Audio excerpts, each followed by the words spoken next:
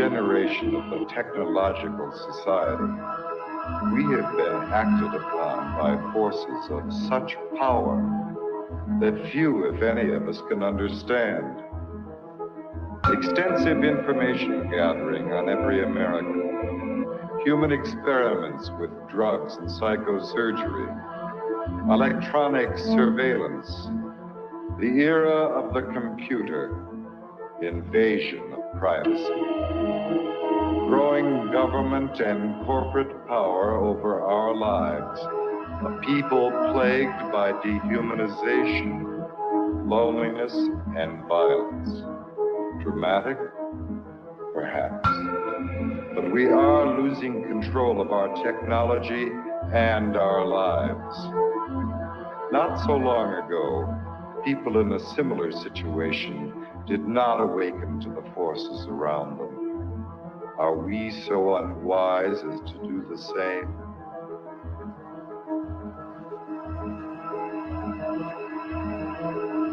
Behavior control. And then you change it up every alienated, paranoia,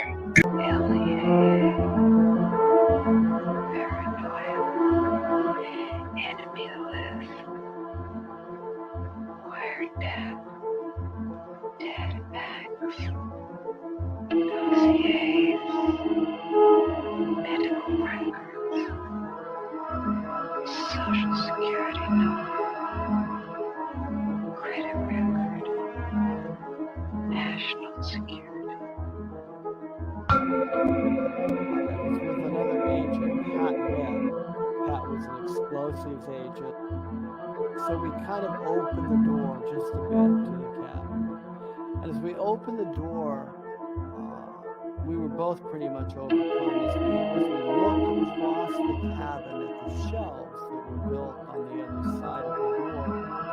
We could see coffee cans and bottles and jars, and they all had labels on them, and they were very meticulously done. You could see that some were labeled with the name of certain chemicals.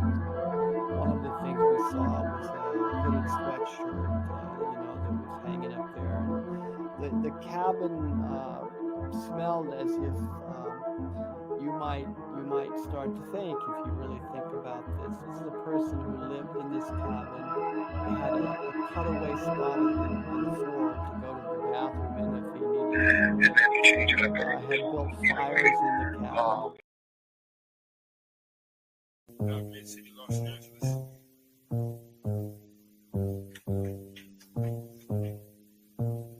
They're covered centigrade on the keyboard. Working away. Vocals, you got subtitle. I gotta go to work so I can work it out. Come on, computer, make it work. Come on, satellite, work with me. I gotta go to work so I can work it out. Come on, computer, make it work. Come on, satellite, work with me. I gotta go to work. Who would have thought that I would starter these jerks? The first full-time clock and serial microphone rocker. I used to jump on the stage back in the day wearing a stocking. To conceal my identity in any stereotypical venue. Never will I reveal the serious way that I feel. I'm on job time, all I do is talking to the steel. Use my style to hide and conceal. Profile and be out while they smile and just say that I'm real. Bad luck strikes in 3, all of you will agree. I didn't have a heat shield, they rained triplicate on me. But it's squares versus circles, then and if you can compare front and back are differentiated by a 90-degree squared circle. If you know what I'm talking about, you know the code, work it out. Forced entry, I was disguised as a sentry. I gave not a care, life is an adventure to me. I obtained secret money and manufacture inventions. Fracturing the line between space and time dimensions. Restructure the torque and the structural integrity. So I can walk on water while the returning surface tension. This making me an acolyte of the greater unknown. The word shark, king of these murky seascapes. Within my patriarch society, you cannot dethrone the intricate degree and climate that I seize from the police state. I gotta go to work so I can work it out. Come on, computer, make it work. Come on, satellite, work with me. I gotta go to work so I can work it out. Come on, computer, make it work. Come on, satellite, work with me. I still wish they made more girls like me, intelligent, beautiful, and looks like but they don't, so I stay fucked up like King Keeper. She's the type of person that will still rock Latigua. I'm the type of person that will still sport feelers. I found this pair of size 15s out in Pasadena. Those are my work boots, and I insert this into these jerks' necks, giving them a virus. They'll destabilize their hardware. Now I can tap in just to my onboard wet works. Plant the hidden charge there. It's a cellular reconfiguring program consisting of integers, turning human beings into kindling, whittling the psyche into apparition. Place it back into the skin. Now it's the ghost in the shell. Should I boast? Well, no. I stay on the west coast of hell. Where hell's bullets this I know so well. I have my work cut out for me. This has its perks. Just then I realized life is mostly hard work. And why not get your car pulled off under you? It won't get sorted back from that. Them just lurking. Who's the one to suffer you?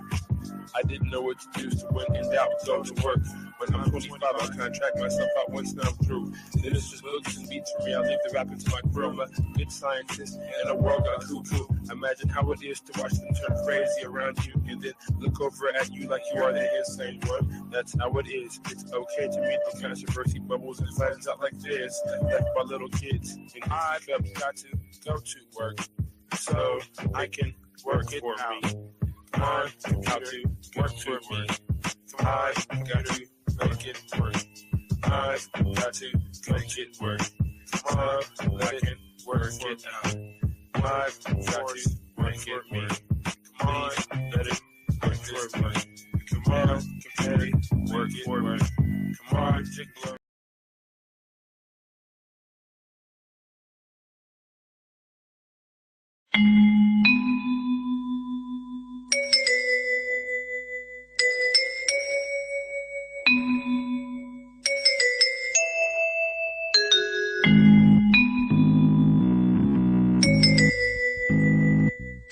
I packed up ingredients, stacked up my laptop, downloaded a military cookbook PDF, elements, everyday chemicals at my reach, household bleach to extract the potassium chlorate, boiling on a hot plate with hate, recipe for disaster, plastic bomb blaster. I mix up 5 parts wax to Vaseline, slowly dissolving gasoline, add to potassium in a large metal bowl, knead like dough so they leave real slow. Gasoline evaporates, cool dry place, I'm strapped up, cross my chest, bomb belt attached, deeply satisfied with the plan I hatch.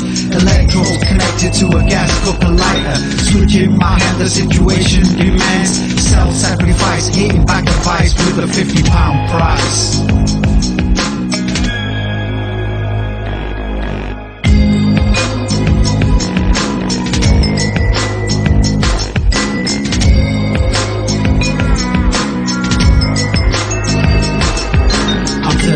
Numb, but the hurt is gone. Gonna build a dirty bomb, use this privilege and education.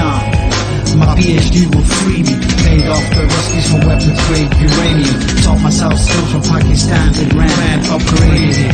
It stage 2 of the plan, rage, a thermonuclear density gauge, stolen by the Chechens from a base in Georgia. I get some cobalt 60 from a food irradiator, so easy to send the infidel to their creator. It takes a dirty mind to build a dirty bomb, simplicity is numbing, genius is dumbing down the situation to a manageable level, to make the world impossible to live for these devils. A suitcase of Semtex, a mobile phone trigger, blow them all to hell for $1 million figure.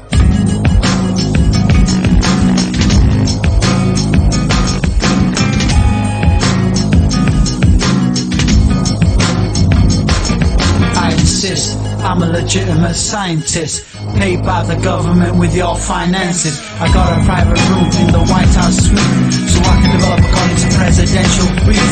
The Megatron, Don Golf War veteran, foremost proponent of the neutron bomb. At the center, atomic, surrounded on all sides, wrapped in layers of lithium deuteride. The bomb detonates, causing lithium to fission into helium, tritium, neutrons into fission. The blast causes shockwaves that melt body fat. Uniquely though, they leave the buildings intact. I made a 25 mega bomb daisy cutter, a great blast radius with very little clutter. There's less radiation, so you get a cleaner bomb. Sure money, people, it costs $1 billion.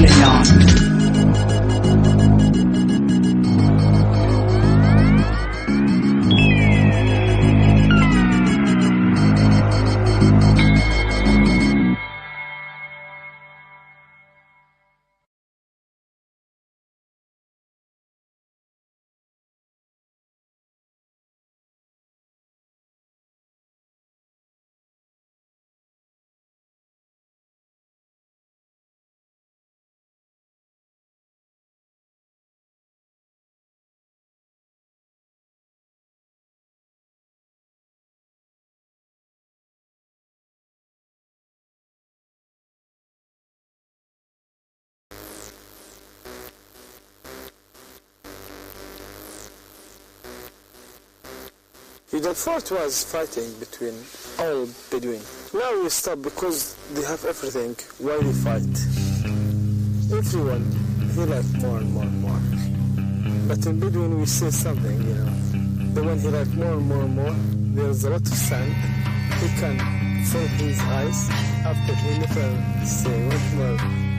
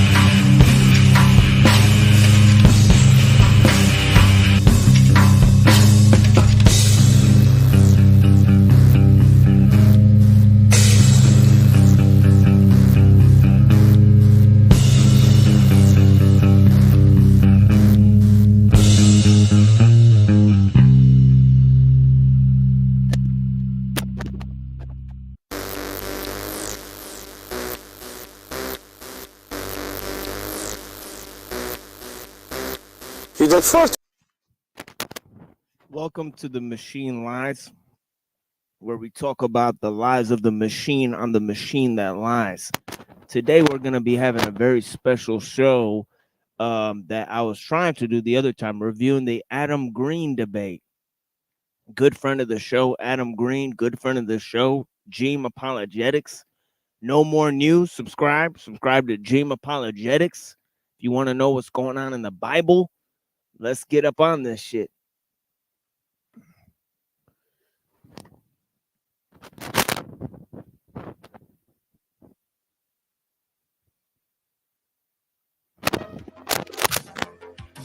You guys see what it said?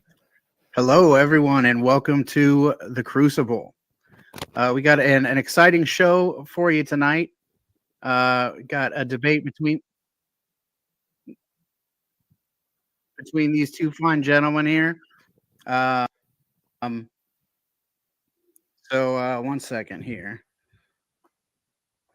It looks like we got an exciting debate tonight between Adam Green and Jeem, coming at you with a little bit of a theological debate. We are gonna let the chat fill up here a little bit. Let some guests stream in. Let's you guys want to take a minute to introduce yourselves, Adam and Jeem? Okay, I guess I'll just go ahead. So, introduction to myself. I'm Jeem. My channel is @Jeem or @Jeem Apologetics. I essentially look at the Bible. I deal with some issues of textual criticism, try to course correct some things that I think are incorrect in modern Christianity. Okay, that's a little too fast. We're gonna go ahead and slow that down a little bit for you guys. You know?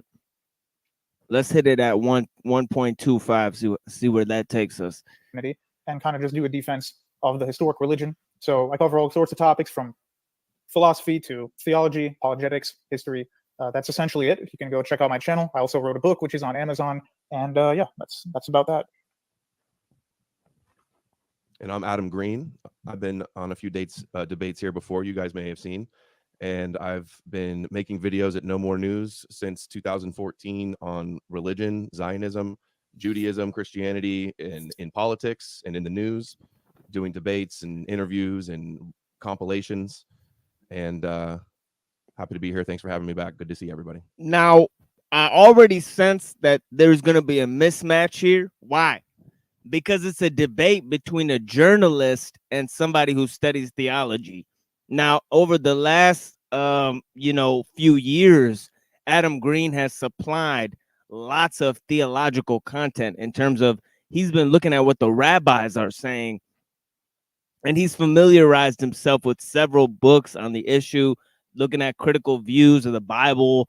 And, he's read more than a lot of these theological debaters online. So to think that Adam Green is not a theological debater is kind of, not really seeing the kind of work that he's put in all these years.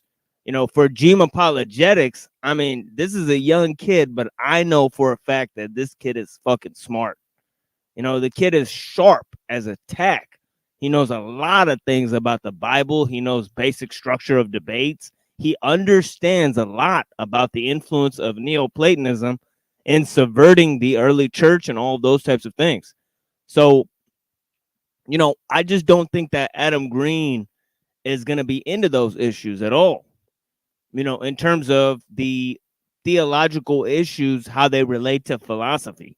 Right now, I did send Adam Green my book, so hopefully he'll read some of my book and understand the framing of those issues, and or maybe he'll come talk to us today. Who knows? We'll figure it out. But the thing is that with Jeem and Adam Green, I get the picture that they're a little bit going off of a different view of things. But I'm finally glad to see this one issue. What issue is that? The issue about this about Neoplatonism and about the Platonic influence and about what is the real culprit in destroying Roman or Greek value systems, right? Was it Neoplatonism, right? And then when Christianity spread to the West, did it strengthen or weaken it as a result, right? So that is one of the main issues there. But yeah, let's take a look at what they're saying here. By the way, I already did kind of a first part of covering this stuff. Let me show you guys where I did that, because it was actually on one day and I wanted to go cover the debate. Let me show you guys where that is, and also show you guys the new channel, because we got a new channel. And just in terms of if this one gets strike down or whatever the fuck it is, we got another channel for you guys.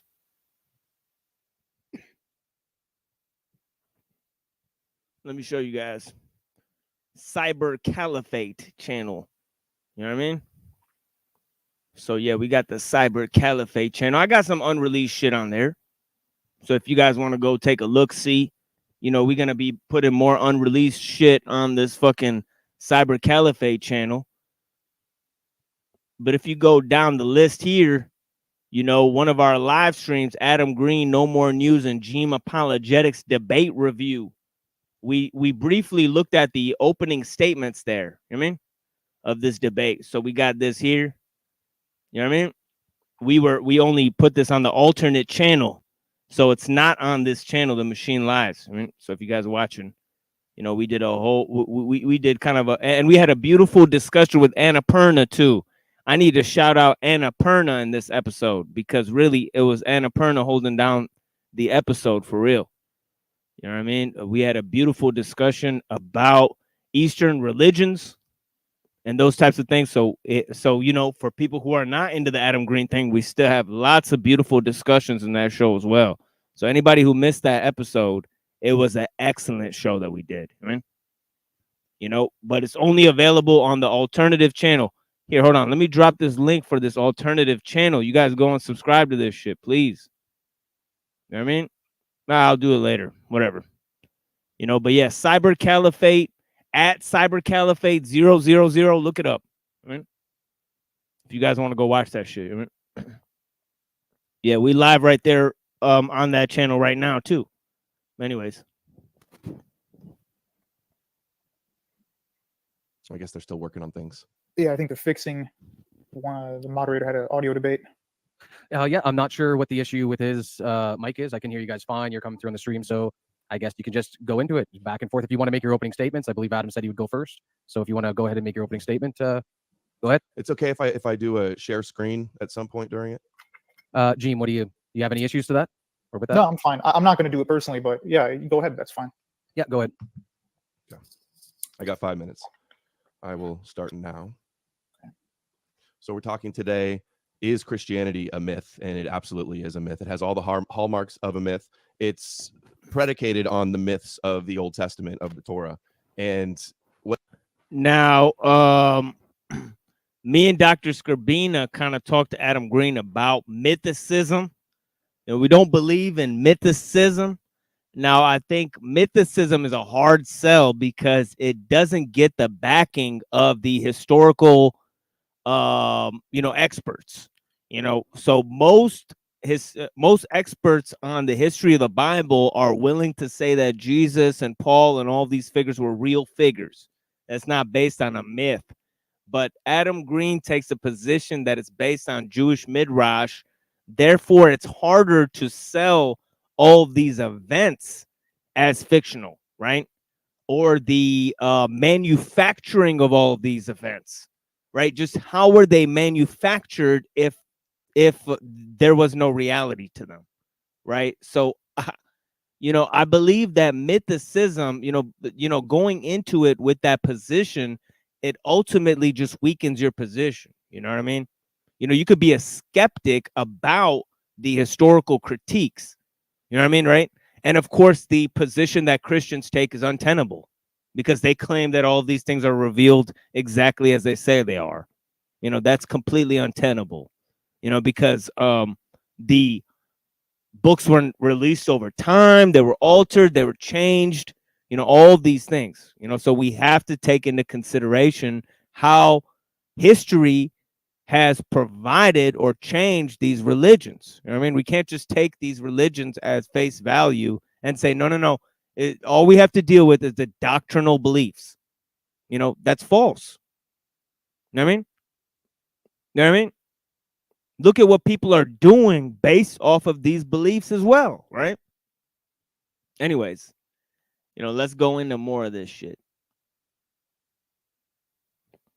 What it is these myths of messianic prophecies from Torah Judaism are the myths that have theologically and spiritually conquered the world in the last 1700 years. Fulfilling the prophecies, because the whole purpose of Yahweh, the God of Israel and Zion, is theological conquest and dominion over all the nations of the earth. Like it says in Daniel 7, the Son of Man, the Messiah, was given authority, glory, and sovereign power. All nations and peoples of every language worshiped him. The whole purpose of the Messiah is to have the nations, every knee will bow to the Messiah, to the Davidic king. And this is how Yahweh conquers all of the pagan idol worship, all the competing religions around the world, all their myths and traditions and cultures and religions. They were the target. Yahweh's the jealous God. He wanted to theologically conquer the world with the Messiah, and through Christianity and Islam that both believe in this prophesied Messiah of Israel. It is got the two religions, the Abrahamic matrix. It's the Judeo paradigm, and the rabbis will brag about this. Their whole mission as the nation of priests was to be the light to the nations and have the Gentiles bow down to the Messiah and the God of Israel. There's the prophecies everywhere, all over. This is also what rabbis say about their Messiah and what Christians say. The Christians say, yes, the God of Israel, he needed to conquer all the pagans. And ultimately, at the end of the day, rabbis and Christians both essentially want the same thing. They want the Davidic Messiah as prophesied in the Torah to come and have a one world religion. Essentially, that's what the end times prophecies consist of. We have other books like Psalm 22 talks about how all of the nations shall worship before thee. Talks about bowing down. It talks about okay, now this theological root of Christianity and Islam within Judaism. Okay, that's one of the points that Adam Green makes. Okay, in terms of this point, I think that obviously the Jews believe something different about who's going to be the Messiah figure, right? The Christians believe that the Messiah is going to be God ruling on earth, right? So they believe the kingdom of God, right? And so do the Jews, right? Muslims don't believe anything like that, right? They don't believe that it's a kingdom of God reigning on earth, right? Because they don't believe that Jesus was the God, right? So depending on who you ask, right? Excuse me. And clear my fucking throat. Depending on who you ask, it's gonna the Messianic figure has different implications, right? So the only thing really similar about it is not that he's Jewish, is that that he's gonna be a king of the world, that it's gonna establish world rule at some point. But in order for that to happen, there already has to be world government in place. So the world already has to be ruled by wickedness for the Messiah to come back. Now, that Adam Green thinks is horrifying. Why? Because it allows evil to take a foothold in the world in the first place. It even says that it has to happen. Okay, so that is a huge problem, right? That if you think that evil has to reign in the world for Jesus to come back, right? Then you are a futurist, right? So that is a problem, right? But anyways, let's go on to this. And then the second problem is that Adam Green's version of finding this, extrapolating from the Talmudic references, right, into the other faiths when they don't follow those, right? So let's see what's going to happen. Licking the dust, all throughout Psalms, all throughout Isaiah, we find this type of stuff. And it is a myth. It's a prophecy deception. They were never chosen, like Christians like to say. They don't have magical powers to predict prophecy. They don't speak for God. They don't live in the Holy Land, but Christians affirm all of these things. Christians affirm that their God is the one true God of the universe. Before Christianity existed, all Christians acknowledged that the only people that had the right God and the right religion were the Jews, who were the only people waiting for a Messiah. And that Messiah, the role of that Messiah was to conquer Rome at the time, was to conquer Edom, as it's prophesied, was to conquer the nations, all of the earth. That's the ultimate goal of the Messiah. And largely that's what Christianity and Islam did. And the rabbis will brag about this today. They boast about it online. I saw in the video, Jeem said that they're being sarcastic. They are not being sarcastic. We've got hours of these rabbis bragging all consistently. The Orthodox official Maimonides view, Christianity and Islam are preparing the world for the Messianic age and weaning the Gentiles off of their gods to worship the God of Israel that chose them. They say it's prophecy fulfilled. And if we look today, all of the converging end times prophecies, the Armageddon cults, the death cults, wanting Gog and Magog wars, and the end times belief that there needs to be chaos and birth pangs of the Moshiach. Through these myths, they are manifesting, following the prophecies, following the Torah like a script to play out their Judeo blueprint. And we have the earliest layers of the New Testament, Paul's epistles, Hebrews, 1st and 2nd Peter. They don't talk about a earthly Jesus, a preacher that spoke in parables and did miracles. They speak of a heavenly celestial Messiah that they found from scripture and mystical experiences, ascension experiences like revelations. Paul never even knew Jesus, as you guys know. He said explicitly insisted that he only knew of Jesus through scripture and revelation. Okay, here comes Paul. Now, Paul is going to be obviously a central figure in the debate. Why?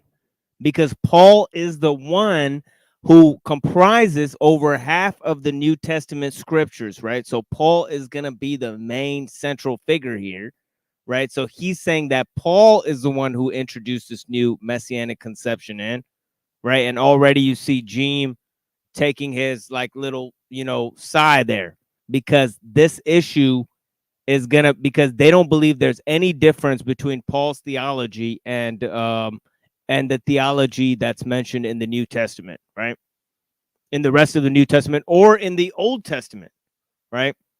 Now, since Adam Green thinks that this is based on the Old Testament, right? What did Paul exactly add in, or what was his fundamental, what was the thing that he shifted around to bring the Gentile nations into the salvation of Israel? Okay. Now, the fact that Rome collapsed and it was made Christian, and then that Christianity spread to Europe, right? This is going to be seen as Paul's project as apostle to the Gentiles coming to fruition, right? Now, was this a prophetic project? Was this prophetic, right? As is mentioned in the Old Testament, does this mean that is this what's meant in the Old Testament about Judaism spreading all around the world? Right? Okay. Or, right? Or is it a manufactured, self-fulfilling prophecy, right? Right. Basically, created, right, through that period, using these figures like Jesus and Paul in order to send a message, right? In order to concoct a vision, right? That would then bring Gentiles into a fold of Jewish salvation, right? Okay. So that's where this debate's going to be at, right? But there's only one slight thing that's missing, right? Jeem believes that the thing that corrupted Western civilization, right, brought it off the axis, right, and proves that the Western church, right, proves that the Eastern church is the main church and the Western church is not the main church, right, is the history of Platonism that has infested, okay, the Christian religion in the West, right? So that's where he's at with it. So he's going to say, you're not looking at the real problem of what's ruining Western civilization, right? It's a lack of Christian teaching. They don't have the real Christian teaching, right? It's because they've been inundated with Neoplatonism, which actually is one of the foundations of the Kabbalah. I wish Jeem would have used that as a point, right? And if that was him seeing the Lord. So all the Christians before him, that's also how I believe how they saw the Lord, from scripture and revelation. And then the Gospels are decades later, still hallmarks everywhere, symbolic fiction, fake prophecy fulfillment that's wasn't intended for Jews. It was for the Gentiles, the apostle to the Gentiles. And that's how Paul took the myth that conquered the world to the Gentiles. And there's my 5. All right. Jeem, you want to go ahead and give your opening statement? Yes, let me start my personal timer now. So my thesis is that everything that Adam and other people like him, he's of course not the only person on earth to hold these positions, Adam and people like him will hold these ideas. Their idea of what they dislike that Christianity has done to Europe, for the most part, seems to be European mythology and European philosophy. So a lot of what neo-pagans, atheists, etc., complain about Christianity, such as absolute universal morality and pacifism and things like that, aren't actually found in the New Testament. I do not believe the New Testament teaches pacifism, for example. I don't believe it teaches extreme Platonic dualism either. And I think that a lot of the issues that people rightly critique some of the churches throughout history, especially from the East, we consider the Latins and everybody else after them to be heterodox, so they're not really true churches. A lot of their issues, I believe, have an origin in Greek philosophy, whether that's with Aristotle, Plato, or Plotinus. So I think a lot of the theories of attacking against the Christian religion have to do more with the melding of Greek.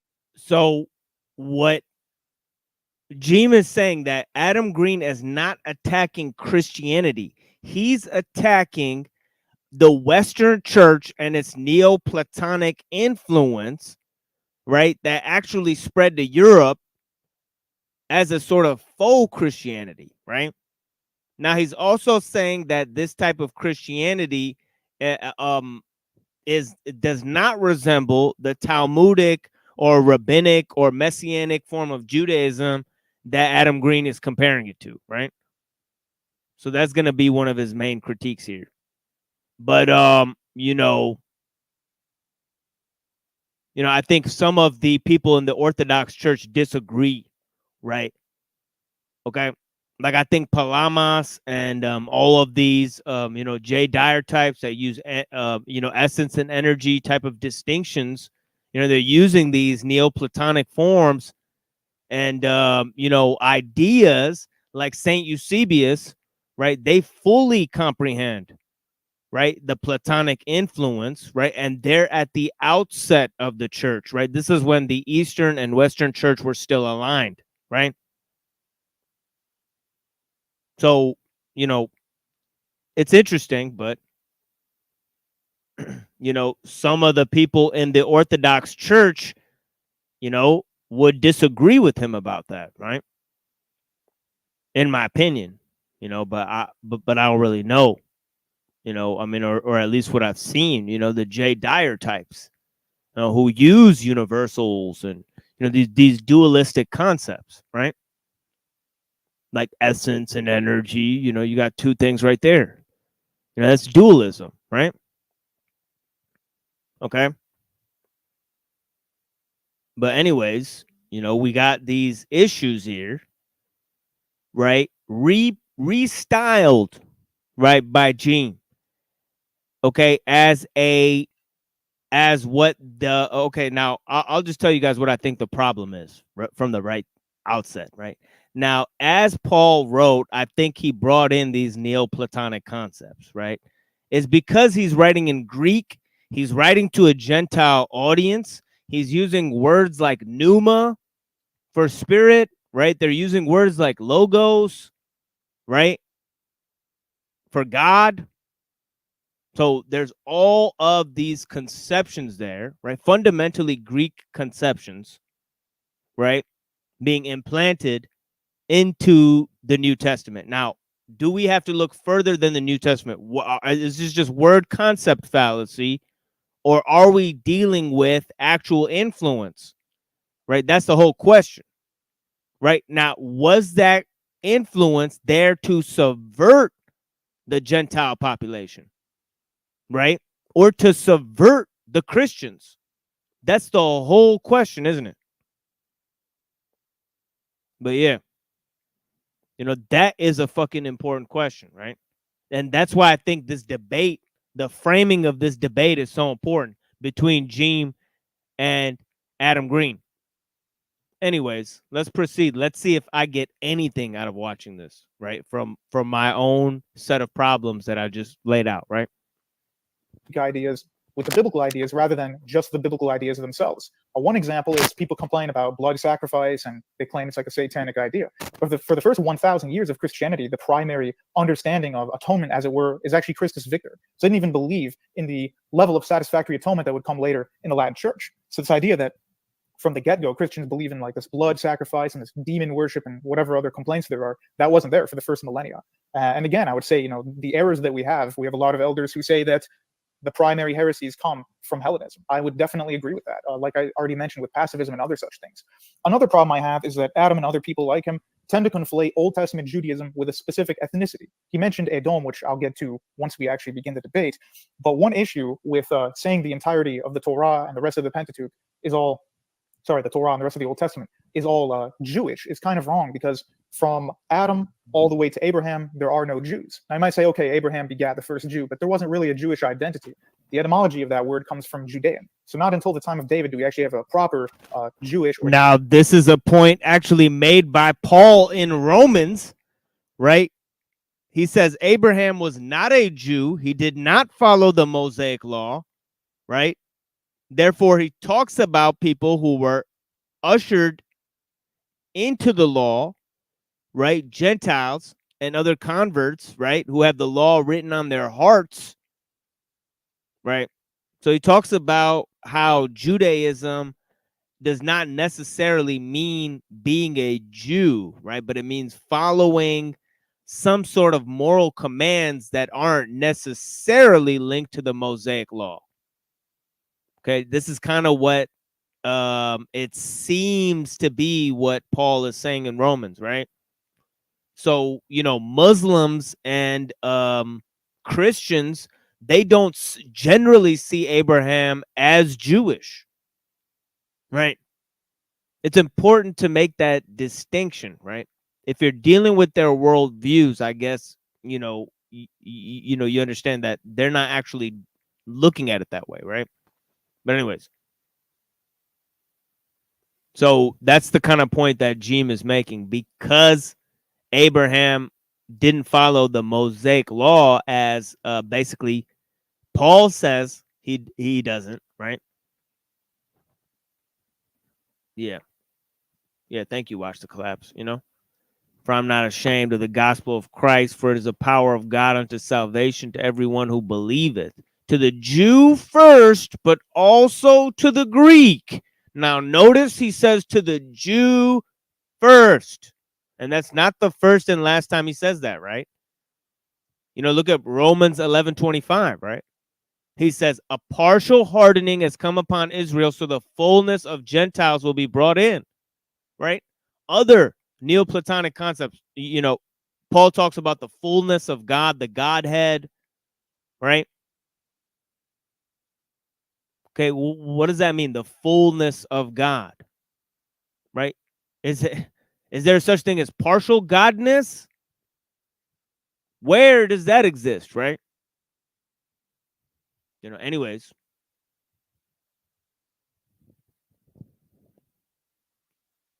Yeah, the Jews didn't show up until the 6th century, stolen from Egyptian scriptures. Yeah, I mean, when the Jews were in Egypt, they took some of the Egyptian law of the priests. When they were in Babylon, they took some of the teachings from Babylon, right? When they were in Persia, they took some of the teachings from Persia, right? Mishmashed them together, right? So, yeah, the Jewish history is mired in inconsistencies, right? Okay, sometimes Jews were affected by those cultures in which they were enslaved, right? Just as all other peoples have been throughout history, right? It's not some sort of pure, source of we have the true history of only one people on earth. How likely is that to be? Come on now, right? Use your brain. What? I'm not trying to prove anything. I'm just watching a debate. And pretty soon, everybody can come up and on the panel and discuss it with me. So have no fear, everyone. But yeah, I'm not trying to prove. I don't try to prove shit. I'm just watching the debate. All right. But yeah, the two people who are on the screen, I invited them to come have a discussion with me about the debate that I'm watching. So it's not even a problem. Anybody can come and talk to the machine lives, right? There's not a big thing here. But yeah, blessing. Yeah, thank you, Rocky. Yeah. Watch the collapse. Thank you for coming through, my friend. Yeah, go ahead and go subscribe to Watch the Collapse TV. Let's do this, right? You know, I got to check out some of my friends' videos too. Watch the Collapse. That's what it is. Nico Pluto we got out here. OG of the channel right there. Ever since I was on the Crucible, we had Nico Pluto out there for your boy. You know what I mean? We got the homie Gary Baxter out here for us. Thank you, my brother. We got Emily. Thank you, madam. Thank you, Pixel T, the sis, Yolanda. Thank you so much, Annapurna, for being here. And my friend, Neuro. Blessing, brother. Yeah, let's do this. Shifty Eyes Shady. Good stuff, brother. Ah, the lie machine. Uh-oh. Somebody gonna make a video about me. Tommy's the homie. It is what it is. Hebrew identity. The Hebrew people, of course, existed during the time of Exodus, but their identity wouldn't become fully Jewish until that time period. So for most of what the Bible considers the history of the world, it was not just Alchemos. What's going on, brother? Yeah, what's going on, friend? Good to see you, my friend. Blessings. Annapurna. Yeah, go ahead and show Annapurna some love. She's got some beautiful content on her channel. Yeah, blessing to you too. Oh, okay. Yeah, TLM, the lie machine. Yeah. salvation for the Jews. We see this in the story of Midian when Moses meets his father-in-law Jethro.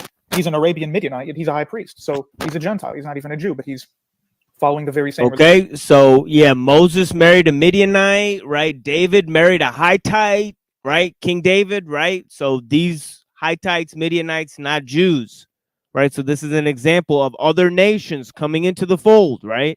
It's not a racial supremacy, but Adam Green's not arguing that it's a racial thing. He's arguing that actually it's a theological issue, right? Because they got Christians and Muslims to accept most of their theology, right? Is that a fact? Right now, Jeem could make a strong point about how the Christianity and the Judaism he's talking about was inundated by Neoplatonism. Does he go ahead and do that? You know, he hardly begins to make the point, which is a problem, right? Right? Because Adam Green is not making the argument about, you know, Plato and Aristotle, right? But he does say at some point that it's Paul who introduced these concepts, right? He packaged his Hellenistic learning in a way to influence Gentile converts in order to influence them into following a Jewish sect. Okay. So the framing of these issues is extremely complex. Extremely complex. You guys think you guys could watch an internet debate and understand these things that people are fighting wars about for 2,000 years? You know, probably not. Right? The framing of these issues is extremely complex. Anyways, let's go on. Religion. We see in Genesis, God says that he will enlarge Japheth and he will dwell in the tents of Shem. Japheth means people of European and Anatolian and Iranian ancestry. So right there, the Old Testament Torah, which is supposed to be Jewish Semitic supremacy, is saying that Europeans will be the ones who spread knowledge of the one God, not the Jews themselves. I also have to contest that this idea that the prophecies of the Old Testament concerning the Messiah, which were mentioned, are some kind of a myth. I find that hard to believe because that's based on the idea that we're already supposing the entire Old Testament is false. The Old Testament can be Okay, now is he saying that in a Jewish prophecy, it actually states that Europeans are going to spread the word of God? You know, that seems kind of problematic because that kind of spells the whole thing out in terms of what the Jews want some of the, you know, whites to believe for Adam Green, right? That they're the fulfillment of Judaism in some way, right? So that feels, you know, fishy to me, you know, that he would pull that out.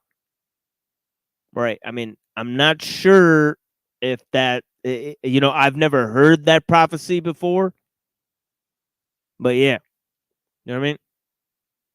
Yeah, exactly. You know what I mean? Right. Pretty much, you know what I mean? But yeah, what's going on? Proven to be true, or at least considered reliable, then I don't see a problem with proper prophecies actually predicting what the Messiah would do. And another thing, the Jews racially have absolutely no specialty in the world whatsoever at this day. They haven't for over 2,000 years. I don't believe in this idea of two covenants. So that's a heresy where you have the Jews who have their method, which is keeping the Torah, the Sinai contract. And then for the Gentiles, they want us all to do the Noahide laws or be Shabbos goy, but that's not a biblical concept. It's actually blasphemy for any person living or who acknowledges the one God to blaspheme the Sabbath in the Old Testament. And the foreigner was expected to convert and do the entire law of Moses, not only a portion of it. That includes in the book of Acts, which of course we'll probably get to. The point being, this idea that there's two different religions and the Jews still have some kind of relevancy in their religion is completely false. It's rejected by the Orthodox Church, rejected by the Catholic Church, and I think that when rabbis are saying stuff such as, you know, we created Christianity to do a Torah victory over Europe, I think that's just 2,000 years of hope, because they didn't think that in the first century. And originally the Pharisees were not thinking they were going to conquer Europe with what they assumed was just a cult that would die out. So that's my opinion on that, and I believe I only have 10 seconds left, so I'll just stop right now. All right. With both of the opening statements being done, we are going to move into open debate here. You guys take it away. I can't hear Adam. Yeah, I think you're muted. Sorry, I muted your opening statement. Thank you. So the last point, you said that Judaism is, or that Christianity is not a Torah victory over paganism. You realize that the rabbis have been saying this all along. And what was the purpose? Did Yahweh not want to conquer paganism? Oh, no. I will clarify did that. Jesus not stamp out paganism? I will clarify that. He did, and that was a good thing. I'm saying that it was not some kind of a racial Jewish trick to trick Europeans into doing that. So you agree with the rabbi then that it's a good thing? It is a good thing. The Torah conquered the pagan.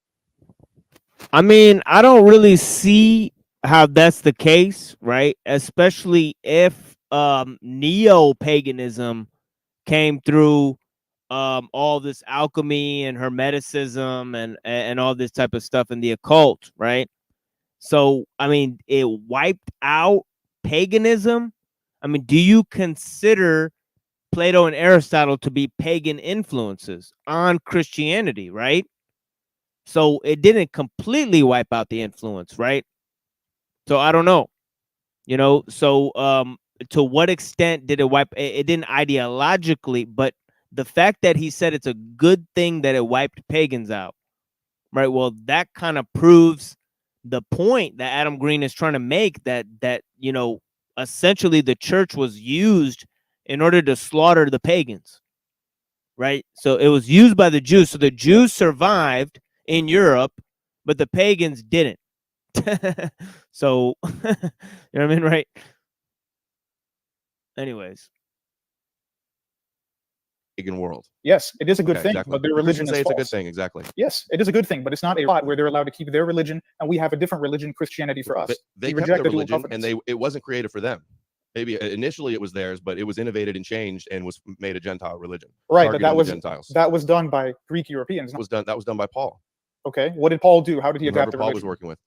He said, according to the scriptures, he was the apostle to the Gentiles, and he went after the uncircumcised. Okay, there it is, right? 14 minutes in, there's Paul, right? It was Paul who brought this Greek influence, okay, in, right? See, this is what I was telling you guys, right? So it's interesting, right? So he says that it was European Greeks who brought this influence in, right? But who spread, quote unquote, Judaism to the European Greeks? He's going to say, well, it's obviously Paul, apostle to the Gentiles, right? See, this is where this shit goes. See, I've been telling you guys. Okay, so this is for fucking a year, you know, almost. Basically, I've been covering this shit. But anyways, I mean,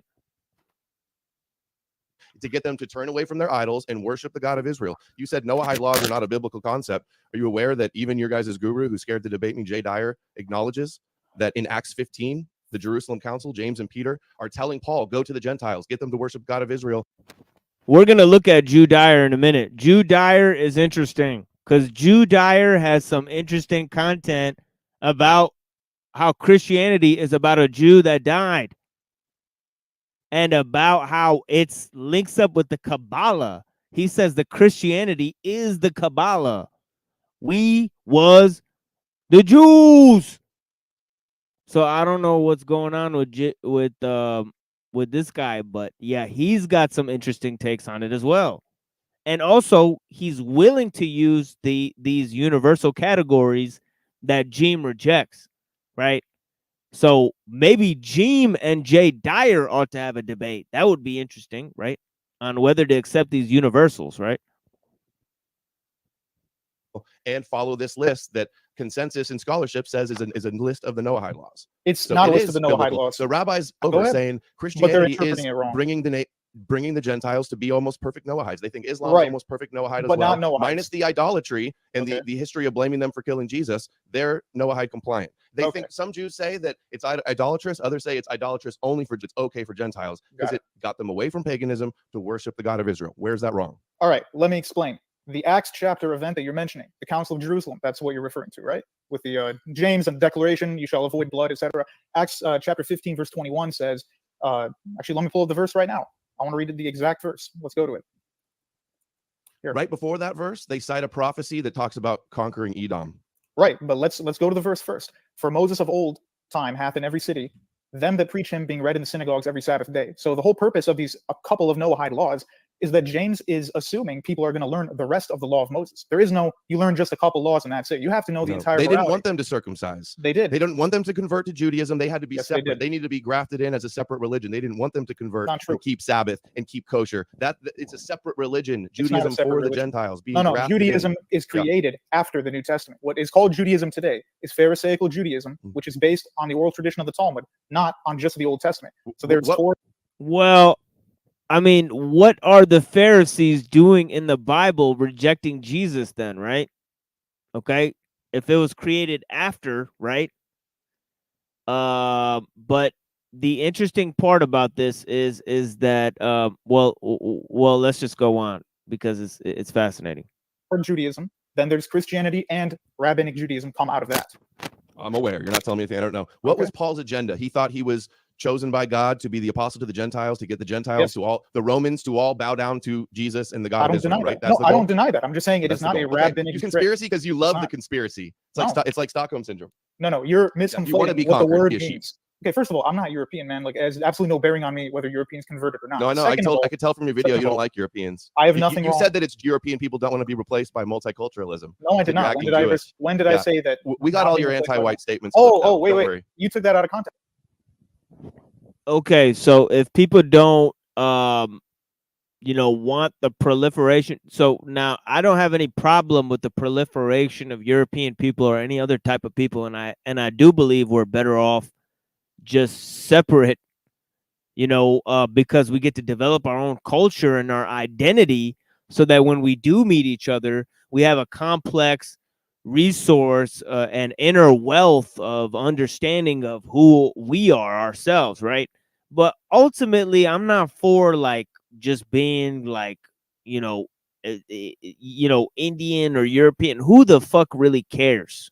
At the end of the day, as long as people are righteous, I actually don't care about going back to some, past and that's going to be impossible in the technological age that we're in anyways, because we have a monoculture in place due to the technology, right? So I've already talked about this hundreds of times, right? So the cultural diffusion is not because of the religious mindset, okay? Because there was many cultural and ethnic divisions far before that, right? French people were French people, German people were German people, right? Even Europeans had different identities, right?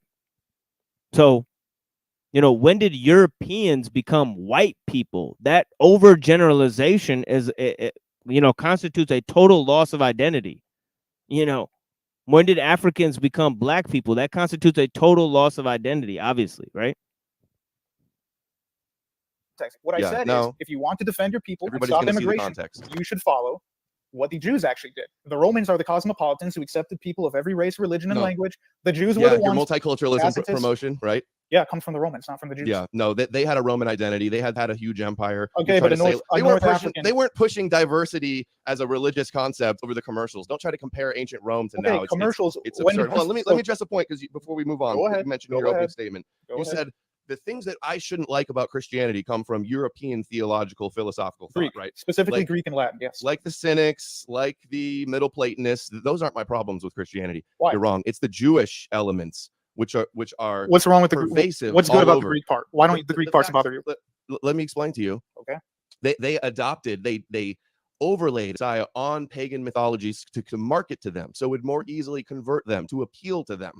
That's why the pro-Roman bent, to get them to adopt this religion. They couldn't beat them on the battlefield. Instead, they could have a spiritual victory with a spiritual Messiah and work theological warfare against the Romans. Okay, you're misunderstanding. 300 years later, they adopted the God of Israel. The Yahweh, through the Messiah, all according to the prophecies, conquered Rome, their enemy. But if you read the Gospel of Luke, they asked him, why aren't you conquering Rome right now? He said, this sign is not for you. You think all prophecies have to be fulfilled. They did it by the word of his mouth. That's not how they're fulfilled. Joseph does it by the word of his mouth. That's not how they're fulfilled. Prophecies in the Old Testament and the New Testament are God's revelation. He can revoke them if people don't actually adhere to what he told them to do. Such as, if you don't do my laws, I will eradicate you. But if they do the laws, they're fine. God says that many times. I was reading in the book of Chronicles, I'm going to go and destroy this entire lineage. But then they turn around and get away from idolatry, and the prophecy is failed? No, because it's not soothsaying. No, prophecies are fake. Jews don't believe in Greek soothsaying. They don't believe in predicting the future. They just only the future, according to you. No, because as I've told you, okay, how come for the first 3,000 years, Jews aren't the people who are You're changing the subject. Hold on, I didn't even get to finish my point. Okay. About you made a point in your opening statement. You said that it should be the European elements of Christianity that are the problem. No, it's the Jewish elements.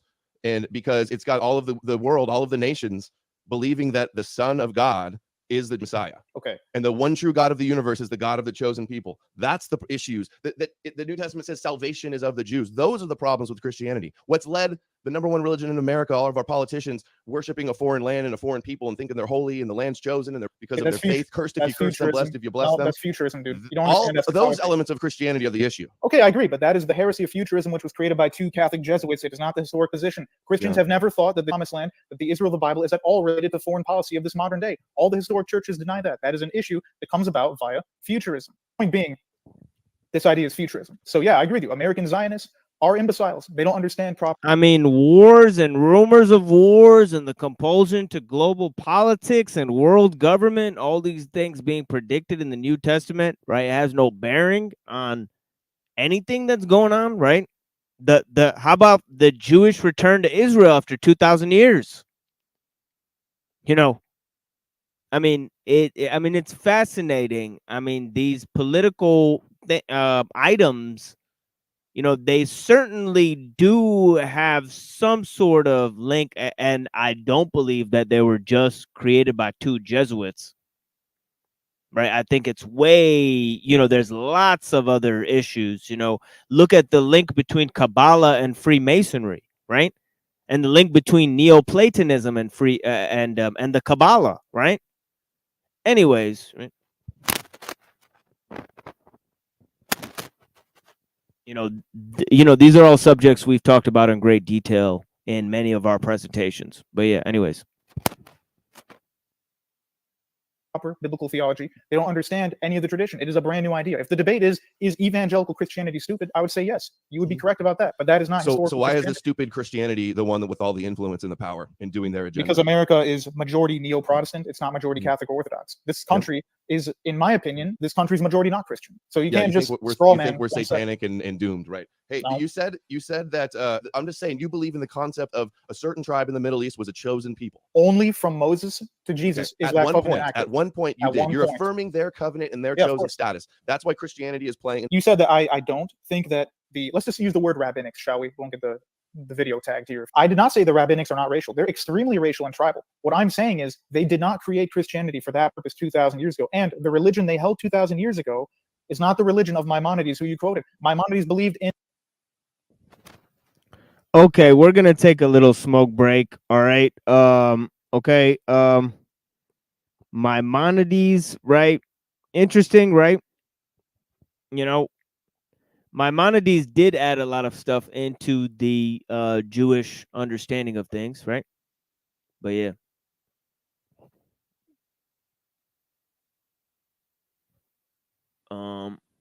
Let's go into this. I see some fighting in the chat. Please be respectful, everyone. And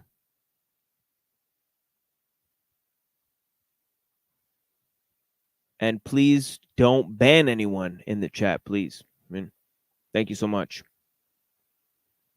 Want to make sure that nobody gets banned out here. Here's a video that me and Neurojack made together. It is what it is. And we're going to take a little break, and then we're going to come back with you guys. Thank you so much.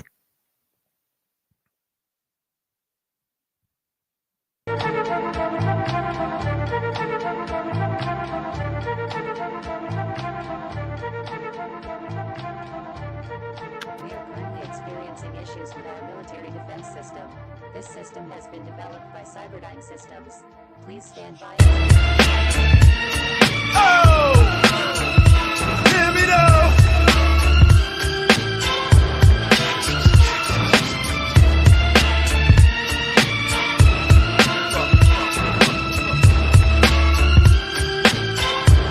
They'll bury me with my SP-1200. For sure! Fuck the Trinity, assimilate the earth. Take its virginity in my vicinity. Rap is like energy packs, enemy back behind enemy line. The rap to melodic melodies, never melodramatic, but hypnotic like Jello's boat. Fellow fanatics I fiend for to fuck with.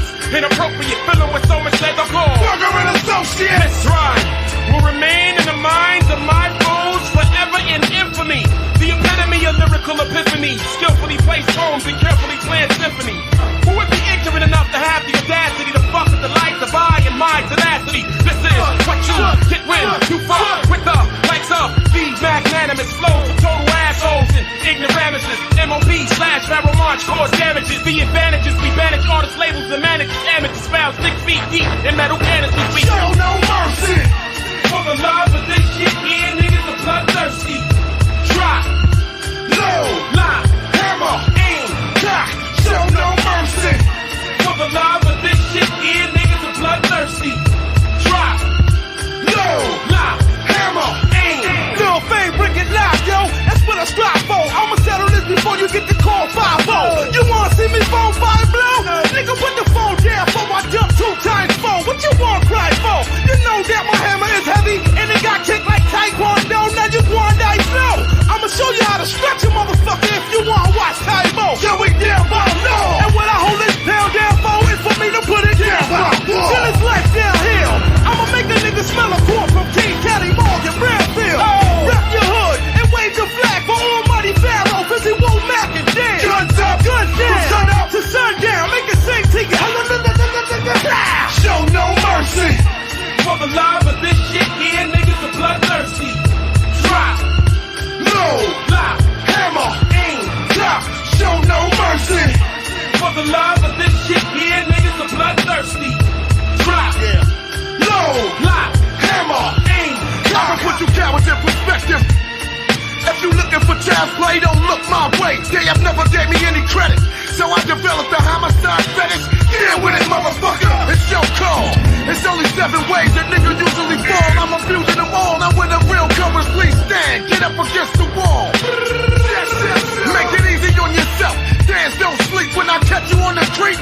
I'll lift the ground right from up under your feet. That's word to lie. Be a man and prepare to die. It's the return of the hooded soldier. Your man should have told you. Your is walking sideways. It's into the blaze. First family. It's very much. Studying criminal ways. Show no mercy. For the love of this shit here, niggas are bloodthirsty. Drop, load, lock, hammer, aim, cock. Show no mercy. For the love of this shit here, niggas are bloodthirsty. Drop, load,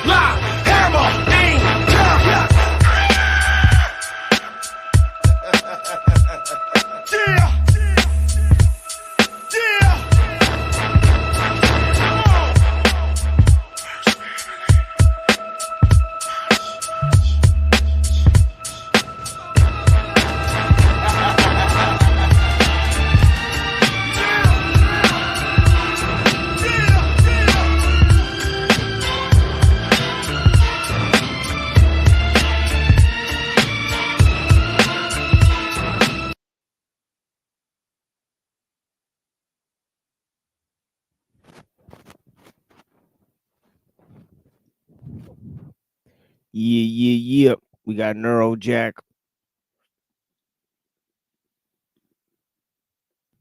What's going on, homie? Yeah, I like that. I like that song now. Pretty good song. Yeah. Yeah, it's funny. The guy with the American flag all fucking ripped up and shit. He's fighting the machines. That's a Christian nationalist. I mean, like, that's what I see. You know what I'm saying, right? Where he's got like the flag all ripped. He's like, yeah. That's it, right? It's like America. I love that scene, man. But yeah. I'm thinking they're working with him. Yeah. We got Orange out here. Blessings, Orange. We got El Perro out here. Blessings. Yeah. El Perro's OG of the channel. He's literally been here since like the first episode. We're reviewing the Adam Green and Jeem debate. You know, we're only 20 minutes in. You know, we'll probably skip the question and answers section, you know, of the debate because it's complete trash. Let's just put it that way. I mean, Chase Haggard, nice try. You know, what an embarrassment. Right? So yeah. Yeah, that dude is a complete embarrassment. Right? So, you know, I have no idea what to call that kind of griping. I mean, but utterly senseless, you know, just chicanery, you know, from that man that I've seen. In divine simplicity, he said God is not composed of parts and he's everywhere all at once. The Merkabah mystics said that God had a physical body and lived on a physical throne like the Salafis believe in Islam. So it's not even the same religious belief whatsoever. Okay. Not even whatsoever. Hey Yes, guys, sorry to break you up here. I think we'll just take a quick break here. Can I talk right now instead of dead air?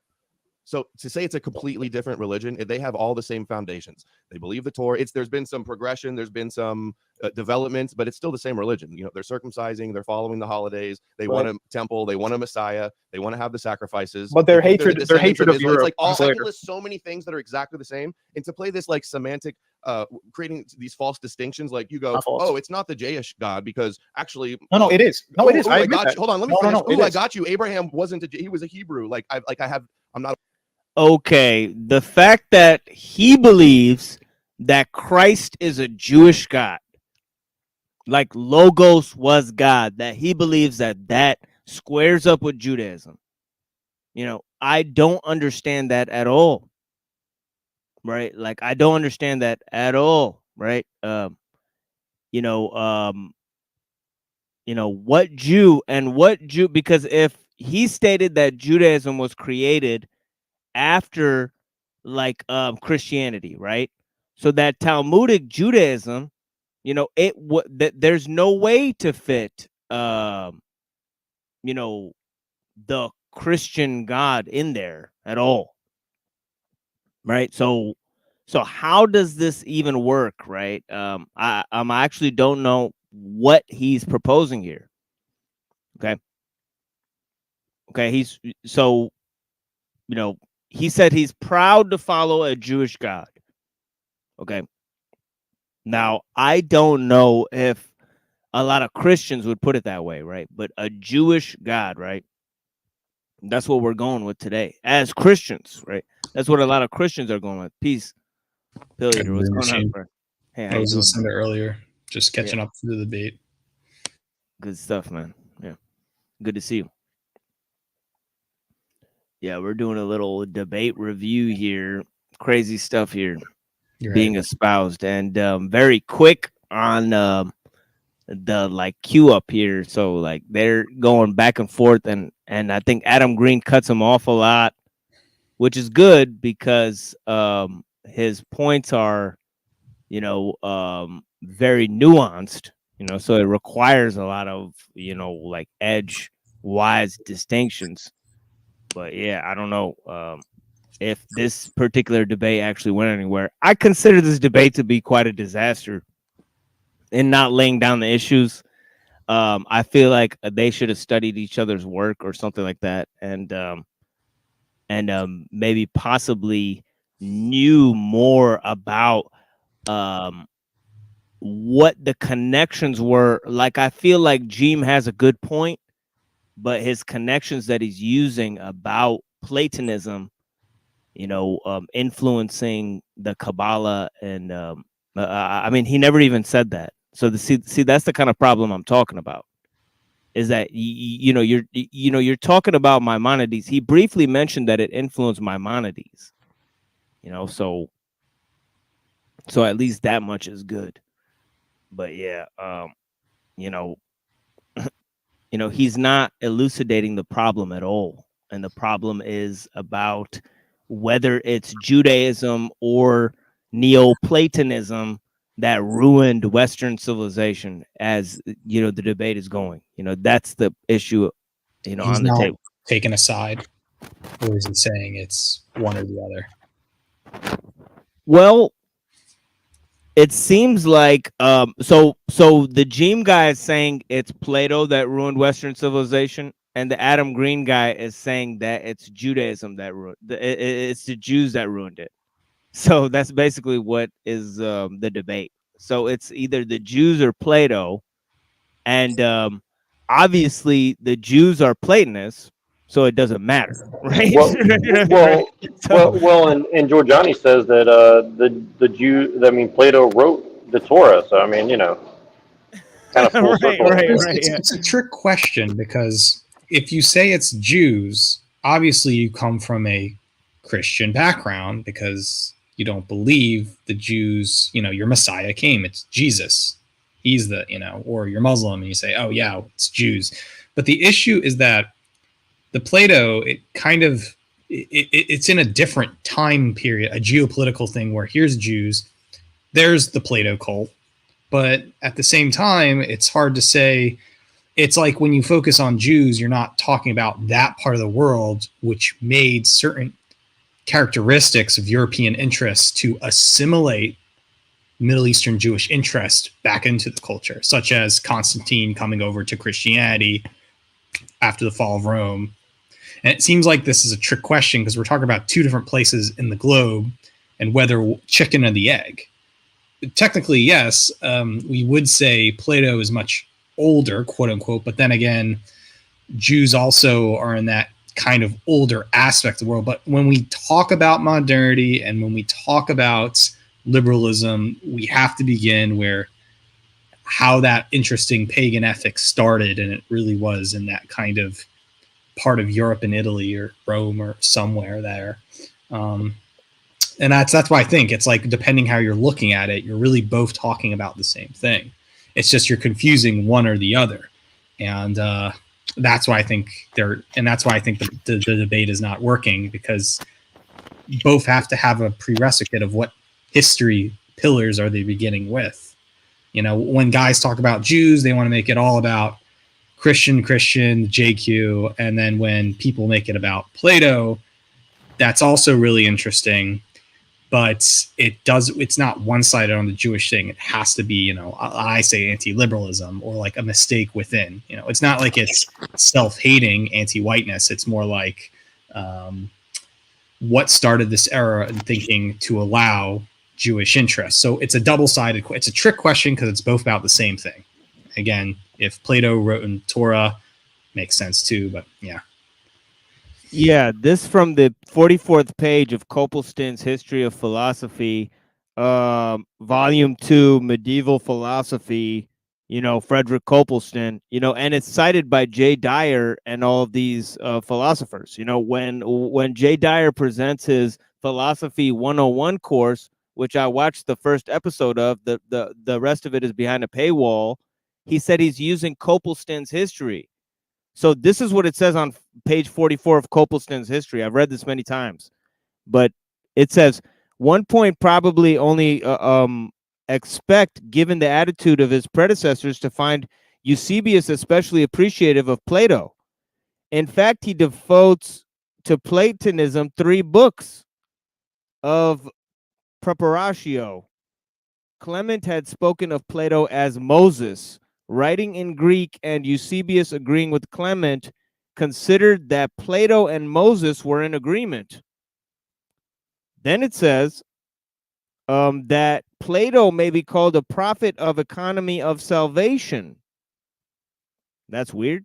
Like Clement and Origen, and like Philo also, Eusebius thought that Plato had borrowed the truths he exposes from the Old Testament, but at the same time, he is willing to admit the possibility of Plato having discovered the truth for himself, or of his having been enlightened by God. In any case, not only does Plato agree with the sacred literature of the Hebrews in his idea of God, but also suggests in his letters the idea of the Blessed Trinity. On this point, Eusebius is, of course, interpreting Plato in a Neoplatonic sense and is referring to the three principles: the one, or good, the nous, or mind, and the world soul.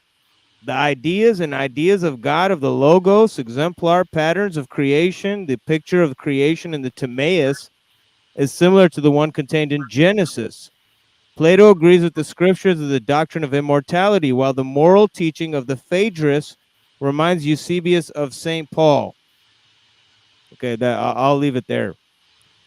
It's a weird, because I just looked up that Socrates is a 400-year difference from Jesus, but both lived in those same 4 centuries. So yes, I think this is both agreement where, yes, you could make and say, well, historically speaking, Socrates came first, quote unquote, and that was just Plato's imagination, if you believe Socrates is a real person, which then influenced back over to what Jews were doing in that merchant area back in, and then that helped let rabbis like Jesus or some activism that happened influence. So I think it's again a trick question, because both schools are happening, 2 geopoliticals, one from the north, one from the south, and then combined, synergizes together. So I think I believe a lot more. I even believe that Paul's Jesus is a lot like Plato's Socrates. Right. I just think it's more of a two-sided, and when somebody's focusing on Jews, they're really talking about the now. Like, okay, do you know about JQ? Do you know what Martin Heidegger said a century ago? Because that's a modern thing, right? It goes with the cliche of subculture where I'll just become JQ, but that only makes you into an E. Michael Jones Christian. It doesn't criticize how that came together. And so that is the important part of the anti-Plato argument, meaning where did this begin? And to go back, a lot of these pro-JQ people are like, oh, that's anti-European. No, you're not getting it. It's nothing to do with anti-European. It's this thought of ideology and where these thoughts begin in order to have the acceleration and the self-destruction we're seeing now. That's kind of like what some anti-Christians say, but instead of focusing on Jesus, the real enemy is Plato and his imaginary Socrates that he's making up, that we think is a real person. Yeah, and then obviously, in Beyond Good and Evil, you have in the preface there, the one line in the preface that Christianity is Platonism for the people, and then you have a little bit in the first part of his Beyond Good and Evil. He says the Socrates of Plato is really Plato in the front and Plato from behind, and Socrates shoved in the middle. So, a lot of these thoughts are coming right out of Nietzsche. It's Beyond Good and Evil, And that was only 100 and 200 years ago, less than that, It's kind of like people want to believe that there's a historical Jesus, that there once was a person named Jesus, but then again, Jesus is also a mythology. And the same could be said about Socrates. People want to believe there once was a man who drank hemlock, but really it's just an imagination story of urban legend passed down that manifests into a character. So I think there's both a imaginary Socrates and an imaginary Jesus, and both are one of the same story. I remember when we went to Greece and they went to Socrates prison. I remember I smoked a joint there just to fucking memorialize it. Right.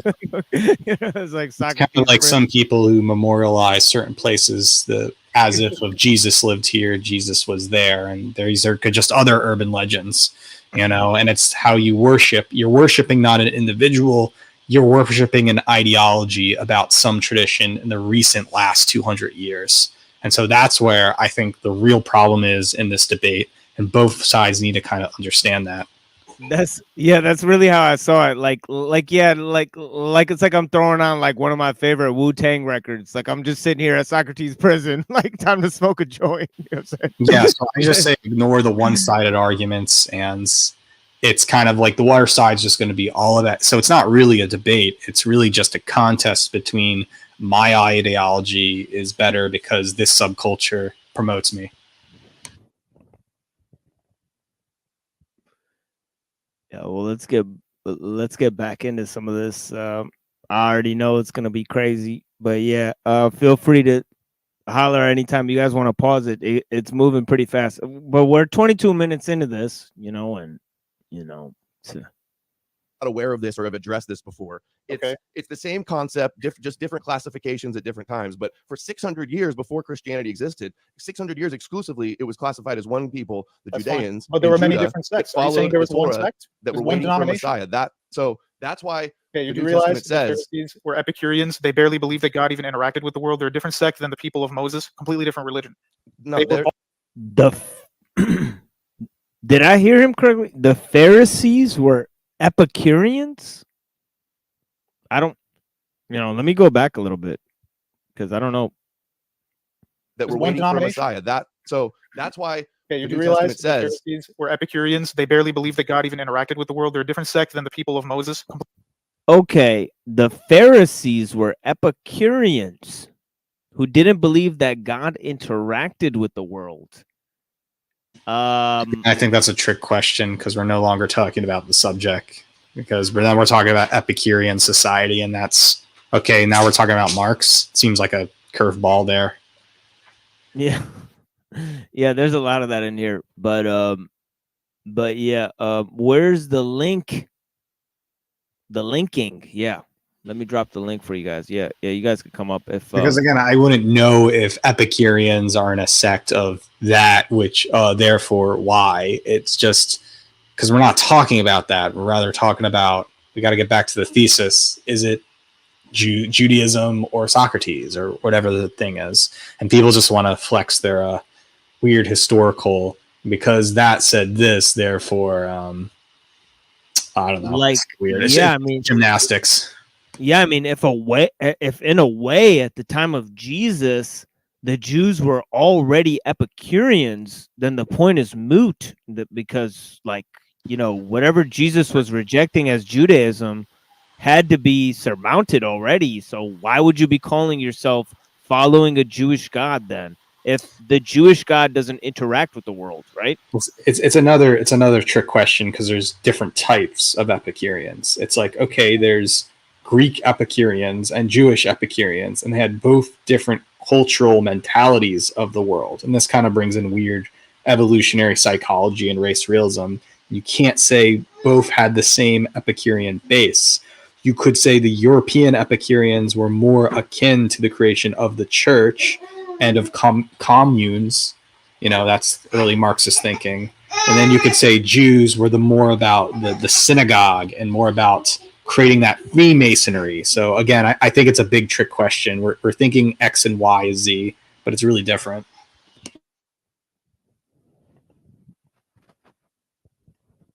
Completely different religion. no, They were bought out during the there time were of the different Greek sects. There invasion. wasn't a monolithic one Judaism in Second Temple Judaism. Okay. In another part that you get wrong is you said this is not a plot. That is I think that's a fact. There wasn't a monolithic one, sect of Judaism. I mean, it says that in the New Testament, right? It says there's 4 different sects, right? At least, right? There's the Essenes, the Zealots, the Pharisees, and the Sadducees, right? At least, right? Just according to the New Testament. So, And real quick here, I've just got to say something, because the reason I came up was because I made a comment in the chat earlier about what we call endonyms, enthonyms, and exonyms. And these are merely descriptors that we give in this context to certain tribes. When we're talking about this subject of Islam, Christianity, Judaism, Jesuits, Jewish, Hebrew. That's what we're talking about when we're talking about the concepts of the philosophies and theologies like Socratic. We were talking about Socrates. It goes back to its origin, and that descriptor starts out as an entheonym in the same context as if it would be applied to an ethnic group. But in that ethnic group, then you have subsets that then they're named by endonyms or exonyms even, which is a separate group that is created from an original one. So we have Judaism, which would be an entheonym, and then you have Christianity, which would be an exonym of Judaism. Then we have Islam. It's the same thing with all these philosophies and theologies. We have to understand that there's an origin, which is an etymology, an etiology, and an epistemology. It's funny how this world works with the language. And when you understand, going back to the origins and everything we discuss, it's going to help you get a better concept of what's going on. So while I agree that there's a very good topic here, we have to realize each one of these guys is going back to a certain point that they call an origin, which isn't the true origin. This is the same thing I talk about with etymology. There's also a thing called, pathology, where you're going back to the cause and structure of the language rather than the origin of a word. They're different elements. So in here, when we're looking at these concepts, each one of them's got to go back to the original concept where it came in. Islam, the earliest or most modern. Then we have Christianity. Judaism was the earliest, but what about Hebrew? Before Judaism came about, before that 12 tribes, what about Hebrew? You know, so if you want to go back to the origins, we have to realize all these guys are right in a sense. And if all of them could put that concept together and conclude together that, hey, we're all right in these concepts, but we also have to realize we're dismissing the actual origin of all of our concepts that we have today. Simple solution, going back to the origins, find out the foundations. Each one of them's got a separate foundation that was built on a prior foundation. That makes sense? Yes, because you could look at political histories and you could look at, philosophical origins. You could look at doctrinal origins. But the one thing that really sums it up is language, as Wizard said. So if you look at the words and their origins, that's one thing that really can't be falsified. And also the origins of the epistemology, which is the methodology for how they arrive at what they know, so that is something that maintains itself, and you could accurately critique those things because they have stable foundation, but anything that doesn't really have stable foundation, you can't determine the origin point for, you can't develop a critique for. So yeah, I do think that is a very salient point, and that's a problem that they're having. Well, there seems to be a lot of effort to keep a clear lineage of interpretation away from the common man, and I don't think that's an accident. And one thing that keeps popping up on my mind as we kind of explain, like, what the hell is a Jew, first of all, and where does that fit into this whole conversation? It's like everything seems to go back to perennialism, really, at the end of the day, because that seems to be kind of the underlying thing. And I was just wondering, I had a question for Wizard. Where do you think the Kabbalah fits into all this? If you have any idea, I'd be curious your opinion. Well, it's kind of like if you've ever built a tower, and like I said, we've got a foundation, and then somebody else comes along and tries to build a foundation on top of that. Then another one builds a foundation on top of that. If you ever go out to these mountainous rivers, you'll see where people have gone along that river and they built stone towers. And some of them can get pretty tall, but the taller they get, the wobblier they get. That's what the Kabbalah is. It's just a weak foundation that people are going to eventually see through, and everything on top is going to fall, and we're finally going to be able to see the base foundation. All right, guys. Perennialism, letters, origin of writing. I just have this theory I just came up with. I'll just be honest with you. And it's like that letters are like breaking up like strategic breakings of the sine wave somehow. I don't know how to. I just think that. I don't know why. Yeah, just continue, I guess. But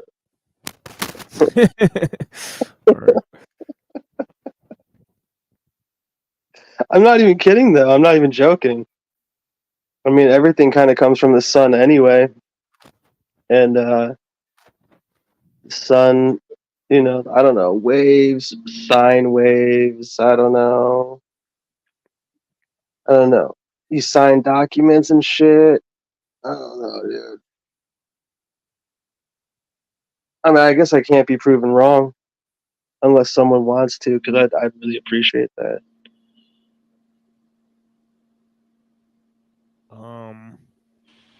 Since a sine wave comes from a sun, I guess I can make a synthesizer out of it by starting with an oscillator. And the problem with that is that oscillator, look at it. Tell me if that's not a fucking two-dimensional screen portraying some kind of geographical element in 3 dimensions. Ain't gonna happen. You're not gonna see the wave in its actual 3-dimensional wave function if it's going like this all over the place. That wave generator merely gives you a concept of what the wave might look like. But as a wave is moving forward this way, it's also got other waves that are interfering with it from all different directions. So it's a matter of a more powerful wave and a weaker wave working together, or one subsuming the other. In the art world, we call that subtractive synthesis.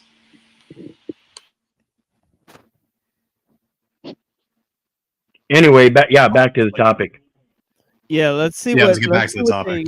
let's see what they kind of say. But yeah, thank you guys for your input there. But yeah, let's see what they fucking say here, because I'm sure that is gonna provide some interesting context about, what, because already we get the sense that, they're fundamentally just talking very much past each other. So that is very much apparent at this point, and I think that these guys on panel basically explained why that's happening. In terms of the, the barriers and the limits of words and those sorts of things. So let's move on to this. Thank you guys so much. Messianic plot to Right. conquer all of But the that's the nations good with part. the God of You're Israel, and you're conflating that contributing with to that. racial. No, you're conflating that with racial issues. It is a plot to make the world religious in the God of Abraham. Yeah, but it's not a racial. I haven't plot. talked about racial anything. I'm talking about theology. Okay, so why is it bad? Why is it bad if the whole world worships the God? What's the problem with that? A one world dictatorship, a one world religion, and when it was their master plan to begin with. I don't understand. Okay, so I don't think it's necessarily true that he never mentioned race. He said to Jeem that we've got your anti-white statements on record. That's literally what he said. So I'm just saying, when somebody brings up the JQ, it goes into the subculture of white nationalism, anti-racism, and covert anti-white, and then it becomes Jared Taylor race realism. So that's the problem. It's E. Michael Jones talking to Kevin McDonald. They're both talking about the same thing, but come from 2 different markets. That's the issue. Yeah, and Kevin McDonald is such an interesting figure because he is one of those figures that's willing to use Judeo-Christianity in order to salvage, white civilization or European civilization in this very odd and awkward way. Whereas E. Michael Jones is willing to use all these weird arcane concepts like Hegel in order to salvage Christianity, which just I think it shouldn't be done. But yeah, he's trying to supplant this logos theology basically into this, whole schemata of things. So yeah, because McDonald's going to say race is real, therefore there's difference, and Jones is going to say it's not really about race, it's ideology and your faith. And so you're seeing this between Jeem and I guess No More News, and they're just really talking over each other, and they're just expressing their markets to their fans, because if you point a camera in someone's face, they're going to be hyper aware somebody's watching them now. Yeah, it's got a lot to do with that too. everybody it's bow bad, though. down to and let them speak for God, and they're the special No, children. they're You don't not. see If the you issue there. okay, what religion But they were. persecuted No, them no, the most most? Christians think they were. What did they and persecute the most? you pagans, they eradicated paganism, and Judaism survived and is more powerful than ever, and now they're serving them as their greatest allies. So But most that- Christians do hold on, I paganism want you to every day, address dude. this same concept. It's the same Torah. For 600 years before Christianity, they were known as Judeans, or you know what? It says explicitly in the New Testament, Paul it say, is why God does Paul say the God of the racial Jews only? supremacy? No, of the Gentiles too. You worship the God of the Judaists. And that was their goal, was to get you to bow down to they their got me. God. And you don't see any problem with that? Because Paul that's says a big not issue. everyone And it's who fake. is- It's fake. They were not never everyone- chosen. Adam, you got to let Jeem respond to you. Go ahead. Not every Paul says quite clearly. This is part of the conspiracy. Okay, so see, both sides are using Paul in defense of their views, and obviously, I anticipated this. Adam Green is going to say that Paul brought in these Neoplatonic influences. Jeem is going to say that Paul is saving the non-Jews for a message of universal salvation as a Jew. So he's kind of giving up some of his Judaism in order to do that. That it's kind of a, equal distribution of Judaism now, so we're all good, yeah, and that is this kind of concept of the economy of salvation that, as we just read, Saint Eusebius attributed to Plato.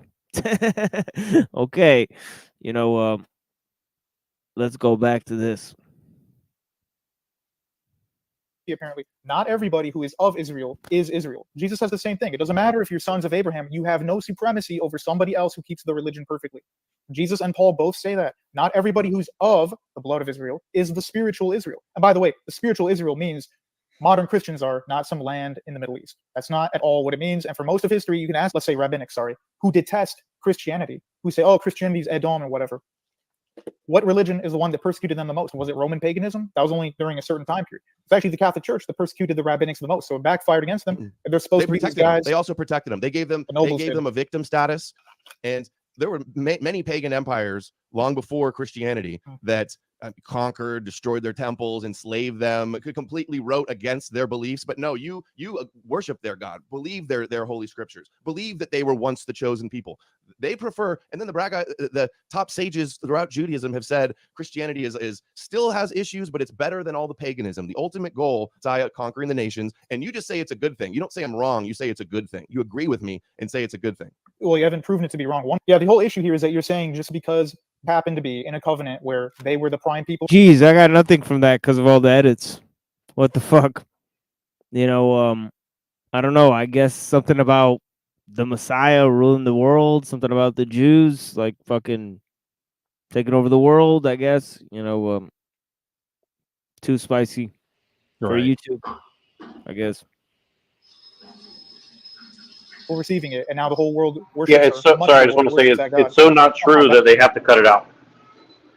Yeah, I don't. Yeah, I mean, is that what you would call dark info, or dark? What do you call it? Would you call it, Billy, like dark information or something? Dark data. Yeah, is that dark data? Oh, dark data would be just anything that's anti-liberal, takes up space on the internet, and it's like what the dark enlightenment produces, dark data. Well, what I mean is the JQ included in that? I guess so, yeah. Because whatever takes up, like the machine lies on here would be dark data. If it takes place on the internet as data to be downloaded and takes up space online, then it's dark data that goes against the state or any. It's like what the dark enlightenment produces is dark data, not any culture war. It's the physical reality. It's kind of just, and it doesn't have to be Molbug or Nick Land. It could be anything that somebody's doing in their own spare time, in their own Henry Darker basement. Yeah, I think that's fairly accurate picture that he painted there. Yeah. Bad. I don't see why that's bad if it improves society, if it improves people, and everything that we believe, such as human rights and universal morality, comes from the synthesis of biblical values with Greek religion. Like everybody's aware of that from a philosophical standpoint. So I don't know what is the problem, even if you're right, and this is all like a trick from the beginning, and They're just hoodwink the whole world. Why would it be wrong if it's a benefit? That's my question. Well, it didn't benefit. It created the Dark Ages. It was anti-science. It halted progression. It erased the classical world. It oppressed and was authoritarian. It caused endless division and wars. There's all types of problems. The world could have been a lot better if Christianity never took out. We don't know. Okay, now this whole claim that it erased the classical world. Library of Alexandria, the Sea People. Yeah, but it's like, how could it have done that if you had the Enlightenment? Like the whole thing is that something had to be preserved, right?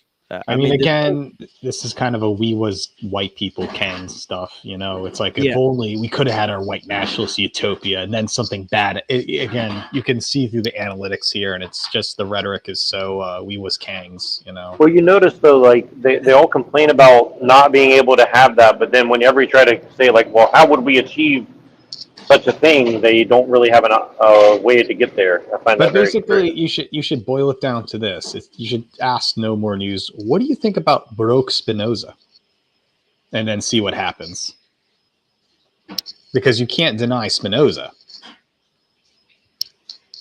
Yeah, I mean, it's interesting about Nietzsche and Spinoza. He's very schizophrenic about Spinoza. So I'm just saying most Christians have or anyone has a weird relationship with Spinoza because he contributed to modernity and he made everything possible for one to think. And he's Jewish, but he's not supporting Judaism in such a way. In our words, he's a pillar to all the thoughts of a pagan idealism. But he's Jewish, you can't listen to it. So it is this really strange. You can't speak without the other. So again, you just have to do the Spinoza question on people and see how they answer. yeah, I'm with Rousseau, who said, basically, if it wasn't for the printing press, the pernicious writings of Hobbes and Spinoza, would just be history. They'd be left to history. Right. Everybody would have forgotten about them, and that's what it would have been. It's more of a Marshall McLuhan stance at that point. Right. No, because we never got to see that history play out. So it's also led to these end times prophecies in our politicians today. All the top Republicans in America, Pence, Trump, Pompeo, Nikki Haley, Ted Cruz, are all best friends with John Hagee, and they're all Christian Zionists. That's what Christianity led us to. Okay. Can I respond to that really quick? Yeah, all right. Dude, I completely say that all these guys like Pompeo and these evangelicals are total kuffar. Like, they don't represent proper Christianity. So I don't care if they're futurists. And then to your other point, I think it did benefit. And So kuffar means non-believer. Okay, so it's true that they're non-believers, but does it matter that they use Christianity?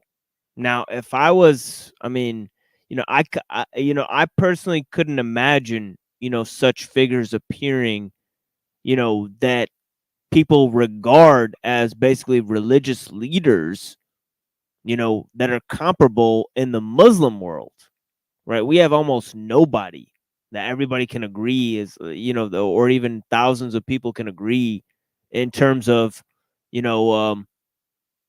providing a sense of Islamic leadership, or almost nobody thinks in those terms, so, I just think that it's very interesting that we have these Christian Zionist figures appearing in the West.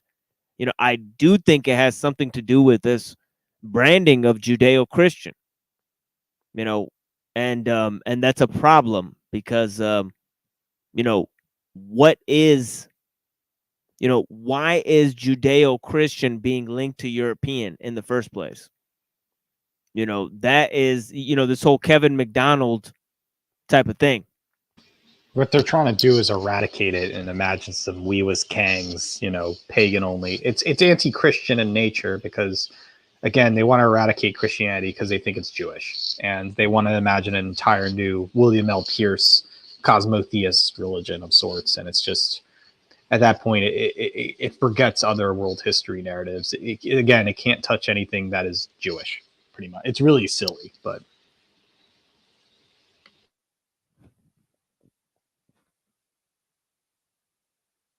saying it was anti-religion is kind of ahistorical. Like a lot of the people who were persecuted by the Catholic Church in the Middle Ages, they were persecuted because at first their ideas didn't even sound at all, such as what is his name, Bruno, whatever. Like he was a whack job and a mystic, and he got to his conception of heliocentrism, based on philosophy, not based on any evidence. So a lot of that had to do with that. But again, that's not my tradition. You know, the Catholic Church wasn't sitting around about the Bible. Like they had Aristotle. In fact, the reformers hated the fact that there was too much Aristotelian philosophy in the Catholic Church. They said, you guys aren't even following the Bible. You're just sitting around talking about logic and philosophy. So how did the church stop science? What does this have to do with Christianity not being a myth? Like, where's your proof Christianity is You real? brought the that up, Gospels man. are reliable. Or Paul. Okay, I want to kind of go back on these points that he just made, and there's some skipping there, so I don't really know fully what he said. But let me try to comprehend what he just said, because something to do with Aristotle. Following the Bible, you're just sitting around talking about logic and philosophy. So how did the church stop science? It had to do with the question of heliocentrism, based on philosophy, not based on any evidence. So a lot of that had to do with that. But again, that's not my tradition. You know, the Catholic Church. Okay, so he's saying the church rejected, I guess, heliocentrism based on philosophy, and I guess based on Aristotle. Wasn't sitting around about the Bible. Like they had Aristotle. In fact, the reformers hated the fact that there was too much Aristotelian philosophy in the Catholic Church. They said, you guys aren't even following the Bible. You're just sitting around talking about logic and philosophy. So how did the church stop? The reformers of Catholicism? But I thought that, you know, I don't know, from my opinion, the reformers of, you know, the church, that they're always linked to the people who brought in the Enlightenment and Aristotle and all these types of things. So I don't even know how that's even possible, right? And I wouldn't reduce Aristotle to logic, because logic is something that would come almost till 16th, 17th century. So maybe he's talking about like a pseudo type of logic or proto-logic, but yeah, I don't know. It's just... Well, I think what he's kind of referring to is like this whole fucking St. Thomas Aquinas and like his whole Aristotelianism. So how the church was basically inundated with that around the 15th century. People got sick of that.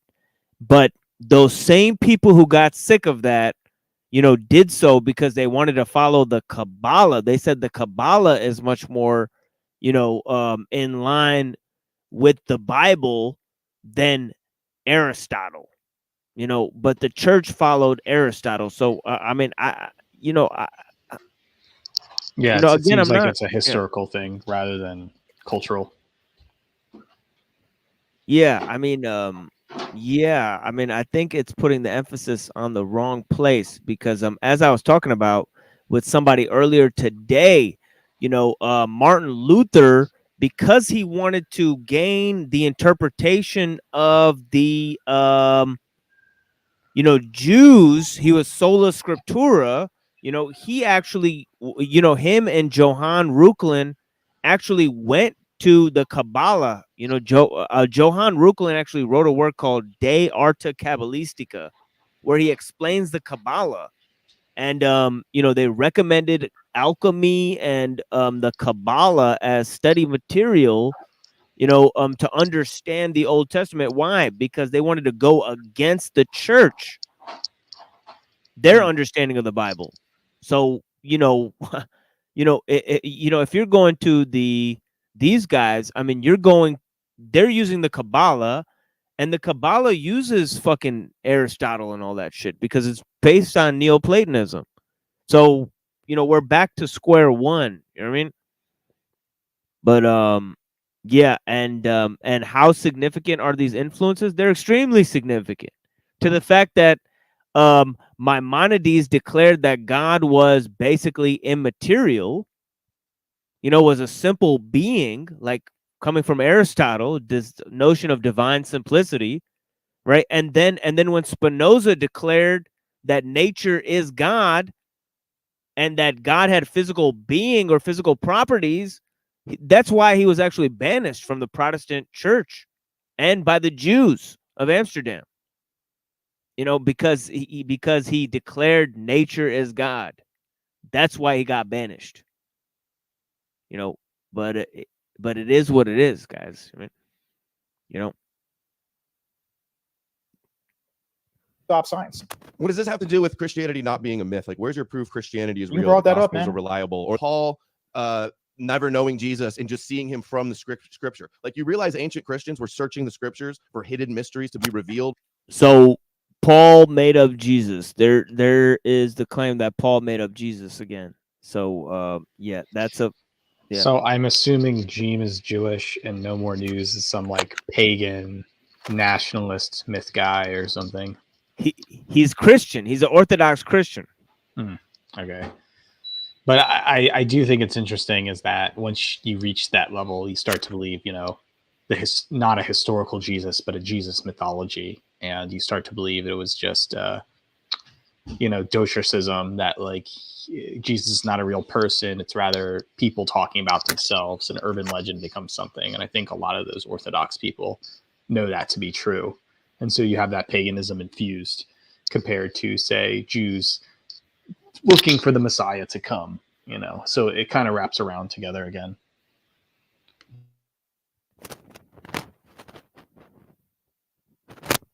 Yeah, thank you for joining Look Within. Well, one thing that sticks out to me too that I'm trying to wrap my head around is like Judaism seems like it was. I mean, if you believe any model of history, as far as I can tell, you know, it seems that Judaism was basically a perennialist religion, anyways, right? Like, am I wrong about that, or is that just something that's been added later? I mean, everything I've read about the history of Judaism seems to indicate that it was a perennialist religion, as in at least they accepted that other gods existed, but they were supposed to be, you know, worshiping one God, but then, you know, they kept falling back into acknowledging other gods to get magical practices and, you know, get their wishes granted, I guess, right? Am I wrong about that, or is that kind of, I mean, I don't know how else to describe it. Christianity is perennial, so as long as there's no revelation or day of rapture. So it just falls under the whole Judaism thing, because if Jesus never comes down, then Judaism, the Messiah never comes. Well, it's funny you say that, because I know that somewhere in here they start getting into you can't accept any further revelation. I think I heard that further on, but maybe I'm thinking about something else. I think a lot of the Orthodox people speak in metaphors. So, for example, if you're talking about a resurrection of Christ, Christ never supernaturally resurrected from the dead. It's rather a cultural thing, meaning that when he was put to the cross, there was a whole anger that came about. And then everybody spread the name of how unfair injustice was and demanded this level of social justice, which was quote unquote resurrection, which then became the mythology that he actually rose from the dead. Well, that sounds like what Giorgiani is saying a lot of the time. And secondly, it sounds like Jesus was a phoenix or something like that. I mean, right. And I think a lot of the Orthodox people believe that. That Jesus was a phoenix? I mean, whatever you want to put it, it's like the ideal that, you know, the later Christianity is like, oh, he actually rose from the dead. He's this zombie and then went to heaven. I think the Orthodox are like, no, he died. Then the resurrection was a metaphor about how we will get revenge against the Jews and so on. And the resurrection is everyone becoming Christian, like a revenge statement or something. Do you think that that's... I've never heard that before, but I'm trying to wrap my head around it, because do you think that this was... Because this seems to be another underlying part of the whole debate. Do you think this was a plan that was instigated way back when by, quote unquote, the Jews, or do you think that this is more of like a more recent development that was just like, well, we have this existing culture, we need to subvert it, and we need to create a new category called Jew, and we're going to use that as a political aim? I think slash, it was, you know, transhumanist think, aim or like that? I think in the past, you know, there were a sect of Jews that came from Jesus. There was a mythology, and these Jews, like Spinoza, broke away from Judaism to create Christianity. And some of the Orthodox were just rabbis that went against Judaism the same way Buddhists went against Hindus. And I think the whole resurrection is just that metaphor for some of that Orthodox. it wasn't until this kind of ideal of modernity and comfort zoning that people had to create Santa Claus fairy tales of, he actually, rose to the dead, went back to heaven, the Puritan ethic, Max Weber, all that. And now in the context of now, I think there is this kind of nihilism that's happening. And so this kind of Orthodox Reloaded is returning back to the Christ mythos and saying that it's rather, you could say, if you want to say Christian transhumanism or white nationalism, using the vessel for that, I think it can go many ways. But it's, as Machine says, a lot of it goes back to square one with Plato, and a lot of this is just Jews talking about how much they liked what happened with Plato and the Plato cult itself.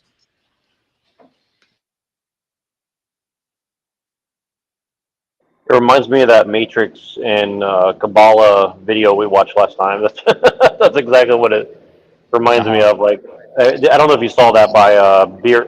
We played it from Beertness, I guess, and that was a very interesting. Because I never heard the Matrix. I mean, I never heard the Matrix or the Kabbalah explained really in that way, and I think that it's very interesting, the connection of the story of the Matrix. Yeah, but don't get me wrong. Most Orthodox, they mix the Kabbalah with, I guess, what we would call white nationalist or hard traditionalism, and it's just, again, I see it as nothing more as just you grow a beard, you call yourself Orthodox, Hot Topic clothing, whatever. Why do that when you could just be like, think, analytically? So again, I do think it is a lot of these Jason Giordani war games that they're playing, thinking they are Orthodox when really they're something else.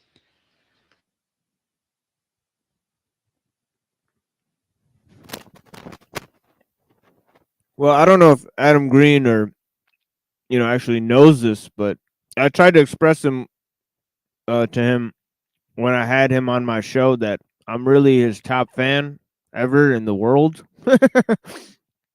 But yeah, more so towards his news content, but yeah, one of the main things that I noticed was his change to theological issues.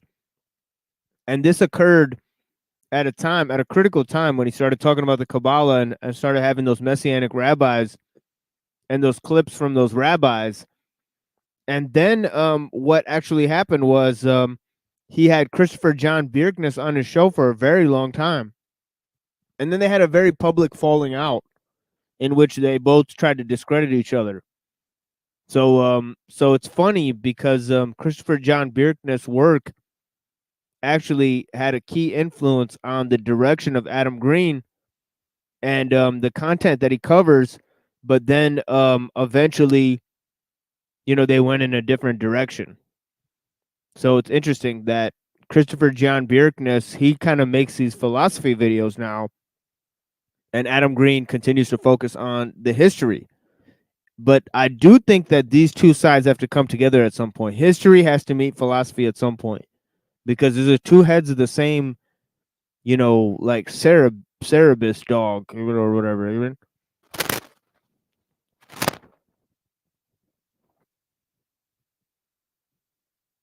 By the right, connecting the right verses and the right interpretation, that was traditional Judaism. That's what they created, a midrash, fake prophecy fulfilling. They had all the prophecies, they had all the scriptures, and I also want to say that philosophy is moving in the opposite direction. It's the future direction, whereas history is perpetually, trying to find its origin point in the past. As we were talking about with Wizard, right? But yeah, look at this. It's better to walk alone than with a crowd going in the wrong direction. Definitely. That's how you really explain religion, is that you're just a monk on a mountain thinking to yourself. Yeah. And one of the precepts of Sufism, in the book that I have, it says loneliness in the crowd. It's funny. And the West is so against that ideal of being alone, and they create an entire ideology to go against it. They say fear of missing out or something, and they call you an incel, but really you're supposed to be alone and sustain from anything. And I don't know, isolation is power.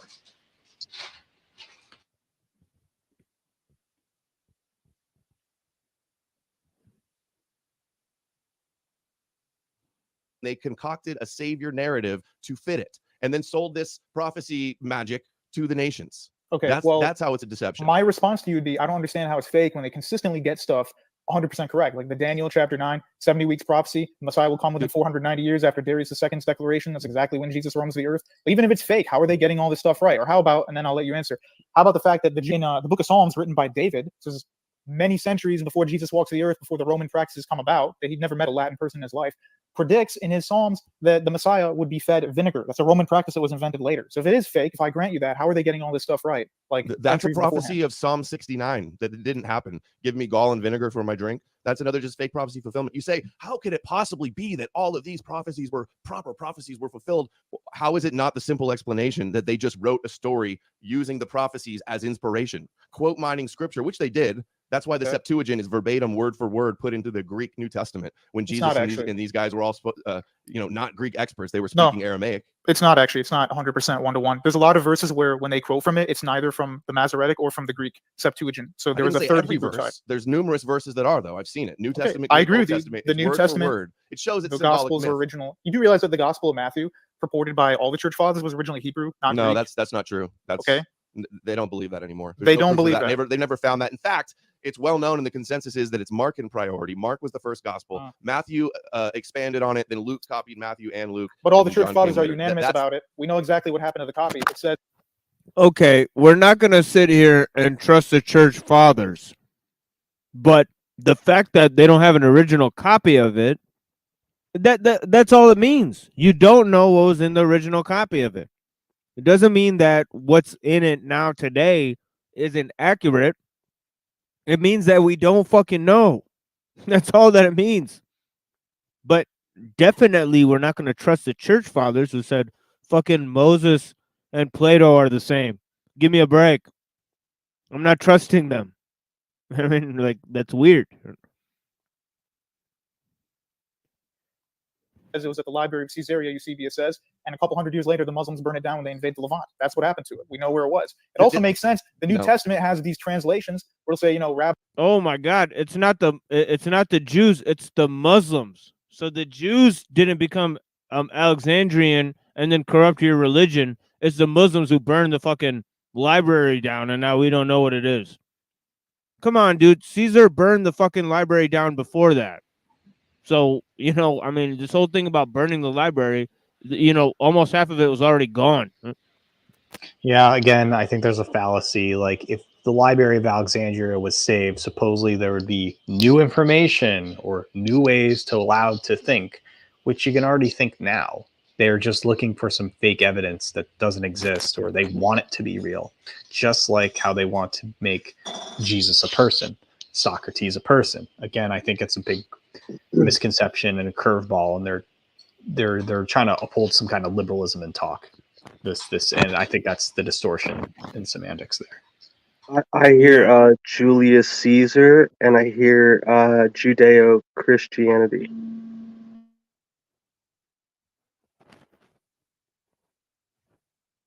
Yeah, but even Rousseau in his discourses on inequality. I'm sorry, I'm chewing right now. But he says that Omar the Caliph came and burned the library down, and he quotes him correctly. He says that, basically whatever is in this library that agrees with us, is superfluous because we already have the Quran. And whatever doesn't agree with it is basically for the infidels, so let's just burn the fucking library. We don't need anything that disagrees with what the fuck we already know and follow. And basically in the fucking actually Rousseau commends him for doing so, which is interesting, but yeah, the other part of that is that that these Jews were inundated with this type of knowledge. They were already Alexandrian Jews. That so it didn't really matter, and then the claim is that Christians preserved the teachings and Muslims didn't. So Christians were these great Bible teachers. No, the Christians would have said the same thing, They would have said if Plato agrees with fucking Moses, then we have Moses. Who the fuck needs Plato anymore? I mean, you know, but the fact is that they didn't say that. You know, they kept the Plato, they kept the Moses, you know, and they didn't keep the fucking library. I mean, it is what it is.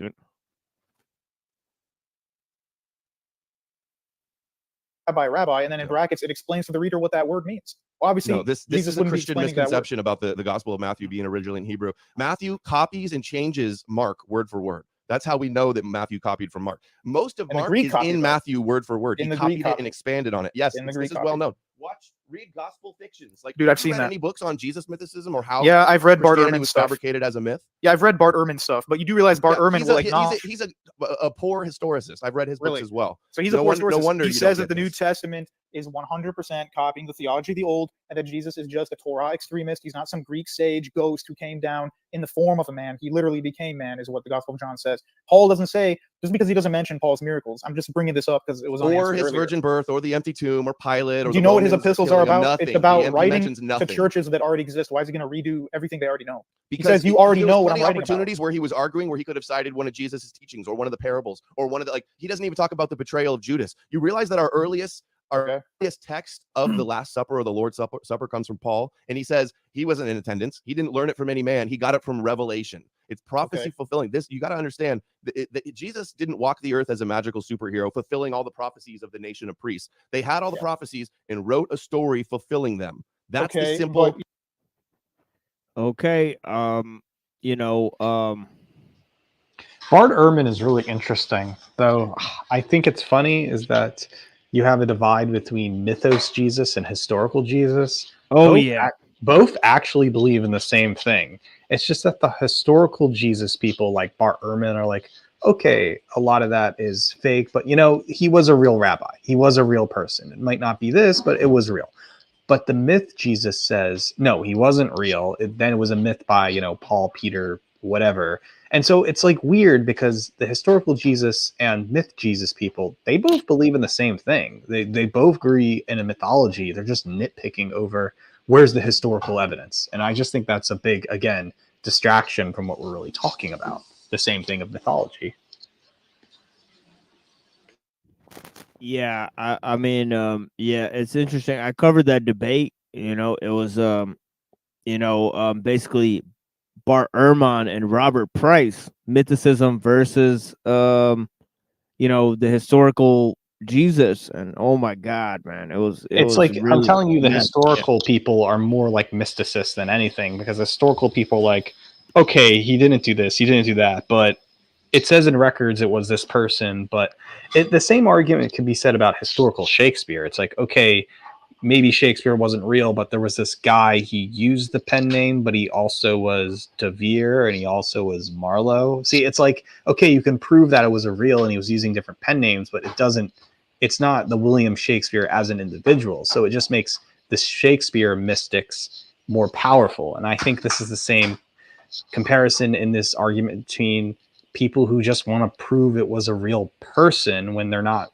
It's just giving more power to myth and mysticism.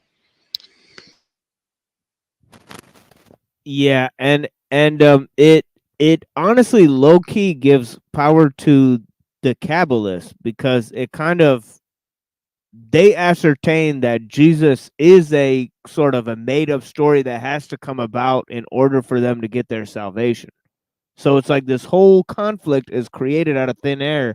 They agree with that, so they agree, like, Samael and Jesus and all these things. They represent like parables and metaphors about human ascension and about human enlightenment and about human corruption and all these types of things.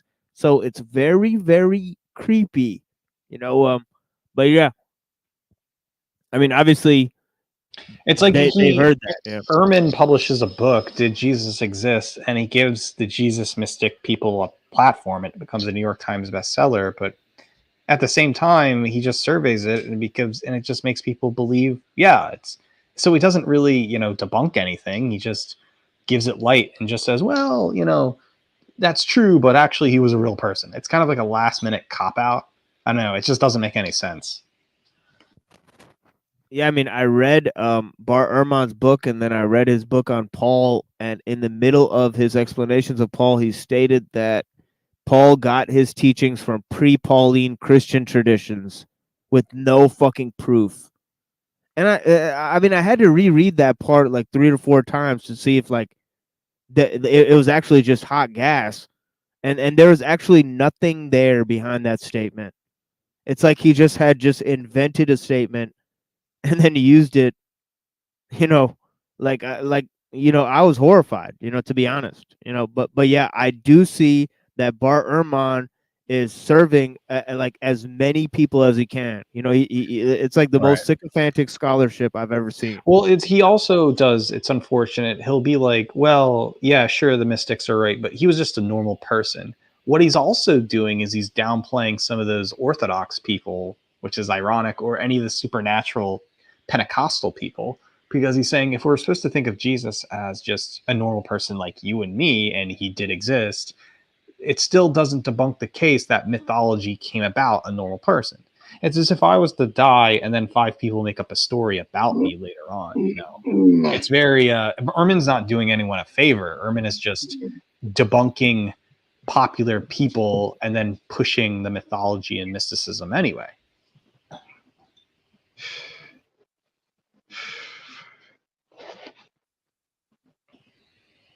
So your problem is, Yo, what's going on, Cecil?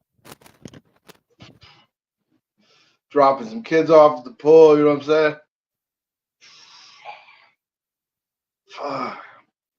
How you guys doing? What's going on, mate? Oh, you know. Yeah, yeah, it's funny. This guy called in to a Jay Dyer show, and he's like pooping, and he's like, yo, I'm gonna fucking like drop you off here, dude. Like he hung up on him just because he was pooping while asking him a question. It was fucking weird. But yeah, that's what it is. And it doesn't require. Your Is that not problem with possible? Paul- your problem Could with they have Paul- not just made it up from the Old Testament prophecies? Hey, this argument is not about whether Tell or me, not you yes or believe no? in it. Could they have made it up? Theoretically, somebody Could they have could written? make Hold on, something up. stop. This is a question before you gaslight me. Could they had all the scriptures in front of them and then wrote a fictional, fabricated story from the prophecies and the scriptures? Is that possible? If they didn't have third-party witnesses, yeah, no but there are. witnesses. Yes, there are. No. Josephus' comments on the historical Jesus. Josephus Abgar the is Fifth an comments on the interpolation, historical well-known Jesus. fraud. No, No, and there's a Josephus was born- hold on. mistranslation. There's a mistranslation. Josephus was born after Jesus supposedly died. He's not an eyewitness. If it was real, which it's not, he would have learned it from Christians because he wrote in mid-90s Okay, AD. okay, The but you do Gospels and realize- Christian sects were already you do spreading realize around. the way you're He's not talking, an we can independent use no attestation at all. We can use no text. Let Jeem respond. We can use no text according to your own standard, which means No. your attacks of the Old Testament, where you say God is immoral, doesn't make sense because we don't have Plato's philosophy, because all of his writings and all of Aristotle's writings and all Plotinus' writings are like 700 years later, yet they're still the foundation of the West. That's a bigger conspiracy than the Gospel is written like a decade later than when it happened. That's extremely close to dating as you can get 2,000 years ago. We don't have the modern standards we have now. We can check someone's tweet and see what they did. Point is, these men actually died for this cause. They thought it was fake or stupid or some kind of hallucination. They wouldn't have been doing that. People die for Christianity and they claim, oh, I saw Jesus in a dream. They'll die for Christianity. Muslims do the same thing. Lots of religion have their martyr stories, which Yeah, in that's fine. Christianity are actually largely exaggerated and not even in the Bible, and later 2nd century traditions ones? that most Which people don't ones? think are historical. Such as what? What are some of those examples? For example, Peter being crucified upside down. That's not in the Bible. That's later church tradition. Okay, that's what the churches are built on. It's not just we have the Bible. Yeah, and and they that's it. lie a lot. Do they? Look at all the Apocrypha. Look at Nagamadi. It's obvious they're creating fabricated myths from That scripture. stuff's not canonized because they realize it's garbage. Like 90% of writings are not canonized. It's the same genre as what the Gospels Really? are as well. The Gospels are written by genre. unknown people at an unknown time. They're not skeptics. They're not historicists. They're religious propagandists trying to influence and convert people to the religion. They don't have. How dare you criticize my religion? My whole worldview is shattering now because you dared criticize my religion. But don't cite their sources. They don't apply. Dude, any nobody did skepticism. it. Nobody They're did any of completely that unreliable 2,000 myth. years ago. They have all the signs of a myth. Then all so's of the Plato. prophecy fulfilling elements. Then They didn't so's happen. It's a Plato, and so are all fabrication. the. Okay, so this is an interesting tactic. Okay, so I've actually seen this being used before. If Christianity is a myth, then so is Plato. So all of Western civilization is basically a myth.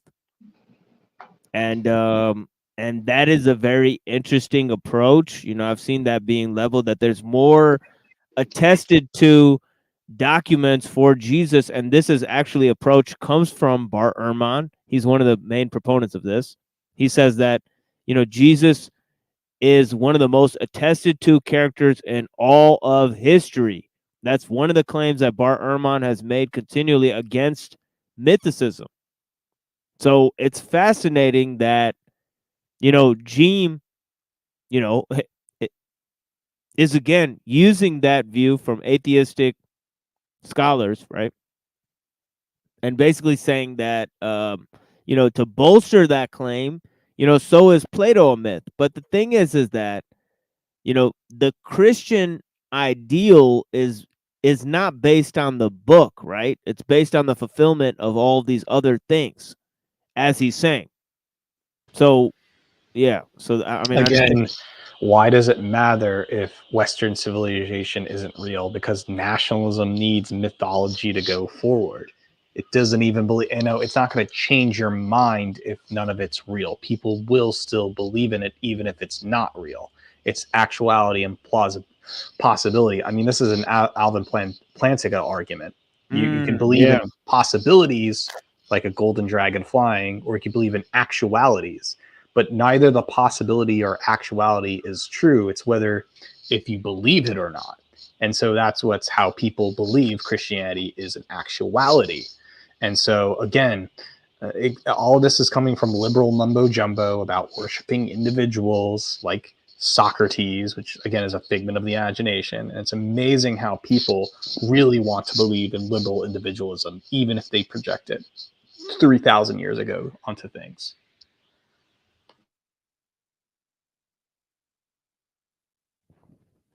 Yeah, we got a lot of people here. Thank you guys so much for joining on the Machine Lives here. What's up? Yeah, thank you, Reddington. And we got another person here. Oh shit! We got our boy, one of our first How's it callers, going? the OG Trad Culture Preservation Society. Thank you for joining. It's always a pleasure to be here. For sure, for sure. Yeah, go look up the first episode we did after my Andrew Wilson debate, and actually Trad Culture was our first guest. So yeah, Trad Culture is OG of the Machine Lives channel.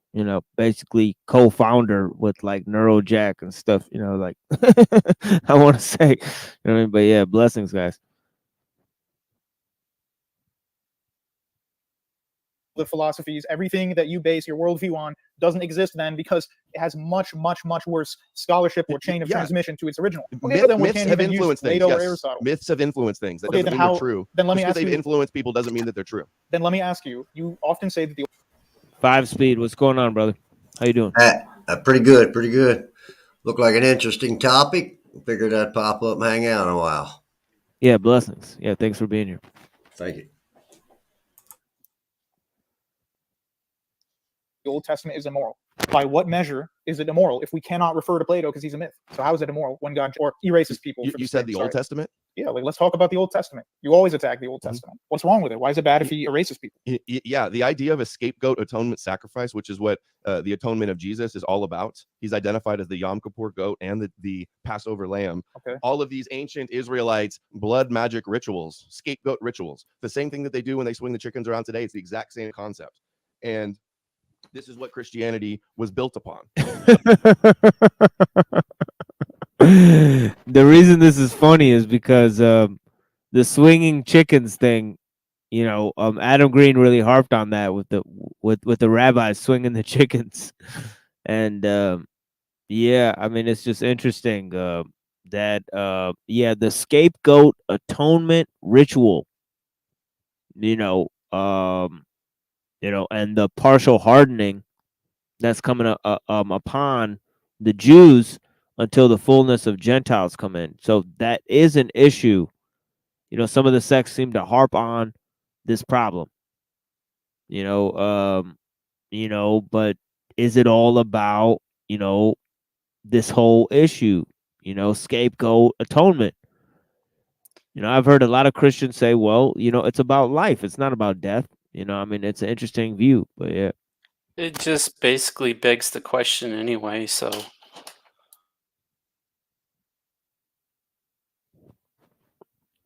Yeah, scapegoat atonement. And some of this comes from Origin. He said the Yom Kippur ritual is about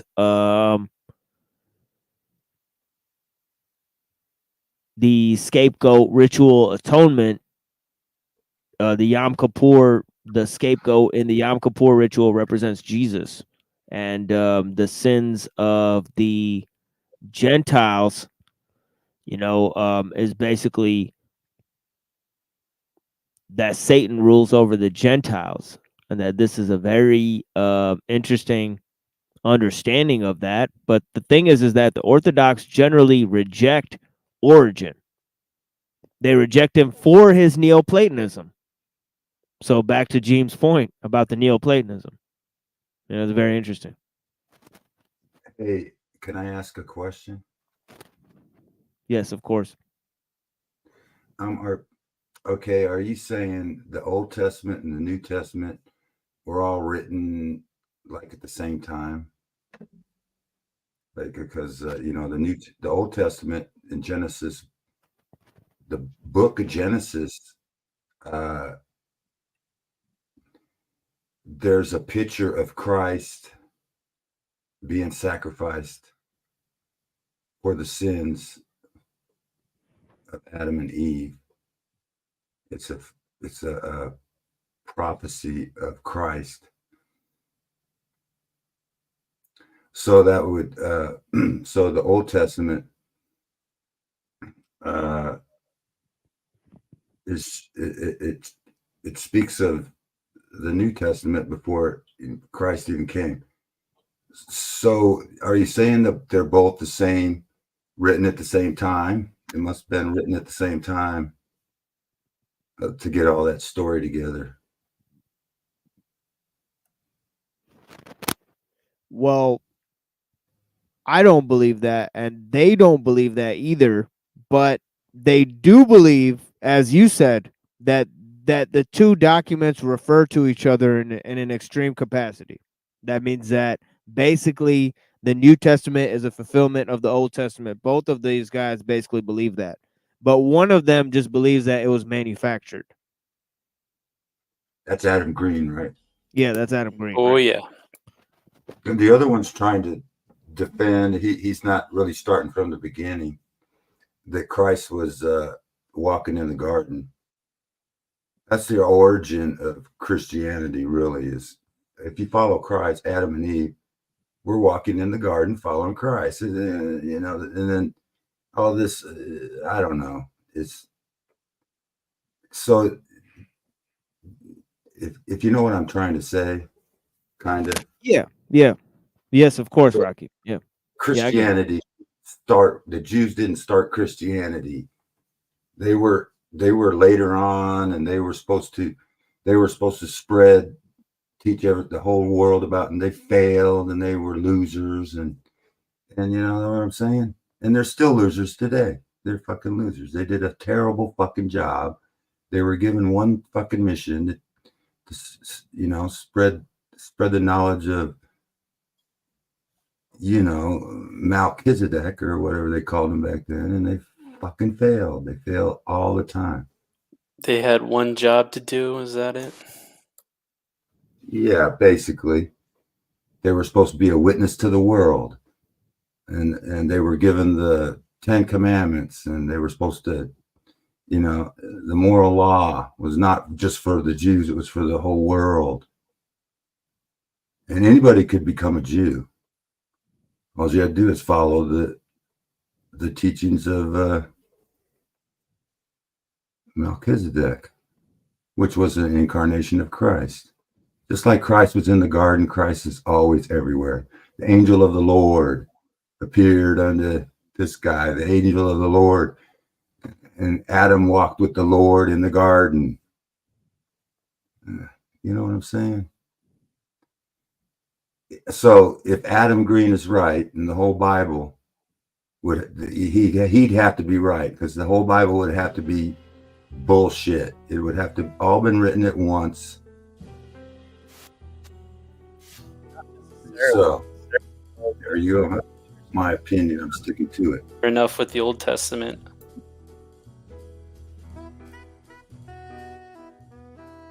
Some would say that I'm indoctrinated and brainwashed.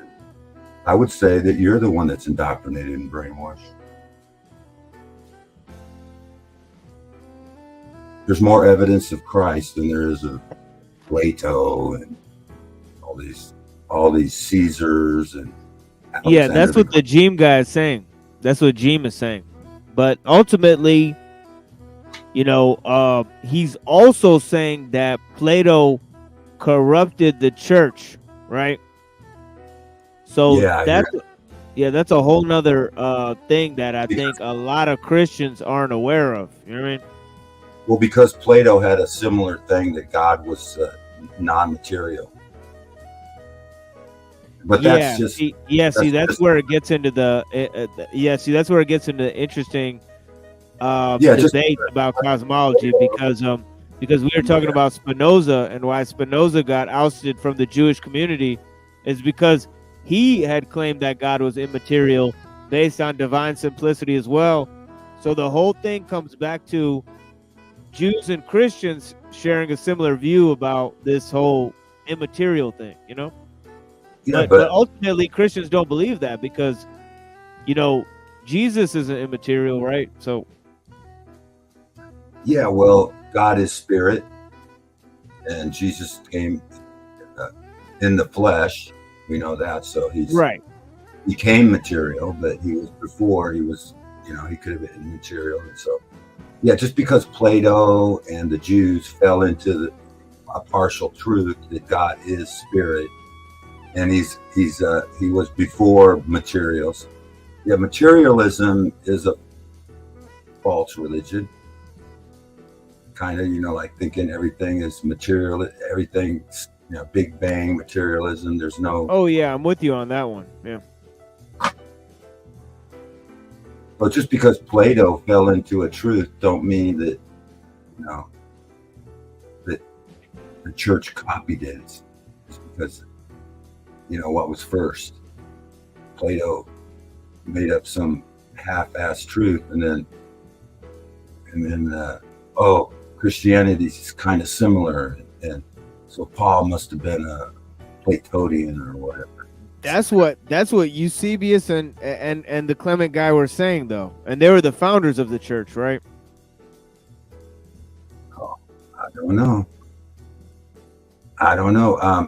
The Gentiles were the heathen that they came into. Paul witnessed to the Romans, and Rome fell because I think the more they persecuted the Christians, the more it grew, and the Roman soldiers were becoming Christians, and they didn't want to kill Christians anymore. It's sick and tired of the martyr and all the Christians. The Christians didn't fight, change Rome. The Romans just found Jesus. That's all there is to it. So Constantine had to join. It was a subversion. He said, okay, I can't beat him, so I'll join him and become the head. That's my understanding of it. So far, I don't know. Maybe Nero was the Antichrist. That's some nice music. Yeah, we got the Antichrist, Neurojack. I'm just kidding. Wait, what happened? What? I just heard Antichrist, Neurojack. What happened? No, he said Nero is the Antichrist, and I said it's Neurojack. Oh yeah, no. I'm just kidding. Somebody called me Neurojack before, so. Yeah, Neurojack or Eurojack, whichever one you want, or Bureaujack for the really spicy ones. Cockboy Hotline. Or neural slack. Neural slack. There we go. Yeah. All right, back to this. Anybody else got anything?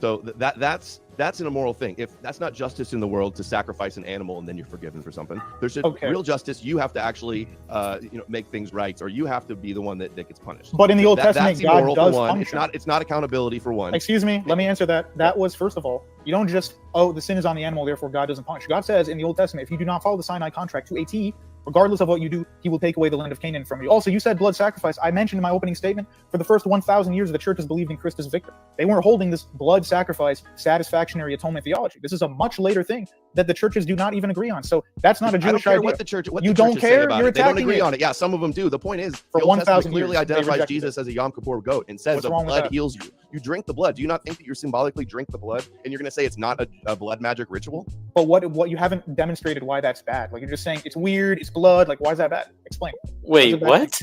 Other than, I think it's gross or whatever. Why is it bad? If you're sacrificing animals just to eat them, I don't think it's bad. But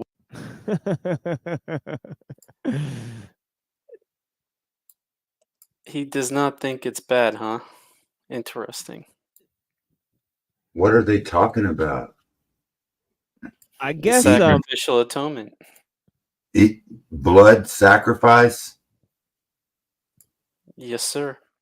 You were to drain the blood at the altar and put it in a dish, and you're not supposed to eat animals unless you're not supposed to eat the blood. You're supposed to drain the blood and eat the animal. Right. That's not what's at issue. It's the sacrifice, Yeah, it's a sacrifice because the wages of sin is death, and the Right. life is in. That's precisely what's at issue. He doesn't think that should be the case. Essentially, like, it's like paying to be alive, right? Yeah. Well, because what about the babies? Like, are they like, what if a baby just dies, right? Sin is passed down through the man, and it's, I don't know, it is confusing. Why should, but it's just the plan, it's Jesus, when Adam and Eve sinned in the garden, Jesus it's before death came into the world. And what happened? They brought death into the world. And what happened? Jesus needed to slaughter a lamb to cover them because they were naked. And that's showing that Christ would have to come as the lamb. That's way in the garden. The book, telling you that a lamb would have to be sacrificed to pay for what man brought into the world, which was sin. And somehow it comes through our seed, Adam, the seed, and then the woman's egg is pure. That's why the virgin birth, because the sin comes through the man's. The nature of sin, our sin nature comes through the father, the man's sperm, which looks like a little serpent if you look at it, and it goes into or a tadpole. Goes into the pure egg of Mary, was a virgin, and so therefore didn't have the seed of the man, this little sperm that was going to give it a sin nature. That's just. Is that where Genesis happens? That's DNA. Something to do with DNA. Interesting. The seed of the serpent, maybe that's the seed of the serpent. Maybe that is this little sperm that goes in there. Hey, you guys hold my beer while I take out the trash, okay? If anyone else mentions sperm one more time, I'm actually going to have to leave. Well, I'm talking in a biological. I'm not talking in a perverted type that you guys like to talk about all the time. Blood dripping everywhere because you think it's a way of controlling people and getting to people. But Christians don't do that. For the last 2,000 years, Christians through do their not do sins. the animal sacrifice. That was already fulfilled by Christ. I So know. this You're saying idea that something they like- are making people do animal sacrifices, they're not. Nobody does it. So that's kind of No, a moot you think point. he's the final, the perfect sacrifice. In Hebrews, that this is the problem. Hebrews doesn't talk about a preacher on earth. It talks about Jesus is in the copy of the of the earthly temples in the heavenly temple, and he's right. He's a heavenly figure fighting demons in space. Is where the original Christianity started from. Okay, Completely not really. mythological, just like every the other idea, god. the Ark of the Covenant being copied. Let me address that real quick. The Ark of the Covenant being copied on Earth is not a Platonic reflection. It is a physical object that Address that. God I didn't told say them. anything about the Ark of. Okay, now this is an interesting concept. Is there this whole image of the invisible image of God, that Jesus is a visible image, and these kind of concepts, they are interesting. Are they found in the Old Testament? That is a question, but the whole thing is that what Adam Green is saying is that these kind of concepts were added in because of the reason is because this idea about the Platonic reflection in heaven, that's seen in Hebrews, and also there's lots of like interesting like dualistic concepts, lots of reflections and stuff. But anyways, this whole concept of the Godhead, the fullness of God, you know, Jesus being all in all with the Creator. You know what I mean? So Yeah. they get very confusing, and the way that a lot of Christian philosophers have explained them, they've had to use philosophy to explain these mysteries. So that is one of the things. But basically, Jeem is rejecting those philosophical sort of permutations. So is that enough? Now he doesn't think there's any problem with the Jewish roots of this thing, which I think that, ultimately, I think he should have tried to. Well, he did kind of try to say that, but it's confusing when you say that it's both Jewish and both not Jewish, because the Judaism is not a religion until after Christianity, but that it's a fulfillment of Judaism. Like Yeah, this seems to be getting kind of confusing. Yeah, it gets confused. So the you're talking about the Shekinah glory that Moses had when he came down from the mountain, or the burning bush, or was Jesus the burning bush? So what's your idea? Do you believe the Old Testament was written before the New Testament, or were they written as a hoax? Yeah, I believe it was written before, but like there's no way to find, but that we can only figure out logistically what it says in the New Testament, not in the old one, because somebody's echoing. I don't know what that is, but yeah. Am I echoing? Yeah, I think it is you, Rocky, because everybody else is muted except for you. So Oh, I probably got my speaker up too high.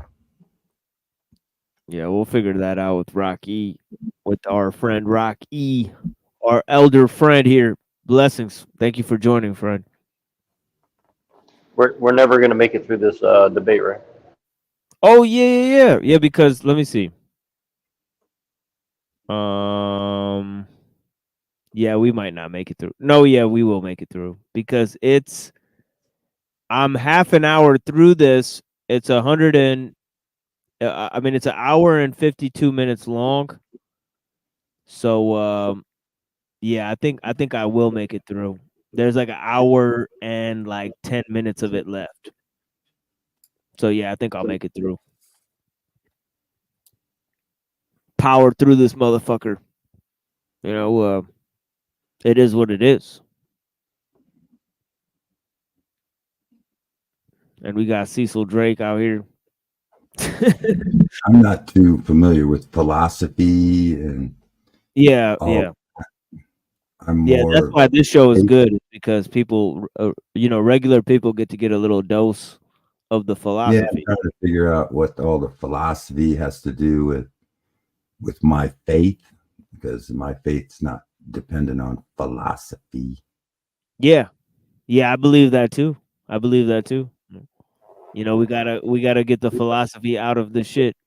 But yeah.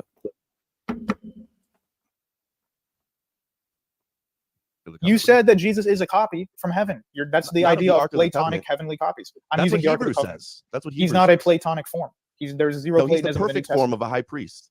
Yeah, he's the Melchizedek high typology priest. of a high priest. He's not a Platonic heavenly copy. That's the other way around. What you mean is, in the heavens, there's the perfect example of a dog, so all dogs follow that on earth. That's Platonism. That's not in the New Testament. I don't know why you're making it a big deal if Christ is the perfect priest. Like, what's the problem with that? I don't see an issue with any I'm of this stuff. explaining to you what it is, and the idea that he started as just Melchizedek is in the Dead Sea Scrolls. They're doing the same thing. They're connecting prophecies of Daniel and Isaiah. It's proof that this started as a myth, and I don't think it was the Pharisees, actually. I think it was a Qumran, Essene, Ebionite sect that mostly did it. The Ebionites. It wasn't. And It the was Essenes. also, you mischaracterize like the whole thing to try to like straw man it. You say you act like I say there was a cabal that all got together and they all agreed they're going to set this up. I don't think that it works like that. But you can't deny. In fact, you've already vindicated and acknowledged that my whole premise is right. Christianity is about the God of Israel conquering all the nations. But you're acting like this is a specific problem where the rabbinics, I'm not going to use the word, the other word, the rabbinics hate Europeans more than other people. You said Edom. You are aware that Gentiles cannot be from Edom, like 99%? Yeah, they hate Rome. But Rome is Edom. Rome is not Edom. No, it's not. Edom was an It literally actual says in the Talmud tribe. verbatim The that Talmud, Rome is Edom. Dude, I don't follow the That's Talmud. what they believe. That's Not what they relevant. follow. I don't care No, what you that's follow. what I'm telling that's you what what they they follow believe. right now. That's I not tell what you they what they followed believe. 2,000 years ago.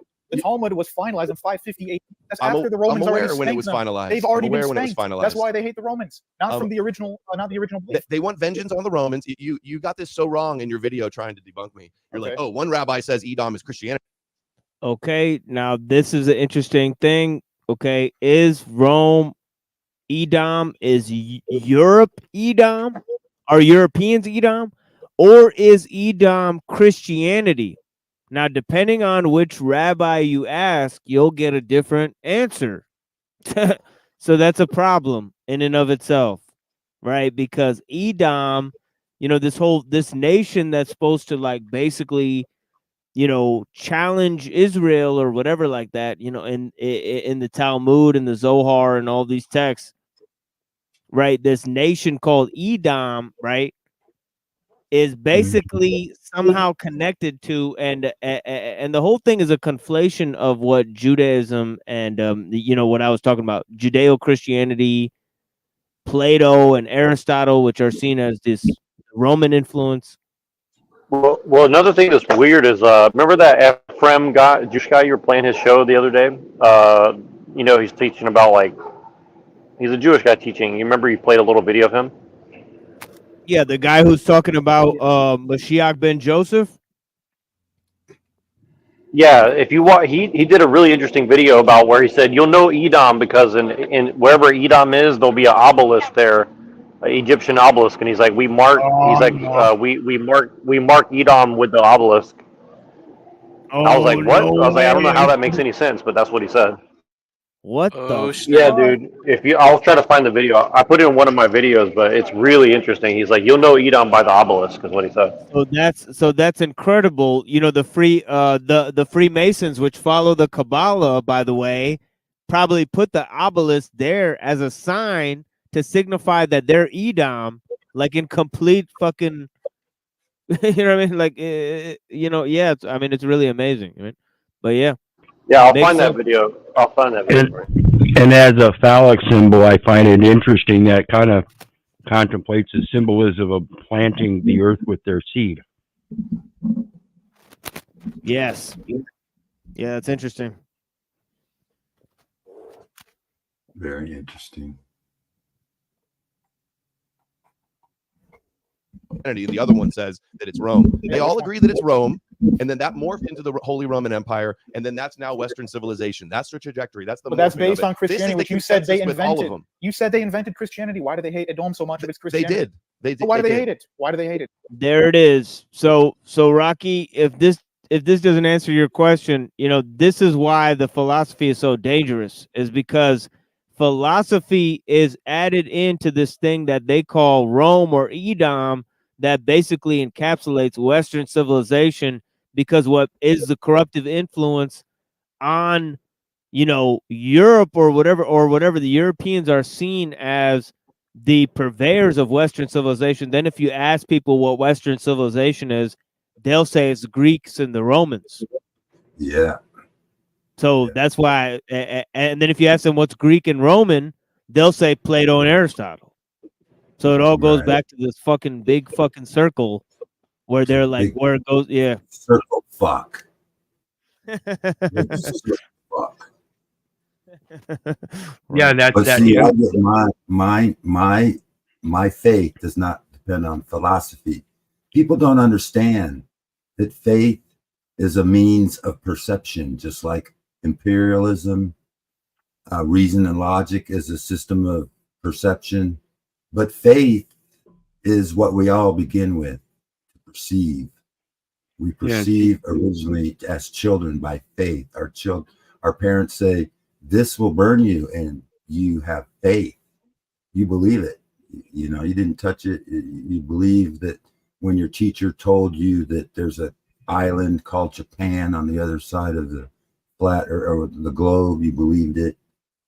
And that was faith. It wasn't imperialism. You weren't smart enough to use reason and logic, so you took it on faith. And the Bible requires faith. If you try to understand the Bible through imperialism and reason and logic and philosophy, then you're fucked up, because it's a non-meritorious means of perception. The merit is on the one who is telling you about it. Who is telling you to believe this? Is God telling you to believe this? Well, then I'm going to have faith that, and that there's no reason or logic or philosophy, or I don't even need imperialism. All I know is faith. I understand it through faith. And then you grow on that faith, and you believe more what God says. And you stop listening to these stupid philosophers and people. Oh, does God exist? Let me use my reason and logic. Okay, Rocky. I get it. Thank you so much. And it goes back to what I was speaking on earlier with the entonym, endonyms, and exonyms. You got to get back to the roots. So these guys are talking about two different roots, and I think Jeem is a little bit closer to the true aspect, though I don't see him at the true roots either, according to my opinion, of course. Thank you. Yeah, thank you both so much. Blessings, guys. Okay, dude. That doesn't They make don't hate sense. it. It was started exclusively as a Jewish movement. Then why is it Edom? Why is the Christians They hate Edom? it because it gave them some persecution, but they also see the benefit of it. They think it protected them in exile. You They do think it realize fulfilled their Amalek, prophecies and helped them return to the land. you do I know realize this a lot Amalek better and than you, Edom, actually. Amalek and Edom are actual ethnicities from the Middle East. They had their time. It's over. Just because I just agree. because Romans are not really rabbinics- Edom. Yeah, I agree. So But rabbinics this is cannot, what they believe. cannot, hey, That's what irrelevant. It looks like that's what DeFreak is saying as well. That's been done a long time ago. But see, if you read the Zohar and all of these texts, then they're extrapolating that these biblical tales are also projected into the future. So, it's the rabbis that are saying this, in other words. Right? Is this debate available to stream anywhere? I believe that the debate is available on Jeem Apologetics YouTube channel. So we're watching it here on Jeem's channel. But he's significantly edited portions of this debate. The entire debate, as far as I'm aware, I heard it was available on crucible.video, but I wasn't able to find it there. So I don't know. It's not easily, recovered other than on Jeem's channel so far. Yeah, Crucible took it down. So yeah.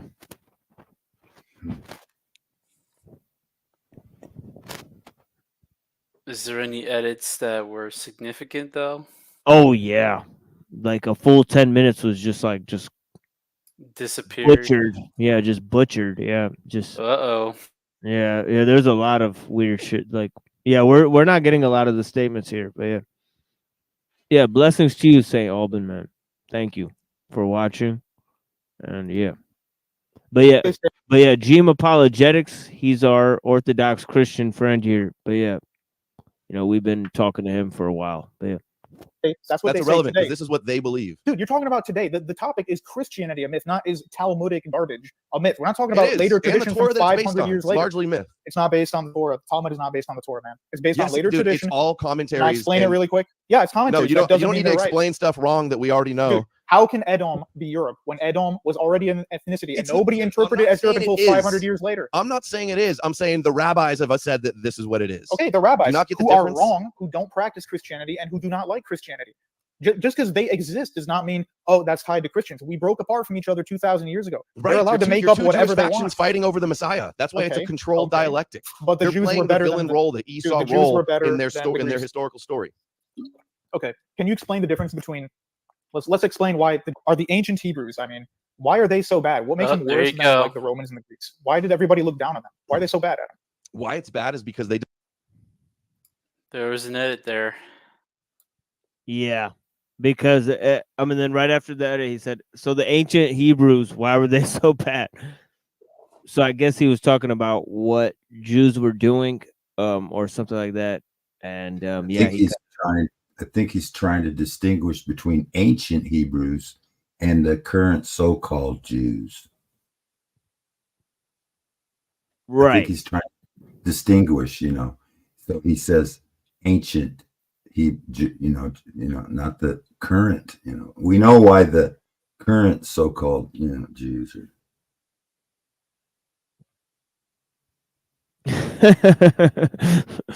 Right.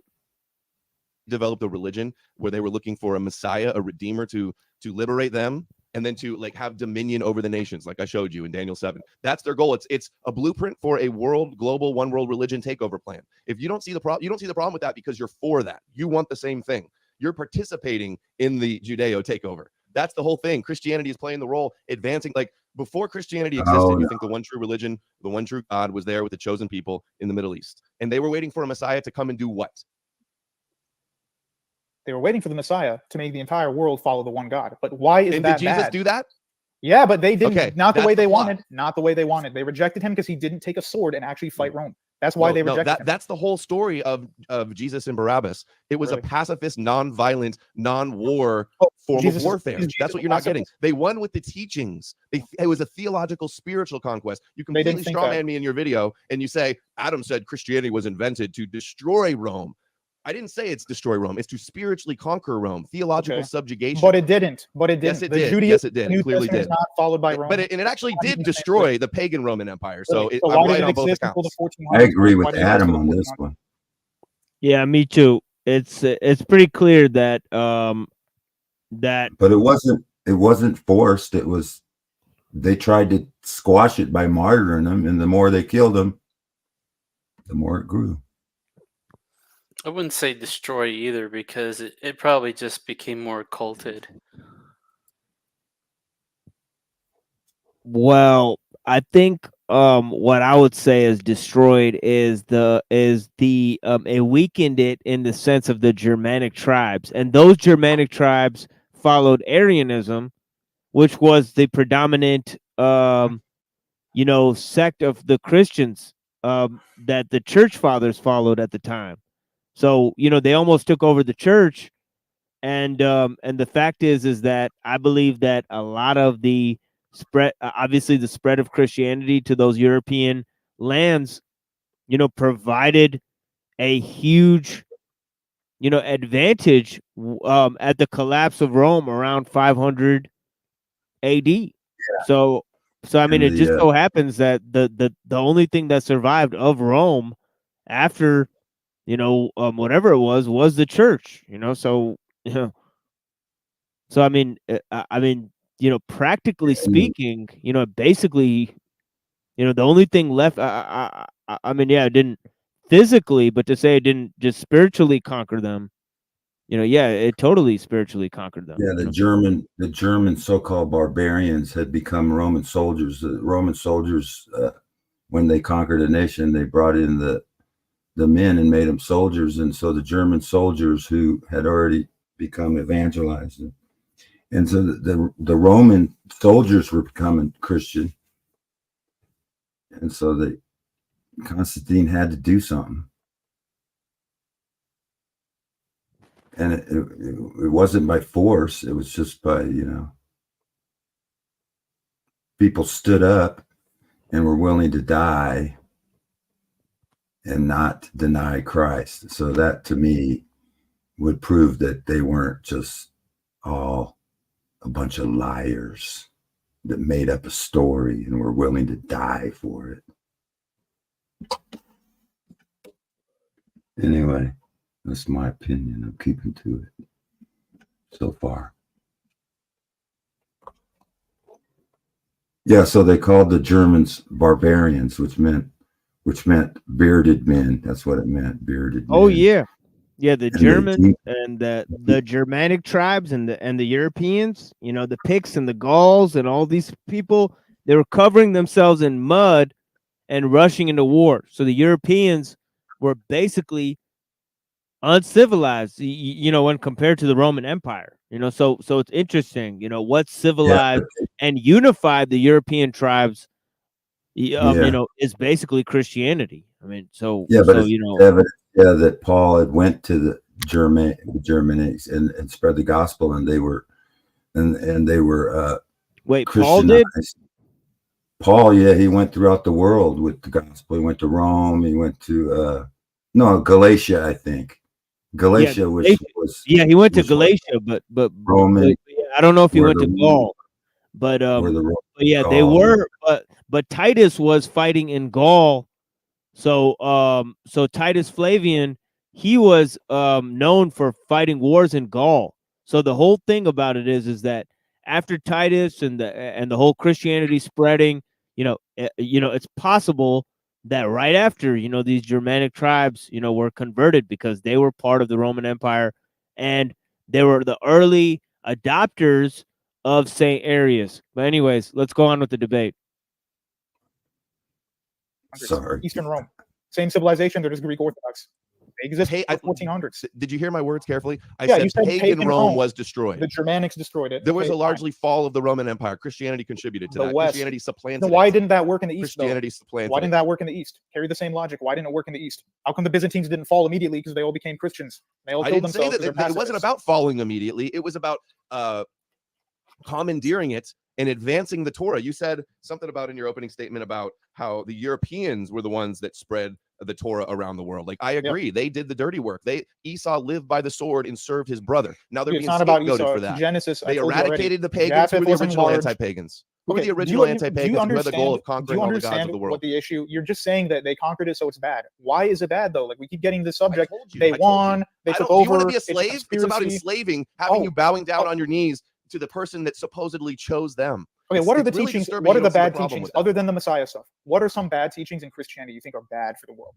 My argument is not that Christianity has so many bad teachings. It does have some. It talks what are about, some? Just say a couple. It devalues the importance of this life because it gives you false hopes of eternal punishment or eternal afterlife. Believe in the prophecies, or you're gonna not be with God eternally. Like, there's a consequence to this. Scaring people into believing that they have the magic power of prophecies. That's problematic. It teaches you to put.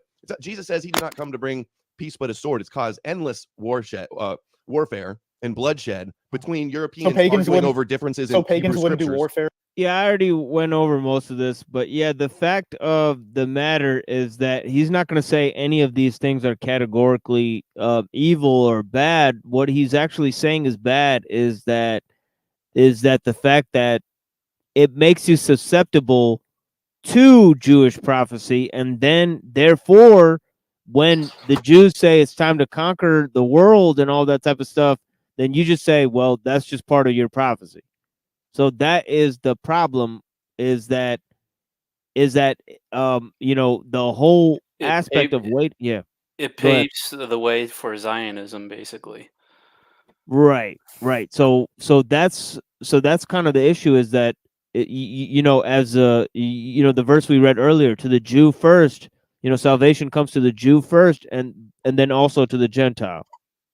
So, essentially the problem is that, you're part of an already existing message of salvation. You're grafted in. So that means that it's not your message. But then in the other sense, so he's saying that makes you susceptible to being ruled by Jews, which there is a hidden danger there, which I guess, to a certain extent, European civilization has faced that danger. I mean, look at it, right? I mean, you'll see that a lot of, countries that are run by white people are run by the small hats, right? So, I mean, that is basically what's going on, but, I mean, what's the point of all of it? Let me look at Square Peg's comment, because she seems to have wrote TML in her comment. Some of the Europeans covered themselves in blue mud, which is more than mud, but that's not to pick a bone with TML, just to say it wasn't just mud. Yeah, true.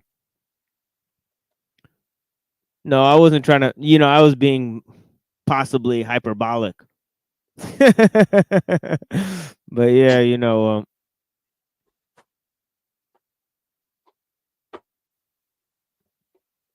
yeah, blessings to everyone. Dr. D Head, thank you for joining us. Mr. Meow G, thank you for joining us. DeFreak, I see DeFreak out here quoting the Bible already. Jeremiah 49:17. Also, Edom shall be a desolation. Everyone that goeth by it shall be astonished and shall hiss at the plagues thereof. Interesting. So many voices. God help us all. Yes, that's right.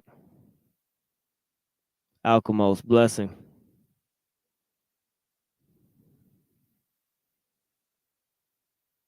All right, y'all. We got a Quran verse out here too. Oh shit.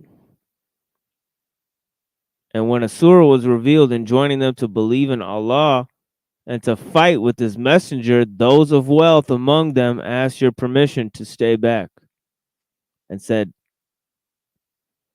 leave us to be with them who sit at home. That's how it be sometime. Blessings, Annapurna. Thank you for being here.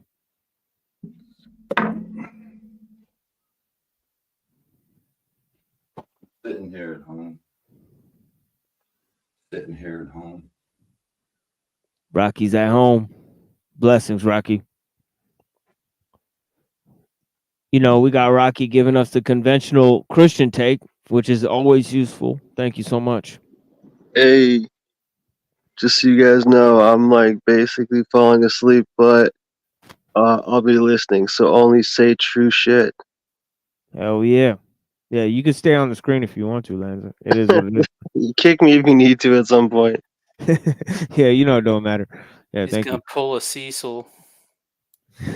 Right.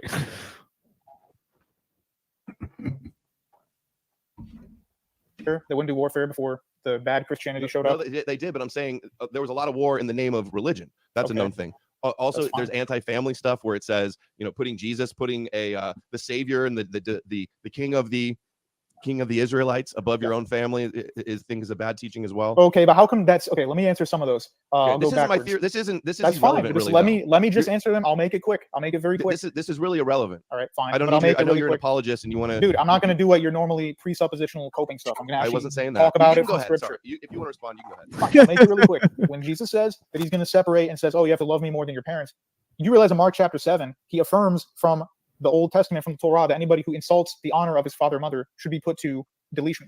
He fully affirms that. He does not say, "Oh, that's gone now because I'm a Greek sage and the New Testament's over." What if your parents are awful and don't deserve honor? You put God over them, but if they're not doing anything awful and you dishonor their name, like do a horrible thing, get them in prison or something like that, that's what the teaching would be. Same applies to the rest of the New Testament. Against son, household against household, nation versus nation. Unbeliever against believer. But if you have a believing family, there's no problem there. And then what was the first one you mentioned? War on everybody that doesn't believe in the prophecies. Wait. What was the first one? Can you remind me what the first one you said? The first problem you had with it? I forgot it.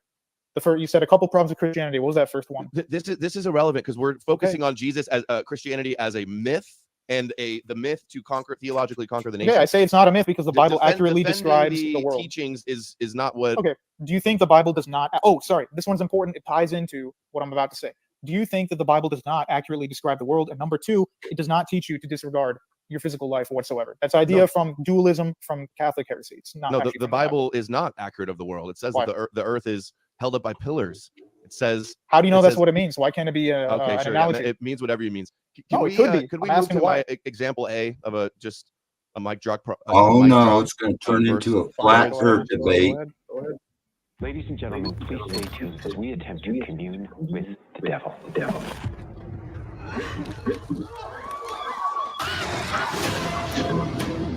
Please be warned, anyone in the room. What you're about to see. You okay, Jack? Is profoundly disturbing and shocking. Get out. What the fuck is this? Like, what is this movie about? Does anybody know? I can't rewind it. Yeah. Paul and It's Romans some 15. kind of horror movie or some shit. Yeah, like it's like one of those new age horror movies. It's interesting. But yeah, thank you for joining us, Pill Eater and Neurojack. You know, I think Neuro might be back later, but yeah, they got some stuff to do. But yeah, I'm getting that echo thing again. I'm sorry, whoever's. Yeah. We'll figure it out. Yeah, Mr. Meow G, I don't get that comment at all. Yo, Rocky, you're making a lot of noise, my brother. But yeah, the old man, Rocky, thank you so much.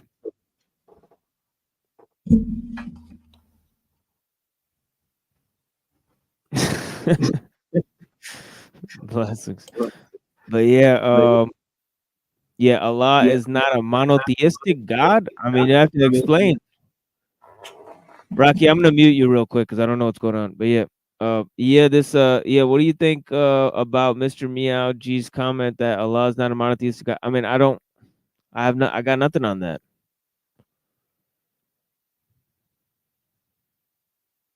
Yeah, thank you for joining, Rocky. I think he's having audio issues. He'll figure it out and come on back when you get a chance.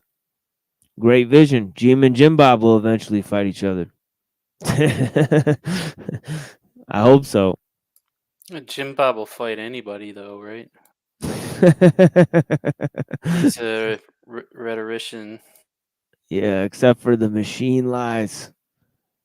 Except for machine lies. Yeah. Or anybody he doesn't deem his time worthy of.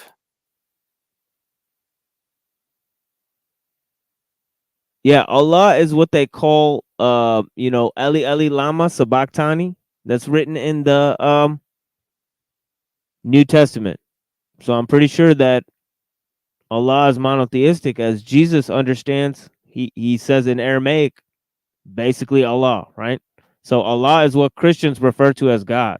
So Allah is not a God. Allah is just a name for God, right? So that is even God the Father in the New Testament. So it would be the same concept, right? Except for in our sense, it's not an immaterial God, right? But yeah, anyways, it's just a different cosmology. Yeah, I mean, Mr. Meow G, what is going on with that? But yeah, I'm sure Mr. Meow G will explain himself somehow. But yeah, blessings.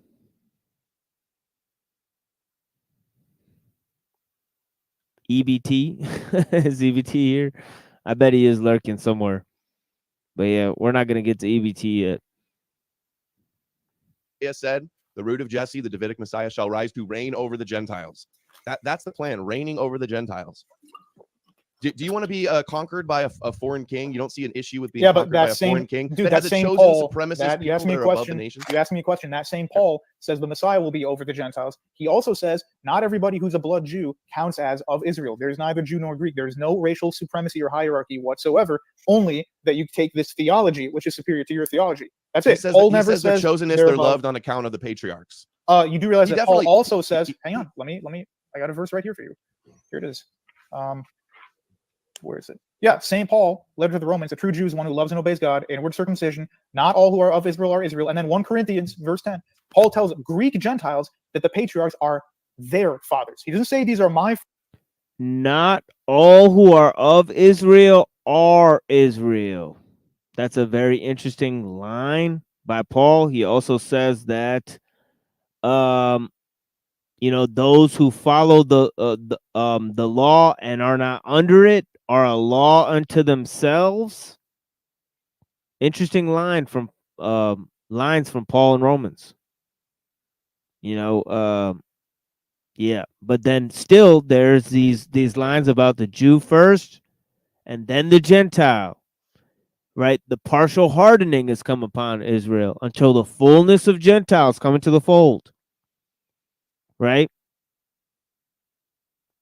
And of course, he's not saying he's not Jewish, right? He's declaring himself to be a Pharisee.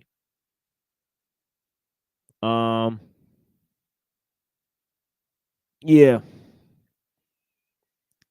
Yeah, I mean, I really don't give a fuck about any of these people, but yeah, it is what it is. I love Davy Crocco. Okay, Rocky's back. What's going on, Rocky? Yeah, you don't got that echo anymore. Thank you so much.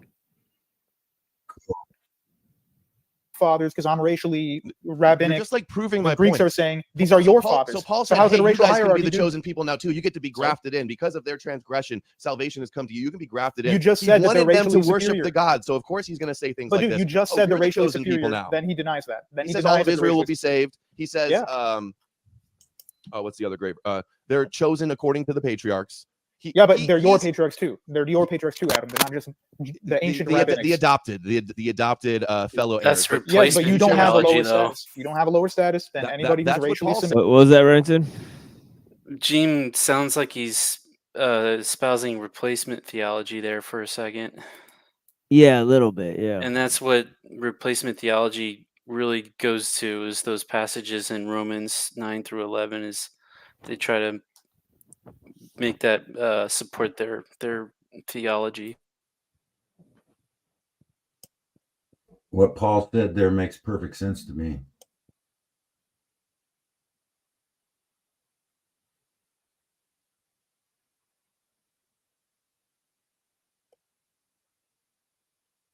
That's what Paul said. Paul said you do not have a Do you lower think that status. he would have gotten converts if he said, well, the Jews are so much specialer than you, but you guys can still get So it why are too? the main people he That's not a good disagrees with are other salesman. Jews? He was a better Say- salesman than that. Oh wait, you're just filling in the gaps here with abduction. You're just storytelling. No, Can you give no, us okay. a reason why he's this evil guy? I just told you why.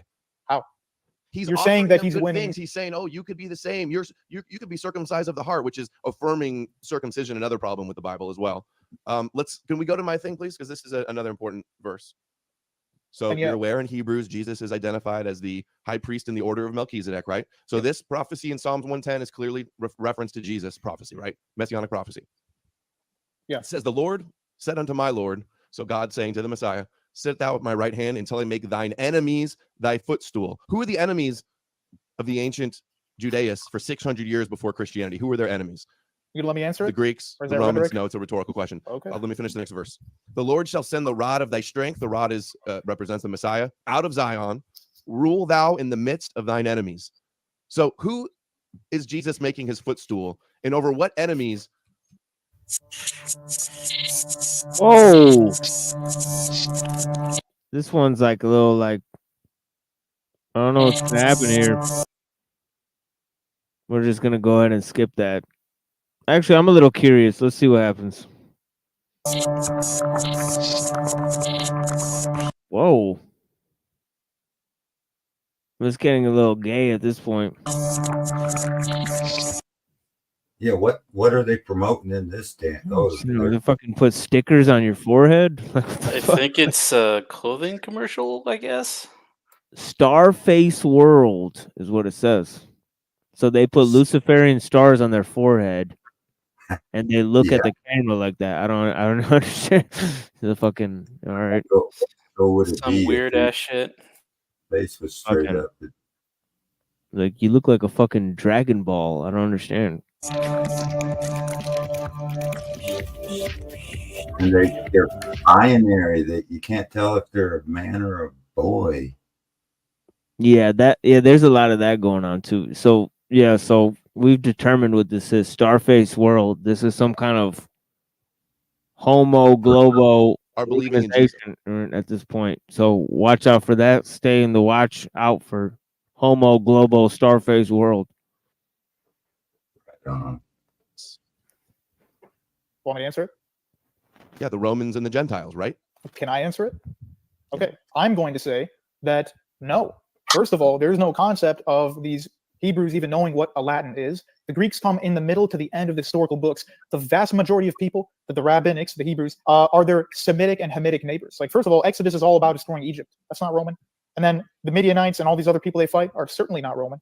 And then on top of that, if you look at the Old Testament, these rabbis are lying today when they say, oh, God loves us so much. In Jeremiah 31 and so many other places, God says they broke my covenant, so I'm going to move and I'm going to put the power and the authority into the hands of the Gentiles because my people have failed. They have done adultery against me. The Old Testament is filled with God saying that the Jews completely failed him. He allows the Assyrians to conquer them, Babylonians, and the biggest judgment of all, when they reject the Son, the Romans absolutely flatten Jerusalem. And they kill, like, what, 300,000 people in a single battle, single war. I mean, That's so kind of this idea besides that the God is like, issue. oh, you're so great and all the Gentiles suck, that's not true. He uses Gentiles to punish his own.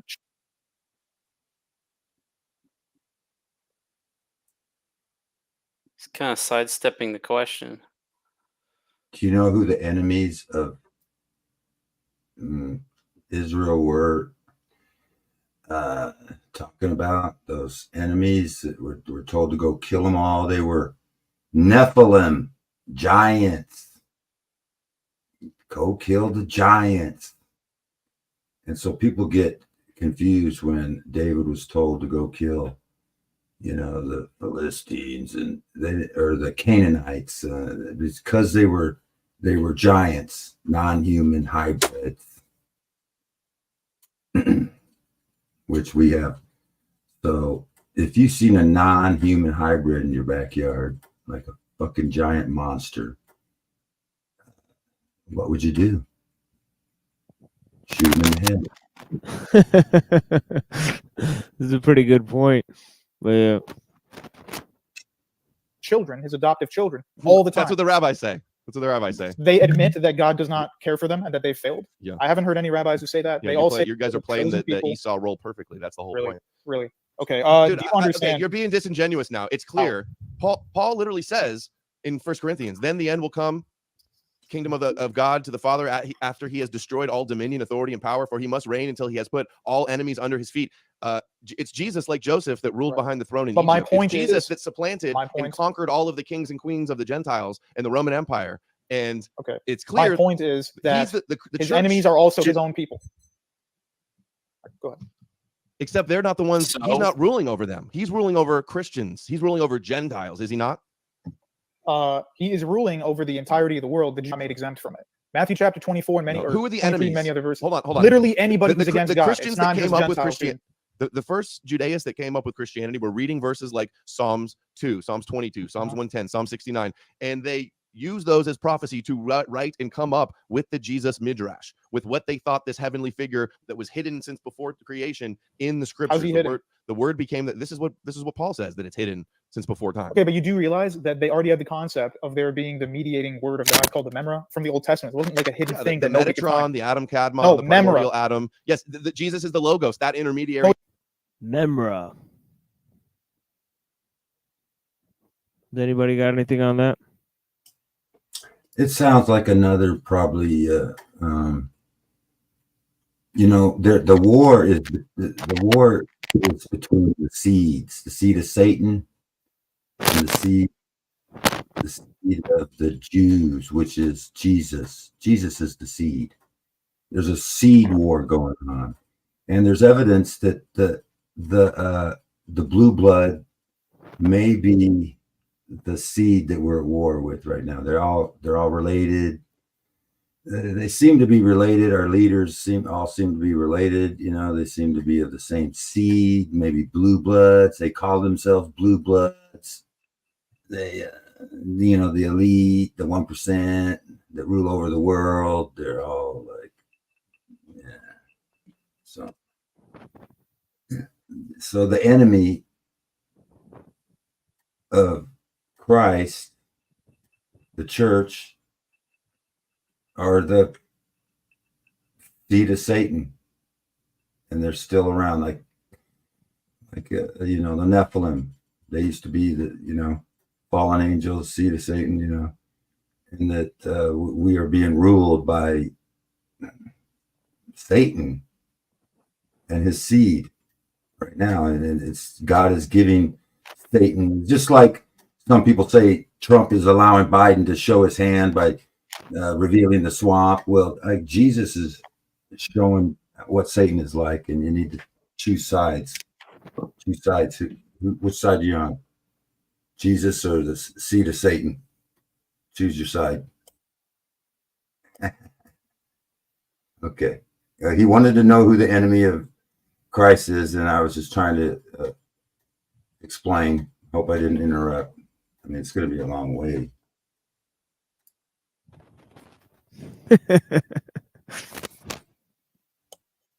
Mamre is he's not. allegedly where Sarah and Abraham were buried, in the cave.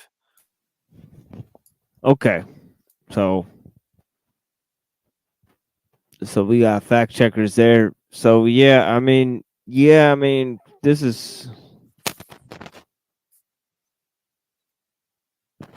I don't know how that squares with what he's talking about, you know. No, he's not. He is not the logos of Philo. He's not the logos of Philo, dude. Yep. He's the memra from the angelic Old figure. Testament, way before Philo invents his logos theology, dude. I know you debated, what is it, E. Michael Jones? That dude, total kufar, does not understand at all the concept of the mediating principle. He is not this Hellenistic logos from Philo. He's the memra. That's been. Unless I'm getting the word wrong. That's what it sounded like. Yeah, it said the mediating principle, the memra. Okay, so I'm not. So this is interesting. I wish that Jeem actually called in, or at some point I'll have to ask Jeem about this. You know, about this memra shit, and about how he's calling E. Michael Jones a non-believer, a kufar, because he's saying that the logos is the memra. So I would really need clarification about that. I guess the memra is kind of like how the spirit acts through history, is kind of what I'm hearing, or what I'm interpreting about what he's saying. You know, using the utmost, I guess giving myself the utmost charitability in terms of how that could be employed. But yeah, what I'm looking at is that there's some historical sense in which, or future sense in which, the Bible has to be carried out, and that's what he's talking about. Instead of the logos, he's not saying that the logos is not the spirit of history, so-called. So this kind of Hegelian, neo-Hegelian concept that's employed by E. Michael Jones, which, he's right to have suspicion in this sort of thing, but it is what it is. Been around since the very beginning of the Bible. So you misapplied it. You said he's the logos. He's not the logos of Philo, dude. So yes, he is, definitely. They were probably, Paul and the early Christians were aware of Philo. He was like one of the most famous scholars in the Jewish world. So you're saying the Christians were Hellenists now? You want to get into that? Yeah, Paul. It's well known. Paul Hellenized Judaism. It's a Hellenist mixed with Judaism, like mystery religion. Wait, how? Ascension. What? Excuse me. How did Paul Hellenize it? Could you give some examples, like theology? Because Jews were in the Hellenistic world with Philo before him. Like the Middle Platonists was getting mixed in, the idea of the heaven above and below, and the pneuma, the spirit, all types of Platonic stuff. No, the spirit already existed long This is before well the Old known. This is Testament. well documented. Let me bring you back to you not being honest about Psalms 110, okay? Because I can't let you slither out of this. Dude, I said yes, the enemies are under him, but you're saying that it only applies to Romans. Yeah, well, and where does he Europeans. rule? Literally anybody. Where does Jesus rule? The entire earth. Rome, right? That's where the Vatican is. I'm not a Roman Catholic, buddy. That's like not okay. even... Before Christianity existed, the only people reading this scripture and waiting for their Messiah to come to rule in the land of their enemies was who? Anybody who followed the Bible, which was not limited to racial Jews. They were not limited to racial Jews, dude. It mostly was, though. It was. There were a lot of Greek converts coming to the synagogues. It wasn't all. It's the vast majority. It's 99%. Give me a break. Maybe more like 70%. There was a really. Who were the others then? Converted Gentiles? Greeks, yeah, Greeks, Arabs, and other people were interested in religion. Yes, they were. Some of them were, dude, but not that high of Moses' a percentage. father-in-law is literally from Saudi Arabia. Converts back then. 3,000 years ago. They discouraged converts back then. Also, No, they didn't. But also in Isaiah 45, it says every knee will bow to the Messiah. Okay. Right.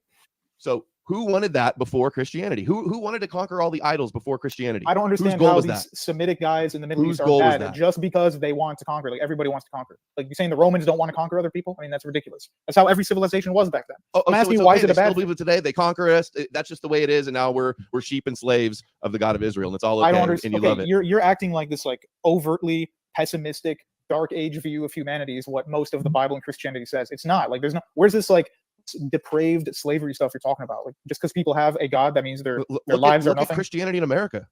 It's a disaster. I don't follow. These sects are different religions, man. We It's a have different Christianity religion. in America because Christianity exists. Because they were susceptible. They already believe the scriptures. They're susceptible to any type of doctrines No. if they can push it with enough preachers. Yeah. Dude, that's ahistorical. The It made East us is a totally different vulnerable. form of It made us Christianity. vulnerable to be subverted by getting people to believe. Yeah, I mean it's interesting. He said we have Christians in America because Christianity exists. But would we have white people in America if Christianity didn't exist? You know, I mean, it's an interesting question, isn't it? One that I don't know if I'll ever know the answer to. Well, the logos, Paul identified the logos as the word, right? Isn't the word logo, the logos mean the word? Wait, who did you say identified it as? Well, John, I think it was. John. Yeah, it's John, right? John. Not John. John, John, the book of John. Yeah, John 1, yeah. John 1:1, yeah. Believe Okay, the do Holy Scriptures. You and think that they have- Christianity is a pacifist religion? There's verses that could be pacifist. It meant to fly under the radar and not be a threat to Rome and look militaristic, not be the Messiah ben David that is a victorious political military leader, but the suffering Messiah that conquers through the teachings, spiritual conquest. That was the approach they took, not battle on the war on the battlefield, but theological warfare. That's what it was. It was a mythical construction. It started as a Judaist movement that eventually, with Paul, targeted the Rome and the Gentile world. They're bragging about it today. Now they're turning them all kosher and their greatest allies and getting us set up for end times prophecies. Do you believe Jesus is going to return? Yes.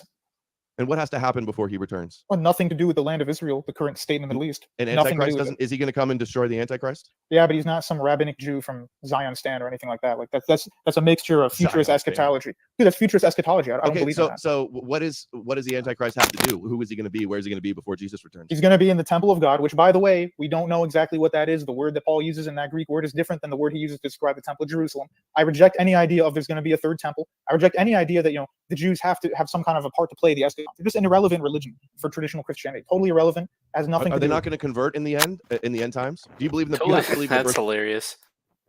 Yeah, like I'm surprised that the Jews don't have more to do with this concept of the Antichrist. I mean, it literally says in the Revelations that the synagogue of Satan, those who claim to be Jews and are not Jews, but are the synagogue of Satan.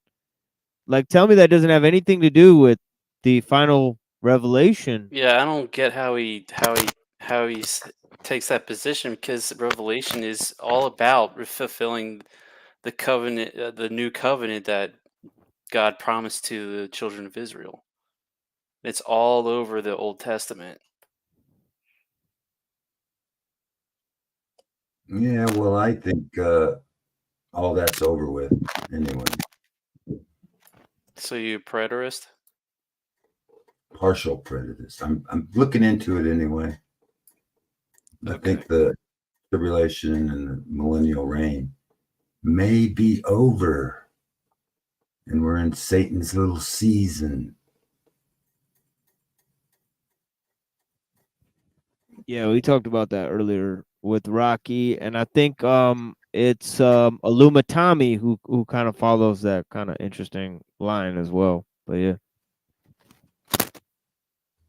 Hangs in Moshiach. It talks about it in Matthew 24. Yeah, but that could apply to literally anybody who's of racial Israelite ancestry, of which many thousands did convert in the first century. Do you think So- Armageddon wars have to be on Earth before Jesus returns? No, because you're basically throwing a futurist eschatology, man. Like I don't believe in that. I believe the Bible, the Book of Revelation in particular, Daniel, and all You the do believe prophecies. Jesus is going to return, so I'm They asking. describe Most all of Christians history. believe there's going to be an Armageddon war, the Antichrist, the third temple. I'm asking, what do you believe? The eschaton is going to come, but it is not this futurist idea where American politicians partnered with Zionists can just foment these random wars. The wars describe wars that already happened throughout most of history. It's not. Okay, so he said he's not a futurist, but the eschaton, he's a believer in the eschaton. So, I mean, you really have to really cut it very close here. You know what I mean? In terms of figuring out how that's going to work out. And yeah, I mean, I'll just put it that way. But yeah, it's an interesting mix of ideas. I'm not familiar enough with orthodoxy to really comment on his position, though. Yeah, me either. And then again, I know that Jeem also holds beliefs that are basically nuanced, you know, even in terms of orthodoxy. So there's also that. Yeah, he sounds to be kind of like a preterist. He says he's not a futurist. He says that some of these events in Revelation already happened. So. Didn't he say that? Didn't he say that? Well, Adam Green asked him if he is, but he says no. So, yeah. Yeah. Something that you can just let's do a war and then the Messiah will come. If your contentions with evangelicals in this country, then I would say you are correct. That is a bad religion. It's basically just foreign policy disguised as a cult. And yeah, I don't follow that. So I agree with you. So you believe the Antichrist has to rule though, and Jesus is going to come in a cloud with a sword and in a horse? Fire. You believe all that? Fire and sword. The cloud is when he goes up to heaven. The fire is when he comes I down. think he's literally like a Marvel movie going to float down from a cloud. But you're the one with Thor all over your Twitter. You're calling me a Marvel movie? Really? I don't believe in Thor. Okay, but That's a how is straw it? man. How is I've it always Marvel? made it clear I'm non-religious, agnostic, and don't Okay, believe. fine. But how is Thor it is just real. saying something fantastical happened? Which, by the way, it's still. I have to say, all the miracles in the Bible are natural phenomenons. They're just larger. Like the splitting of the sea is the physical sea being split. Bringing people back from dead. You believe the Gospels are literal. You think that the saints rose from their graves after Jesus was crucified. None of the Romans wrote about it, but you believe that happened. That's natural. How could it be wrong though? Like if you have Nobody God, wrote about it, and it's physically it happened in- impossible. dude, it How happened in could it be Jerusalem for, like, wrong one day. or not Everybody wrong? writes about everything, and we. How could it be right? I guess That's what he has to prove. Yeah, that's what sometimes the Jay Dyer and the Jane type of people sometimes they go with that if you can't prove it wrong, or if you can't establish a solid foundation or argument against it. Now I do understand the argument. You know, just saying that you don't believe in something is not an argument. You know, so there is that. But then, you know, to say that how can it be wrong is a challenge. That's equally irresponsible. I mean, you have to kind of, you know, show how it's not wrong, right? This is a debate, right? So, Right, he's trying to push the burden of proof on to someone who doesn't care to prove it.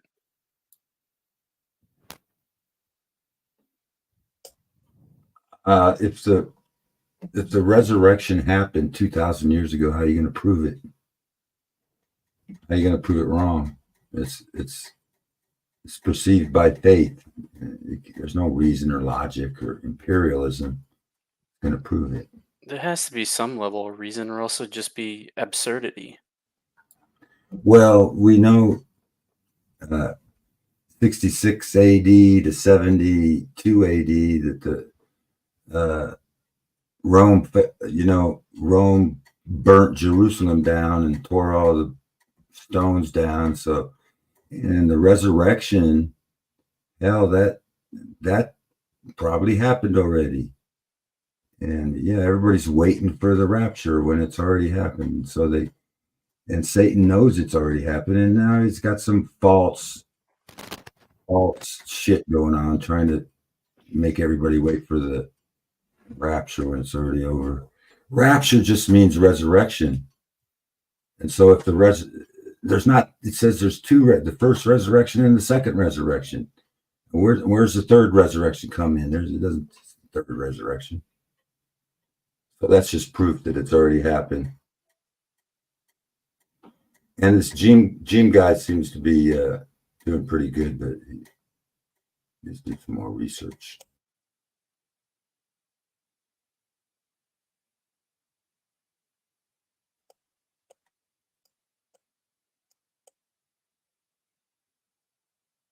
We You don't think have people 80% rose from their right. graves and walked around Jerusalem and no Roman wrote about it anywhere? That is kooky. Yes, Dude. just like a lot of other things happen that nobody wrote about. Okay, how come there's no contemporary writings of Plato? He doesn't exist now. He's garbage. He's invisible. He never existed. We base the entire world his on students Plato. wrote about him. His students wrote. We down have what he their said. contemporary writings from his time period. I'm Yeah, not aware of that. Largely thanks to the 600 years Christians later, that probably destroyed them or didn't preserve them. Good. But good. Like you do realize good. the Yeah, issue you're good. talking You're about is psycho. You Plato. want to destroy ancient history. Dude, You're like Plato- the crazy Christians that want to go knock down all the European statues and think that they're deep. Who told you that they have were you ever demons, seen by the way? Have you seen a Roman Catholic church? Like they have European style statues all over the place. Like doesn't make any sense. I've seen a lot, but Okay. you think that pagan gods represent demons? No, they represent nothing. They're not real. They're fake.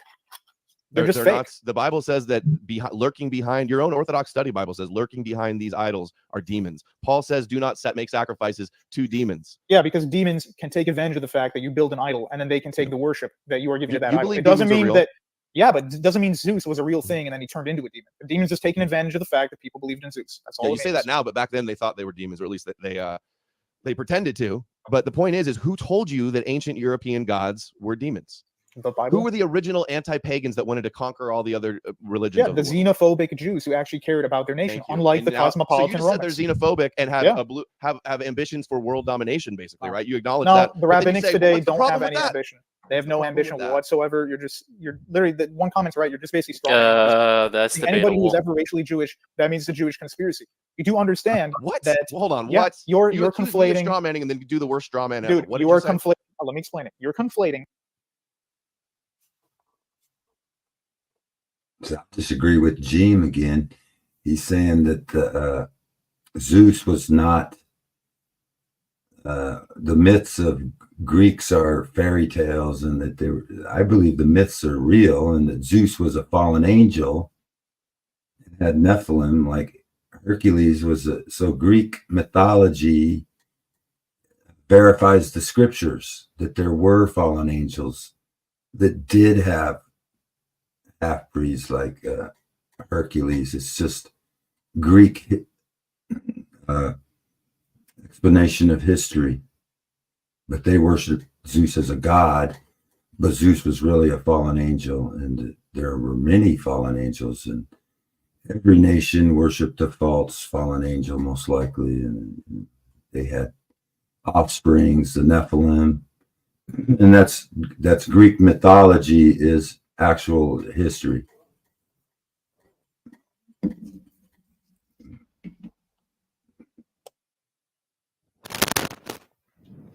All right, guys, we're gonna take a little musical break here.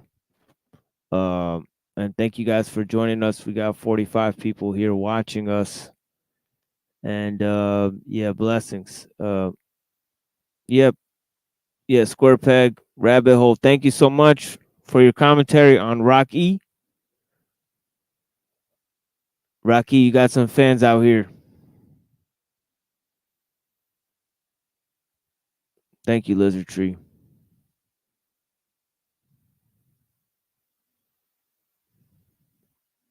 Yeah, we're going to take a tiny little break with you guys here. And I appreciate the 44 people here that are watching me on a Saturday night. I know there's lots of places you can be, but you're choosing to be here with me and hear some commentary on some historical events, some theological speculations, and also some philosophical insights. You know, so that is a interesting place for you all to be on Saturday night. I see you guys. You know what I mean? And yeah, you know, we got lots of issues and topics here. We're going to be covering lots of material with Pill Eater, who's here, you know, and we got other people that are going to come through for us, I'm sure, you know. Let's see what's going on. But yeah, for all you guys, a lot of these topics are explained in many programs on my show. But yeah, let's go to trying to look at this, find a cool background for this song that we're gonna listen to. Let me see. know I saw a cool thing earlier. There's this channel called A Parody Mass, and they got these like interesting art displays. You mean? I'll say that. It's like this interesting type of art display they got. And today they had one. These fucking, it's like trees or shrubs or some shit. But yeah, the music is kind of glitchy, but they have these like interesting displays where if you look at one part of the image, it looks like it's moving. If you look at a point of stillness, it appears moving. And if you look at the whole image, it appears still. So it's got this interesting Zen vibe to it. That's kind of trippy. Oh, yeah. You know, like if you just focus away, it's like it's fairly, you know, it's fucking weird. But yeah, and then it's kind of speeds up as it goes. So it's got this interesting effect going on it. But yeah. I mean, anyways, we're gonna listen to a song here. Thank you guys for joining us. This is a band from Helsinki, New Spirit Helsinki. All right, but anyways, I hope you guys enjoy this. You know? And then we're gonna go back to our debate. Thank you so much.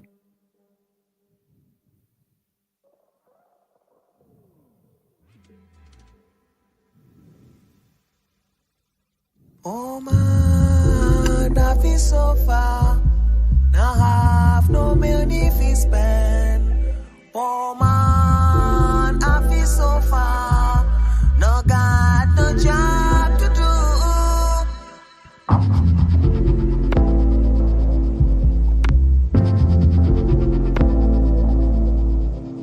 Man, I feel so far. No money to spend. I feel so far.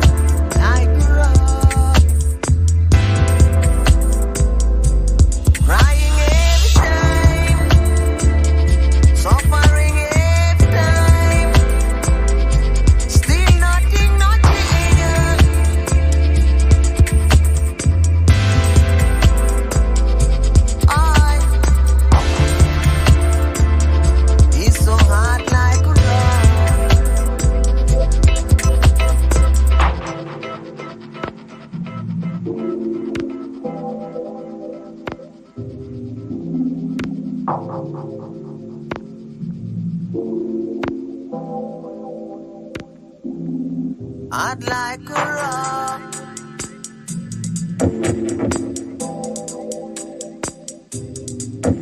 He's so rough, he's so hard,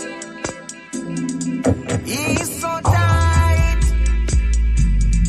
so painful. You see innocent people suffer, man. So painful. You see innocent people suffer, yeah.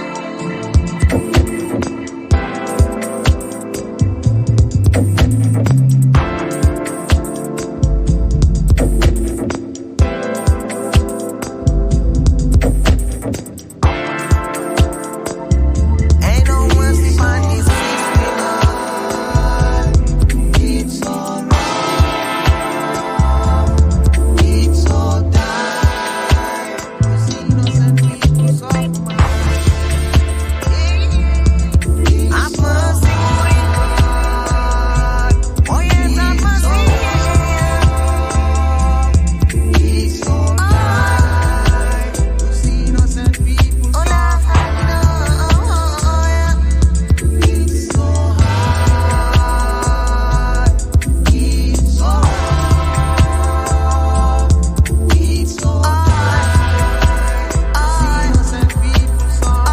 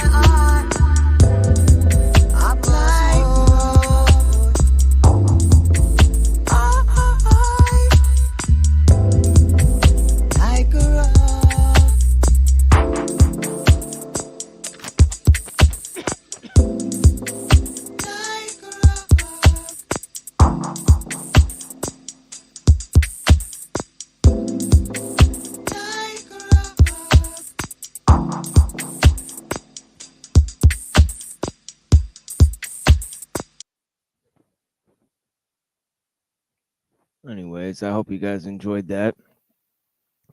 Hard Like a Rock from New Spirit Helsinki, a band from Finland.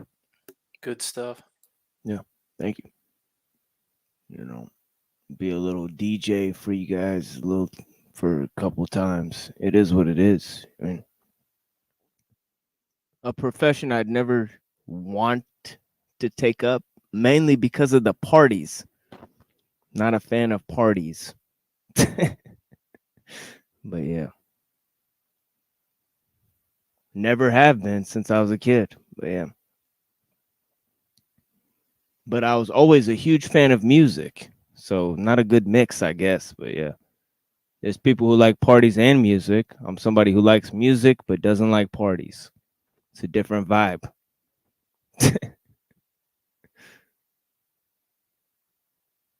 Yeah. The fact that the majority of people who follow Torah Judaism happen to be racial Jews means they're connected to rabbinic Judaism today, who brags about conquering the Gentiles, which they only do because they were persecuted by the Gentiles. They have a persecution. No, it's because it's true. Look around you. Look at What what's am I happened. supposed to look It's at? true. They're not wrong. Okay. Can I go Has back to Yahweh, the Plato hold on. thing? You acknowledge, hold on. You're saying the rabbis are wrong, Yeah. and they're just coping or being sarcastic, but you agree that Yahweh, the God of Israel and Zion, through his Moshiach, did conquer the pagan world and Europe and Edom, which was Rome. You agree Edom with is all not that? Rome. You were literally Dude, taking a enough of late this, bro. tradition. They've always said it's Rome. Who's they? The rabbis from like Yes, the rabbis, 700 the years Talmud. after the temple was destroyed. 700 years later, they say, No, hey, we by don't know the that way, for sure. It could have been Rome right is when it was Edom. destroyed, or it could have been afterward, or it could have been before also. It's not before. They don't start calling Rome Edom before the temple was destroyed. You In fact, don't know they that. have no problem with, because the Pharisees You have don't know no that. problem with the Christians or really the Romans until the destruction of the temple. That's when they accuse the Christians of being in collusion with the Romans. There were some high priests and Sadducees that were working with the Romans, but Yes, to working say with, that they they weren't didn't have a there were apocalyptic rebels and other sects that were violent. And in fact, in the Talmud, it says that certain zealots burnt the food storage so that to force everybody to go fight because they wanted to fight. But those are hold on. This is so important, and this segues back to something you said. Okay. Because of the Daniel prophecy, and Daniel is a forgery, by the way, well known. The Daniel prophecies, they believed that about that time, mid-first century, that there was supposed to be some type of messianic event. That's why there was so many with messianic ambitions. That's why they were rebelling and trying to usher in some type of an apocalypse. Okay. So how does that prove? The original point was, how does that prove that Rome is Edom? I'm agreeing with you that today, and even maybe 1,000 years ago, rabbinics were saying, Yo, peace, homie.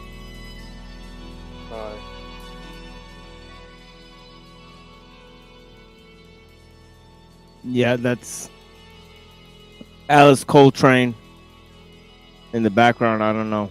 I thought I'd just put some Alice Coltrane. It is what it is.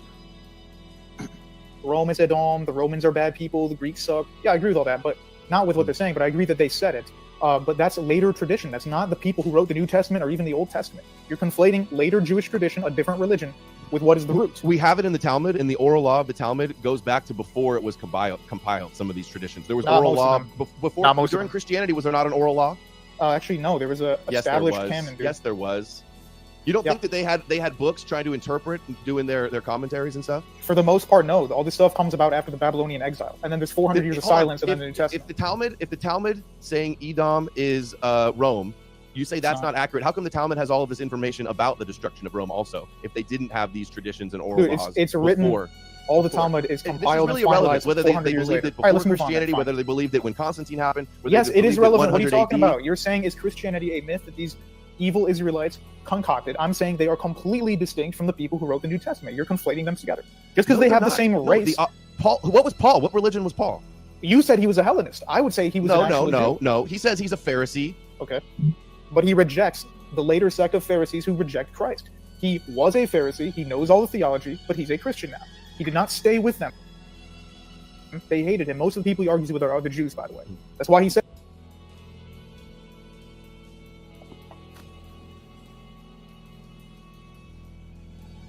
I don't think that this is a moot point by Jeem.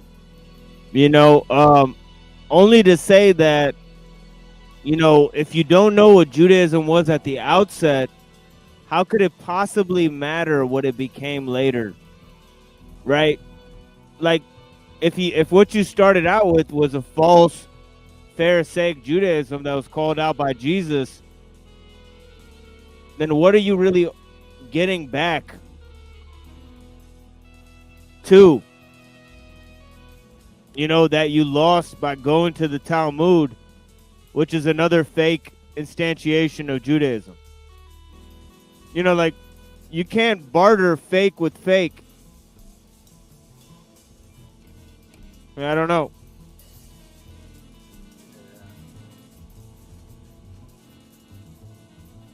Says any race can become a Jew, come to the synagogue on Sabbath and learn about Moses. That's why he says it was an inner Jewish squabble. Okay. Two factions fighting over who the Messiah is. An exclusively Torah observant nation of priests waiting for the Messiah to do what? Like you already said, conquer Rome and the nations according to the prophecy. Okay, but you have failed. You have failed to say why that's bad. You're just conflating them with the modern day evil rabbinic. You already acknowledged that it's bad.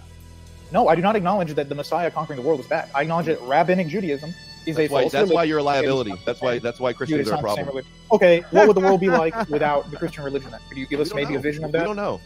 We can only guess. Most of the problems you have, pacifism, weakness, and slavery, and not caring about the material life. We could have a bunch of pagan chats. That's all. You have no idea. Dude, that's all. You have no idea. I didn't. Okay. Now I think that is such an interesting claim. All right. So he said all of the pacifism, all of the dualism, all of that is all coming from Platonism.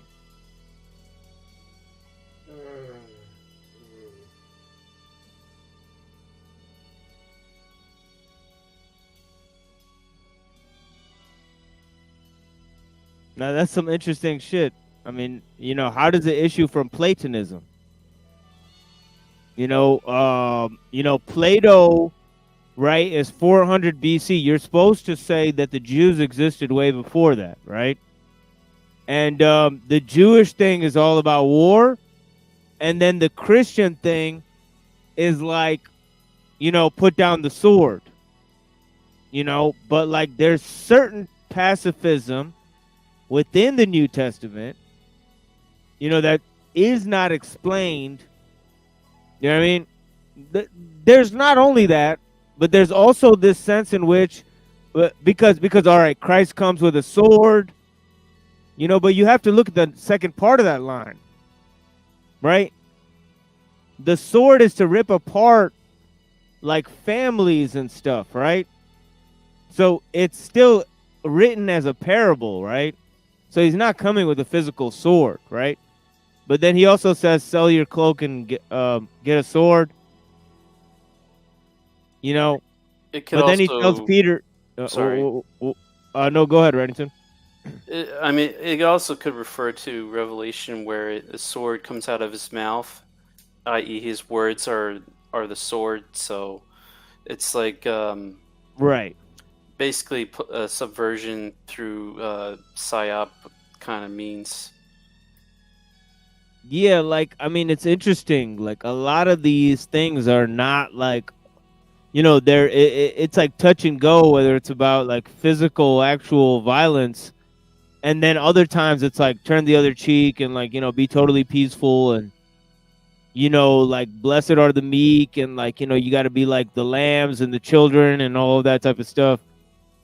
And yeah, so I mean, and then there's this whole other thing which everybody refuses to mention, which is the dichotomy of flesh and spirit seen all throughout Romans. It's seen in Romans 1, where he says, oh, Christ was born through two means, one through the flesh and one through the spirit. It's totally talking about a division between the flesh and spirit, right? The material and the immaterial. That's seen as a one continuous theme. So, I mean, I don't really understand how, at least when you get to Romans, it's not talking about, the kind of thing that he's saying or willing to put purely on Platonism. I understand why the church fathers saw Paul and Phaedrus being the same thing because of his dichotomy of flesh and spirit. That's why they looked at Phaedrus and they're like, okay, that's the same thing.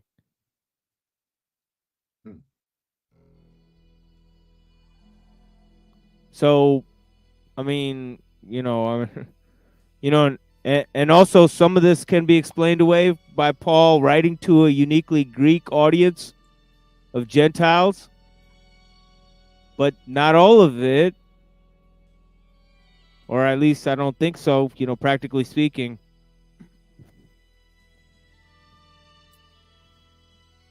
I don't understand what the division you're talking about. Well, I'm just talking about like flesh and spirit, right? Yeah, flesh and spirit. God is Yeah. spirit. So But then Jesus- like, yeah, so that's in like the that's in like Plato, right? Yeah, but does that make it? You're saying that Paul got it from Plato? Not necessarily, but Jeem is saying that it just like that it's only on Neoplatonism. Yeah, Rocky, your volume is very low, by the way. Here, let me try to turn you up. Hold on. I think maybe I could turn you up. Yeah, I could turn you up. Okay, there we go. Am I too far away from everything? No, that's better. no, I just turned you up. Yeah, I just turned you up somehow. So yeah. So I didn't say there was- ancient paganism. I said Yeah, go ahead. So the Old Testament and the New Testament and Acts was a transition period that Jesus was like a mystery. If Satan knew that he was going to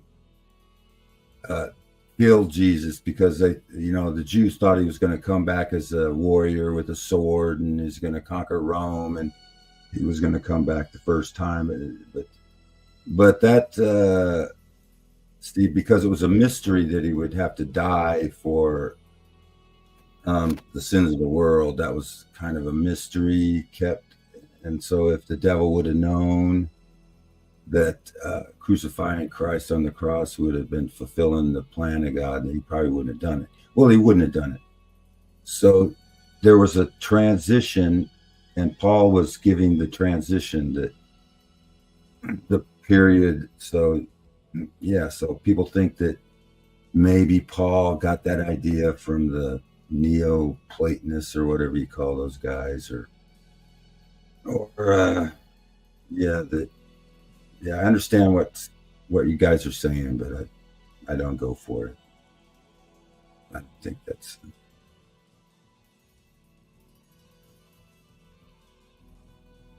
I don't know. Maybe I'm misunderstanding what they're saying, but I don't know. Some way the Neoplatonism got in. Now, whether it was through the church, whether it was through Paul, whether it was through the developments in Europe and Rome, or whatever the fuck it was, right? The shit got in somehow. So basically, what it is that, when it comes down to this guy Saint Eusebius saying that, Phaedrus and St. Paul are the same, and Moses and Plato are the same, or that it was a preparation in the world for the Mosaic law, that Plato and Moses were in agreement, and all this type of stuff, and in that type of thing, then we're looking at the church corrupting them because the church had joined with Rome, so then they're just adding that shit in. And then you have the Athanasius Creed and all that type of stuff. So I don't know if that's really where, the Neoplatonic influence he's talking about creeps into the church. See, that's what I was waiting for. I was waiting for Jeem to make a delineation point of how this actually corrupts European society, or where this corrupts the quote-unquote Jewish scripture, right? Is it during the time of the Enlightenment? Is it during the medieval time when the church became inundated with Averroism? Or is it possibly earlier than that, right? When they were developing the Talmud, maybe?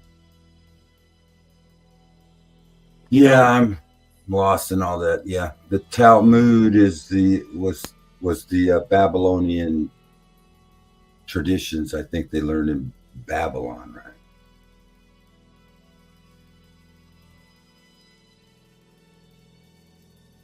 And they learned that in Babylon. The first part of the Talmud was written in Babylon in the 6th century. So that's very late, way after Christianity's already been established and the church has already been established. So that's what Jeem was saying with that. Plato and Aristotle. That's all Platonism. This idea that the material life doesn't matter, we should just die and go back to the one. Come on. Everybody's going to walk around saying life doesn't matter. You think I do that? No. No, I'm telling you that what you're saying is Christianity is just Platonism. It's not from the Bible. This shit about we don't care about our physical life, we just want to go to heaven. The Eschaton says we're going to be resurrected physically on this earth. You don't go to heaven forever. That's total heresy. Who had the belief of the resurrection of the dead before Christianity?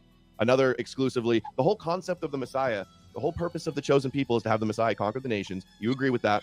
So debate's really over. You it's not over. You're saying that this stuff is bad. It's not bad. You have not said why it's bad. Not bad.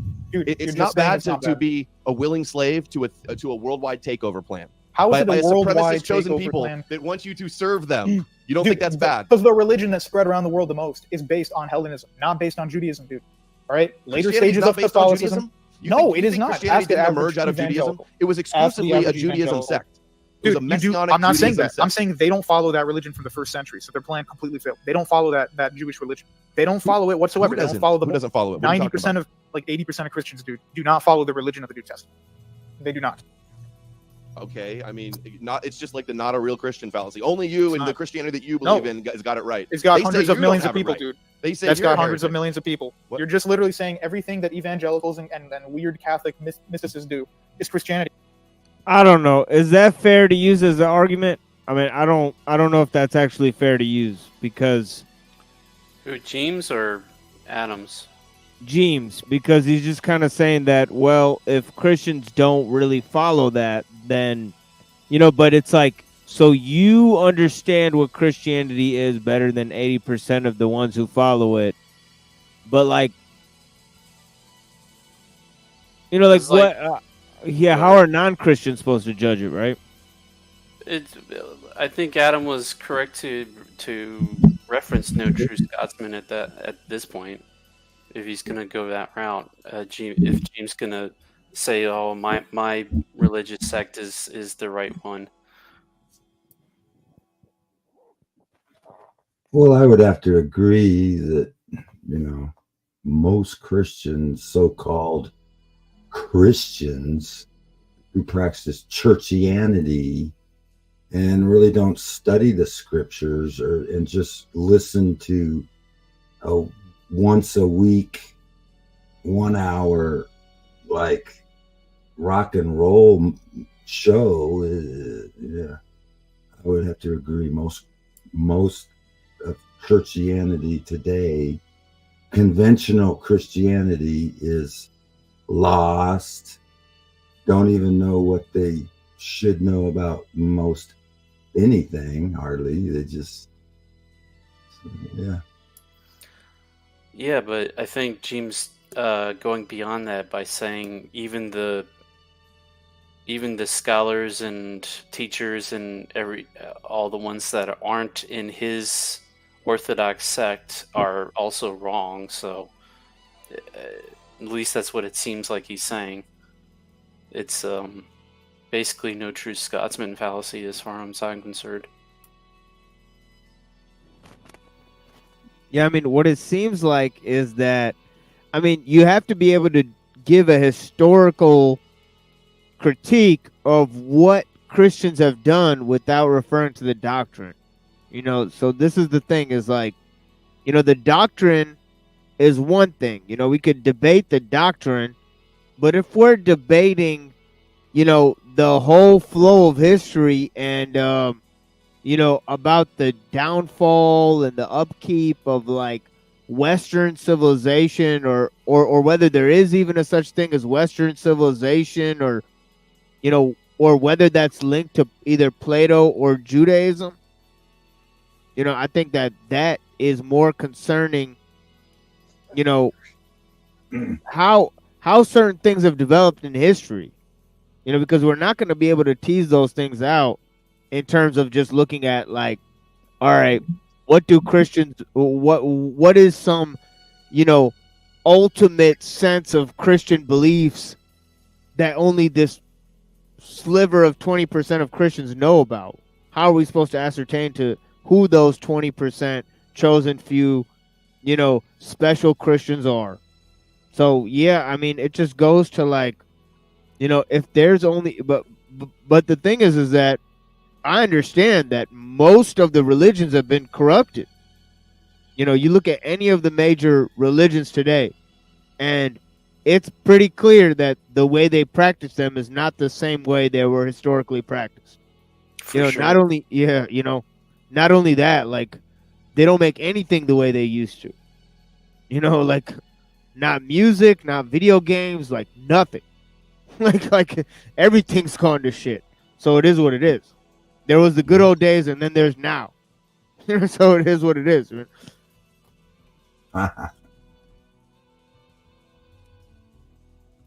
And it's wrong. I told No, you. I'm saying there's no real Christianity, but if they're the ones that believe in Christianity and they're the ones that are exerting their influence on the world, it's de facto Christianity. You can be an apologist and say, well, they're not real, but they're still doing real things in I'm the name saying of Christianity. So the for bad all intents stuff- and purposes, it is Christianity doing these things. But the bad stuff that made the Western civilization collapse was not from the Jews, including communism, including many other things, all come from Greek philosophy. So it did not destroy the world, dude. Oh, it's all the Greeks. Blame the Greeks. That's funny. There are many Greeks who are good. I just say specifically Platonism and Neoplatonism has Yeah, had an that's- adverse effect on the world. Yeah. Now now I'm gonna give Jeem some advice. He should have linked how how Christianity and Judaism has been corrupted, or the Enlightenment was corrupted by Plato and Aristotle in order to hack this Western civilization.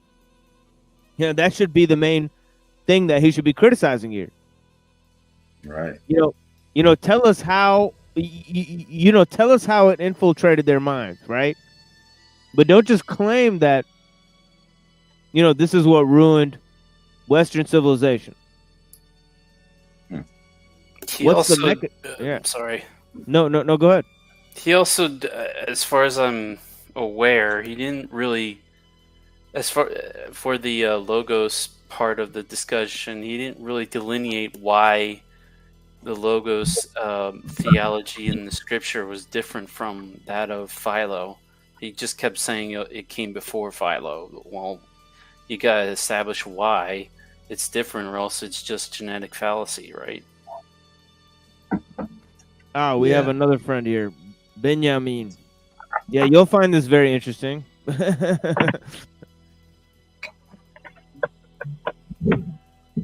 what's up? Greetings. Yeah, here we're having a review of a debate on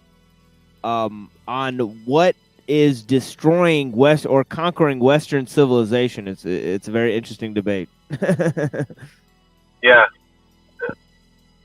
And I don't know I don't know if you're aware of the work of Adam Green at all.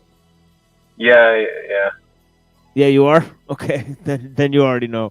Yeah, but yeah, welcome. Thank you. Yeah, I'm driving, so if it's noisy, put me on mute. Yeah, no worries. Yeah, I have music playing in the background too, so it's all good. Yep. Nice.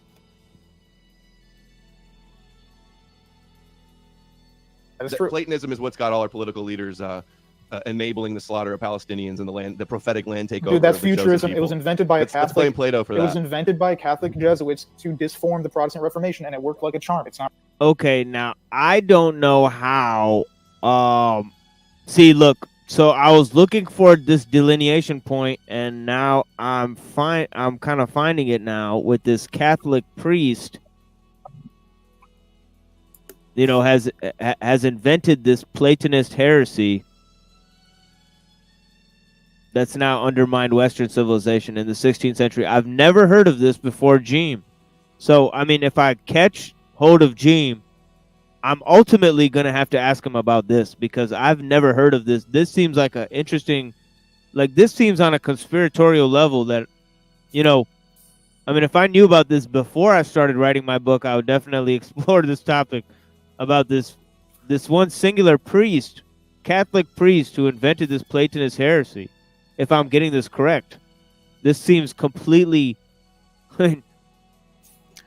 Right, to see where what his sources are. Yeah, has anybody ever heard of this? I heard him mention this earlier in the debate, but yeah, I've never heard of this. I know Pill Eater was here before. Maybe he knows something. I got nothing on this one. Well, I know the Catholics have started a bunch of heresies. Oh yeah, they had the Counter-Reformation. I mean, they were creating heresies left and right. I mean, they're trying to infiltrate these Protestant churches and then trying to subvert them. And yeah, I mean, psyops everywhere. Yeah, psyops everywhere in the 16th century. But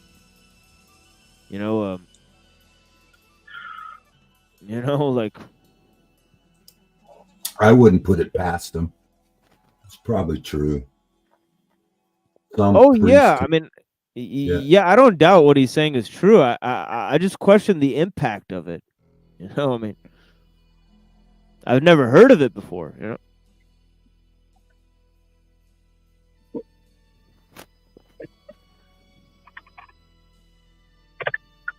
Not real Christianity. I already told you I don't believe who that. created Christianity for what purpose? You're conflating 7 different groups who have totally different worldviews and saying, "Oh, it's one coherent conspiracy," when it's not. No, the Catholics are the ones who are anti-Jewish. I got to stop you there. It's one coherent. They're all working together. They meticulously. I say they're working detail. together. That's not what but I say. You said it's a coherent movement. You're addressing my actual points. Okay, your point is Jewish religion spread around the world. I'm telling you, what most Christians follow is nothing like what is presented in the New Testament. Is That's my Jesus point. is Jesus a Jew?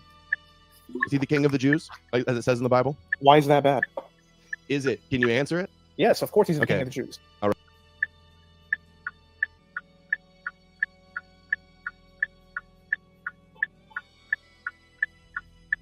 Okay, is Jesus a Jew? I mean, Benjamin, what do you think? Is Jesus a Jew? Yeah, he was. And yeah. Oh, so I have a question. First of all, what's the traffic like in Israel right now? I'm just coming out of my town, but it's pretty bad at the moment. I don't know why, but it's it's the same as everywhere in the world. So and I'm actually not joking. I'm just curious because I'm always curious, like, what's it like to drive in other countries? I've done it in some countries. It's very different. But no, seriously, here's my question for you. So I'm trying to think of how to phrase it, but let me ask you this. Is there any Hebrew texts that predate the New Testament? Tons. Like physical texts? Yeah. Which texts are those? Like the Dead Sea Scrolls, you mean? Other than the Dead Sea Scrolls.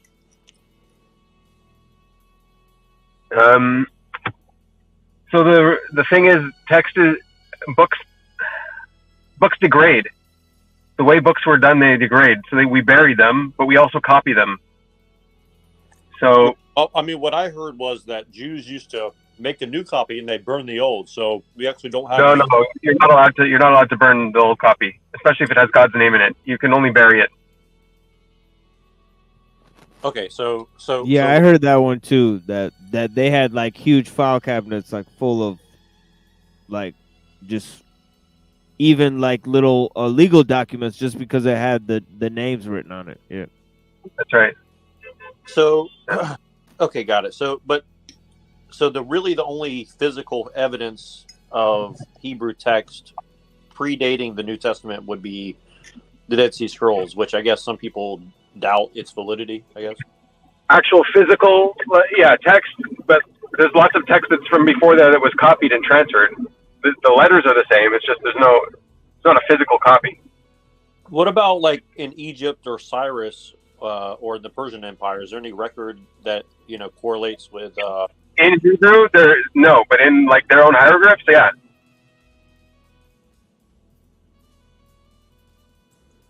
So let me ask you this, and this is kind of a weird question. Do you think that you can make an argument that Judaism was a perennialist religion before they incorporated a lot of other religions into their own? I mean, I've seen that argument made. I'm sure you can make any argument. I'm just asking your opinion. Oh, my opinion? I don't think it was a religion until around 2,000 years ago. Before that, it was a nation. It only became a religion because of the need of it, because of the exile. And when you say religion, do you take that as like a socio-economic, religious, and political entity? Like an idea of like synagogues for meeting places, and the replacement of all of the commandments.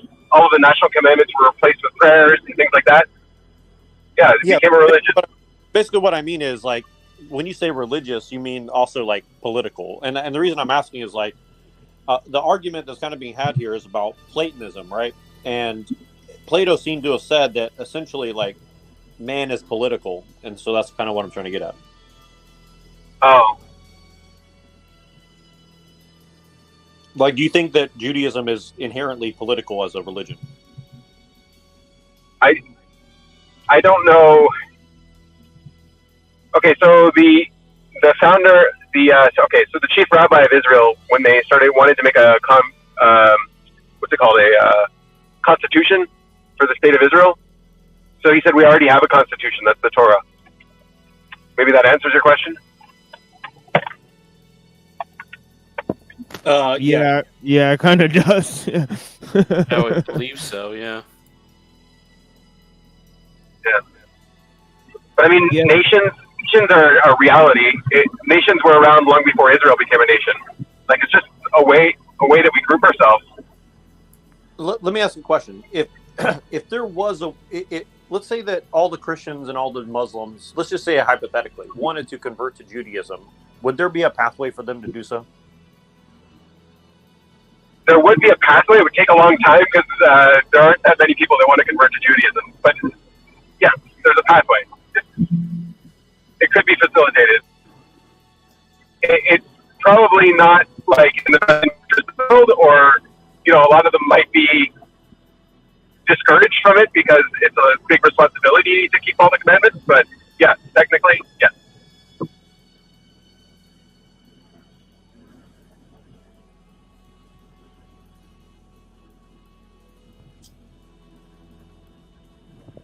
Yeah, I mean, the way I understand it is that, it seems that when compared to Christianity, because if you look at passages like Romans 13, where Paul makes a sharp distinction between the kingdom of God and the state, the Roman state. So because he keeps pointing to the Roman state and, there's less of a chance of a theopolitical state. And he's also talking about the rule of the church. So the rule of the church is only a rule in the world to come, where the world in its present state is ruled by Satan. So there's no chance of a theopolitical state. There's just a chance for a parallel institution of the church to kind of guide the state along. So that's how they had it in European society, whereas whereas in the Old Testament there's more of just a straight up just a theopolitical state.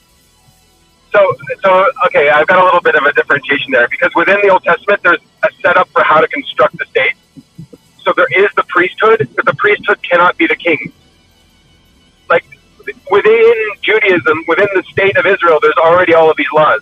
And one of the bad things that happened before the destruction of the Second Temple is the priesthood became the kings. They became the rulers. And that was a necessity to fight off the Greeks. But they didn't relinquish control back to a kingdom. Right, but see how you said that is that they wanted to liberate the temple anyways from the Roman rule, right?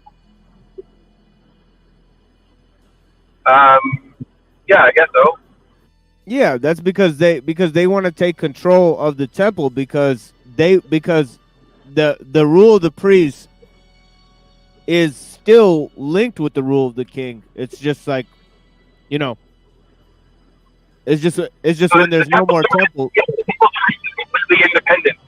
Priests are not allowed to own any land. Wait, I'm sorry. You're gonna have to say that again because you kind of got muffled there. Okay. Yeah, priesthood is its own independent thing. It's not linked to the state. It's they're not allowed to own any land, and they're there just to perform the commandments.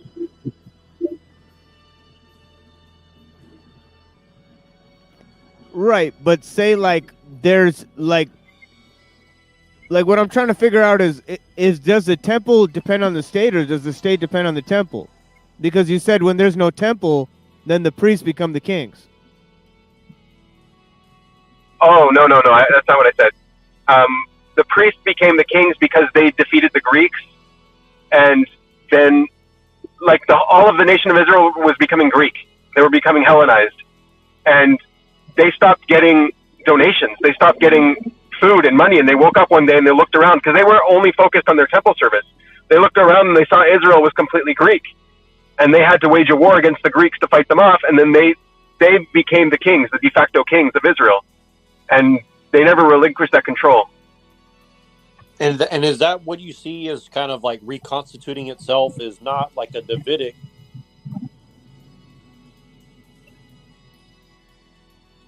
Not a Davidic. What tribe was David, King David? Well, he may have Israel. The Bible was like reconstituting. Yeah, Nero, I think you cut out there in the middle of what you said. Can you hear me now or no? Yeah, I can hear you now, but you cut out in the middle of what you just said.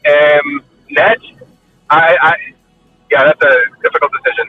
I don't think anything happens by accident. I think all of this is by design. I think this is what the Rambam was saying too. This is all supposed to happen. Okay, well, that's a very interesting answer. So, I just want to ask one more question because I missed a little bit of what you said about the response to my last question. So you said that Ben, and I'm sorry to ask all this. So you said that Ben Joseph, what's it again? The Mashiach Ben Yosef. Yeah, so he's the real Messiah. The of Joseph. Yeah. So he's the real Messiah. So like, and I'm trying to understand. So no, he's not the real Messiah. He's the pre-Messiah. Okay, got it. Okay, and so how would you identify the pre-Messiah? How would you identify him? So the thing is, we don't really need to identify him. But what Rabbi Cook said is the state of Israel right now is the Mashiach, son of Joseph. Whoever is in charge, like the prime minister of Israel right now, is the Mashiach ben Yosef. That's it. Like you change it, it's a different Mashiach. Mashiach just refers to the anointed one, the one who is given the responsibility. Got it. No, that makes sense. That actually does make sense. And I guess what I'm saying is, where do you think Christianity went wrong? And what is the opinion of Jesus? Jesus was the false Messiah, essentially, correct? So where did Christianity go wrong was making Jesus more than a man. And I think it was Paul, really. But at the end of the day, it was all planned.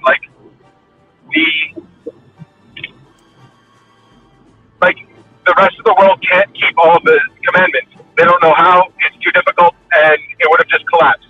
So getting rid of the commandments for the rest of the nations is absolutely okay, in my opinion. Just not for Jews. Like, we have a responsibility. We were given that responsibility. So, yeah, trying to convert Jews to stop keeping commandments is not a good thing in my mind. And just so I understand, I don't know what the opinion of Jews are as far as the afterlife, because I've heard many different things. But would you say that you guys think there is an afterlife? That's a big question. Yeah, there's arguments on all the sides. Well, one of the most beautiful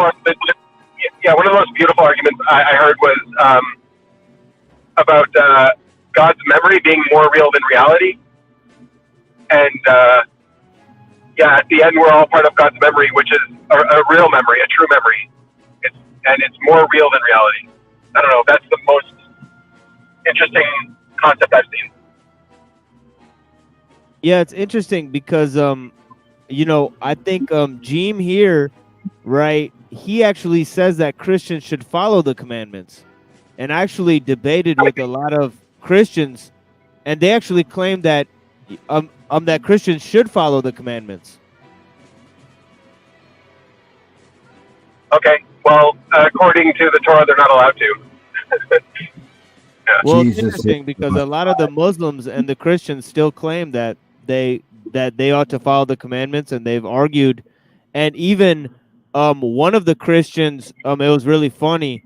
He claimed that he followed the commandments, and then he couldn't name the 10 commandments. So yeah, it was pretty funny. But yeah, Well, I mean, keeping all the commandments today, because a lot of the commandments depend on a temple, for example, and depend on a Jubilee year and all that kind of stuff. Oh, okay. So you're expanding it. You're expanding it to all of the Leviticus, not just the 10 commandments, right? The 613 commandments, as I'm talking about. Yeah. Okay. All right. Yeah, Yahushua is the Messiah, and he's the King of Kings, and he sits on the right hand of the Father presently. You guys, well, I can't say it, but you crucified your Messiah.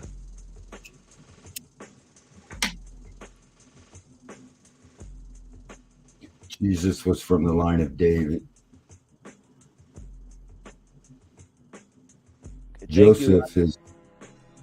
Mary was from the line of David. Joseph was from a different line of David.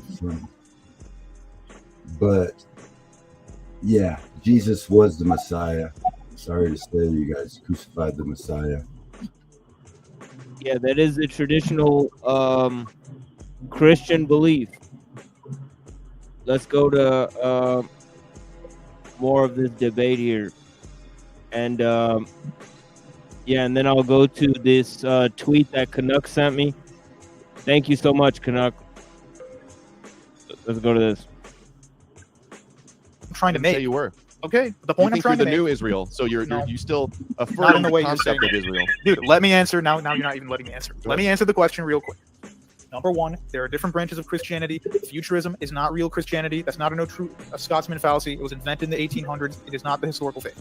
Number two, there was no racial hierarchy. Number three, from Adam all the way to Moses, there is no Jewish supremacy, and there really isn't even an identity until Judea. And finally, the fifth thing I want to say, God says, you will be X, you will be Y, and then many of them don't come to pass. Just like he says, I will destroy X and Y, and it doesn't come to pass, because the prophecies in the Bible are not oracle soothsaying. It's God giving revelation, and if things change and the Jews do not accept his laws, which Solomon and so many others reject God, and he smashes them for it, they don't get their reward. Just like he says, the Messiah will conquer Rome with the sword. It doesn't happen. Why? Because they reject him. So now they have It says a with the different rod God. of his mouth. Yeah, they were Actually. expecting a physical military leader, though. They didn't get one. That's Jesus has to. He didn't finish the job, so he has to have a second coming and fulfill the rest of the prophecies. No, and second actually coming conquer is the not world. a cop-out. Did Jesus conquer Satan when he died on the cross? Yeah, he conquered death. That is Then why is Christ's victory. Satan still in control of the world? Why is there so many satanic? Because you things? don't Why are have most eternal death, Christians dude. misled. That's not what it says. If he That's not defeated what it Satan, says. then why is Satan still in charge? How much more chaos in Satan's reign before Jesus comes down from the clouds and saves us? You do realize the second coming is not a cop-out at all. Like, I'll give you the verses, but this idea that he defeated death on the cross, therefore there's no more bad things, that is not at all what the theology of the Bible says. It doesn't say, I didn't say he it died was. on the cross, therefore Satan is now destroyed. The prophecies in that same book say, yeah, he still exists. He's the God of this world. That's what Paul says. Yeah, they're just waiting to destroy Satan. They're just waiting until They're all the not waiting, prophecies are dude. fulfilled. It's weird how you criticize futurist Christians. Okay, so this is what I was talking about certain lines in Paul stating that you know, I think it's 2 Corinthians 4:4. Let me look it up. 2 Corinthians.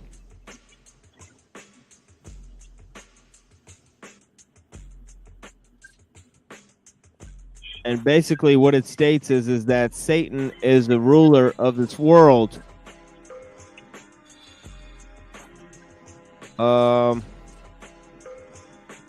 Let me go to this. Does Judaism believe in Satan or Lucifer? That's a big question. Lucifer, no. Lucifer's invented after. Satan is mentioned in the Torah once in the story of Bilam. And then afterwards it's mentioned in some of the other books. So But what's if you the want to... Sorry, go ahead. Sir. Yeah, Satan just means an obstacle. And actually in the Torah, the obstacle was an angel of God. He was trying to stop Bilam from going against God. Right, it's almost like a prosecutor or something like that. It's like trying to. Right. Yeah. Yeah. Yeah. No, that makes sense. And just out of curiosity, what is the and I know this is. I'm sorry to throw so many questions, but I'm really trying to get the answer from somebody who really believes in Judaism. So, what is what was the deal with Adam and Eve being tempted by the snake? Was that Satan, or was that just an entity that we don't really know what it is? Or You can relate it to Satan, I guess, but it's just a different entity. Anachash, yeah. right? And was that a bad thing that happened, or was that just kind of like inevitable Promethean kind of thing? Yeah, that's also a very deep question. There's arguments on both sides. Okay. I got it. No, I'm happy to know that that you guys are contending with the same questions that I think Christians really are as well. That's why I'm asking. So, and so I guess here's what I was trying to get at with all that. So what I'm going to say is going to sound like I'm trying to be offensive, but I'm really not. And so don't take it that way. I'm just trying to. I believe you. Yeah, I'm trying. But so and I think that you and I will probably agree a lot more than what it's going to sound like. So that's why I'm saying that up front. So here's my question.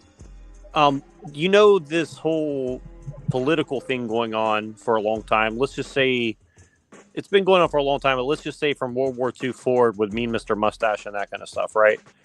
white people and Europeans in general have this kind of strange relationship with Jews, and again, this is much older than that, but I'm just trying to take it in a modern sense to kind of illustrate the larger point. So my point is this: if there's some sort of contention around certain things like usury and like overrepresentation in financial institutions by people who identify themselves as Jewish,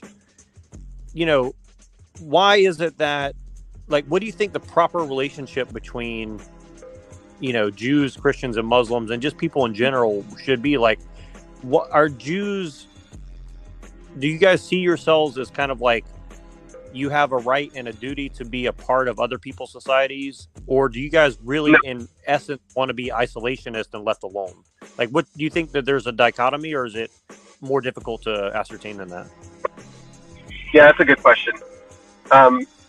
So ideally, in the ideal sense of the word, we're all supposed to be independent individual nations and working together peacefully, right?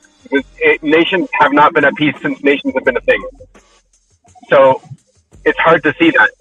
But like the time of Solomon is a good example of what we're striving for. An age of peace where all nations live independently and respect each other's borders and respect each other's sovereignty.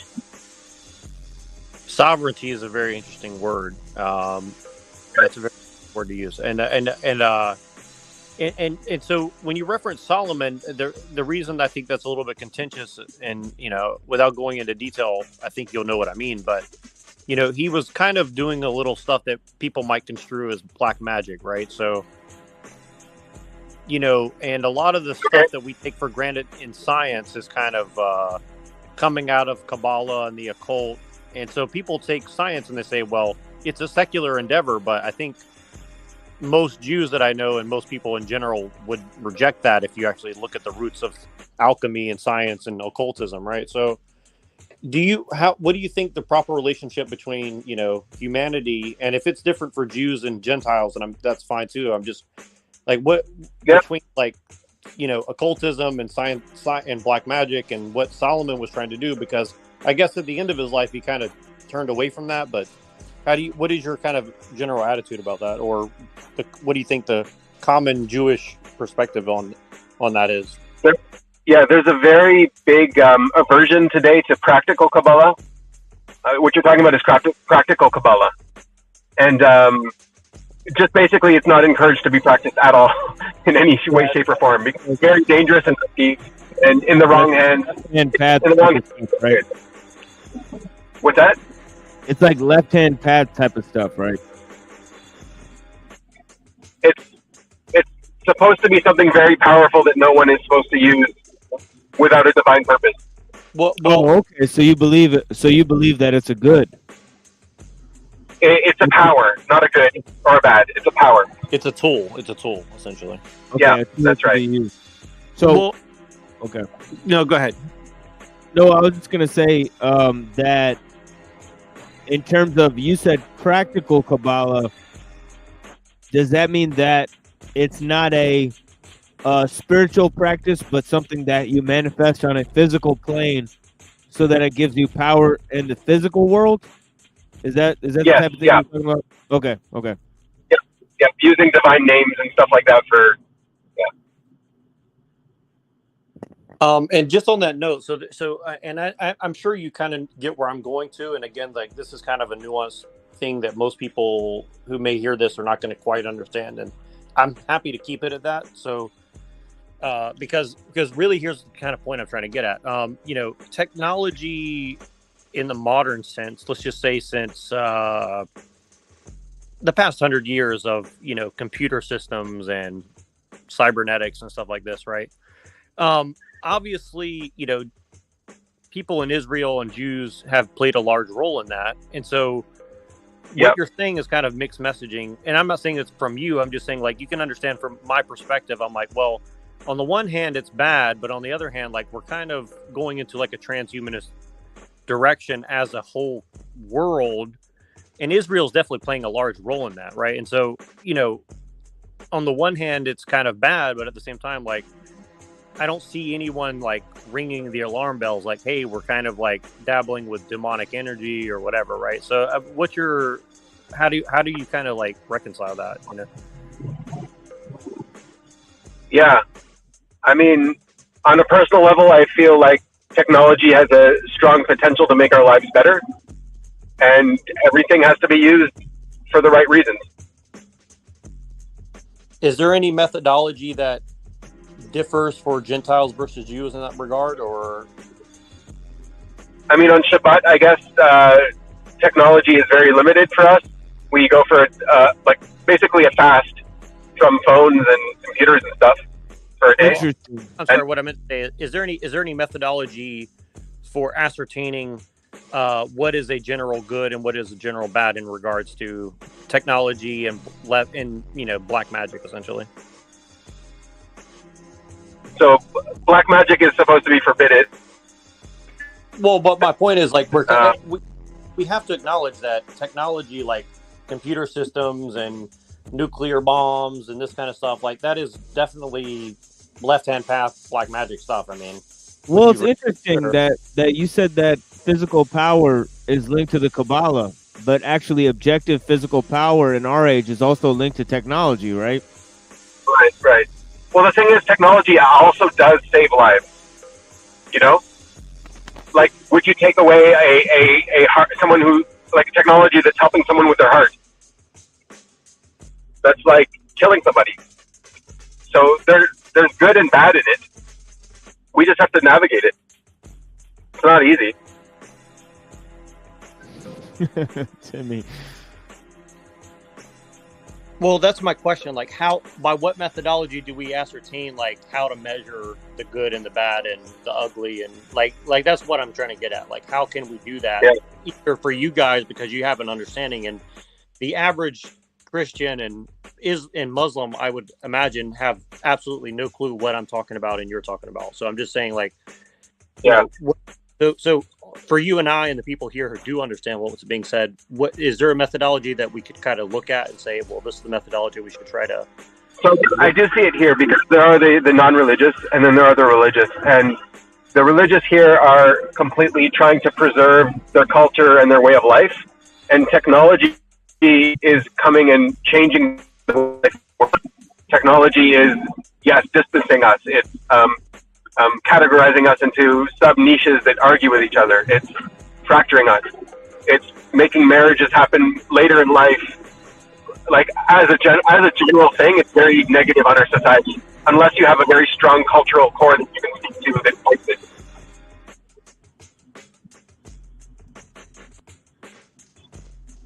Well, see, kind of my point is, like, really only Jews seem to have that really cultural cohesion, and the rest of us are kind of like grasping at straws. And so, from your own point of view, I know I've met Jews, and you guys kind of see yourself as like the light of the world. You want to bring light to the world and good things, but I see everybody as that. Yeah, we just have a different kind of light. Yeah. But you just acknowledge that via technology, like, it's very difficult to let the Gentiles have their cake and eat it too. Even if you guys can, the rest of us are going to probably not, right? And I think that's kind of what I'm trying to get at. Yeah, I just lost a friend last week she took her life. She wasn't Jewish, but she was, at the end, she was like, all of the commandments, all of the mitzvot, she was looking at them, she's like, yeah, that's right. Those are all right. That's how we should be living our life. She took her life, and she was at peace. It was really weird. Everyone's trying to say that she was depressed, but she wasn't. She was at peace in her decision. She just got too old to have kids. She was following society and what society was telling her to do, and she realized that's completely wrong, and just became a victim of our current society. And I'm just mourning her still. And what influenced her to not have a home and a family? She was just an incredible woman, and she would have been an incredible grandmother and matriarch, but she never had that opportunity because of the structure of civilization. Yeah, and I was watching some of your show on Thursday, and I was able to catch some of what you were saying there. And it's interesting what you were saying about how we get caught up in the ideology, because what she was inundated with was not even a religion. It was just that she was obsessed with these personality profiles, and it just goes to show you that we can train ourselves to become inundated with all types of dogmatism. It doesn't even have to be religious, and that is a lot of what science and technology is doing to people. It's getting people locked into thinking a very certain way in which they feel they have very limited options, but the world is broad, and people have been doing lots of things many different ways, and you don't have to accept what technology is doing to you. You can think outside of that if you want to. So there is a lot of things that a lot of there has to be a strong there has to be a strong cultural side that combats the what's it called, the deterioration. We have to have a strong cultural core that combats that deterioration, and that's lacking today. Well, and look on this note. Like, again, this is going to sound like I'm picking on you because you're Jewish or something, and that's really not my goal. But I know that you understand what I'm trying to get at. So here's what I'm trying to get at. Really, you guys kind of understand, and you have a cultural cohesion and stuff like this. But with great power and great knowledge comes great responsibility. And kind of what I'm saying is like, a lot of times when people look at someone like an Epstein who was involved in much more than what people generally talk about with him on the technology side and stuff like that. There's a lot larger of a story, and so because of what some people have done under the name of Judaism, just like under the name of white people or Germans or whatever else on our side, right? People run with that and they use that and paint people a certain way, and I think that's wrong. But my point is, you guys have a more cohesive existence, at least from the outside looking in. It looks that way. And so here's my thing: if you guys are going to be the stewards of guiding people through the technological situation that we're in, at some point you guys have to start holding your own people accountable. And again, like I say that doubly towards my own people as well. You know what I mean? So like, this is not like 100% agree. 100% agree. Yeah, and again, I'm not saying only just because you need to think about humanity, but I'm saying just for self-preservation. Like, I'm very concerned that the direction we're headed is like, what does volition mean when you can't tell the difference between reality and virtual reality? See what I'm saying? Like, how do you be a religious person? What's going on in China, the complete oppression of the people through technology and just a point system, social credit, crazy. Yeah, and again, like, actually, I think that you could make a strong argument that something like that is peaceful and good and all that, but that's kind of what's dangerous about it, is like, you can always find a good excuse to do something like that, right? And that's right. You never know the unintended consequences of what you're really trying to do, and that's why I think this debate is interesting that we're watching, because it's about Neoplatonism and Plato's goal of how do you make man moral. And I think that's actually kind of what I do respect about a lot of Jews like yourself, who obviously you are concerned with, like, how do we get people to be moral? Because I bring this up to Christians, even people who believe allegedly the same as me, and they're like, you can't help people, you just got to let them go. And I'm like, well, I don't know if I'm satisfied with that answer, right? So I just wanted to I'm not satisfied with that either. Sorry, go ahead. I'm not satisfied with that answer either. Yeah, so I just appreciate you helping me answer that. And again, like, it's not directed towards you, it's more just like trying to make a general point for everyone who might listen to this later too. Yeah, no, well done. You're very apologetic beforehand, but everything you say is absolutely okay. So you don't. Yeah, I get it. You're good. No, I know, but people misconstrue stuff all the time. I mean, That's like true. Right now, like I'm not witnessing it personally, but all over the country, there's like Hamas versus Israel and all this stuff. And like, this is the first time I've seen a political event where, like, I'm not emotionally invested in it. At the same time, like, I understand why other people are. You know what I mean? Like, I see it as a big fake conflict. What I mean is, like, there's real issues, but people are taking advantage of real issues and throwing their own stuff in with it. You see what I'm saying? And I think that's the problem, so.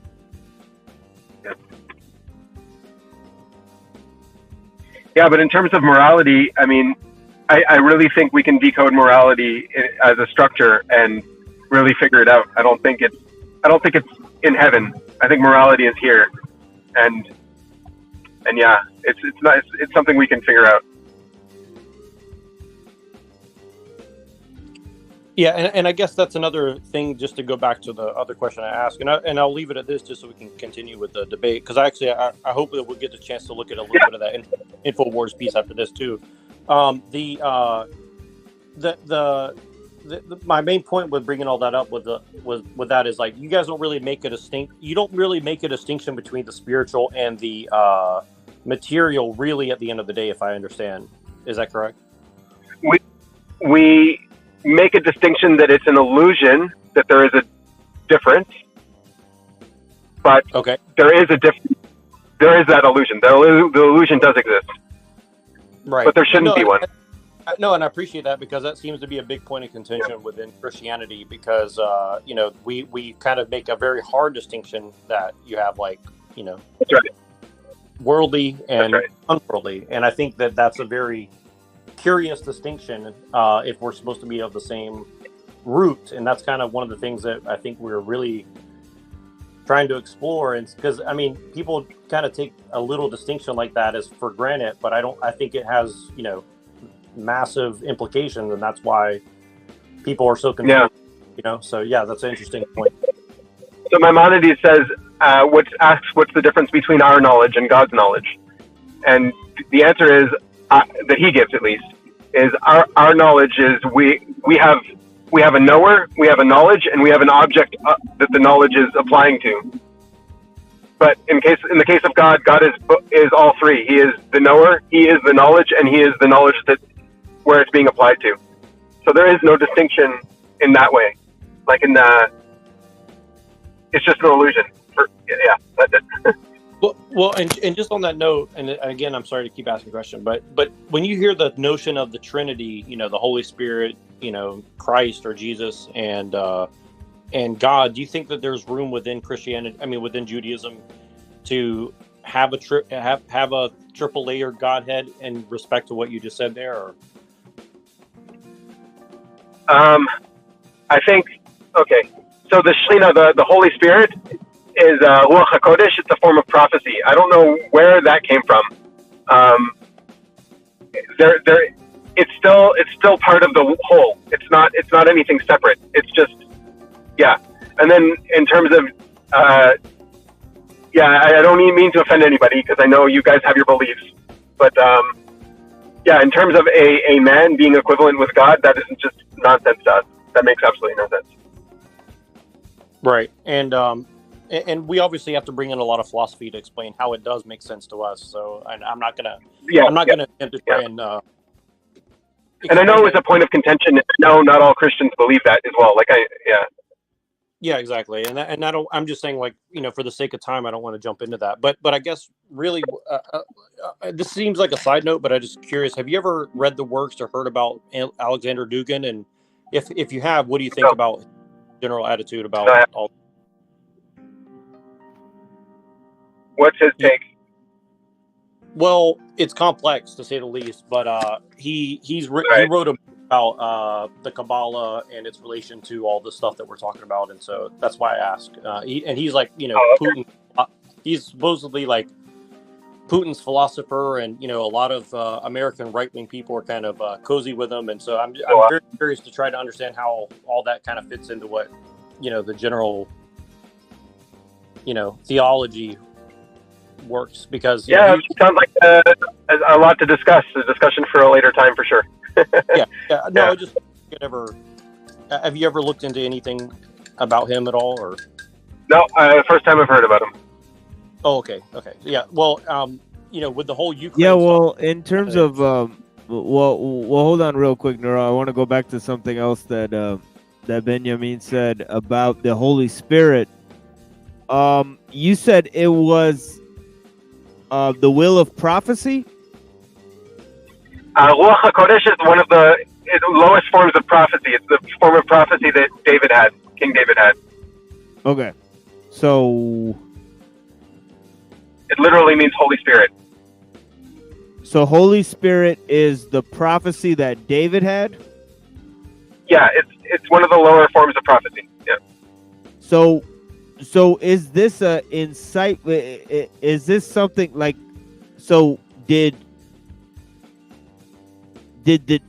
King David get the Holy Spirit, or I'm not understanding correctly? Yeah, It's like holy discernment. it's very different. Is it like a holy discernment essentially? Yeah, it's a different concept for sure. Ruach HaKodesh is insight, divine insight, a Holy Okay. Spirit. Okay, that's interesting, because in the Christian sense, obviously it's part of the Godhead, and then in the Muslim religion, it's literally just the angel Gabriel. So it's interesting how it's different in all three, and then also it's fascinating how that Imam Ghazali, he actually says that the knowing, the knowledge, and the knower are one, when it comes to God. So that's an interesting thing as well. But yeah, go ahead, Neuro. I think you had some other things you wanted. Oh no, I just wanted to say, like, I can see where all three are coming from, but like in general, when people say the Holy Spirit, I've always just kind of thought it was basically, divine intuition. Essentially, I mean that's my general way of describing it. That's a good understanding. Yeah, and a lot of Christians get really mad when I said that, and I never understood why. So it's pretty interesting you said that. Yeah. But you believe in a future prophecy. You believe in the second coming. That's not what futurism is, dude. I know. I'm just saying. It's still, you believe in a future prophecy, and you believe the Antichrist some of the has to reign. prophecies are So you future. want the Antichrist. The Antichrist ruling the world is part of God's plan. That's Not up to me. Yeah, not up to me. It's God's plan. It's God's divine plan. It has to happen. You do realize that Right. you're arguing you don't understand eschatology here. No, just because I believe no. things You will happen understand. in You the understand. future. I understand it. You don't. Adam, you got to let Jeem respond. Okay. You got to let Jeem talk. All right, let's slow down a second here. All forms of revelation or eschatology believe at least a couple things will be in the future. When I say I'm not a futurist, it doesn't mean nothing's ever going to happen in the future. It means that interpreting all these events like Gog and Magog and all this others, it's Russia, it's Ukraine, it has nothing to do with that. That's futurism. The only thing that's left for us is really the second coming. So these are different ideas of eschatology. That's not biblical, though. Matthew says there's going to be major wars and rumors of wars. Dude, they already says have there's it. going to be plagues The and temple was famines and the destroyed. birth pangs of the Moshiach. Dude, the temple was destroyed. That's it. Matthew says the birth pangs of the Moshiach before the end is just like the rabbis say. The birth pangs of the Moshiach. Let me read out the You verses do then. believe you Let me believe read out the the verses. Antichrist has to rule, and that's part of God's plan. And Not most my plan. Christians think that the Antichrist is going to be who they say is the Messiah. So, in order for Christian prophecies to be fulfilled, they have to fulfill their Judeo. No, they don't prophecies. have to That's fulfill why anything. It Christians is are all in enabling God's them. hands. Dude, it's all in God's hands. The Jews have literally no place in it. They Trust have the no place plan. in the Antichrist. Let me give the scripture for you. You keep quoting scripture. Mark 14:62. Okay, that doesn't even actually make any sense. It's literally written into the book of Revelations. The whole thing about the synagogue of Satan and all of that type of stuff. So I don't know how he's now claiming that, there is nothing to do with anything. I mean, it's obvious that Paul says that they're also the chosen people. And I don't know how much of this Benjamin is aware of.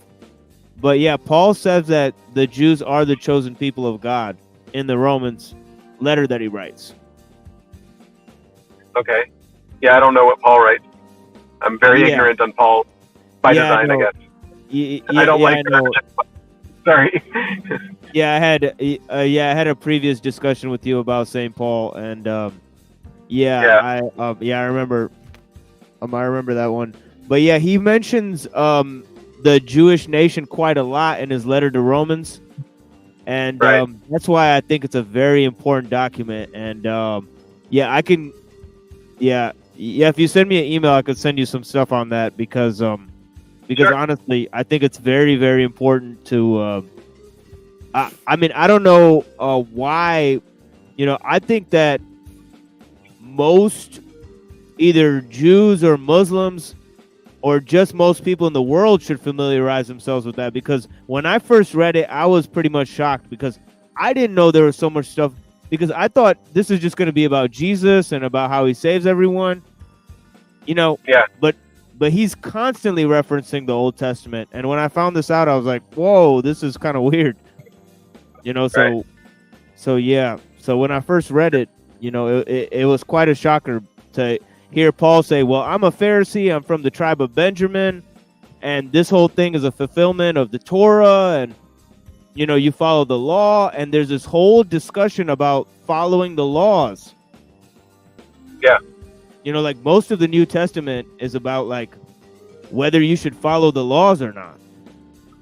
So I know there was a point of discussion at the very beginning of Christianity where I think like Peter and Paul together sort of decided that no, we're going to get rid of the commandments. But then like the Christians for the rest of the world, right? And I don't disagree with them. I think they were right in getting rid of the commandments for the rest of the world. No one would have. Yeah. Anyways, at least from their own perspective, they were right. The Christians that were in Israel never had that discussion. They never got rid of the commandments. Yeah, it's interesting. In Galatians chapter 2, this is Paul writing in Galatians chapter 2, and it says, but when Cephas came to Antioch, that's Peter, when Cephas came to Antioch, I opposed him to his face because he stood condemned. For before certain men came from James, he was eating with the Gentiles. But when they came, he drew back and separated himself, fearing the circumcision party.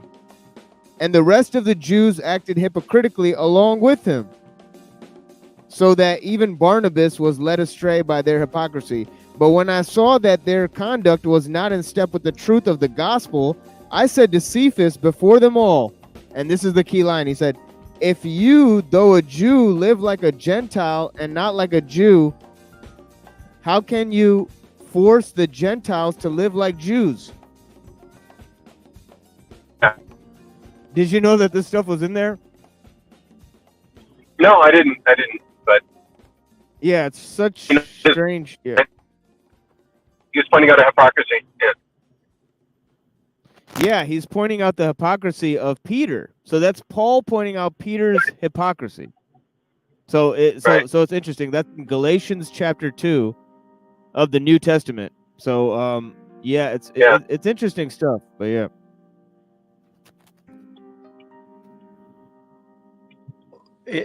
And if you don't mind me asking, this one as Benjamin one more. Go ahead. Go for it. Oh no, go ahead. I was just going to make a point on the chosen thing. It doesn't actually ever say chosen in the Torah. It says am segula. Segula is like treasured or beacon. Like we're supposed to be a beacon people. Like not as individuals. Like we're not individually chosen.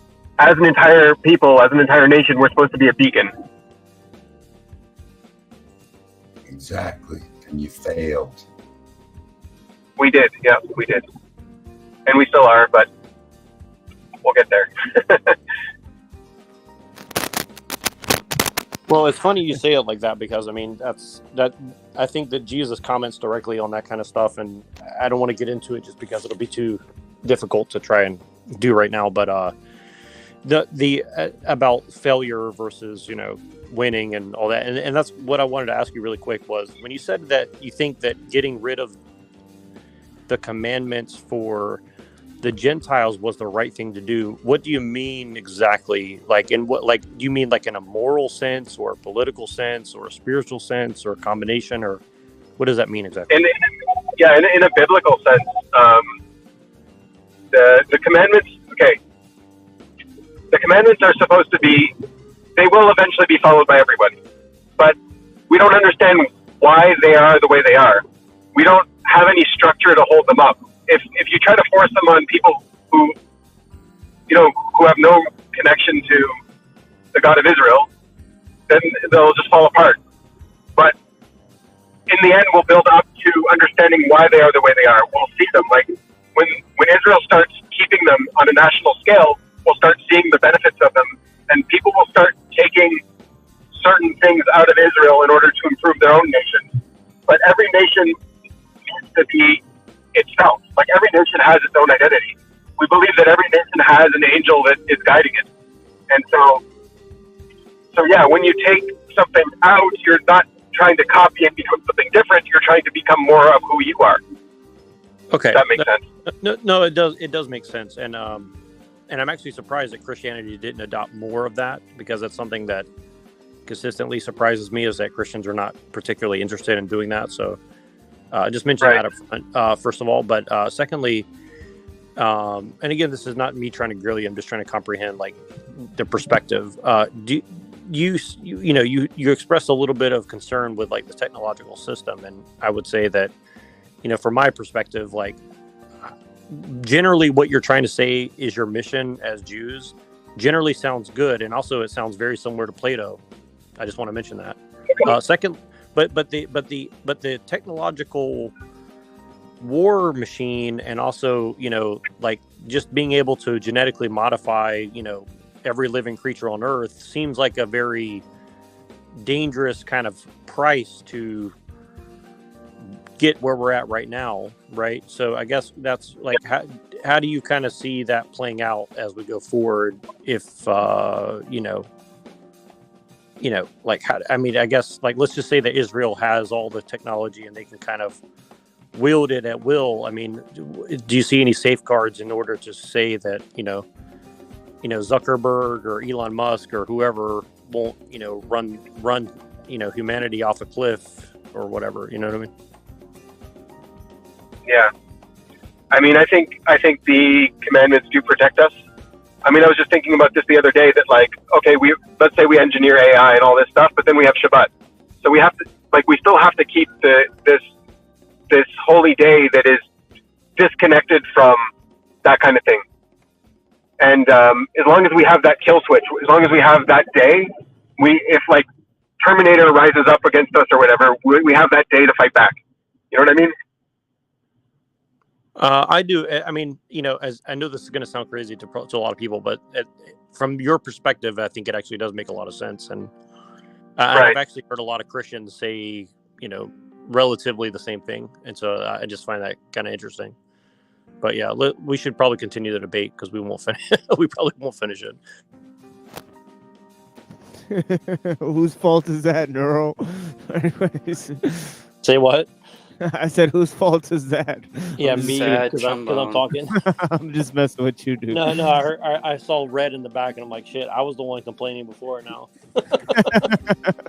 It's all good.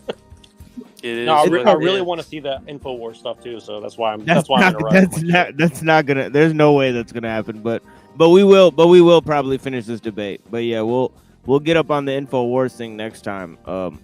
And also the EBT thing. So we got a couple things we're going to work out for Wednesday's show. But if Pill Eater comes through on Wednesday's show, then I'm also going to choose to cover some stuff with him before he like bops off. But yeah, thank you guys so much for being here. And we are going to finish covering this debate for sure.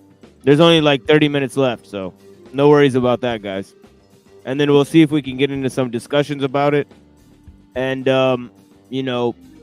there's an InfoWars clip that we wanted to watch, but at this stage, I don't know if we'll get into it. But yeah, there's still quite a bit of time, so maybe we will. Who knows?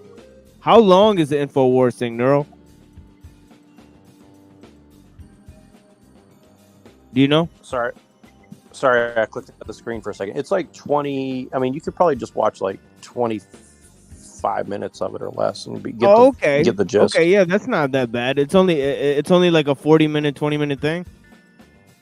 Yeah, I mean, I think the full thing would be like 50 minutes, but I'm pretty sure that like you watch like that's not bad at all. Yeah, that's not bad at all. Yeah, I'm sure like if you watch like half of that, you'll get like kind of a gist of it, because it's just more like a few little like comments that are just interesting, I guess. Okay. If you don't get struck.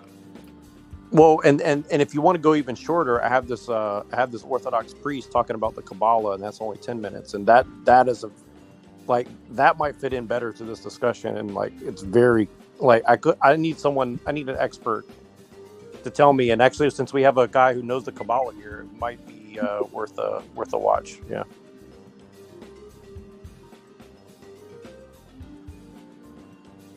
Jesus says, You will see the Son of Man sitting at the right hand of power, coming with the clouds of heaven. He says right hand of power there. All right. In other parts, he talks about Luke 21:6. These things which you see, the days will come in which not one stone will be left. And then a few verses later, 21:32 of Luke's gospel. Assuredly, I say to you, this generation will by no means pass away till all these things take place. He's talking about the destruction of the temple in Jerusalem. This birth pangs and stuff is all from that time period. That has already been fulfilled. Titus is the Son of Man? That's what you're saying? How is Titus the Son of Man? It says Jesus will be sitting at the right hand of power, coming with the clouds of heaven. He's talking about Daniel chapter 7. He goes up to when the Father. Father. When did Jesus come in the clouds of power? He's going up to the Father. Read Daniel 7. He says, No, it I says saw he's one coming like the down Son from of clouds. Man. I've read Daniel 7. Read it. I started by showing Daniel 7, or I didn't show it. Where does he say that Jesus goes to? It says that the Son of Man goes to the Father. I'm going to read it. I was watching the night visions. Behold, one like the Son of Man, coming with the clouds of heaven, same language Jesus just used. He came to the Ancient of Days. That's the Father there in heaven. He's not going to the earth in that parable. Not going to the earth in that passage. You are confusing these weird types of eschatology. He comes back with fire, not with a cloud. Misinterpretation. Anyway, what other subject do you want to cover? We want to sit around on eschatology. This is interpreted, though, by some people who as are a Messiah wrong. coming to conquer their enemies. And you do think, you just acknowledged, you just said, if this is prophecy that Jesus was ascending to heaven as the Son of Man to be in the presence of the Ancient of Days or God, then you just said Jesus is going to come down in the end times in a cloud.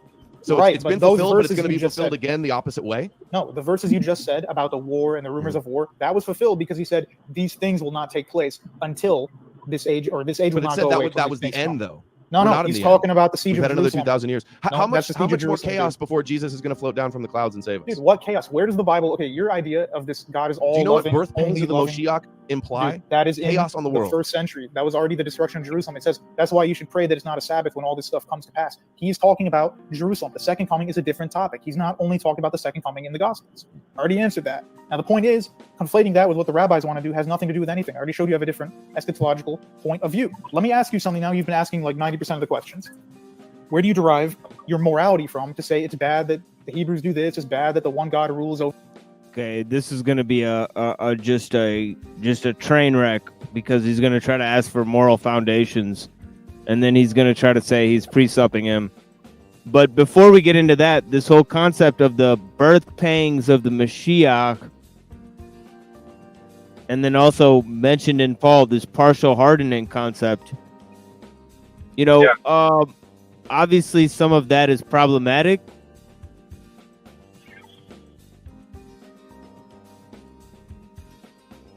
Or what does anybody think?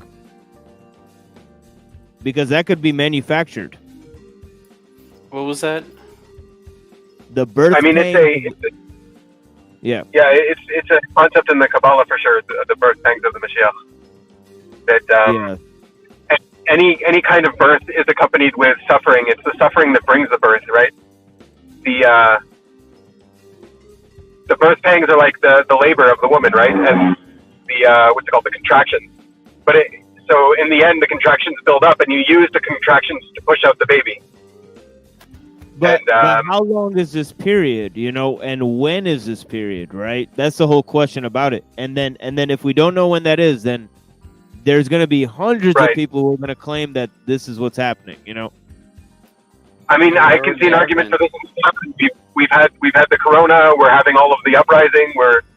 I can see evidence for it. I mean, I think in general, it's just a rule, a Kabbalistic rule that anytime any progress comes, any clarity comes, there has to be a period of suffering before that. That period is over. It's already happened. 66 AD. I mean, in general, 7. or not Mashiach. Any kind of time redemption comes, like the slavery had to get really bad in Egypt before the redemption.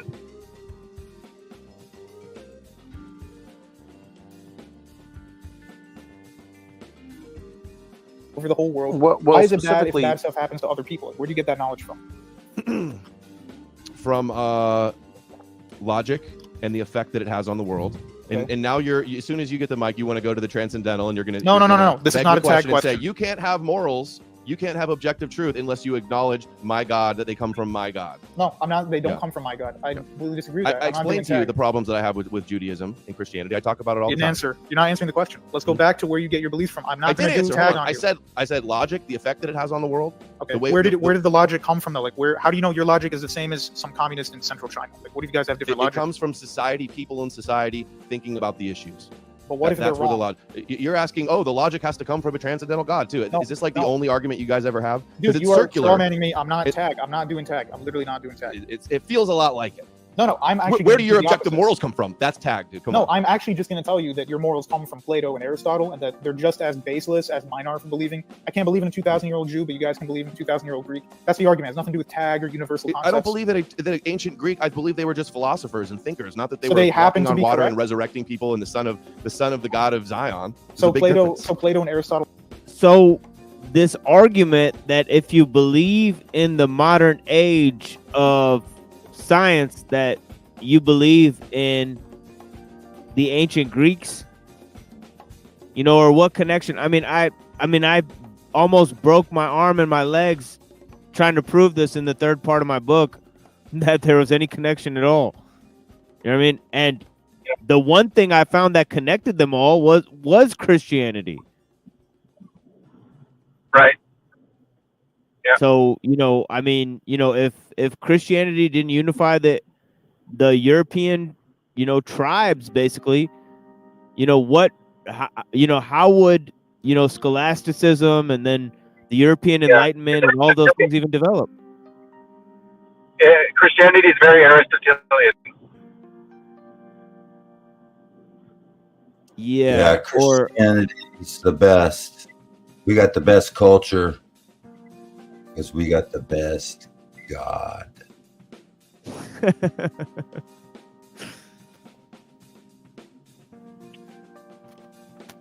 Well, I'm sure Jeem would agree with that one. But yeah.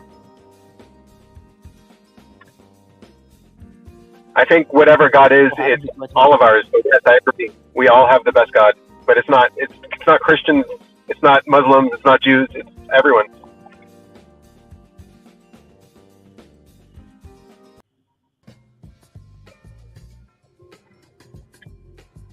Correct. But you have to know who he is. You can't reject him. I think it doesn't matter if you reject him or not. He's got a plan, and he'll get his way in the end. Not limited.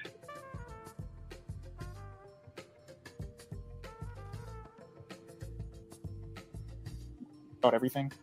They just happen to be correct. Did you guys hear me say that, or is that just another? You straw said man you have putting words in logic. my mouth? No, you said Putting you words had in my logic. mouth. Okay, fine. Let's say you don't say they come from Plato. I'm saying you may not realize it, but they do. Mm. So how can that be that is okay for you to do? No, I know, but right? can't be Your guilty to guys' do? best supposed evidence for God wasn't even created by Christians. It wasn't in the Bible. It comes from pagan philosophers. I know. Disagree. No, I'm not. I'm literally not Aspects using of it those certainly do.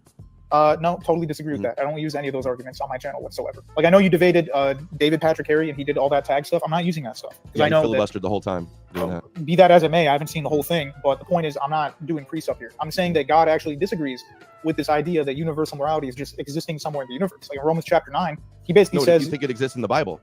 no, it's not universal. It's based on God's subjective decree. How is that universal? How do you know what God says? God says it in the Bible. It's not universal. Yeah, that's though. why your Bible, your morality comes from the Bible. Yes, and the Bible who describes reality. All of the latest prophets, what were they classified as? You believe that they speak for God, and that makes them God. They also get puts them to punished an by God the elevated most, too. divine status, and you wonder why, like the position of the world that we're in today. Now, let me clarify that when Jeem is saying that they're not universal, quote unquote, he means that they're not part of universal categories, a la Plato. So he's divorcing Platonism from his understanding of the Bible. Basically, he's trying to connect it more with the Old Testament. So that's a technique that he uses. Sounds I mean, like truth is truth. Go ahead. So just that truth is truth. It doesn't matter if it's in the Bible or if it's discovered outside of the Bible. It's still truth. Okay, go ahead, Red. It seems like Adam Green is strong manning Jeem at this point.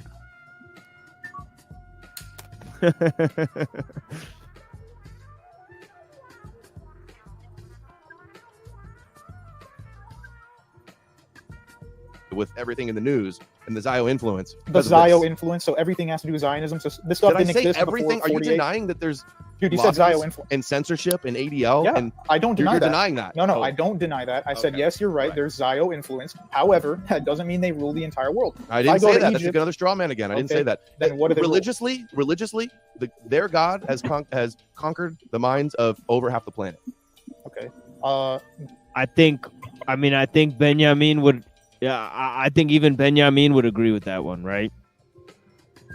I guess so, yeah. I mean, I would argue that he was the God before, and we lost him, and now we're getting him back. And I guess from that, you can also see that, like, okay, there is a plan, there is a purpose for Christianity. Jesus reduced the 10 Commandments to 2 commandments. Love God with all your heart. And love That's your from the neighbor. Torah. Love And that's your from the Torah. neighbor yourself. And a lot of other philosophers came up with that one, and I'm sure it's in Islam as well, and in Buddhism. Mm. Okay, so now Jesus was a Buddhist. I mean, so what do you need Jesus for if you have the two philosophies? Isn't that what you should be worshiping?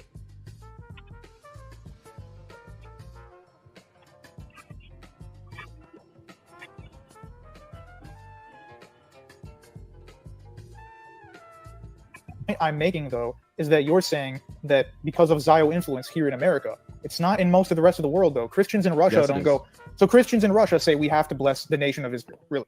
No, I'm not saying Russia, but South America, lots of Christian communities, If you're Philippines, all Pentecostals- over the world. All of the developing world where Christianity is actually growing they're all Zionists. The Not vast every- majority of Christians around the world are pro-Israel. They're their greatest supporters. Okay, so just because the majority do something does not mean that is the root. And I've already proven to you that It's their not real. The ideas of majority's not futurism. real. You're denying what the majority's doing. No, I'm saying the majority that you're talking making about comes from the excuses for 1800s. You're How making is that the excuses historic for the religion? fruits of Christianity. How is that the historic religion? If it comes from the 1800s futurism, how is that the Because it led historic to us religion? here. Okay, And great. no, It led to us Christian here. Zionism. It's not I've seen from- Christian Zionist quotes going back to the 1500s at least. Can you give one maybe so we can analyze it? Like, what is the quote? There's a whole chapter of them in the book "When a Jew Rules the World" by Joel Richardson. Oh, okay. So what is? Okay, you I don't don't have have to 'em off quote the it top of my word head. for It's- word, but what's the general idea? Like, what are they saying? That's in order for Jesus to return, they have to have a restoration of the Holy Land. Yeah, that's fake though. I'm saying that's heretical belief. It's not the real belief. It's so fake, but somehow God's divine scripture was so easily hijacked and twisted to Yeah. convince and persuade so many people of this. Yeah, the New So it's like a Testament pretty literally flawed says- religion. the You think New in the end Testament times literally the church is predicts supposed to the church is supposed to have a falling away and follow false prophets, and like it No. says in Revelation, Christians will be beheaded for the testimony of Jesus. No, that happened in the 1st and 2nd century, man. That's not future. I get your preterist. I get your preterist. I'm not a preterist. I said I'm a You- historicist, by the way. Hold I'm on. saying I'm a So preterist. who is the Antichrist gonna? What is he gonna do to the Christians before Jesus returns? Then? He's going to take the place and say that he's. Look at this shit. We got the bacon people. Uh-oh. we already got the bacon people out here. I mean, yeah, you guys know pigs are smarter than dogs. Cut that out. That and CAFO's just making shit really nasty. I say this, but I had some pork steak yesterday, so Yeah, I mean, pigs. I mean, I don't know. You know, I think they belong in the wild, right? I mean, it is what it is. You know, I don't want to say, but yeah. Well, I'm a preterist too. Pigs are a very unique animal for sure. Very. Yeah. There's the reason why they have such a stigma is there's kosher laws, and in the kosher laws there's only one animal that is kosher on the outside but is not kosher on the inside, meaning it has the right hooves but it doesn't have the right digestive system to be kosher. It's the only animal in the world that's like that.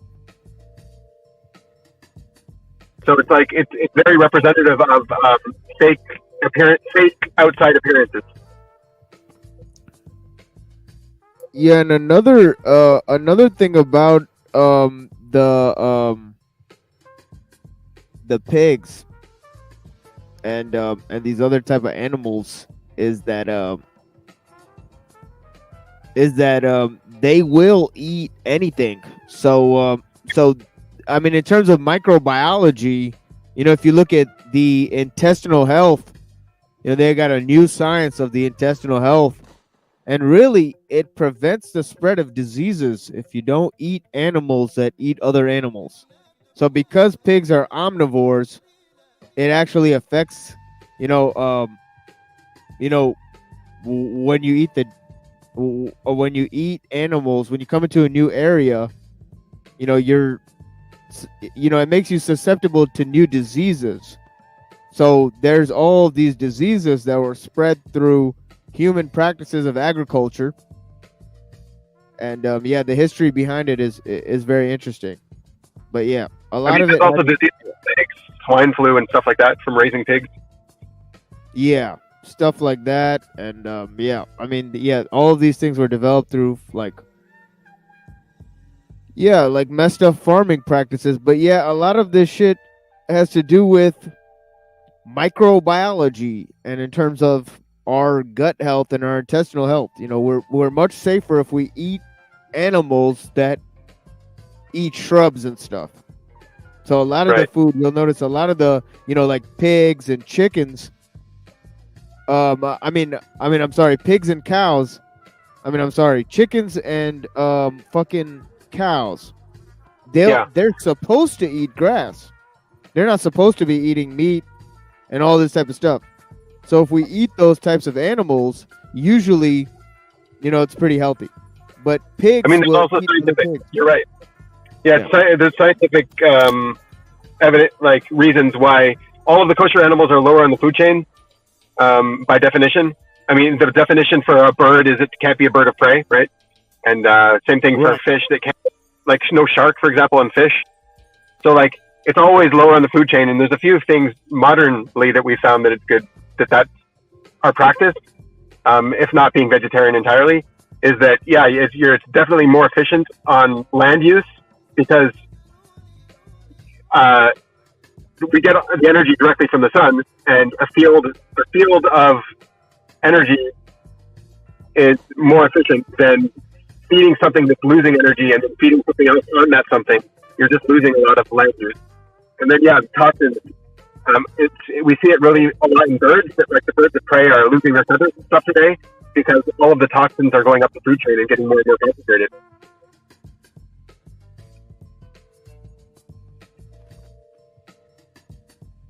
Yes, that's true. The old laws did have health benefits, and we Christians do acknowledge that, but it's not what a man brings into his mouth that defiles him. It's what comes out of his mouth, is what Paul said, and then it was.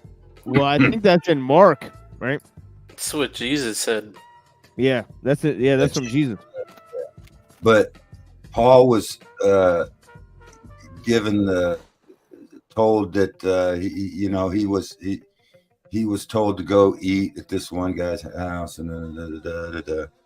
and for some reason the Old Testament that you're not supposed to eat pig, it was lifted, that call nothing unclean that God has made clean, something like that. I can't remember exactly how it goes.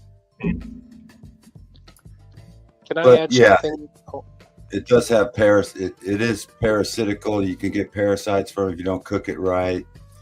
And then Paul said, as long as you don't drink blood or something, drink blood and something like that. I don't know. Yeah. There's different ways to look at it as well.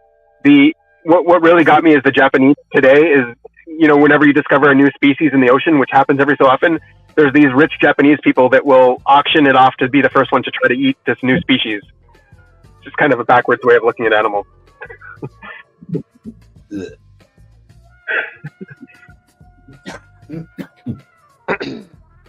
Well, you will eat the bugs and own nothing. Yeah. Machine, is my voice coming through at all? Hello? Hi. We hear you. Hi. I wanted to add something about prohibition to eating pig in some religious practices. I don't know if this is actually true, but I know in a lot of literature and movies, novels, and I guess cultural apocrypha, human meat is said to be tasty like pig flesh is tasty. There's supposed to be a similar smell of the burning flesh. And I'm wondering if the prohibition against eating swine flesh is to help kind of stamp out any practice of, consuming human flesh, because I would imagine that all through the darkest of dark eras of, early proto-human behavior, one of the surest ways to conquer and defeat your enemy would be, to rape their women and eat their warriors. And, you exert final dominance over someone by not only slaying them in combat, by literally consuming them into you and shitting them out. So there may be a prohibition, to transition away from whatever they were before being Bronze Age, if you could imagine something even worse. Yeah, didn't Daniel say he didn't want to eat the king's meat because they fed their enemies to the pigs and then they served the pig or something? Or they served their enemies to animals and then they would eat those animals, and Daniel didn't want to eat that kind of flesh. I remember that. I think in France they call human flesh the long pig. I just wanted to point out there's an interesting thing here going on where like pig aren't such a big deal around here, and like in Judaism in general, like all unkosher animals are the same. Like it is a special animal, but we're not so stressing about that specific animal as like, for example, Islam makes a very specific mention of pig as like one of the main unclean animals. But for us, it's just one of many. It's just unique in the fact that it presents itself as if it's kosher, and it's not. Because it doesn't chew the cud. That's right. Well, it's interesting. I mean, that got pretty dark, but yeah. Let's just move on. Essentially speaking for God as God in God's temple. And is It's he going not to the persecute temple the of- church, the true it's not believers? the temple of Jerusalem. Yeah. He's not going to persecute the true No, believers? he will persecute true believers. That's true. Okay. All right. What's wrong with that? What does this even have to do with what we were originally talking about? You I think was that's saying God's futurism plan was to be invented in the persecuted? 1800s. You think it's God's plan to be persecuted in the end, and then just trust the plan, you're going to win? That's why Yeah, but Christianity no. is hugely problematic. No, it's not, conditioning because you it's and based priming on you for evangelical defeat. You and think Catholic defeat is good. pacifism. Then why do all the church fathers and also many of the saints in the Orthodox Church say that you're not supposed to love you're not supposed to love God's enemies at all? Like, there isn't this just lay back and die attitude. No, you're supposed to that's destroy heresy. their enemies of the God Yes. of Israel. Yes, You're but then the you just said takeover that we're arm. going to You're the foot pacifistically soldiers. die. You just said we're going to pacifistically die. How They can we do created. that? They couldn't do if it we can't themselves. fight? They created a religion that worships their God and Messiah that spread the Torah around the world, and was like a famous historian said of the Judeo background. He said that Christianity is the conquering arm of Judaism, and there's a plethora of quotes from people from all sides of the aisle acknowledging this. Really, they're acknowledging it. But again, hey, now, I mean, this stuff about Edom and Ishmael and this whole thing about how they are partly to dole out some type of suffering or vengeance onto the nation of Israel. You know, these type of stories are there, within the rabbinic literature. So, yeah, so I mean, what to make of these stories and, about Christianity kind of spreading. So what Maimonides kind of says in regards to this is very interesting. He says that that Christianity is basically paganism because it's got the Trinity thing, but that Christians, they're pretty good because they have the Old Testament. But then he says that actually the Muslims, the actual religion of Islam, because it's monotheistic design, is preferable, but that Muslims are actually not good because it's hard to control them. So you can't actually, because they don't follow the Old Testament. I have a take on this too. I made a video about it. Just in general, the Eastern versus Western cultures and beliefs. But yeah, there's something going on. Definitely something going on. Like it's a strange coincidence that yes, Ishmael and Edom like are the prevalent voices in spreading some form of truth. I don't know truth, but like Judeo, the way, that kind of that God, the monotheistic. I don't even know if because Christianity is not monotheistic. I don't know yet how to say it, but yes, those ideas.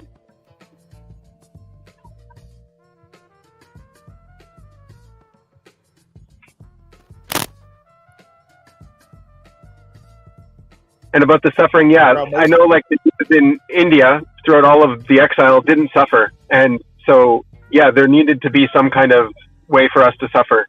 So, sad to say. But we suffered a lot more under atheism than under anything else in Russia, for example, and China.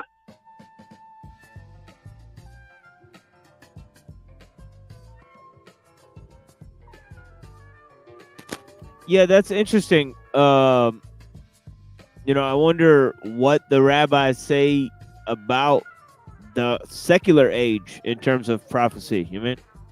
Because there has been a concerted, like for the last 200, 300 years, there's been a secular age, right? Yeah. So, I wonder what side that would be on, and in terms of, or have they always looked at it as a religious period? Obviously, the religions have never faded. So in a sense, they haven't seen that, but yeah, I think that these major religions of the world, they're just now coping with the fact that, there's been 300 years of secularism, and that they've basically been, they're on the, the far end of that at this point. So the fact that their prophecies and stuff don't really address that, like how you said. You said, basically, like, look at all of this stuff that's happening, in terms of the World Health System and all of that type of stuff. We can't mention it on here, but, it's like, all this stuff is indicative of some type of, grand, thing playing out, So, I mean, where are we now, Yeah, we're definitely in interesting times. Go ahead. Yeah, right. They did not see Christianity like that. Maimonides is not some ancient philosopher. He's from like the 1300s, as is the Kabbalah. That's not historic Judaism. All this stuff is made up throughout the centuries. You can't say this is what they believed in the first century. Okay, so that's interesting. Okay, so he's saying that Maimonides and the Kabbalah are innovating onto Judaism, whereas Adam Green is not going to see it that way, right? He's going to see it as that's just always been part of their tradition because it's been part of the plan. So, there is this whole tradition where like Gersonides and Maimonides like don't agree. When I read them, I was more on Gersonides' side, to be honest. But what do you say, Benjamin? What's the question? Can we narrow in on what the exact?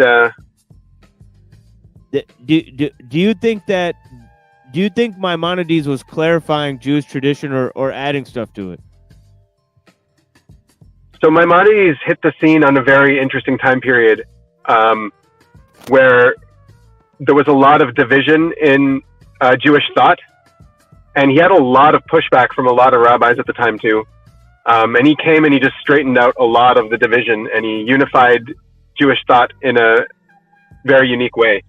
But he wasn't bringing anything new to the table. He was just organizing what already was.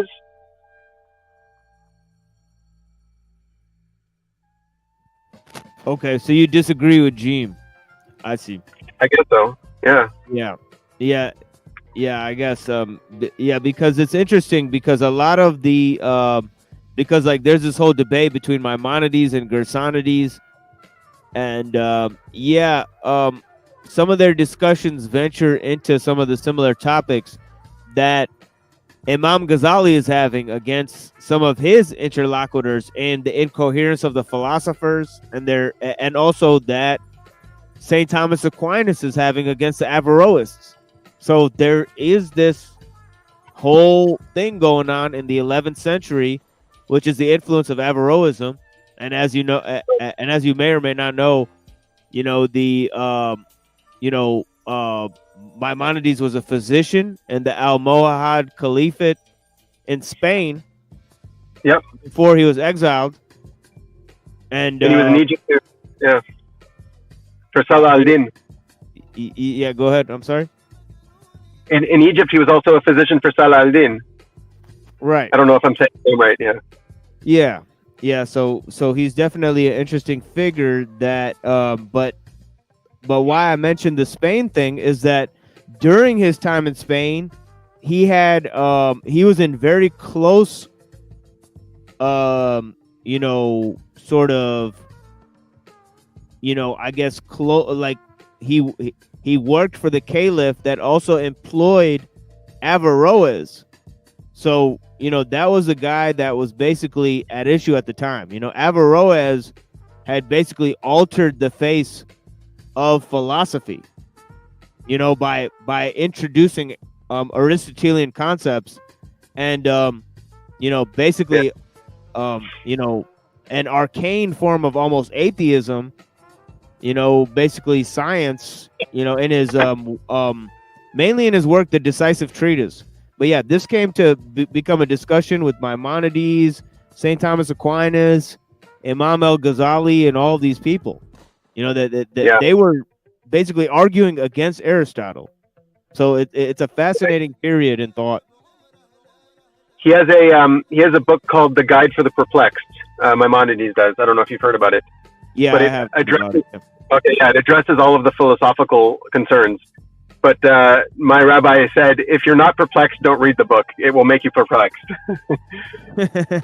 Yeah, that's how a lot of that medieval philosophy goes. That stuff is hard to read. It's very methodical. They lay out the arguments that they're trying to refute in perfect detail before they try to refute them. So it's a very interesting way of presenting arguments. Right. Yeah. So, but also a very meticulous format there. So for people who aren't used to reading philosophy, it's definitely a very strenuous task to read those medieval, writings of, these guys were voluminous writers. You can, these guys wrote, 20 or 30 books that we have on record, and then we lost the rest of them. So it's crazy. That's right. Yeah. As far as I know, he fled Spain because of the Mamluks. They slaughtered a bunch of people, and he ran away. Oh yeah, the Mamluks, they did not F around, and they were basically from, like, a lot of them were from Punjab, where I'm from. So there was like some like Afghani horsemen, a lot of them that just like killed everyone. But yeah, the thing with them is that they also stopped the spread of the Mongols, to Egypt. So they might have saved a lot of Coptic Christians, and and that sort of thing. And they possibly, Anyways, let's go to this. The Mamluks. Yep. I'm gonna go. I'm conking out, man. Okay, Reddington. Thank you so much for joining us. I'll see you later. Yeah, blessings.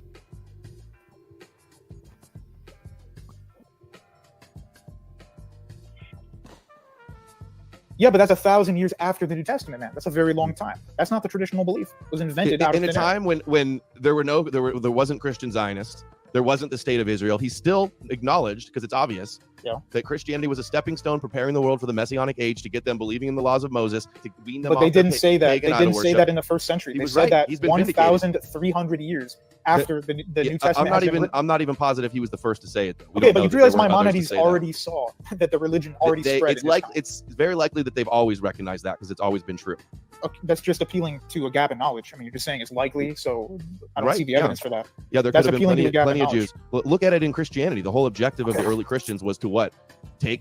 Baptize all the nations. The Great What's wrong with Commission. that? Go to the nations. Go Okay. convert them all. Get them all of every tongue to worship the God of Israel. That was the whole takeover conspiracy. Yeah, but the problem again is that you think everything that people believe in today, like Zionist Christians, futurists, and other people, is what they thought they were doing in the first century, and it's the polar opposite. I've already proven that they did not believe the stuff that Christians believe now, or what Maimonides was talking about. He existed at a time when Christianity already spread throughout the known world. Of course, he's going to say, "Oh, the Christian religion is going to spread." It already spread. He was already there. Like he didn't have to predict that. It already happened. It was right in front of his He face. was commenting on what had happened exactly.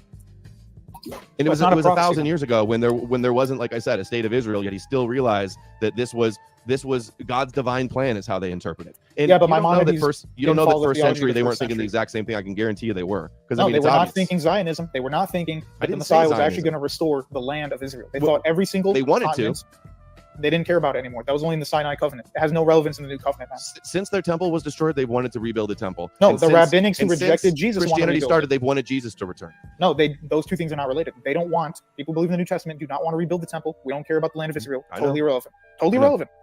Oh, yet you brought up the Zionist Christians. Except there's enough text there that they could so easily convince them that there does need to be another temple. That's not an for argument, the, though. for Like, the you can Antichrist. confuse people with Scripture, therefore it was evil from the beginning. Like, yeah, people are going to misread Scripture intentionally when they have intentionally bad theology. Yeah, it's so easy to. Again, I don't know how he could argue that. I mean, look at the stuff we read. I mean, or just go and read Romans. There's no way that there's just no way possible that it doesn't matter. What happens to Israel at all. It seems to be a central theme. Within Romans, within Galatians, not so much. It's about the law and stuff like that. Yeah, so I think what you're talking about is like a merging of scripture and culture.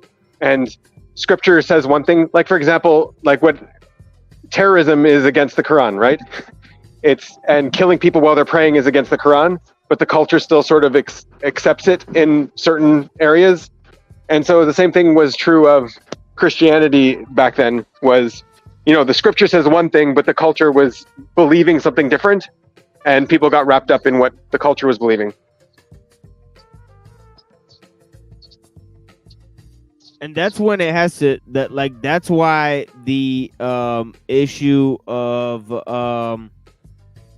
this kind of Greek stuff is so important, because and nobody mentioned this at all during the debate, but there was the Hellenization of the Jews.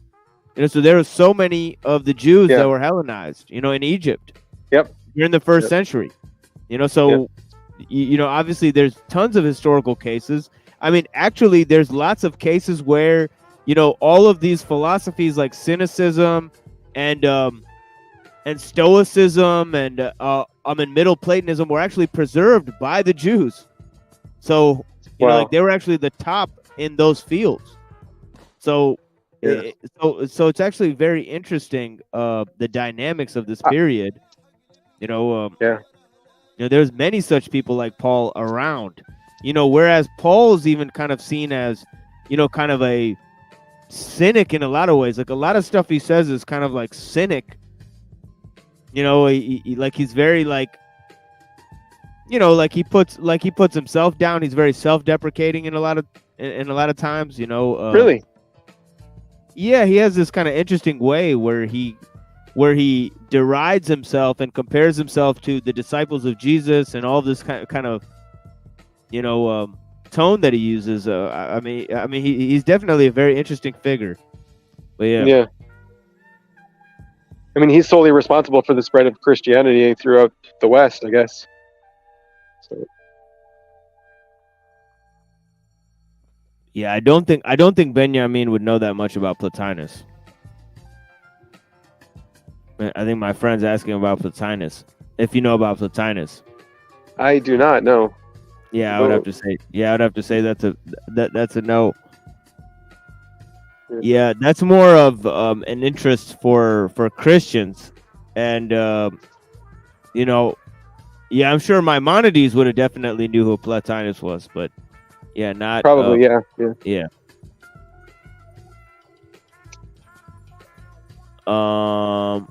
Go on another. Yeah, there's a lot of philosophies that he mentioned in some of his books that are lost to the world. There's lots of philosophy that he's talking about. There's like a sect of philosophers called the Medabarim that he talked about in one of his books, and I was always like looking them up. I'm like, where are they? Who are they? And he was talking about their views and their ideas. It's just interesting. Look at this Square Peg's trying to ruin my show. I lost 5 or 6 viewers last time when I gave my bacon rant. Now you want me to go on another one? You're trying to destroy my show. It is what it is.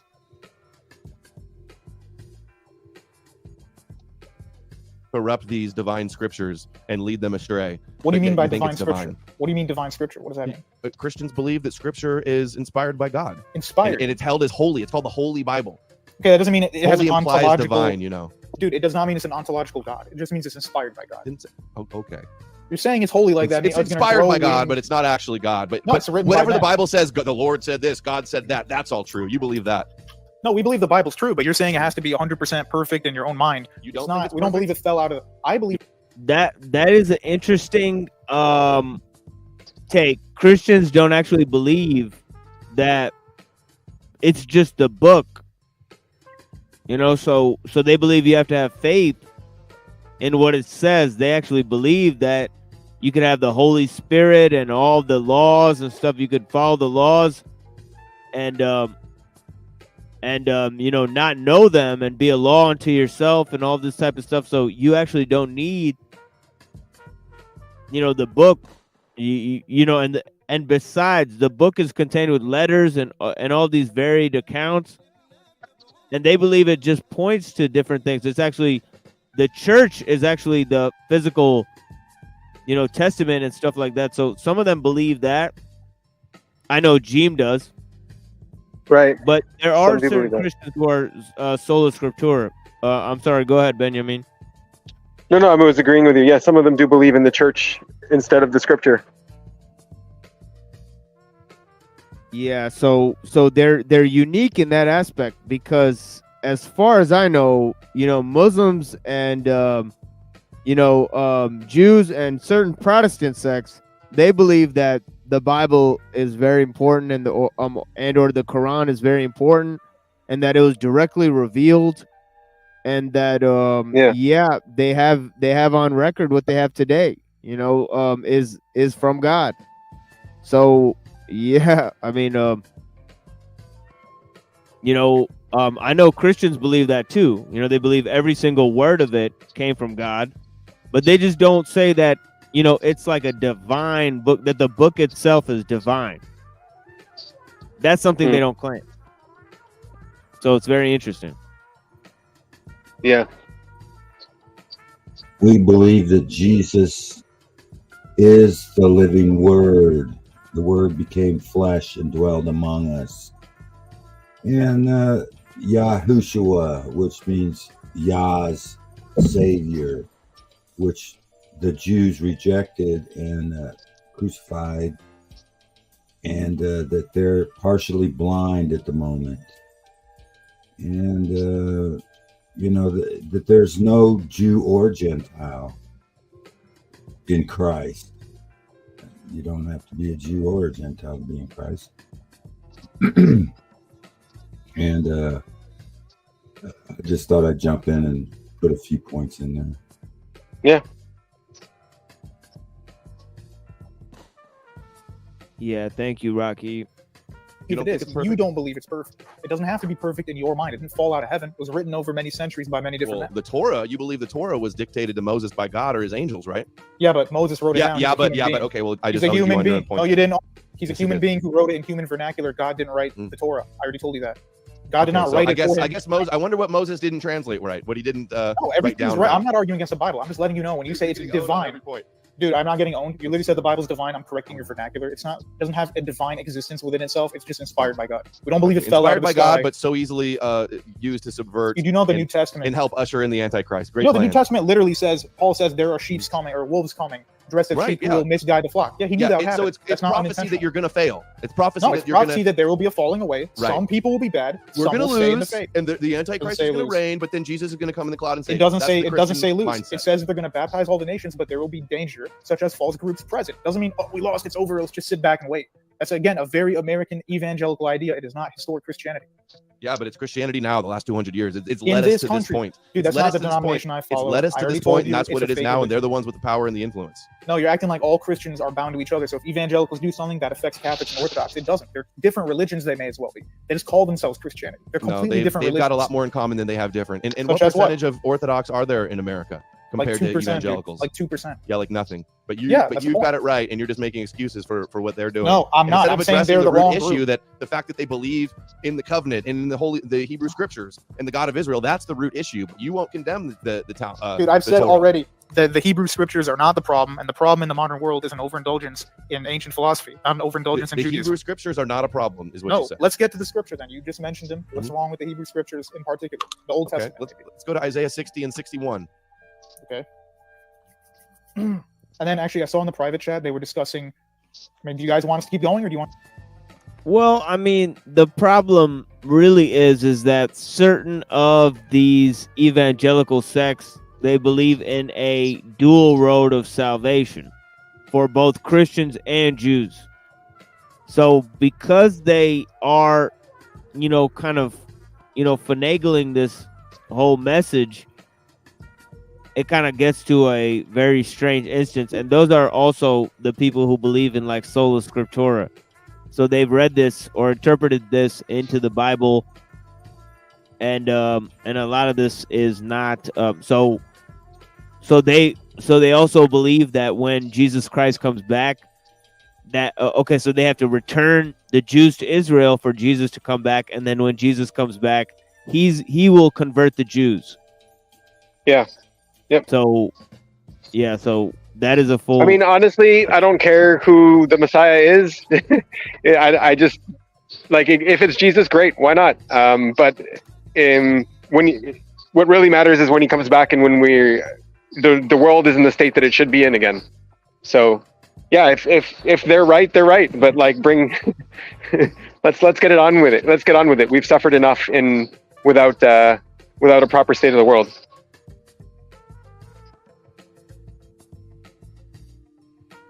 And one thing on the scripture, so every time we finish reading the Torah in the synagogue, the Torah is held up and we all point at it with our little finger, and we all as a congregation say, that's the Torah that God wrote with the hand of Moses. God wrote it using Moses' hand.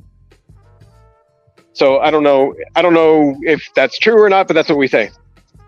Have you ever heard the theory that Moses was Plato and/or like one of the pharaohs of Egypt? I can't remember the name of him right now; it's escaping me. But the one who instituted the sun worship. If anybody knows the name of that pharaoh, I appreciate it. Akhenaten, yeah. Have you ever heard that theory? Oh yeah, No. It's in the Savitri Devi book. Well, but it has roots older than that, doesn't it? Or is that just made up totally? I mean, the first place I heard about it was from her, but I don't know. Yeah, it could have older roots, But probably from Memphis, Mizraim, Freemasonry. They probably have something like that. Yeah, It couldn't be that she just came up with it herself. I mean, she's pretty talented, but not that talented. Benjamin, do you have any thoughts on the influence of Mithraism, Egyptian religion, and/or other stuff on what we know now as Judaism / Christianity? Or So there's supposed to be Kabbalistically and also biblically 49 gates of filth, I guess is the best way to translate it. The 49 gates of filth that Egypt descended into. And then right now we're in a period between Passover and Shavuot when we receive the Torah. It's actually happening right now where we're counting 49 days in order to clean ourselves of these 49 gates of filth in order to receive the Torah. So the influence is not Egypt. Like if I were to put it into computer code, the opposite of Egypt is what we need to get to. Well, the mention. So let me say why I'm asking the question, just because I understand your perspective. And yeah, do you think, when you look at it from this perspective, like Abraham was from like Ur in Iraq, right? So that's Babylonian Sumerian religion, correct? Right. Yep. That's where Babylon eventually settled. Yep. Right. So that's, so as you said before, what we know now as Judaism was essentially a nation that was created by Abraham because of the covenant he made with God, essentially, right? So right. He must have taken something from that perspective of ancient Sumerian Babylonian religion, right? Like, I mean, it must have had some. So the Torah itself says to Abraham, God's first command to Abraham is when he's an older man. He says, Lech lecha, go to yourself. Go from, and he says it in an interesting way because, like, normally when you leave a place, you leave like your family first, and then you leave your city, and then eventually you get to the border of the nation, and you leave the nation. But he says the opposite: leave your nation, leave your family, and leave the house of your father. So he was supposed to leave all of that behind. Okay, got it. So yeah. Okay, understood. And so having said what you said there, right? And then I'm not exactly sure how to put that in perspective, because definitely a lot of the Bible seems to be at least comparing itself with neighboring religions, I would assume, right? Like, it's kind of contrasting itself at the very least. To separate itself from other religions, but so I'm not necessarily. That's why I asked about perennialism. But certainly, if you look at Mithraism or you look at the Egyptian religion and all that, up until the point of Moses, because obviously what we know now as Jews, sometime from around the time of 1200 BC up until whenever. I mean, I guess that's when they escaped, right? It was about 1200 BC, essentially. I guess so. Sure. I don't know the exact date, but I'll go with what you're saying. So the reason I mention that is, like, when they left there, Moses must have learned some sort of knowledge from, at least from the occult side of Egyptian religion, right? Like, I mean, there seems to be allusion to that, right? He did. Yep. He did learn everything that was to do with that. Yes, for sure. I don't know how much of it carried over. There's a few things I can say on that. So one of the things that Israel sinned when they asked Samuel, they asked Samuel to make them a king. They said, "Give us a king like the other nations," and that was a sin, because we should not want a king like the other nations. We should want a king like our own nation, because our king is not. And so that's why we got King Saul first, because we wanted a king like the king of the other nations. And then another thing I had to say on that, I forgot at the moment, but there is supposed to be that rejection of everything that isn't Torah. Everything. Oh, I have one thing. So Passover was all started because we slaughtered one of their gods. So the sheep that we slaughtered on Passover, we were commanded all to slaughter sheep. That was what the Egyptians were worshiping at the time. And that would have been seen as a very offensive act, akin to like burning the American flag today. So but for us, that was their God, and we were slaughtering their God. And that was like the symbolic thing of it when we left, I guess. Right. No, that makes sense. And and I guess that's it's not technically a scapegoat, but essentially you're saying it's kind of like a. Yeah, the scapegoat is on Yom Kippur. It's a different thing, but yes, it was it was a declaration against Egypt when we did that. Right, and it was a representative of Christ on the cross. Okay. Yeah, I don't see how anything in the law could be construed as a continuation of pagan practices. It's completely opposite and separate from all that stuff. to say that Moses, he kind of just integrated. I don't see that at all. I see Brother Green doing is what I see so many that kind of frustrates me. He's attacking Moses because he jumps from Moses to Revelation back and forward, saying that the Hebrew scriptures here's the problem.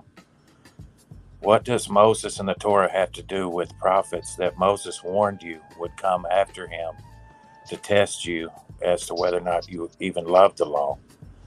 You know what I mean? We could all be under a delusion following Deuteronomy 13. Yeah. Deuteronomy 13, Moses speaks exactly to that point. Yeah. I mean, we're told that this kind of thing can happen. To me, it's so simple. Do you agree with what Moses said? You know what I mean? Or if you don't, then you were allowed to go worship the sun and the moon and the stars. So I don't know what Brother Green is so upset about. If he would read Moses, he would see where Moses said that Israel's not allowed to bow down to the sun and the moon, the stars, but they were given as an inheritance to the other nations. Well. In just to back up for a second, I want to try to comprehend this a little bit because it's a little murky from my perspective, and generally, I think with Christians in general. So, you have Abraham, and then then you have Noah, right? And then from there you get Moses. Is that kind of like the milestones, right? Well, between the first 10 generations, the first generations descended until the time of Noah, and then the next 10 generations descended to the time of Abraham. I think Jacob's the major milestone myself, because everybody's fooled. Everybody's fooled about Jacob. They say Jacob was a thief. Jacob was, a supplanter. When it says the opposite, he was subversive. Jacob was very subversive, very tricky. Yeah. Well, he didn't want to. You know what I mean? But Esau knows that his mother was from, Babylon, the Chaldean area, and the reason behind it because of Abraham. But see, Esau was running with the Canaanite girls. It tells us that Abraham didn't want Isaac shacked up with because they were cannibals and things. And Jacob was having to be the mild-mannered man, and Esau was coming in, gaslighting him, telling him he was starving, he was dying, he was this. You know what I mean? When Jacob lives right next to Isaac, that was a milestone. Everybody's tricked because they think that either Jacob was a thief, and he wasn't. See, Esau became the thief when he didn't tell Isaac that, hey, I sold this thing to Jacob. He was ashamed to tell Isaac that he didn't want to be circumcised. That's what the birthright was. Well, but here's the thing, though: you had to keep being circumcised. Didn't Jacob become Israel, and then Esau become Edom, and then now we have this whole thing where you have the people who call themselves Israel in a political, Jewish sense, and then you have people who call themselves, the Gentile / Edom, and I'm not sure if that's really biblical, but it seems that that's the position that we find ourselves in, correct? Well, Edom again, they're confused. They read in prophecy about Edom. Why don't they listen to what Isaac said? Isaac said that Edom would break the yoke off of their neck as soon as they grew restless. Remember, Isaac prophesied over Isaac gave a blessing to Esau that basically it comes down to whenever we don't keep the Torah, then they will rule us. Edom will rule us. So why wouldn't Adam Green and them turn to old Moses instead of turning to some other prophet? Well, here's this and that and the other. Why don't you listen to old Moses? Well, here's my point of bringing all this up. Here's what I'm trying to get at. And again, this is not meant to be offensive, but by the time of Moses, you guys were already out of Israel for a long period of time. Then you go back to Israel. Again, it's murky because really, from my understanding, you have the tribe of Judah, but you also have Ebonites and all these other different people, right? Like it wasn't like the people who we now know as Jews were one of many different forms of Judaism. Am I incorrect in that, or? I mean, that's a perspective. I don't hold that, but you could be correct based on certain people's interpretations, I guess. Right. Well, I guess what I'm saying Yeah. is like, you know, and again, like I'm trying to understand, like, there seems to be the argument that Jews belong in Israel and the Levant, right? But then, obviously about 1,000 years before the birth of Jesus, as far as, history or Christians see it, right? I'm just trying to get a timeline here, right? You guys were already out of there for a while, and then you came back, right? And then that Mhm. land is contested for the next 1,000 years, and then another 1,000 years, and now another 1,000 years. So really, we're looking at about 3,000 years minimum to 4,000 years of you guys not really having a stable foothold, even according to your own thing, right? And so I guess, having that. So the last 2,000 years, there were always Jews in Israel. There was actually even Kabbalistic centers and yeshivas, and it's not that we ever left Israel; it's that we didn't have sovereignty over the land. Right. Well, same thing with Yeah. with Christians. I mean, the Christians went and did a crusade, and they really didn't attack Jews. They attacked other Christians at first, right? They attacked So, Jews too, and they attacked Arabs. Yeah, Muslims. yeah.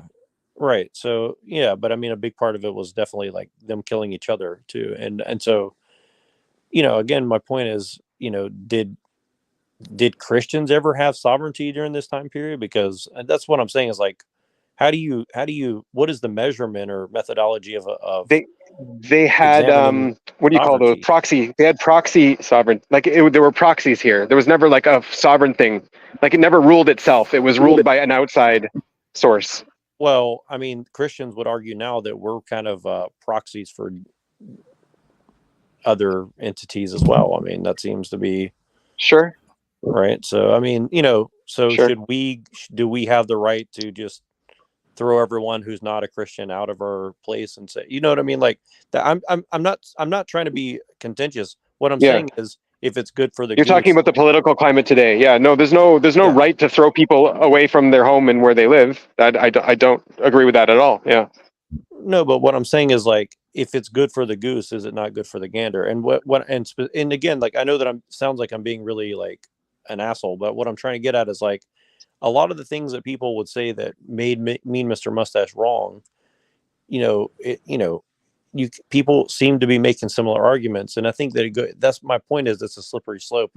If one person can justify, well, I have a blood right oath to this land. Well, anybody, the natives can say that, and I think I did this to you before. So I'm just trying to say, like, there must be a methodology by which we, can come up with a concept of what is sovereignty, right? And I mean, you want to do something like codify something so that we can all agree on it and we can proceed and learn from it in the future, right? But I don't think that's what's happening here. I think what's happening here is something very different, where this is not anyone's land. The earth doesn't belong to anyone but God, and God gives the land to whoever He sees fit. And Sure.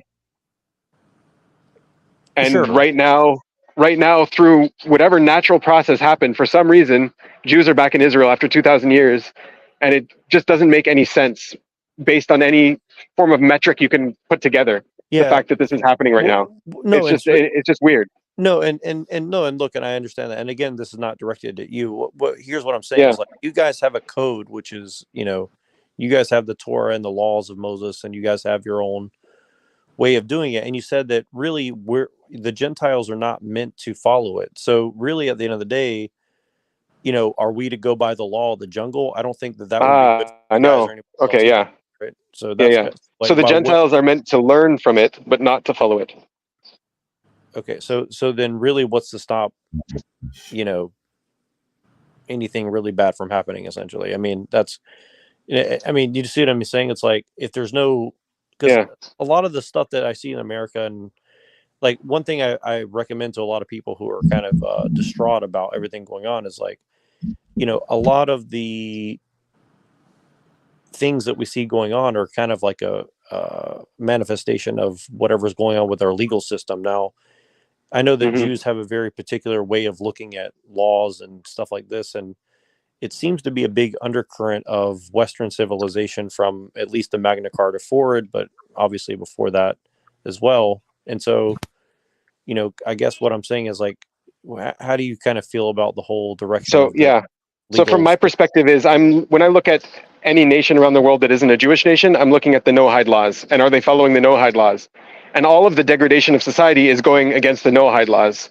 That's what I'm seeing personally. And I mean, the Jewish laws also follow the Noahide laws, and Islam, for example, is a Noahide religion, right? It's something that's like it would be great if everyone followed it. It's the Noahide laws is really what the nations are supposed to be following. So when you see this sexual immorality going on, it's clearly against the Noahide laws. Okay. Can I Right, but tackle but that a little bit? but the thing about that is that the Noahide laws are in the Talmud, right? Okay, they're derived from the Torah, though.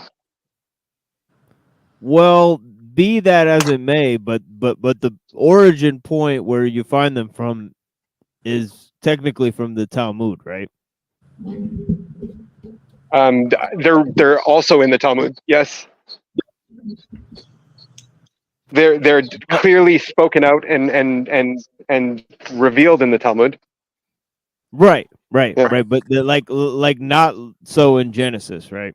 Because like if you go like in Genesis and like you hear like the flood happen and all that type of stuff, and then you go to that and there's nothing there, So the thing about it is that although on the surface it seems like a lot of Jews and Christians and Muslims would follow the Noahide laws, they would not follow the Talmud in general, right? Because that would be like a lot of the stuff in the Talmud they wouldn't follow, right? Well, the Talmud isn't meant to be something to follow. It's exactly right. So you wouldn't necessarily, so they wouldn't necessarily know about any such thing as the Noahide laws or anything like that, Right, except for the fact that when they were given, they were supposed to be set up, and yeah, that's right. Only through us, I guess. Only through Jews you would know about the Noahide laws today. But when they were given, the nations were supposed to set up justice systems to support the Noahide laws, and therefore you no longer need the Noahide laws as long as you still have those justice systems set up properly. Let's go ahead and let's continue the debate. And first of all, and one other thing is like, who is Five Speed? Because I haven't heard him say anything all night. And the other thing is yeah, we know Five Speed. He's cool. He just he stated earlier he was just hanging out and listening to the arguments and stuff. So yeah. So the whole thing with the Noahide thing is like, does Judaism have a concept of salvation? Because you said that you guys don't really have a solid understanding of an afterlife or eternal life or anything like that. So is there any? Yeah, it's called Olam Haba. So what is the purpose of salvation if it's only a temporal thing, I guess?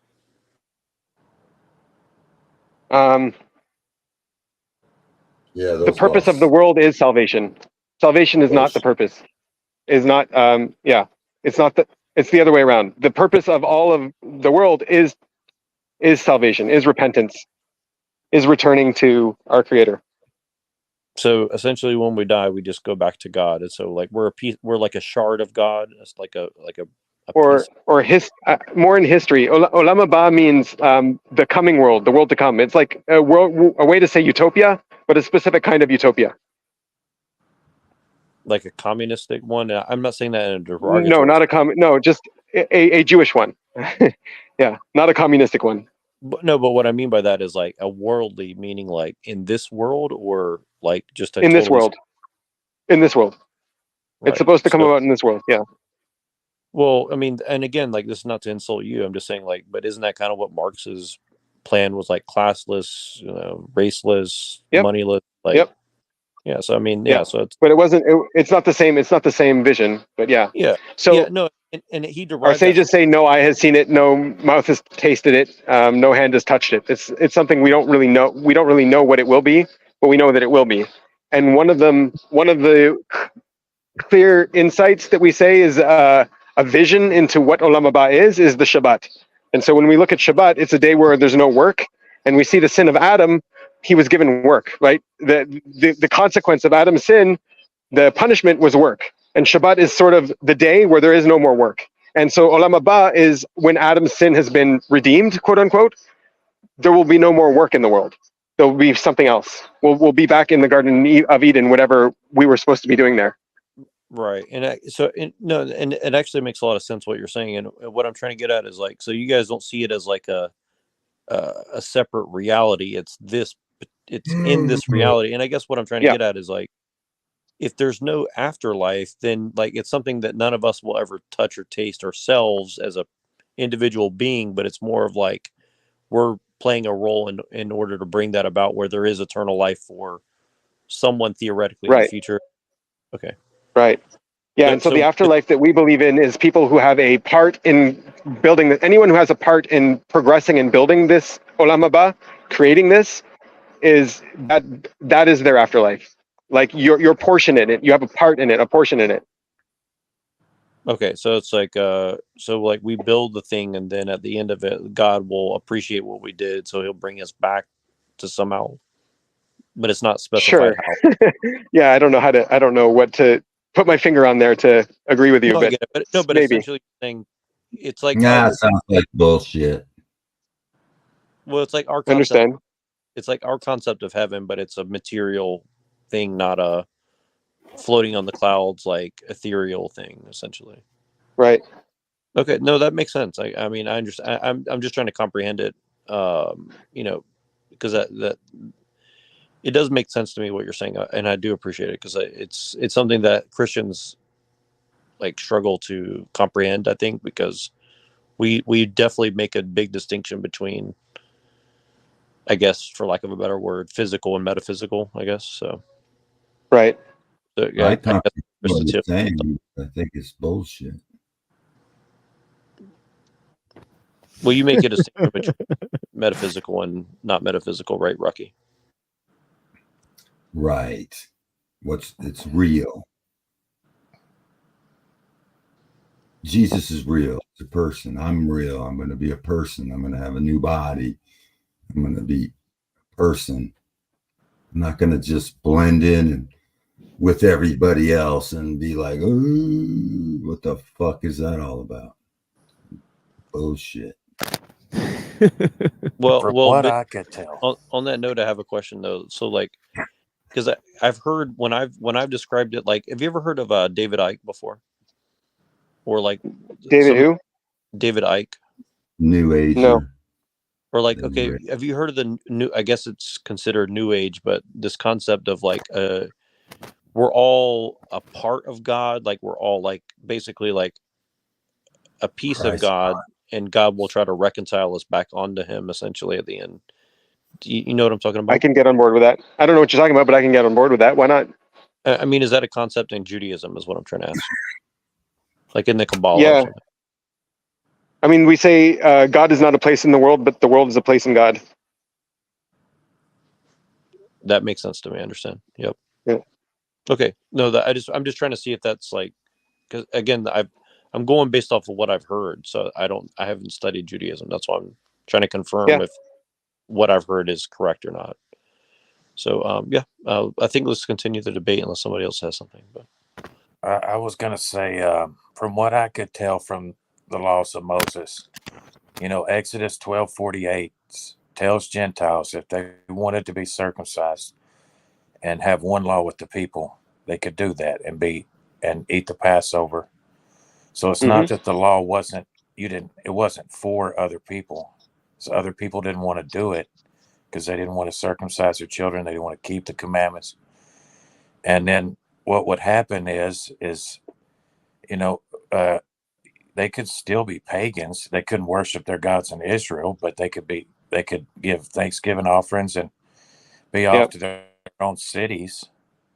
And then Israel, after they defeated the cannibals, the Canaanites, the blood drinkers, and the worst sexually immoral people than these giants, well, then it was their job to police these cities if they were doing something immoral. And then it was about might being right. Who had the Most High God then?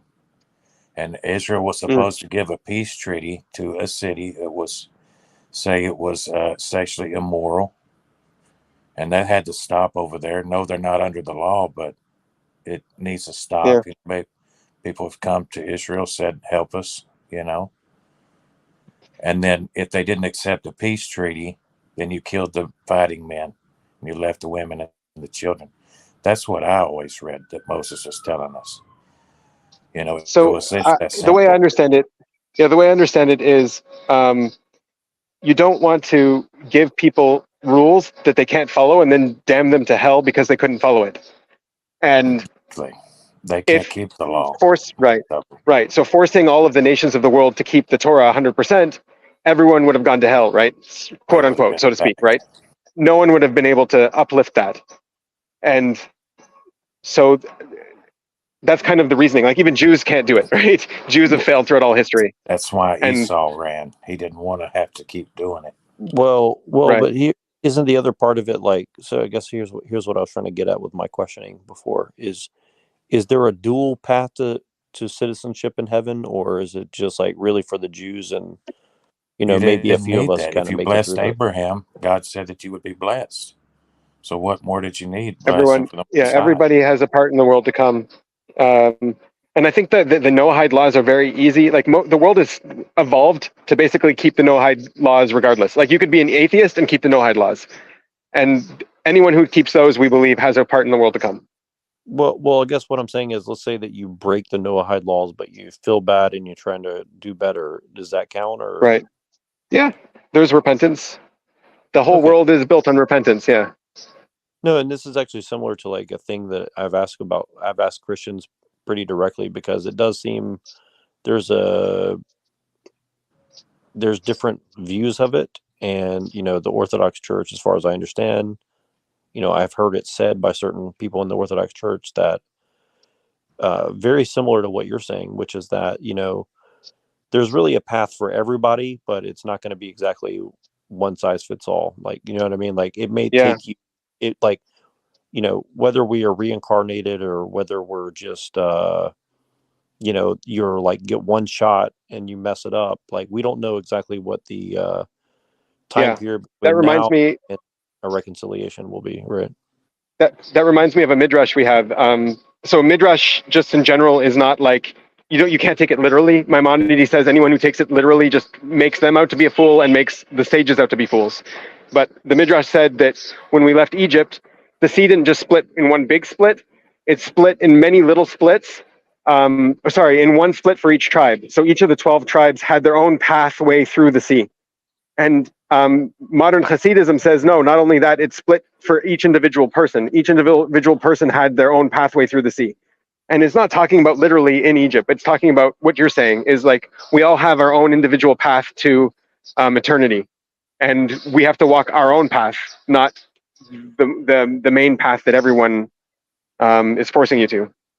Yeah, and again, I just want to mention a couple things really quick, and I'm sorry to be a douche. I'm trying to just get all this out because it's been I've had it on my mental notepad for a long time, and that's the first time I really have a chance to work it out with someone. So really quick. So first of all, like it sounds very similar to Platonic ideas in a way, and I think that it's not incidental because there's been accusations that a lot of Plato's belief systems were coming from the Far East, essentially. Like it seems that there was like Hinduist kind of influence, or perhaps even Buddhism, to some degree. And I'm not saying that like in a derogatory way, but what I'm saying is like it is very interesting because I've heard similar things in Eastern thoughts as well. So, the Talmud talks about Jeremiah, the prophet, having a contact with the philosophers of Greece, with Plato. I don't know if you've heard that. No, I haven't, but that definitely is interesting to me. Very interesting. So I'm guessing Jeremiah was pretty recent, not long before Jesus allegedly came, right? Jeremiah was around during the destruction of the first temple. So that would have been. I'm just saying it like it lines up with conventional history of like 400 BC ish or something. Yeah, 400 BC ish. Okay, Yeah. got it. And how much longer after David was that, if you don't mind me asking? Was that like 800 years after David or something? About that, something like that. Yep. Okay, I'm just trying to make sure my timeline's about on the same. Yeah. The timeline is very vague, and there are historians trying to rewrite timelines and push certain timelines because it's all very vague. So yeah, generally yes. No, I agree. And even like if you look at someone like Alexander the Great, who was allegedly around that time too, like I've heard people say that it's not as straightforward as people want to make it. So that's why I'm trying to wrap my head around a lot of the timelines as well, because it makes sense in some regards, and in other regards it doesn't. Even like the Roman Empire, and like I heard someone recounting the story of the founding of Rome and its parallels with Jacob and Esau, and I found that very interesting as well. Have you heard? Is there any writing on that as well, or? Yeah, Rome is a descendant of Edom, who is one of the children of Esau. Okay, so you guys actually directly link it to. Yeah, genealogy. Yeah. Got it. So I see it. So essentially, like Greece, for example, Yavan is a descendant of Japhet, who is one of the children of Noah. Right. No, right. So, no, and I just wanted to say, because like I've heard people say that who are not Jewish, and so that's why I was curious to see if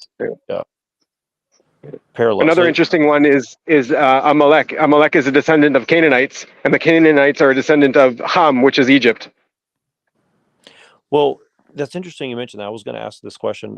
I heard a Jewish guy. I'm not sure exactly what sect he is, but he said that you can identify Edom by the obelisks in all of our nations. So he's like, anywhere where there's an obelisk, that signifies Edom. And I was trying to see. That's interesting. I haven't heard that, but that's interesting. Yeah. I'm not sure exactly where he's getting that from either, but he seemed pretty confident in that. And yeah, so I was just pretty curious. I was just kind of curious about that. Yeah, sorry to keep going. I really want to see if we can get through the rest of the thing here. But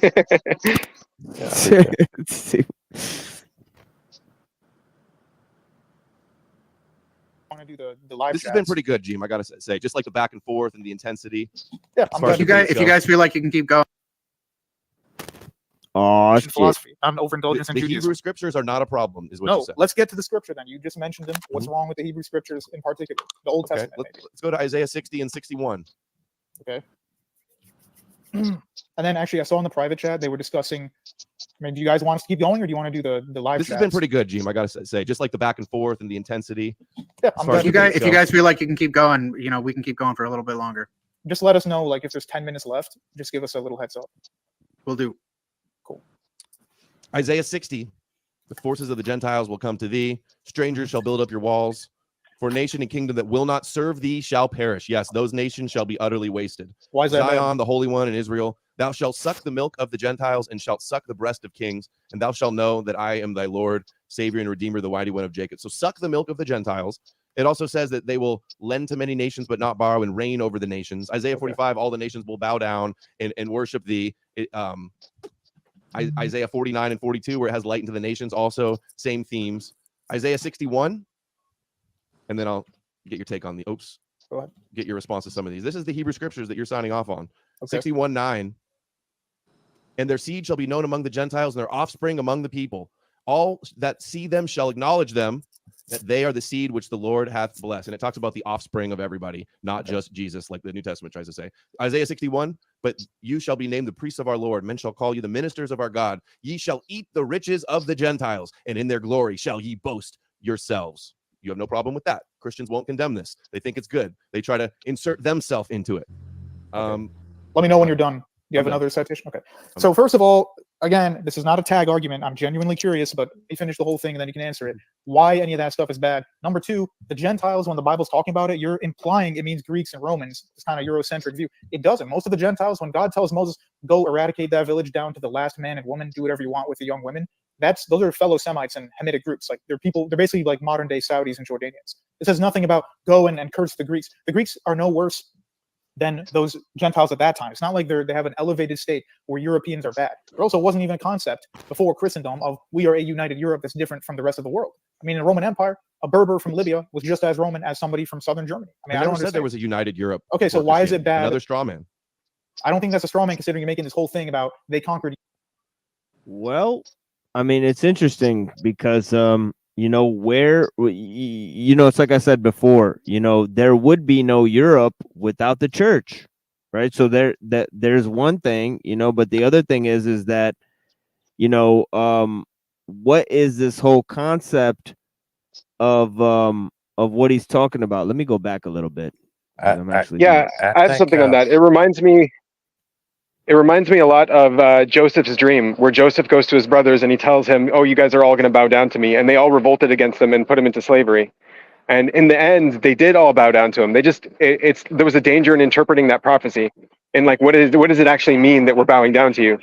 And in the end, what turned out that's what turned out to happen, but that's not like his desires. That's not his goal, right? Joseph wasn't trying for that. That's just what he saw would happen. Adam Green and others are not listening to Moses. Hands down. They're listening to Isaiah, Yeah. they're listening to other people. And what they're applying to the God of Moses is that bad people are going to be able to do this to them. That's what his mistake is. And I see it happening everywhere. They think that people who aren't obeying the Torah, aren't keeping their commandments, that they're going to get to do these things to the Gentile world. And Moses did never tell them that, never once. He said every one of those laws were their very life. Not one was frivolous, because they won't manage to do any of that without keeping it to the letter. So if they would just keep faith with God's man Moses, they would not fear other prophets coming in and scaring them with words. And they'd conjure up, you know, Talmudic tricksters and you know what I'm saying? That's just what Isaiah is saying, and you don't have a problem. No, Moses never said any of that's happening for anybody that doesn't keep those commandments. They're not going to be the head. They'll be the tail. It's a grave error they're making. You know, as soon as what happens is he thinks that the God of Moses loves a trickster named Jacob. If you remember, Jacob told his mother, no, so you're going to bring a curse down on me. He did not want to deceive his father, but he was caught in that catch-22 of honoring his mother. You know what I'm saying? And at a time when, you know, he didn't even have the law. He was the one trying to do what Abraham would have had him do. So Jacob was never a supplanter in my mind. He was never the trickster. None of that was his idea, if you think about it. And the demonization is the same thing. As soon as we get to thinking, rubbing our hands together, thinking God loves this thief named Jacob, he loves this murderer named Moses. That's not what those people were. We're not putting it into perspective because we're feeling sorry for ourselves. You know what I mean? We're not looking at ourselves and how much Adam Green and his society never had made it here without the wood that they stole off of the main ship, and that came from Moses. That's the real truth. That's the way I see it. There definitely is a case for putting Jacob as a trickster in the Torah, because I don't see it. I don't see it either, but the thing is, there was lots of injustice that was done to him. Like, he should have gotten that blessing, but he couldn't get the blessing. So he had to use these tactics to get what he should have gotten, like what God wanted. He got what God wanted through that. And it's not just there, it's also with Lavan. He got tricked from Lavan. He got tricked as like Jacob all his life. Right. So Lavan was tricking Jacob. He tricked him to work there for 14 years for his two wives. But in the end, Jacob got the last laugh. He tricked Lavan to agree to a contract where Jacob ended up breeding an entire flock, and he took the whole flock. And so Esau thought he was tricking Jacob. And think that's about right. this: Yeah. whenever, right? I mean, I hate to think about this because I don't like to put it on the women, but when he ended up marrying Leah, well, Rachel had to be a part of that deception. I mean, where was she? Was she tied up somewhere? You know what I'm saying? She was too afraid to hurt her sister's pride. Yeah. Right. She Everybody was loved her tricking sister. Jacob. Yeah. Everybody was tricking him the whole time. And what happened? Yeah, was and then so even later God was on, trying to when Joseph brings Jacob his children to bless, and he switches his children before he brings them to Jacob, and then what Jacob does is he takes his hands and he crosses his hands and he blesses the kids by crossing his hands. So his right hand was on the elder son. It's just interesting that like even there, his son Joseph swapped something and he swapped it back. Like that's all he was doing was just switching back things to their order, to where they were supposed to be. It happens to us. We get deceived. You know what I'm saying? It's Right. something. He becomes a stumbling block to us. Jacob's a major point, pivotal point in my mind. That's where everybody hits the crossroads and either goes under some sort of spell to where they believe God loves liars and cheaters and murderers, and you just got to get used to it, or you got to keep fighting and saying, no, that isn't who his servants were. Got to keep looking deeper. You know what I mean? He comes down harder on his people. So there's no reason for Adam Green to think that God's going to let his people do any of things. And on that note, so you're saying that Rome was the seed of Edom, and I guess the Jews are the seed of Jacob. Am I seeing that correctly? Yep. So do you guys kind of see the Gentiles as your like long lost brother, since Rome kind of represents? Yes. Okay, Yeah, 100%. Okay. No, that does actually make a lot of sense. And there is a lot of occultism around this concept. That's why I'm asking as well, because, Yeah, Christians. we're absolutely not allowed to refuse anyone from Edom to convert to Judaism. We're not allowed to refuse them. It says in the Torah, they are your brothers, so of course you will let them in. Like, we're not allowed to refuse their conversion. And so there's a big debate in the Talmud. Well, are we allowed to let Amalek convert? And they come out to the conclusion that yes, we can, because Amalek is also a descendant of Edom, but it's also of Esau, but it's also a descendant of Canaan. But they say that because he's your brother, you have to let even Amalek convert if they want to. So that makes sense. So, so I guess my question is then, all of humanity is essentially more or less brothers of Israel. Am I correct about that? Or we're all one family, yeah. Okay. And then, again, this is going to sound like I'm trying to be like edgy or, against you guys. I'm just trying to understand, because there is a lot of people who say such things like, well, Jews have a view of people who are not Jews as if they can be like slaves, or you can do usury on them because they're not of your people. And I'm just kind of curious, is like, is there a justified view of that, or is that just kind of like, a misconstruing? Or I'm not going to lie. There are Jews that probably think like that. But that's definitely not the essence of what we believe. So it's more like they're looking at the letter of the law rather than the spirit of the law. Would you? Right. Okay. Yeah, sure.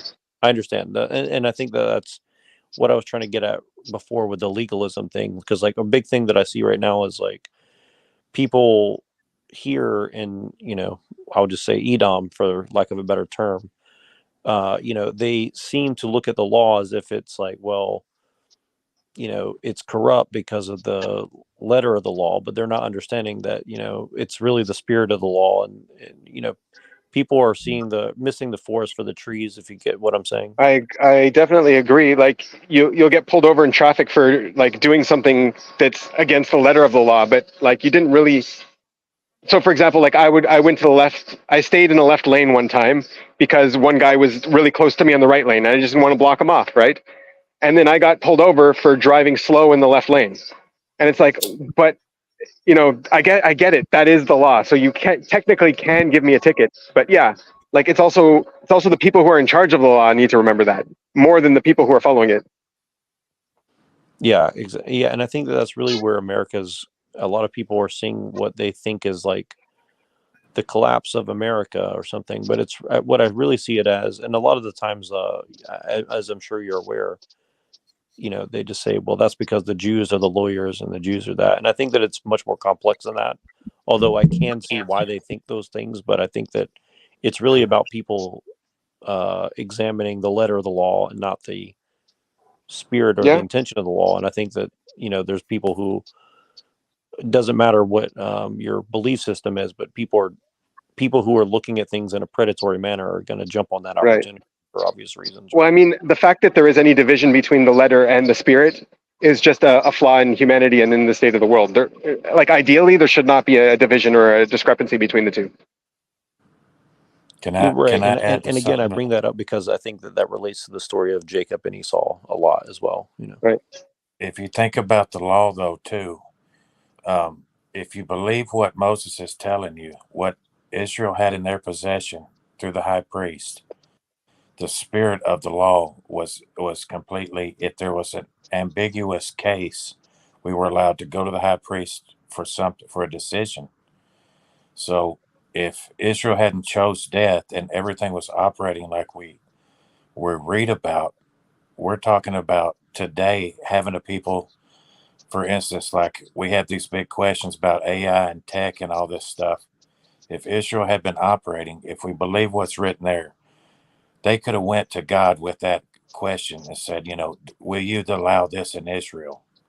And, get a yes or a no. Then the rest of the world looked at that and saying, okay, God won't allow that in Israel. So you might want to think about that and your nation. We're talking about that level of, and what Moses told us, that if they had kept it, they wouldn't have had no choice but to come to them and tell them how perfect their laws were, because there would have been so many evidences that, hey, you're with high command. So, the spirit of the law was so powerful, if you believe what's written there, that we literally had like a cell phone to God through the high priest with Aaron. Even if they did charge Gentiles interest, you might weigh that and say, well, I could get a loan interest free. I had to go be circumcised. You know what I mean? But if Israel's running things that good, you might just think, well, I'll just pay the interest. That's all that was. I mean, I've seen that in the laws of Moses. I didn't see nothing wrong with it. Well, I want to tell a little joke, and this joke is going to sound very crude, but again, like I think that people like Benjamin and Machine and some other people may or may not get it. So again, this is just a joke, but like an argument I want to make to people who are like I guess you'd say like a white nationalist, for example, right? Like I would make the joke to them to the effect of like, well, if you get rid of the Jews, who's going to be able to manage immoral people through usury? Does that make any sense to you? Like, I know that sounds like a crude joke, but does that make sense what I'm saying? I don't get how it's a joke. It makes sense to me what you're saying. Yeah, what I mean is like a lot of what and this comes from my experience, in the looking at financial stuff in the economy. Like, a lot of the things that people see as like very high interest loans is like it's actually a very calculated thing according to risk. Now, of course, people take advantage and they give high interest loans where it need not apply. But a lot of the times, people who are receiving high interest loans are people that are not very reputable people. Let's just put it that way, right? And again, it's not, people make excuses for it, but I've seen it up close and personal where these people have zero intention of repaying a debt that they're taking out. So how do you punish them? Do you put them in jail, or do you just make it hard for them to take another loan? See what I'm saying? And so does that kind of compute what I'm trying to get at? Well, the entire economic system of the world today is not what the Torah tells us our economic system is supposed to be in Israel.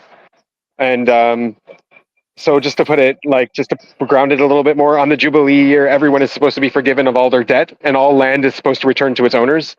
everybody in the world is supposed to have their own portion of land. Like, it's weird that you have to pay taxes on land, or like all throughout history, the landowners were the lords, and then the peasants and the farmers, they all had to work for those lords.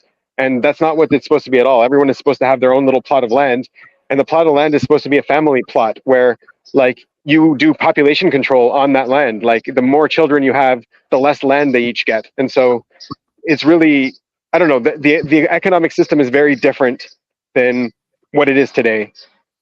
No, I agree, and I think that one of my biggest problems with the way things are run, and whoever you want to blame, I think that it's like, like if I and I say this, and it sounds, people on the right will say I'm communist, and people on the left will say that I'm a fascist. But like, one thing I would say is, like, I don't think any one person should be allowed to own more than one property.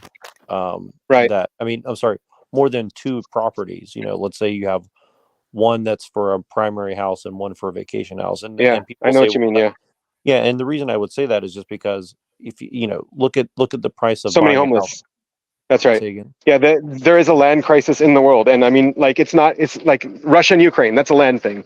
Israel and Palestine, that's a land thing. The housing bubble, that nobody can buy land, and some people own just half of the world of land. Or China is invading the US right now because they're buying land. Like, this land thing is a problem. Yeah, well, and the reason why they're doing that, I'll just use China as an example because it's less controversial. People don't understand. From what I understand of it, the reason why they're doing that is, like, they have no way of securing their assets over there in Asia, because basically what's happening is people are just building ghost cities, and the reason why they're doing that is because there's no way for them to hold the value of the excess money that they're buying. So they're just investing in property because there's no stock market, there's no, gold has limitations, and people are very wary about Bitcoin and stuff for obvious reasons. Yeah. So I think that people don't understand is, like, the reason why all these people are coming and investing is because it's the only way they can see to, like, secure their assets, right?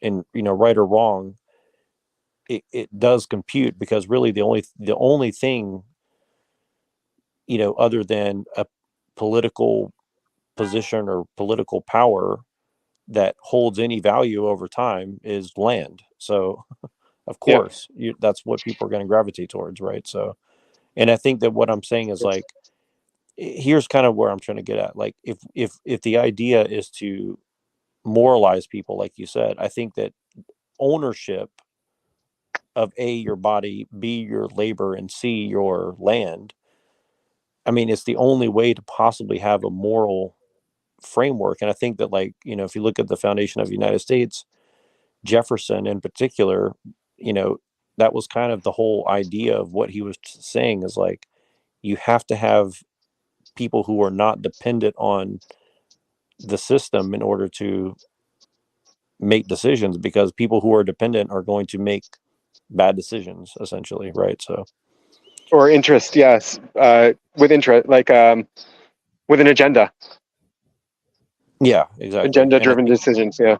Yeah, and again, I just mentioned all that because it seems like there should be solutions to all this, especially given all the technology. And I think that's really what I'm saying with the tech. Like, even if you accept that the tech could be used as for good, it's like, if all this is meant to be labor saving and bring us closer to that heavenly state on earth, which I kind of like the idea of it. I'm just saying, like, if that's the case, then why is everything getting materially harder? I mean, I actually do think that people are generally getting more moral over time. That's kind of my general assessment, but that's maybe So a lot of this relates directly to the story of Noah. Noah in general means rest, Noah. And he came at a time where the world was just inventing the plow. So it saved a lot of work for a lot of people because we had the plow, and a lot of people could get more rest. And that directly led to the descent. Like, that technological invention directly led to the descent and the complacency of the world into what is called Hamas. So Hamas in the Torah is what God destroyed the world because of Hamas back then. And Hamas came directly out of this complacency, came directly out of this less of a need to work. And so when we get, like, every technological invention has to be accompanied by a societal one to not let us descend into Hamas. Let me ask you a weird question. You know, people, and again, like, I know that this is weird, so I'm just trying to be as clear as possible. But let's say that. Let me ask you this first. Do you think that there is a group of people that are generally trying to guide society in a position of wealth, or is it more of just? I mean, I'm like, sure there obviously are. there's plans, but Yeah, I'm sure there are. do you generally think that those people are interested in creating a more moral people with everything that they're doing, or? I'm sure they are. I'm sure they are. But you know, good intentions pave the road to hell, right? No, for sure. And so what I'm saying is, do you think that do you get a sense that whoever these people are, whether they be, you know, Jewish, Christian, Islam, or some secret religion that we're not aware of, I'm sure it's all of the above. All of the Yeah. above, not in cahoots, yes in cahoots, in all different ways. Yes. That's definitely sounds like something people are doing. Yeah, but do you think that they're generally trying to correct the morality for every technological advance that we're making? Because, like, this is something that me personally I'm torn on. Like, as much as I am very concerned with the tech, like, I do get a sense that there is some sort of minute manipulations that is being done to try and prod people into a better direction, whether people want to acknowledge that or not. And I'm not saying that it's happening, but I Maybe get a the sense that overwhelming thing is pushing people to a negative direction from what I'm seeing. Like the whole Hollywood and Disney thing, they're definitely pushing people. I don't know why they're doing what they're doing, but they're destroying the backbone of civilization, really. well, do you think it's almost like a They probably believe they're doing good, yeah. well, no, yeah. What I'm saying is, like, do you think that it's possible that they're doing that to give people something to fight against so that they want to be good, is kind of what I'm trying to get at. I think no. I think they're doing it because they think that is the answer, to be honest with you. Like, but I could be wrong. I don't know. But I generally think they believe that DEI and all that stuff is good, and it's a good world is leading to that. Right. Well, and obviously there is, and trust me, I'm going to say that obviously there's a lot of Jews that are involved at a high level. Yep. But I'll I definitely agree with you. say that there's a lot of Christians that are involved at a high level. Yep. So, you I know, agree with you. it's not really one or the other. I'm just saying, but, like, that's right. Yeah. You know, do you think that that's really just an abomination of what was intended by any sect of Judaism, whether it be rabbinical or, you know, Hasidic? Yeah, definitely. Orthodox, Anything that's pushing against the commandments, and to modernize by making like the staple, like the standard, against the commandments, I think is definitely bad. Personally, on a personal level. Yeah. Well, and do you have any sense or knowledge of, like, where that different interpretation is coming from? Because I ask myself this about Christianity all the time. Like, where are these weird interpretations coming from?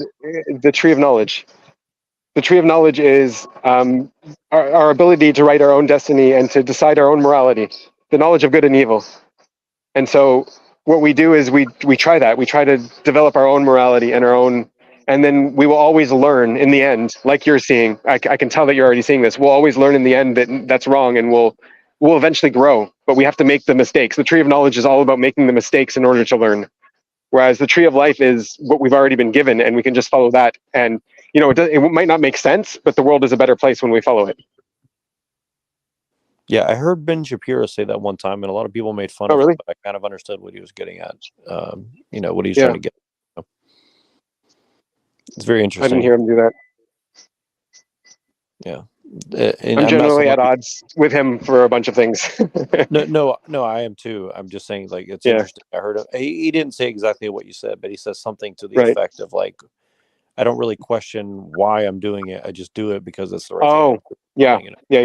Yeah. Something to so that effect. I'm not like that. I definitely do question, but I still try to do it, you know. But I know in the end, the tree of knowledge becomes the tree of life.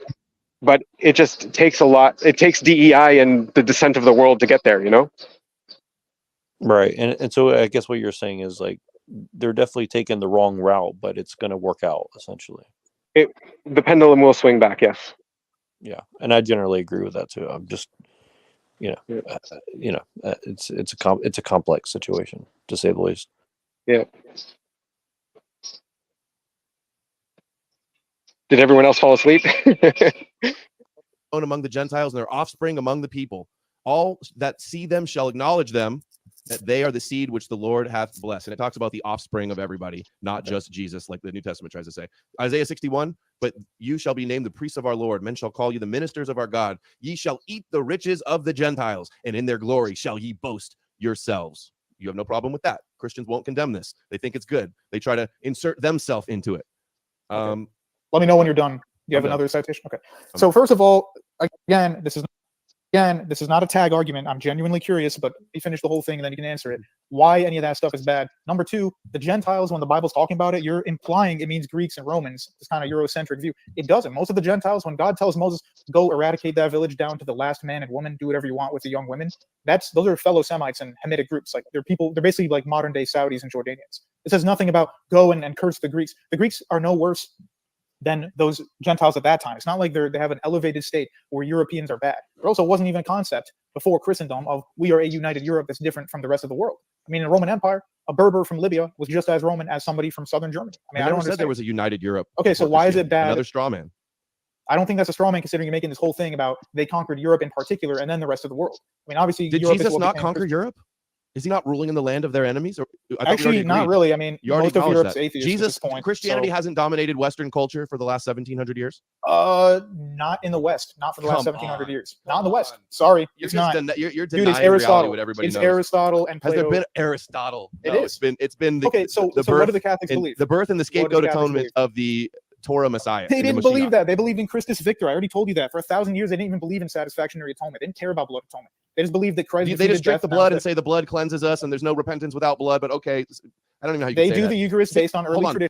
Now, I agree with Jeem that basically for the past 2,000 years, the Western traditions can be summed up through Aristotle, right? Especially through his invention of things like science and logic and those types of categorizations of knowledge, the desacralization of nature, also the compartmentalization of knowledge. Those are two things I put on Aristotle. Why? Because of his correspondence theory.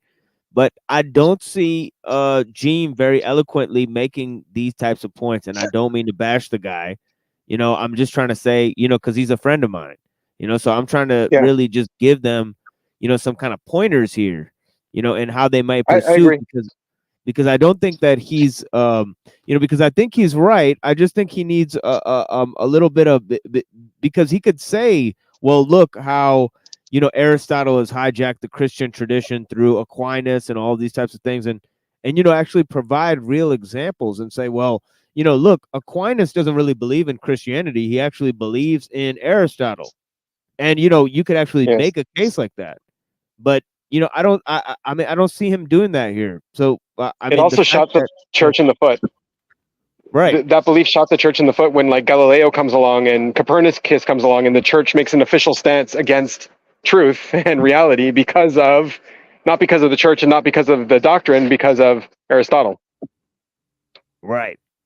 So that goes to the whole invention of this whole secular age, and then we can tie it back with that. And say, well, look, it's obvious that the church has been, sort of, died out in the West. And the reason is because of the rule of secularism. And that can be then traced to this Aristotelian idea. But, again, it took me maybe, 100 pages to try to make that point. So, I don't think anybody could actually, make it in maybe less than 100 pages. I mean, it's very difficult to, trace the history and try to actually make that kind of point. Well, just real quick, I just want to make sure I understand. When you say that because of Aristotle, they denied reality, what do you mean by that? They tried Galileo for heresy and Copernicus. for saying that, there's a heliocentric model. They thought like everything revolves around the Earth, and Copernicus comes around and says, no, we're actually revolving around the sun. And Galileo comes and he talks about gravity, all this stuff. Like, it's all Aristotelian thought that was challenged by physicists in reality. Well, doubling down on that, but didn't they shot themselves in the foot? Didn't they use Aristotelian logic to break that belief system, though? The church didn't.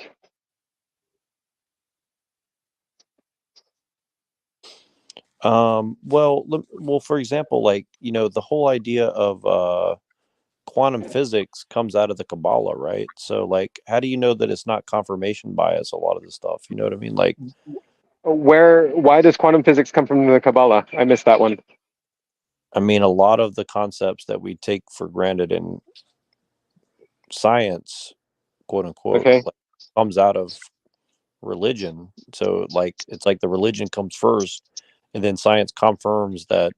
Like, so I'm not saying religion goes against reality. I'm saying Aristotelian thought goes against reality when taken to the extreme. The Earth is flat. See? But is it? What he's kind of alluding to is the fact that Aristotle had a kind of the predominant paradigm in science, and then it was kind of overthrown by Newton, and then it was overthrown by Einstein, and so on and so forth. But yeah, generally speaking, that movement, yes, it definitely wouldn't have happened without Aristotle. So yeah, because he's just a starting point of it all, right? But Newton was an occultist, and Einstein was a Kabbalist. So I mean, that's what I'm saying, Right. Like, that's what I'm trying to get at. Is like, none of this is secular. This is all religious at the end of the day. Like, what people call science is, in my personal opinion, it's a religious thing. It's not secular whatsoever. Like, to me, the word secular doesn't make sense. It's just holding on to the old worldview of Aristotle as if it was holy and truth is what shot the church in the foot when, science actually did start to come out and reveal, like, match up with reality. Because, heavier things don't fall faster. And Galileo just proved that. But Aristotle's thought experiment said, no, heavier things fall faster. And so, yeah, the church shot themselves in the foot by sticking to Aristotle and as if he was holy. No, I get that. And I guess what I'm trying to get at is a larger point, which I'm butchering. But my larger point is this: like, if really we're only meant to, let's more or less follow the 10 Commandments, for example, how does any of this really help us uphold what we're supposed to be doing here? You see what I mean? And, like, that's kind of what I'm getting at. Like, us pursuing and knowing that I see what you mean. The sun's at the center of the universe. How does that help humanity whatsoever? Wouldn't it be better if we just I see what you mean? We're retarded people who didn't know any of that. So I think what we're talking about is that helix model, the intertwinedness of technological and civilizational development and the social development. We're talking about, like, the marriage of the two. And so, yes, the 10 Commandments, as you say, which I'm just going to use your words for the sake of brevity, is definitely what we're supposed to be keeping on one of those helix sides, and that's supposed to balance out the other helix side, which is the technological development and science. I see what you're saying. That makes sense. Yeah. The Earth is still fucking flat. See? But we can still be brothers and have a civilized conversation. Isn't that right? Isn't that great? Just out of curiosity, Was a Kabbalah teaching lies? Well, just out of curiosity, Old Testament, the Earth does not move. Well, relatively, it might not be. That's kind of the other side of it, but that's a more nuanced thing. Like, that's the thing about space and all that, is like we might not actually be moving per se. That's the weird part about. There is no motion. There's only relativity. Yeah, exactly. Yep. Yeah. And that's kind of the weird thing, is like, it's not technically against the model, but people misconstrue what's actually. The universe started everywhere because everywhere was at the center when the universe started.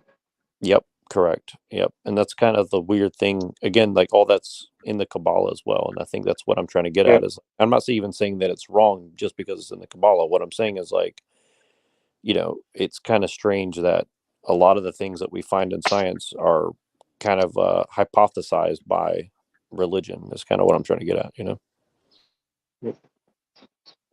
And like a lot of modern people, a lot of modern things that we take for granted came out of like dedicated occultists who were hypothesizing. Basement.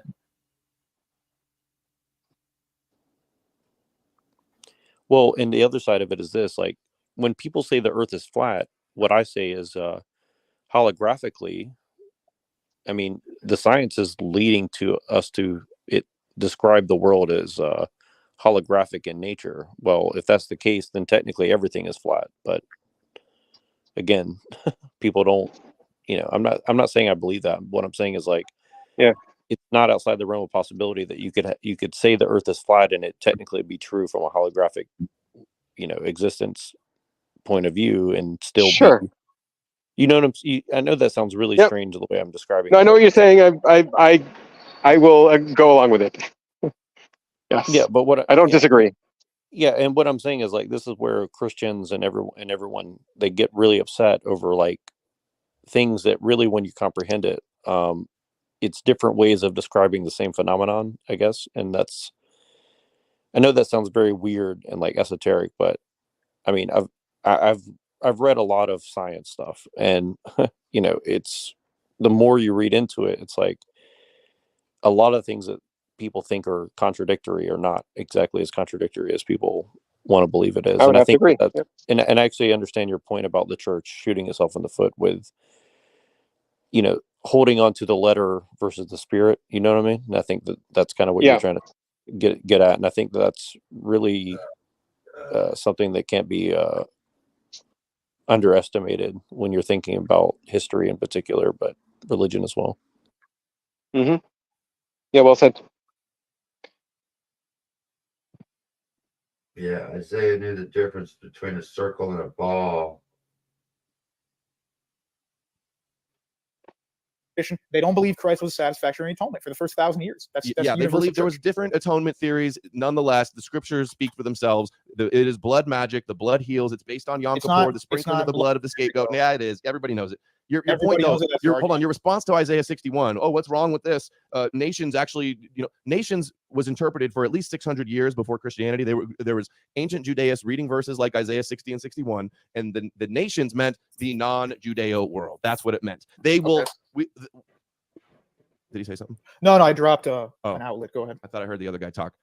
So it says we will feed off the wealth of the nations.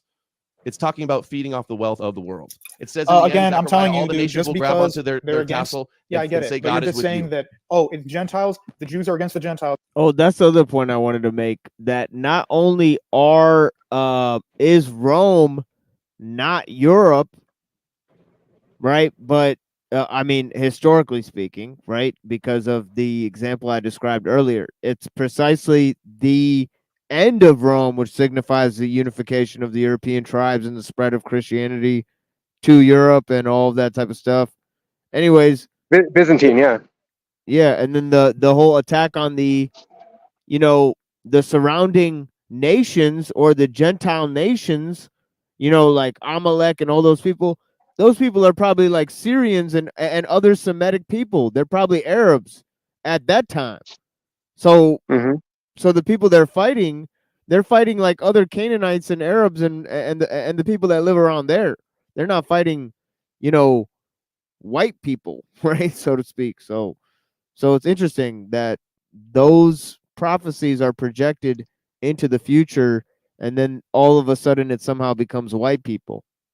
And then that's hijacked by these sort of white nationalist groups and all of that type of stuff.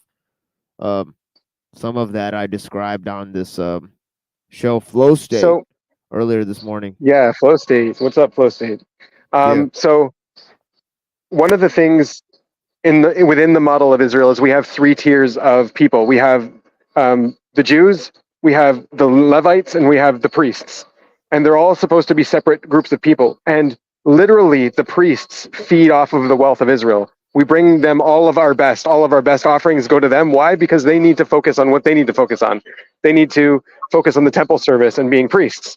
And so they get like our best iPhones, and they get our best, whatever we have. They're our first fruits, and they don't have to worry about land, right? They're supposed to be 100% spiritual in nature. And so when I hear this prophecy, I interpret it in a similar way, that like, oh, definitely the rest of the world is going to treat Israel in a similar way. They're going to donate things for the temple service, for their own connection to God, not necessarily to make Israel their leader.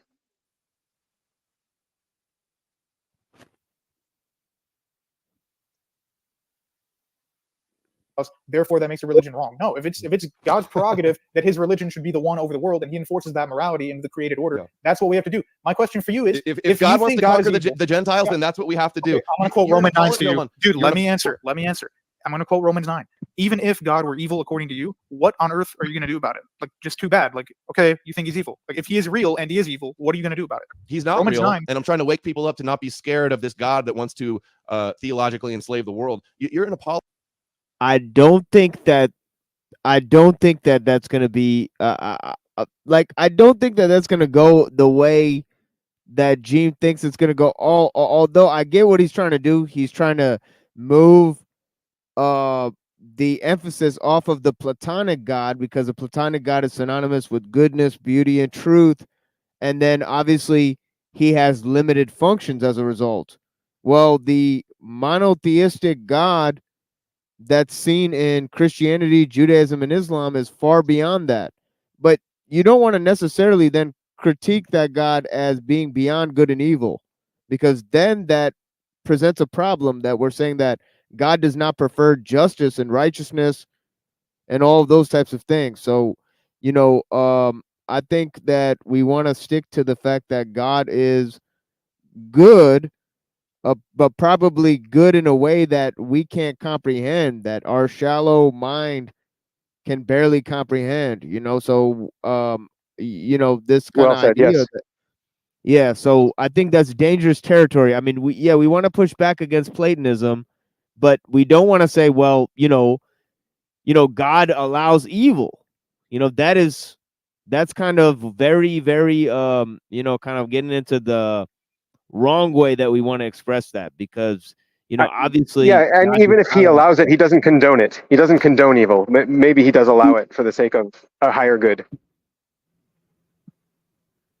Yeah, because the thing about it is that a lot of the evil that comes in the world, it's not because of the state of the world, so I don't believe that, personally. I know there's certain Christian groups who do believe that. There's certain atheists who believe that, you know, um, you know, um, but yeah, God's creation is good. I think most Christians and most Muslims and most people believe that, regardless of some of the fact that some of the, there's obviously very, ascetic forms of all three of those that could basically deny the world and all that type of stuff. And, that sort of thing, I think it moves back to a point I was trying to make earlier, that secularism is based on the desacralization of nature.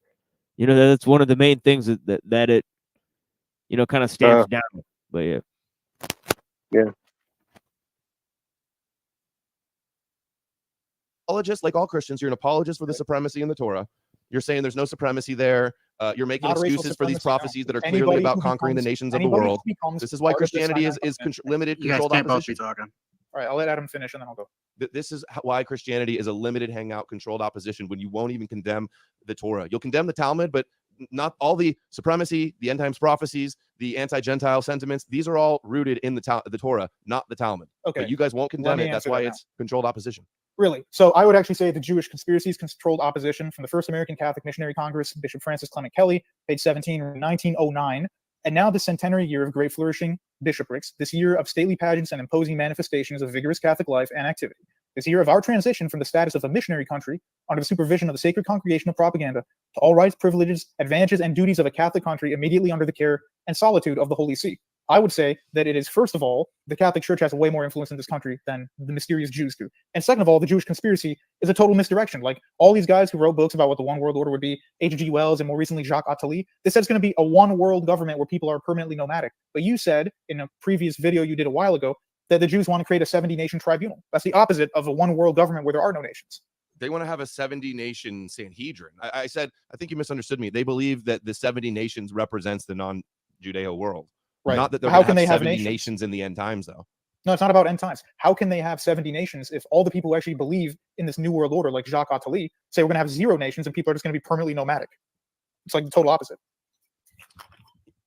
I've never said there's going to be 70 distinct nations. I'm not sure why you're saying that. But you're saying there will be some kind of nations, especially the nation of Israel. No, so the no, Jews are not I going to have a nation at all. I say the nations are going to do Gog and Magog and have war with one another and then mutually destroy each other. And then there'll be a new Judeo-Messianic age. But you do That's what I realize say.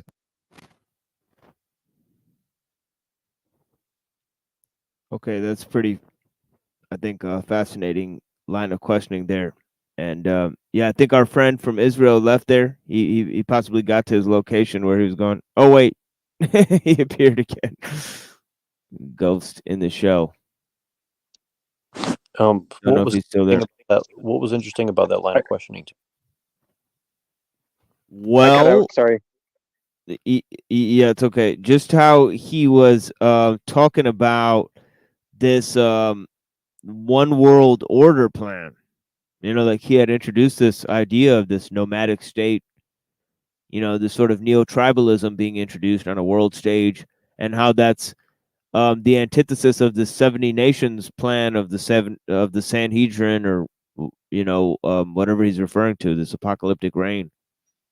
Mm-hmm. So yeah, I just think that that's interesting. I mean, I don't know why we should take the manufacturers of one world scenarios seriously, more seriously than, you know, the prophecies of the Jews, right? So I mean, I don't even understand why, you know, we would just take some random guy's one world plan seriously at all. Yeah. Rather than what the Sanhedrin is saying. Like, I mean, you know, it's obvious that the Sanhedrin's got a much more stable plan, you know, than some one world order mechanic. I mean, yeah, I don't know. You know, thoughts on that, gentlemen? Agree 100%. Yeah, I mean, yeah. There's they say that there's. Yeah, go ahead. I was just going to say there's a lot of beauty and culture in the nations, and they all have a very unique identity, and it would be a shame to lose that to melting pot globalism. Right. Yeah, I think they're more so using that as a psyop, that it's not really something that they seek to accomplish, but something they're trying to engineer some sort of, you know, obviously some sort of manufactured, I will say, climate crisis, where they're trying to make, you know, essentially what the whole climate thing obviously has to do with is about new technologies. You know, so that's honestly what I think it's got to do with. They want to introduce new technologies, and they're worried about the sustainability. They're worried about training people, so they have to restructure the world economy. So this is just a whole, you know, it's actually more to do with the technological system than the climate, in my opinion. People will use any crisis to push their agenda for sure, and if there's a climate crisis, that'll feed right into whatever agenda they already had. Well, that's kind of what I was trying to get at before, was saying, like, do you think that some of this is, like, you know, well-intentioned restructuring, you know, to cope with basically what you're saying with the tech? And I think that from that perspective, like, I can almost understand, like, if you think that if you perceive the world as better off, even if you have to, you know, let's just say crack a few eggs in order to make that beautiful omelet, you really have no choice but to meet people where they're at. And unfortunately, that means, you know, for lack of a better term, socially engineer them to cope with the massive amount of changes that are going to inevitably occur with technological advancement, especially at the level that which we're approaching now, right? And I think that if you don't want to use if you don't want to use explicit outright oppression, you need to bring the population along with you. You need to get them to agree. Just the way like they got the U.S. people to agree to attack Iraq, even though they had nothing to do with 9/11. Yep, exactly. And again, like I definitely don't support it, but from their perspective, I can understand, like, you know, it's I guess it's quote unquote better, even if I mean, I could argue that it's not, but let's just say for the sake of argument, like it's better to make people, give people a purpose in the plan rather than to say, well, if you don't agree with it, I'll just get rid of you, I guess, right? You Yeah. know what I mean? Yeah. And I think that that's kind of what's going on here in a lot of ways. And I think the climate thing, The illusion of freedom, like they're pulling our strings. We're not actually free. Whereas like in China, they'll just tell you what to do and you have to follow it. But here they have to at least connive you, be a trickster. yeah, exactly. And I think that a lot of it really is like, I mean, my personal perception of it is, I think that a lot of people are aware that they're being tricked and they're okay with it. That's just my personal opinion, you know? Yeah. Or they feel powerless against it, at least, anyways. Yeah, for sure.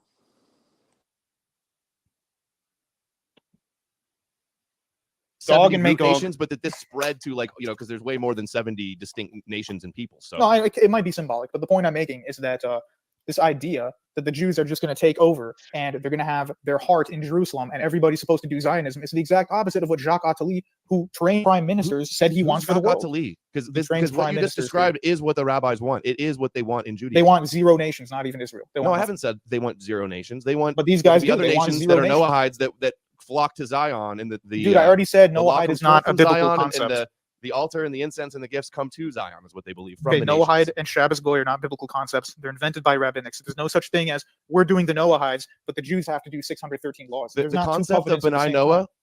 Yeah. is in the Talmud and was probably in the oral law, at least The the time of Talmud. Christianity. That list in Acts 15, your buddy Jay Dyer says that's the Noahidic covenant that Paul was getting the Gentiles to follow. So Yeah, but it's not the Noahide laws, dude. He's just saying that it's a reflection of what Noah derived did. the 7 laws from Genesis. Okay, and let the me ask Noah you a story. question. Let me ask you a question. Does Jesus, Paul, or anybody else ever come? Yeah, I mean, it's just as simple as this. You know, Christians think the same thing about the Talmud as the Jews think about the letters of Paul. You know, they don't follow it. Yeah. You know, so yeah. That's right. I've been nodding out. Sorry, haven't been. No, it's okay, Rocky. You know, thank you for There were being some here good for us points anyway. in there. I like that. There were some good points in there. Yeah, for sure. About the usury and how. So, anyway, I'm gonna hold back a little bit. Yeah, blessings. Yeah, yeah. You know, hopefully it'll still be up. We all know there's a question about those things at this point, but yeah, we'll figure it out. It'll definitely be on Twitter. So Comment on bestiality in the New Testament? Serious question. I don't know off the top of my head. Okay. They don't. They also don't define what sexual immorality is. There's actually a lot of things they don't talk about because they assume that you're going to read the rest of the Old Testament and learn that morality, not just a couple Noahide laws. But I Total thought fake Christians religion. weren't supposed to follow the mitzvahs and the commandments of the Old Testament. You're supposed That to doesn't even follow. make sense. The Orthodox Church says that all the morality of the Old Testament is still binding. When Jesus replaces or abrogates something, he's usually going to a pre-Mosaic ordinance, such as when he relaxes the Sabbath or when he makes divorce more strict. He never says, "Yeah, the whole law is gone. Just throw it in the trash. Now you have Noahide stuff." That's not found in the New Testament. Except in Acts, where it is a Noahide-like list that everybody agrees. Then is why does that's what James it's doing. say? Okay, why does James say at the end, you got to go learn the rest of Moses first? When you're done with these few laws, go learn the rest. They don't want the Gentiles to follow all the laws of Moses. No, the rabbinics don't. I'm telling you, they're not the same as the people who wrote the New Testament. They don't want converts. They wanted the Gentiles to follow the God of Israel, but not convert to Judaism. That's why they don't celebrate Yeah, the that's Sabbath. why- It's on Sunday. That's why they don't keep. if you're confused, it's because, as Jeem said on our show, he follows all the laws down to the zeets. So yeah. So he's an interesting fellow in that way, you know. Jeeves follows all the laws. That's what he says, yeah. Hmm. And he says that the Christians ought to do that. He agrees that the rabbinics say they ought not to, But yeah, This is talking about the laws, the 10 commandments, or all the statutes, all the 600. yeah, he's talking about all the statutes and all of that. That's Yeah, bullshit.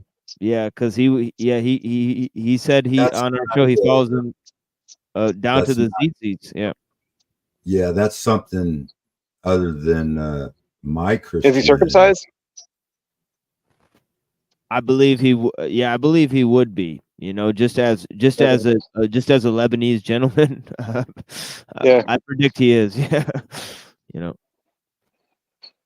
you know, like I'm Pakistani. You know, like generally, like people from like our part of the world, like Arabs, like people Yeah. from the Indian subcontinent, like most of us are pretty much circumcised. But yeah.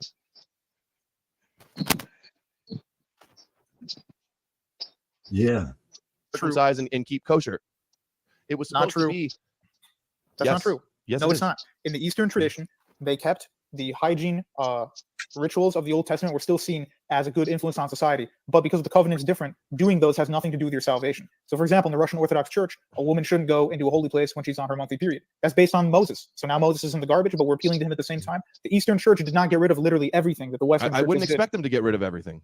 You just said that the law is gone and No, we do Noahide that's laws. what they said. The commandments isn't for the Gentiles to follow all the commandments, just the laws of Noah. And they did think this even before Christianity. All the first century sages were still talking about Noah. Yeah, because they would go on to found the Pharisee school, which was an upstart religion purchased from aristocracy during the Greek invasions. It's not the historic Judaism, which you said is not the you historic admitted earlier Judaism. that there was God-fearers, which meant Christians that were interested in Judaism and believed in the God of Judaism, and they were suggesting Noahide laws for them. No, they not weren't. full conversion. They said go and learn the rest of Moses and keep it for moral purposes. That's why when Christians in the East have to justify something, if it's not explicitly in the New Testament, we refer to the Old. The Old Testament is not if you gone. agree with the Acts story, which I think is doctored and harmonized and not historical, it was the nations didn't need to keep the laws. I just told you Acts 15:21. After he's done with that sentence, he says, "For you will go to the synagogue and learn the rest of Moses." You don't have a different religion where you do Noahide and the Learn Jews Moses get to do... could just mean learn the Old Testament. Learn the Moses law. was not called... Learn the prophets in the Old Testament. Then he would have said the prophets, but he said Moses. That one particular covenant. That's So the they law know Torah. portion. They know Torah then. Okay, but You the can't rabbis argue that say Paul said that the Gentiles need to follow. And this is so off the path of the topic of the debate, but you can't argue that Paul was saying that the Gentiles needed to follow the commandments. No, not for salvation. He says Christ is the end of the law for righteousance, not the end of the law permanently. There's a difference there. Okay. Let me finish one last thing, then we'll move on because you said you want to discuss this topic. I haven't seen, like, we're debating if Christianity is a myth, and I haven't heard any proof that the Gospels are reliable. You haven't. So that is a interesting take, and I know the Orthodox Church is more in line with this than the other churches. You know, so so that is also a thing. You know, the Eastern Church is much more inundated with following these laws, and they also have a stance that the liturgical service is basically the same thing as the temple service. And it's a continuation of that. They have a whole type of idea about that. So yeah, well, the commandments are good, whatever. I just know that the 613 commandments are very hard to follow even for Jews, and the reason why we're all in exile and we've had all of this plight was because we couldn't even follow them. So it would be very unrealistic to expect the entire world to follow them. However, I do think that we can't expect the world to learn from them and to not necessarily follow them, but see them in a positive light and adopt whatever they need from them, if that makes sense. As a Christian, I separate the commandments from the statutes and the ordinances. They're separate. The commandments are for the world, but the statutes and ordinances are not. Okay. In Hebrew, we just call them mitzvot, so I don't know how to translate it. I can just say the word mitzvot. Okay.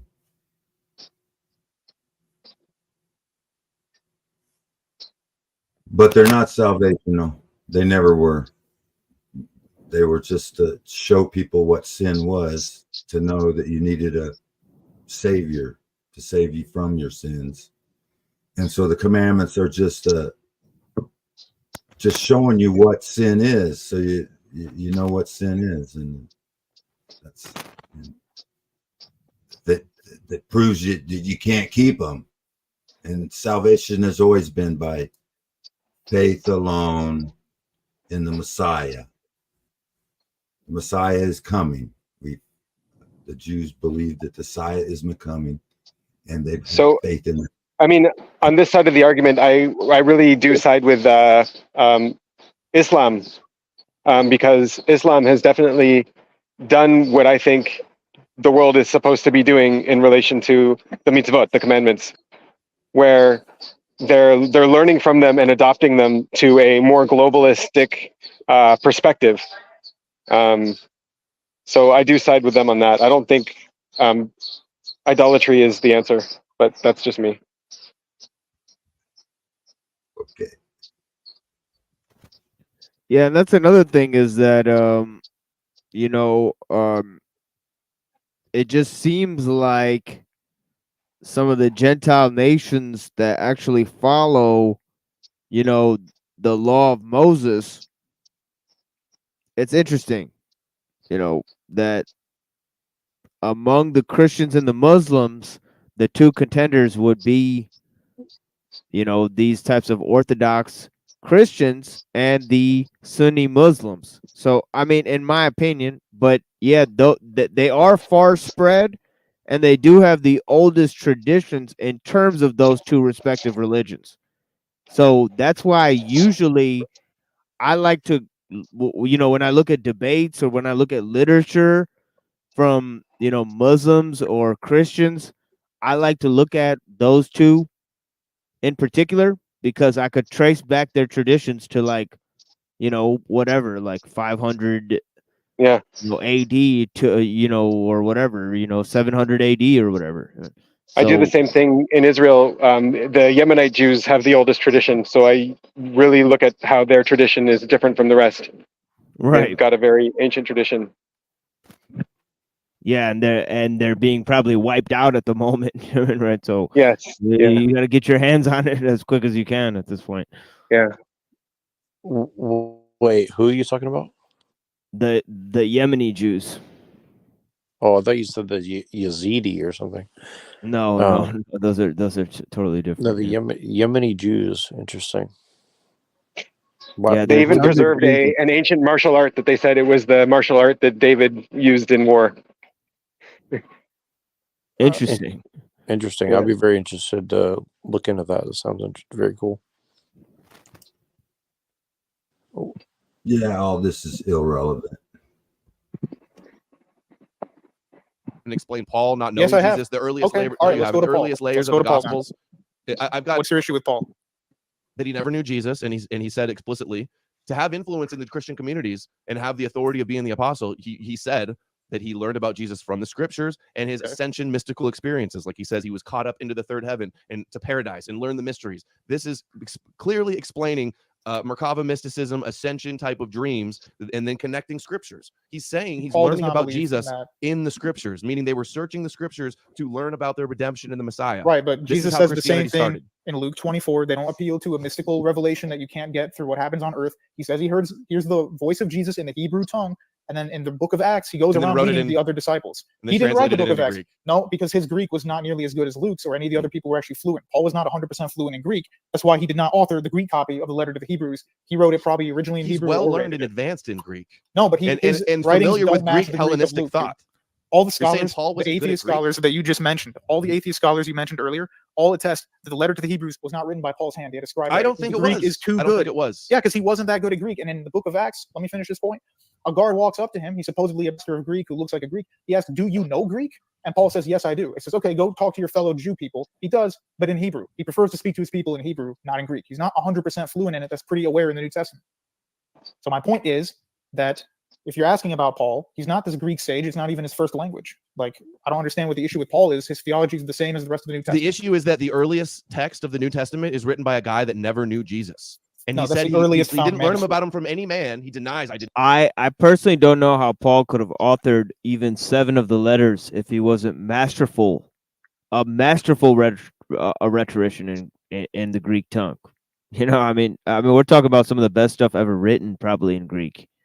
I mean, we're talking about extremely tightly packed arguments about like Gentiles and the new covenant and the old covenant, and he's chopping it up with this law and all of this type of stuff. I mean, he's arguing very quickly, and drawing this dialectic between flesh and spirit on an extremely tight,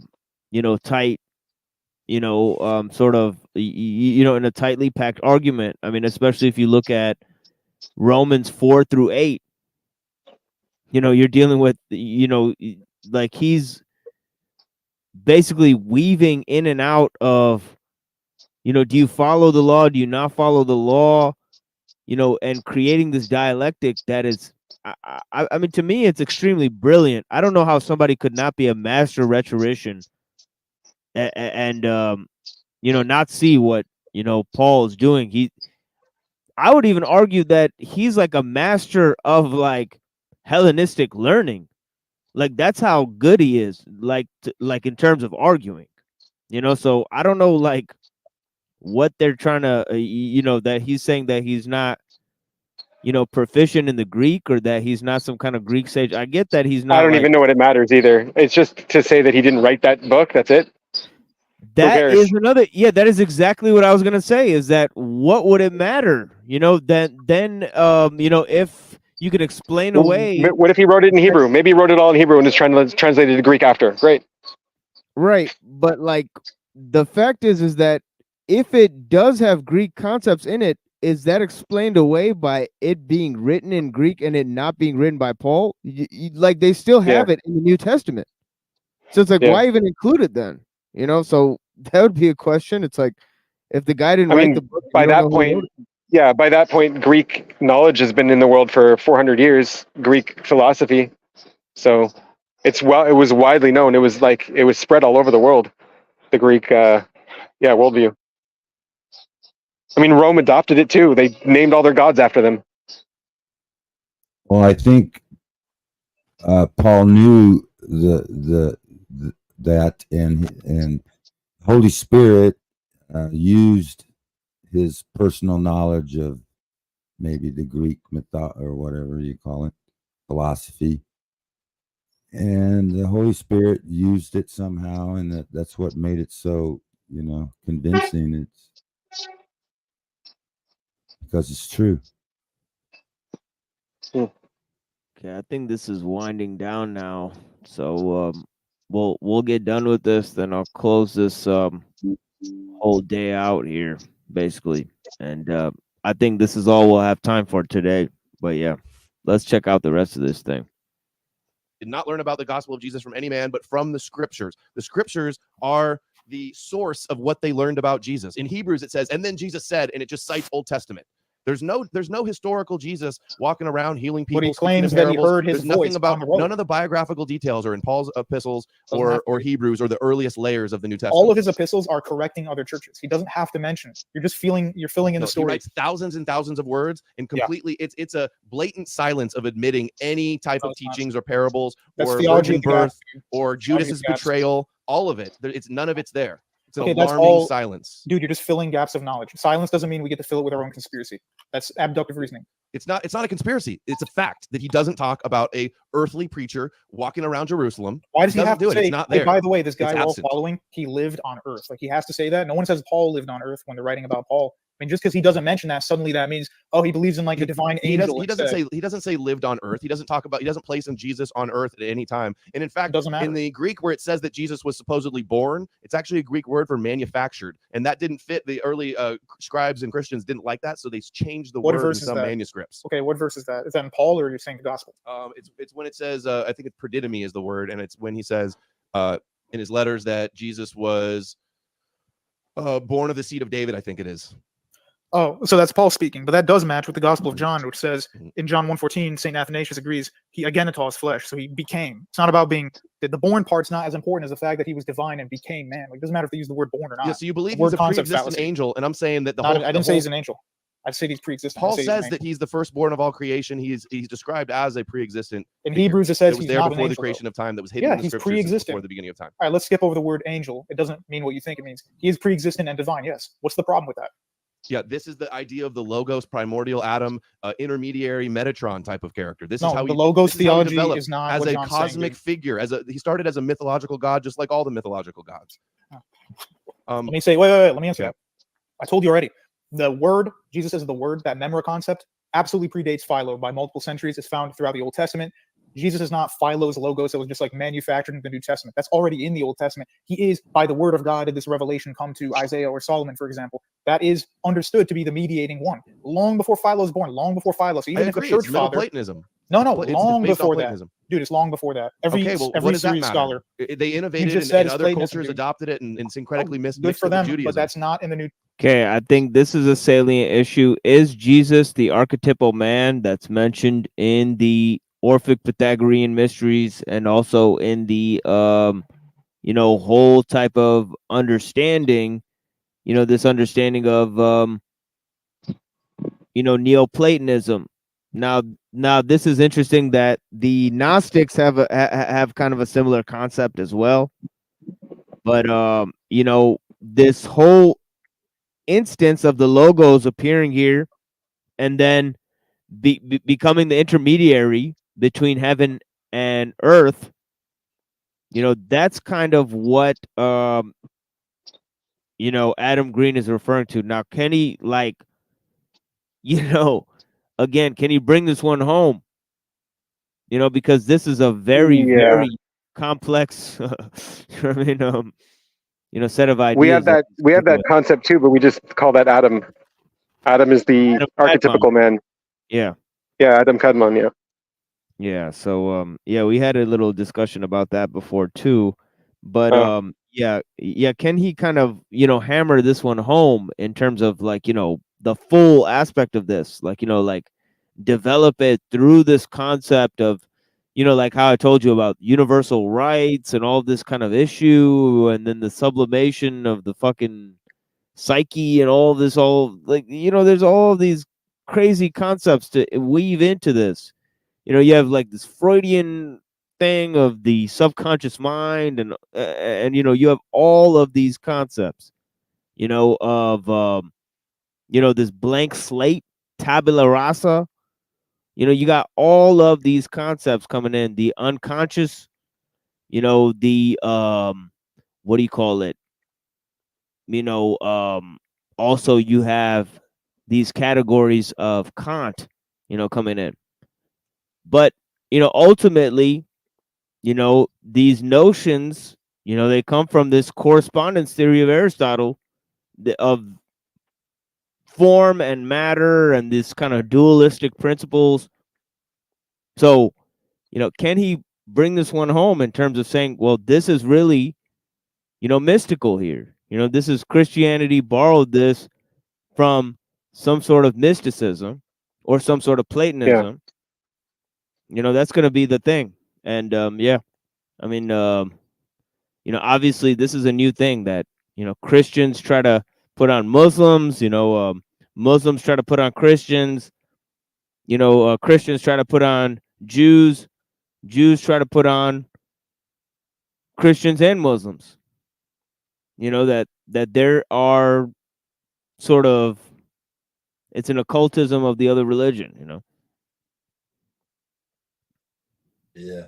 Testament. So they're doing something that's incorrect. That's not proper Christianity. That's my argument. What Philo says about the logos is very similar to how Jesus is described by Paul. Yeah, because he's copying the already pre-existing Jewish concept, which was the memra concept in the Old Testament. He's not inventing it. And Philo was talking about the same thing decades before Paul. So I'm right, right again.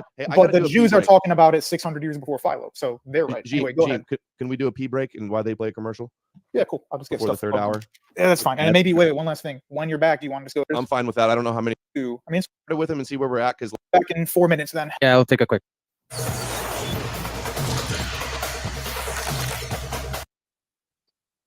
Okay, that's like the ugliest shoes I've ever seen.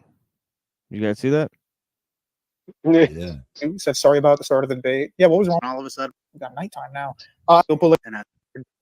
the Two Tongues podcast. We just talk about. I think that's pretty much it, guys. Then they're gonna Yeah. have like little soup. Yeah. Then they start having audience questions. So yeah, that's pretty much the debate. We It was covered. interesting. Yeah. And we've been actually reviewing this debate for 8 hours. So, so it is what it is. Yeah, exactly 8 hours to be precise. So I'll have to go around the panel and let you guys go. It's a full-time job. Yeah, All right, let's jump into the Kabbalah video now. yeah. Maybe next time we're gonna hit you with this Kabbalah video and EBT, and or wait Kabbalah video or what was it? Or wait, also Jay Dyer on Jim Bob. Yeah. Yeah, So the InfoWars is like 45 minutes. The Kabbalah video is like 10 minutes, and then I don't know what else. Yeah, we got a bunch of stuff lined up for you guys next time. So I'm gonna go around Nice. the panel. I don't know if 5 Speed is here. 5 Speed, are you here, brother? I think 5 Speed passed out on us. But yeah, thank you so much, 5 Speed, for being here, brother. Bless you so much. And I'm praying for you. And Rocky, you hung in there, Rocky. Blessings to you, old man. I got here a little bit late and I kind of nodded out for a while. But yeah, Jesus is the word. Yahshua. Yah's Savior. If you speak of the, what do you call that?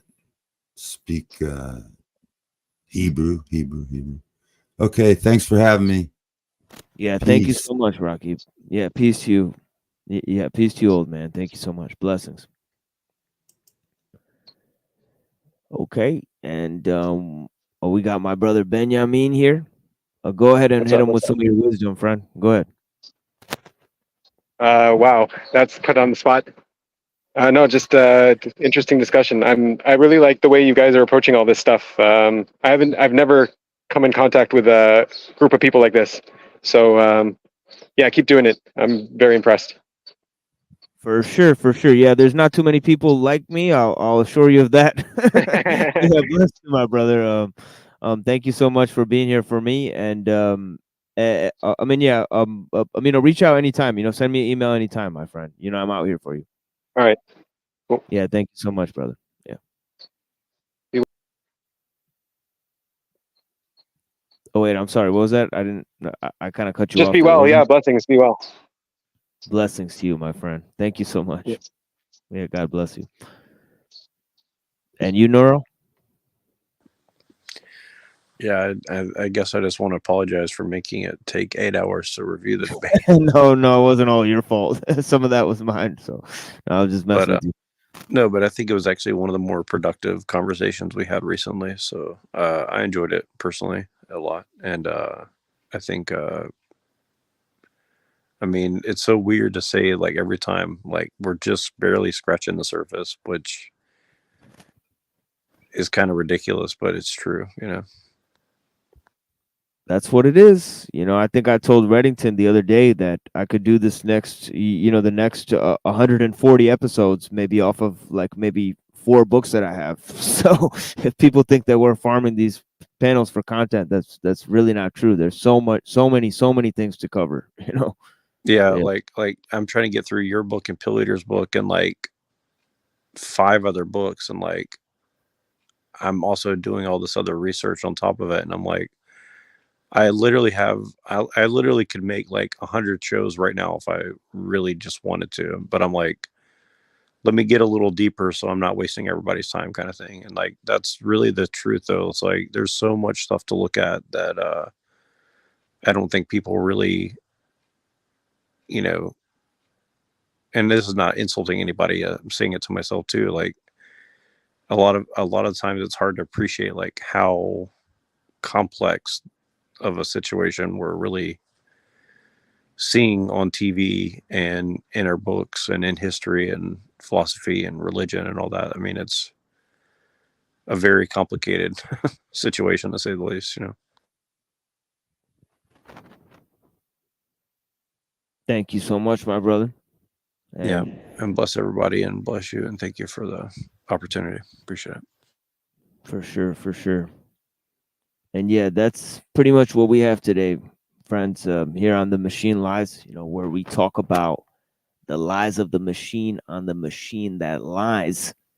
And yeah, the first step to blinding somebody is getting them to open their eyes. And the first step to seeing beyond the programming is to realize that you have been programmed, in fact. And freedom is a dynamic state, a prize continually to be won, as Alul says. It's not a static state. And knowledge, we have to be weary of our knowledge. What we know. Knowledge is neutral. Technology is not neutral. That's what I believe, right? I have many proofs behind that. But yeah, we'll go into that. Don't let yourself be controlled. Purpose designed to an end. Don't let yourself become a machine, my friends. Blessings to you guys. And I'm going to play a video for you guys, as I often do. Just some old material that we have. And I bless you guys for being here with me. And I'm going to be praying for you guys. It's the middle of the night, so I got to run and make some prayers before dawn. And yeah, I really much appreciate you guys being here with me. This is your brother, the Machine Lies. Please send me an email if you guys have any questions. Join the Discord. I'll drop you guys a link for the Discord here. And enjoy some of this old content that we made with Neurojack. So yeah, get up in this. I was having a discussion with iFi about some interesting topics, technological society. But yeah, here you guys go. And I thank everyone for joining the panel. Benjamin, Neurojack, Rock E, hanging in there till the end. The people that were out here. I'll just take it as I'm 90% right. Sure, that's fine. We'll settle on that point. That Anyways, means I've won the debate. If it's a debate and I got 90% correct, we never got to the technology debate, to be honest. But anyways, I told you we wouldn't, though. I said the preliminary issues are too dense. I tried to drag you kicking and screaming into it, but you just. But the keep wanting to preliminary avoid issues it. are going to be like the preliminary issues are going to be so dense.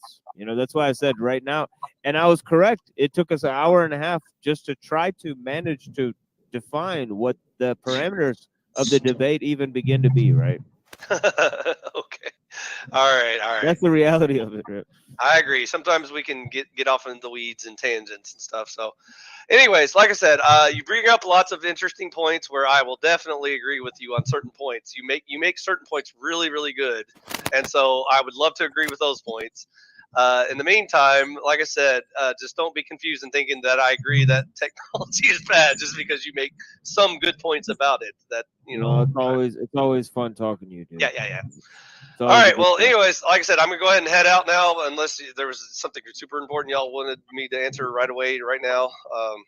I'm gonna just go ahead and mosey on. But I do want to thank Neurojack for finally killing that one stream I was trying to get on for like a month now. We finally properly defined the left wing and the right wing. So congratulations, Neurojack. You did what Flow State was unable to do, and he was too afraid and scared to face iFi. And so good job. You passed with flying colors. Anywho, in the future, if anybody wants to talk about politics, philosophy, religion, technology, whatever, I'm available and be more happy to jump in. So peace out, brothers. God bless. Blessings, my friend. Easy. I'm praying for you, man. It's just me and Reddington. Yeah, Reddington, there's a lot of stuff I want to talk to you about off air as well. So keep that Okay. in mind as well. Yeah. So pretty soon, because I did send you a message. I want to kind of contact. But yeah, I don't know where Neuro has gotten to. But yeah, I guess we're entertaining 3 people at this point.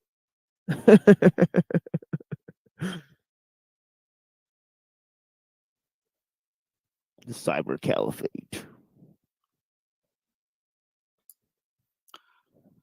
Why is it that Christians always get into that mode where if I guess I should know this question. I was one, but I guess it just seems kind of crazy to me now how they just assume like everybody's a moral relativist slash nihilist once they leave religion, I guess. I know it didn't used to be like that, so I can only presume that it's happening from this kind of, because this presuppositionalism is also being used for Protestants. So there's lots of notable, debaters who use it there too. It partly, I mean, maybe just like a fraction of the group would be listening to debaters like Ravi Zacharias and others that Exactly. pretty much, assume that's the case. Yeah, like John Lennox, in the Dawkins debate, the very famous Dawkins debate, he kind of brings up Plantinga's argument, which is a form of presuppositionalism, and then you have like this whole thing with even like those super Protestant Calvinist guys, like this James White guy, he always brings it up too. So like I think presuppositionalism is like a very like sort of nuanced approach that they have in terms of the whole Kantian framework of morals, and they've expanded on that mainly because it like helps them keep empiricism intact as well. But like I don't know like why, you know um in terms of like this whole shit with the morals and ethics. I mean, I think it like ties to this thing of like this universalism, and it also has to do with this whole notion that like European society is like unique, and that I think it somehow ties into both Judaism and Greek civilization. That's why I always take this like Greco-Jewish approach, you know what I'm saying? Like, where I'm like, it's the Alexandrian Jews, Hmm. Because it's like Rome and Jerusalem, it's like there it stands, Right. and I mean, I think presuppositionalism it relies on Aristotle a lot, right?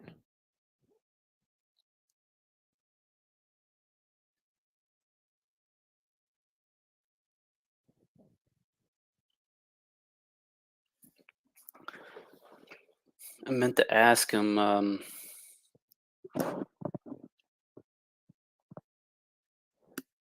Oh, I guess I didn't mean to. I don't know.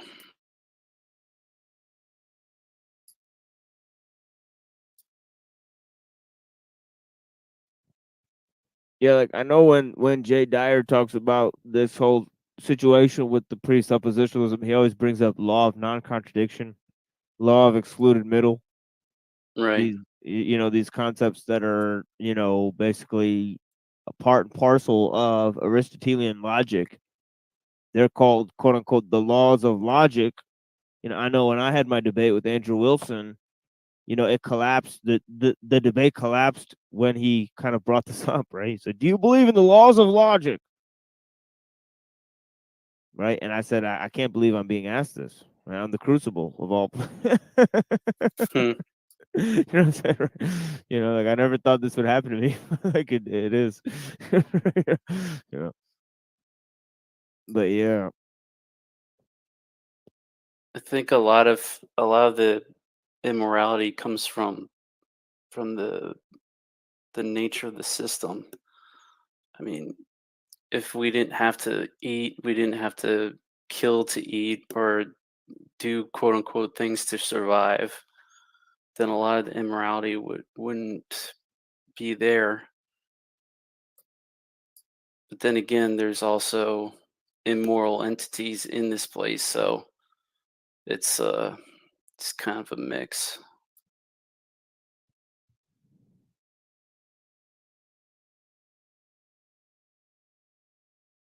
Yeah, I mean, I think ultimately it comes down to, like a fundamental question about like how much nature is evil, you know. And I think I kind of expressed this to to one of our friends, in terms of, I think that, nature is good, technology is bad, and that, human beings are neutral, right?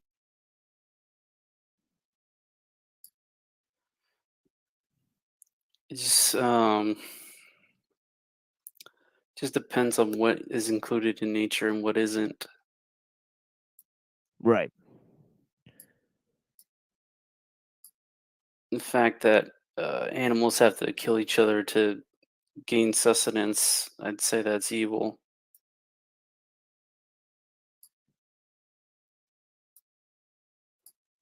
If of course God made it that way.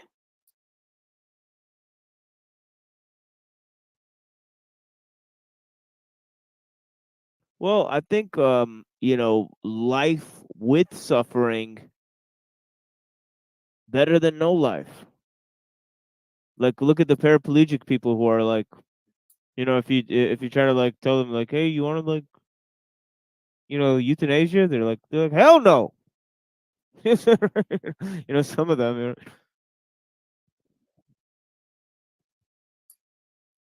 That's part of the nihilism is that gets foisted upon at least some people is that we think if it's not God or whatever, then it's just oblivion. When that's probably not the case. I don't think that's the case. I think I think we're better off outside of this place than in it.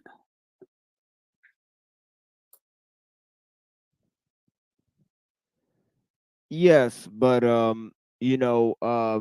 let's say like I actually don't know what's outside of this place. You know what I mean? Like it's like I would just say like sure there's something outside of this place, but it could be as far worse. Could be. And there you have the quintessential, you know, that as much as it is beyond this place, if it's a beyond, then pleasure and pain will both increase. So you know, a true beyond has both, right? The possibility of both, right? So Yeah. it's like, so it's like it's like the Tao Te Ching quote, those who are truly good are not aware of their own goodness. And in a way, it's like, real virtue doesn't count how much it has, in a way. Right. And that I think goes back to nature and simplicity. I think simplicity is virtue in a way, and I think that true, freedom, or whatever have you, therefore, the true capacity to free ourselves exists in nature. It doesn't exist in, you know, um, trying to create an alternative to nature. I think that will only complicate things. We're already being controlled by nature.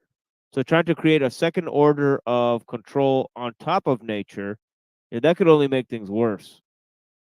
But then like, like that's proof in itself that like nature is partly good, you know? Partly, yeah.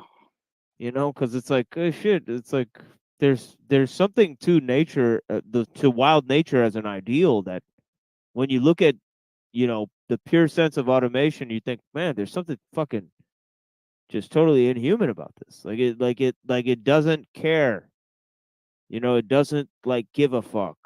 Just in one end, out the other end, and that sort of thing is inhuman. You know, and what's so inhuman about that? It's like, well, I think it's because, of how they, how Sophia Stewart said about the Terminator, that it's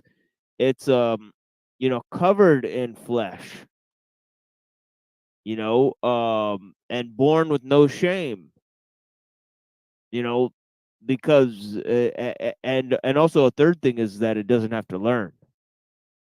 So, something that conceals itself in what is organic. It isn't actually organic. It's like Clockwork Orange, and then on the other end, something that doesn't have shame and therefore doesn't have the possibility to understand honor or virtue or these types of things, and then on the other end, you have something that is born already knowing, so it doesn't have the possibility of growth or learning.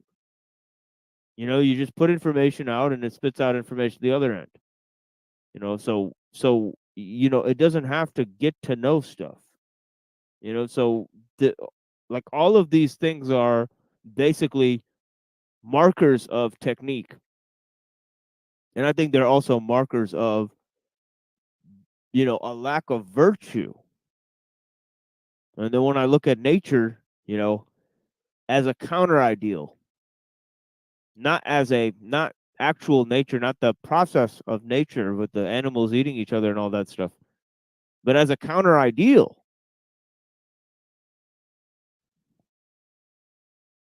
Right?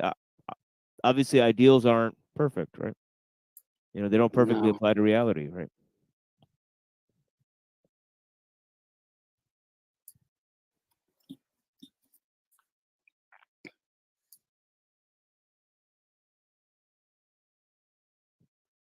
I think Neurojack left us hanging. Yeah, I think I agree. Like, yo, Neurojack, we're shoveling snow here. You need to fucking. We're shoveling snow for his car to get through the mountains in I know California exactly right. so he can get a good internet connection, I guess. Yeah. Like when say like I mean, people claim to have all sorts of abilities. It makes me just wonder what kind of how far degraded are we from our, I wouldn't say true selves. We're always our true selves. It's just how much, what kind of degradation it is. What because there's always manipulation involved.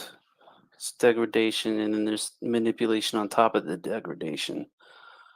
So I'm wondering because, like, when the freak said that he thought he was being attacked by energy weapons, and he said the thing melted in the guy's lap or whatever. I'm like, he attributes that to God, but that could easily just be his own ability that that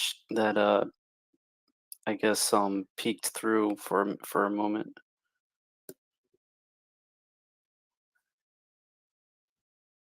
So I'd rather have freedom, have access to all of my abilities than freedom, as much freedom as I can, instead of being degraded in captivity. Basically, obviously, I don't think outside of this realm is all sunshine and lollipops. That's obviously not the case, or else we probably wouldn't be here. So.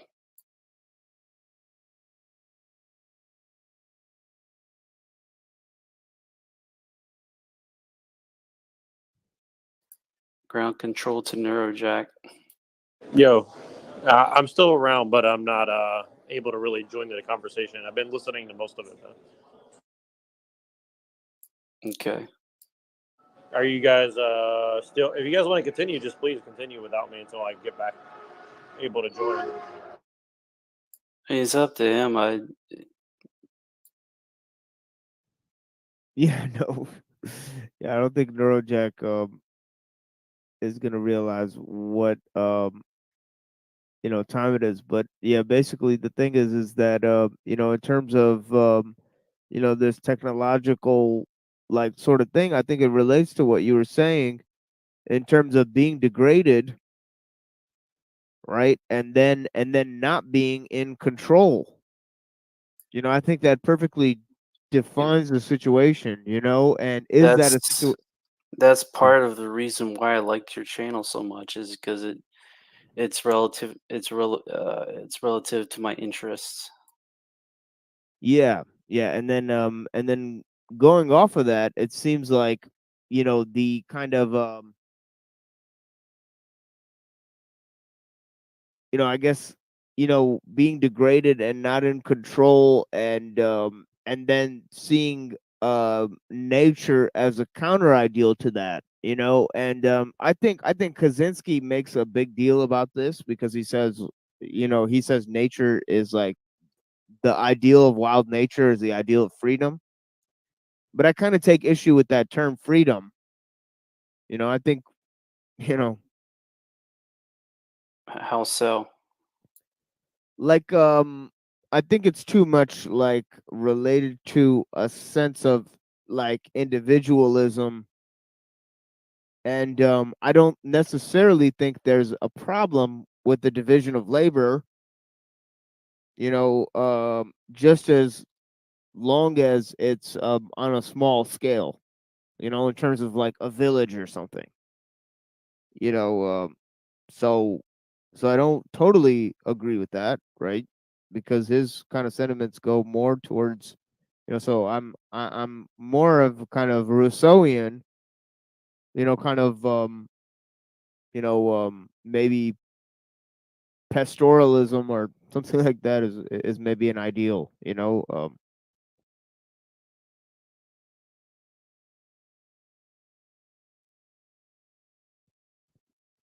because it's like freedom. It's like you want to have freedom from other humans. Like why? I wouldn't say freedom from other spirited, morally good spirits is. That's right. I wouldn't say that freedom from others who are also morally good is what we're at least what I'm Right, of trying to get course, at. because that's enrichment, right? Because we need to stick together, as far as I'm concerned. Right. Right. We're But I enriched through mean, each like other. freedom from the enslavement of this system, technological or otherwise. Yeah, and I think that's kind of the thing is that technology allows us to be an individual, and in that individuation, we are atomized, isolated, degraded. You know what I mean, right? And yeah, I mean, I totally see where you went with that. Yeah, and I think I've been listening a little bit, and I'm a little busy, but I want to mention this really quick. I think the whole thing about that's really how they're selling this whole system to people, though. Like the technological system is, they're saying, well, the freedom that it provides by getting around the constraints of nature is a good thing. And like I can understand the perspective, but there's no way to really calculate the cost of A, the individual, B, the collective, and C, you know, the definitions of the terms in which you're trying to sell this, you know, kind of lose its meaning by the very use of the things that we're trying to do to get around nature. So, like, if you're trying to fight for family and all these different things, well, just the act of trying to use these things to get around it. I mean, first of all, it's not really being done in an honest manner where we kind of are even told, hey, we should consider the cost of this thing. It's more like it's just kind of being imposed on us. And then, after the fact, we're kind of making up excuses for why it's being imposed. And again, that's just assuming that it's all being consciously implemented, which is debatable. And I just want to mention that while I had a chance.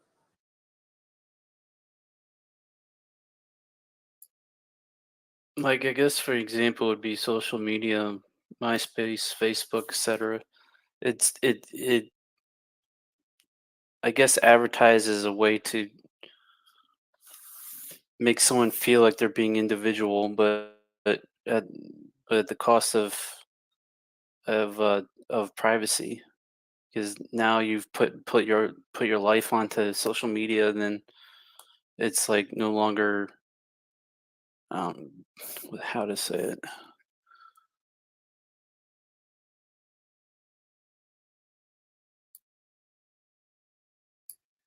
It's like the cost is basically being spied on, um, at, in order to have like a faux kind of individuality.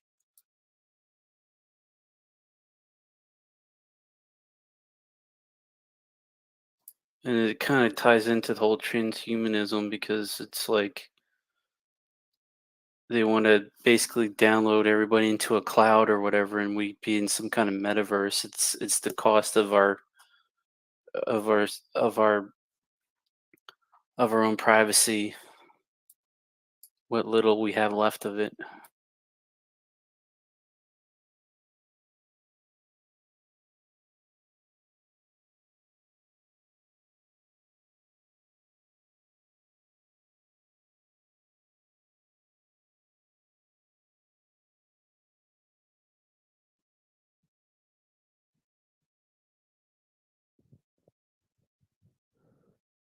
I guess Neuro is well. I think actually Neuro is doing something.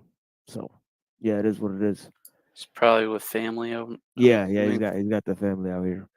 But yeah, blessings to everyone. I'll be on in half an hour. I did a split shift. Dope, Hank. Blessings to the missing link. Thank yeah, it's good to see you. STC, who's that? Oh, Silver Tongue Cavalier, okay. Yeah. Yeah, I mean, I wanted Canuck to understand what I was saying earlier about the whole artificial man thing, you know? And how like the whole Hobbesian concept and I really do think Hobbes has a lot to do with this whole thing because it's like this emptying out of the self through these pulleys and strings. He literally says like he describes emotions in a mechanical way. He describes most of the uh, interactions of man in as mechanism. So he describes biology as mechanism. You know, and I think he's almost one of the first people to do this, and he kind of invents biology in this way. You know. and it's almost like a precursor to the Darwinian biology. Oh yeah, 100%. Yeah, 100%. Yeah. Just as Rousseau is a precursor to anthropology, it seems like yeah, it's like he's totally doing biology because it's like he's literally like he's the only one in a state of nature argument that is like talking about the constitution of man and his limitations, and he describes them in a total scientist, atheist, secular way, just the brute facts of somebody hits you on the head with a club and you're down. It's It's like it's too much. It's too what's the word? Recidivism. It's too reduced down to. It's almost like the same thing as degradation as with the Christianity. They just do it from a different route. yeah, I think it's called That Bellum. we're Yeah. just stardust, and we just happen to be here, and blah blah blah, random or natural selection, etc. Yeah, I do think some of that does come from Christianity. Bellum omnem contra omnes. The war of all against all. It not only sounds Heraclitean, but it sounds like this understanding like that all of the powers in the world will be ruled by like the devil and like will be corrupt. And like it's like this understanding. And I think so does the notion of Thomas Paine when he says this notion of the necessary evil. Right? It's kind of like necessary evil is kind of like Felix culpa, happy flaw. You know what I mean? It's like an interesting connection there, that kind of draws into like, or the notion of lesser of two evils, which is kind of related to the notion of necessary evil of Thomas Paine in his Common Sense. And of course, in his Common Sense, he quotes the devil from Milton's, from Thomas Milton, as Right. as a good guy, so he's like kind of like almost Gnostic in a way, I think I do have Common Sense on my bookshelf. I haven't gotten to it. Yeah. I mean, this term in there, it just jumps out. He's like government is a necessary evil. And he says one joins himself to a state as one does to a prostitute. That's literally what he says. It's like almost taken right out of Paul. Paul says to join yourself to the law is like to join yourself to a prostitute that's been like used up, but to join yourself to Christ, to make yourself a bride for Christ. He like says the same thing. Right. It's like shit. Am I reading Paul here? It's like honestly, I kind of think sometimes, But of course, they're flipping Protestantism. It's during this Protestant Reformation, everybody's reading Paul. Right? Yeah, well, I'll back as I would say that's it's just a different strain of the same virus. Right. We're on like Omicron 5000 variant or whatever by now.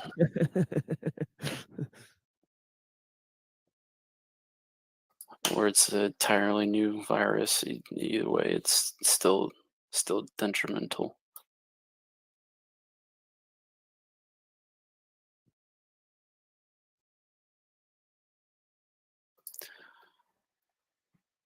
That's why I kind of went into it because if I was saying like how he logically went back to Christianity, which seemed like um, a contradiction in my opinion.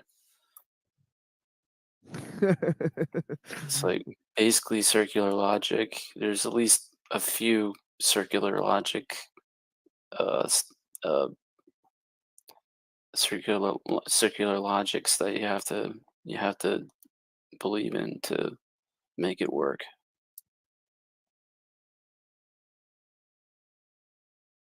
But instead of delving onto that, it's just like just go on the attack and like, oh, you have no objective morality. When you have circular logic and I have no objective morality, and we'll see who wins. Right. That's exactly how every single one of those debates has gone. So as to say, it's a fucking loop campaign. It's just a schismatic, dogmatic play. Yep, Spur Lupin. I like Truther Cop came up one day, and he's like, somebody's having this discussion in hell. Sad trombone. That's all he said on the panel that day. It was hilarious.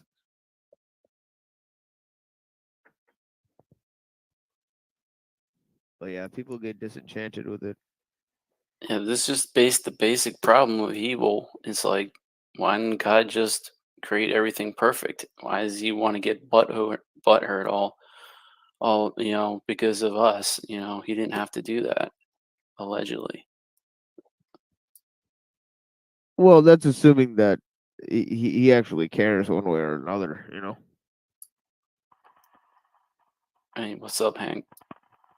Yeah, I didn't realize you were going on for 5 hours already, so I'm just gonna pop on and just not focus on the talking, but just check in on you at least. Your mic is crackling, dude. I'm driving. Oh, okay.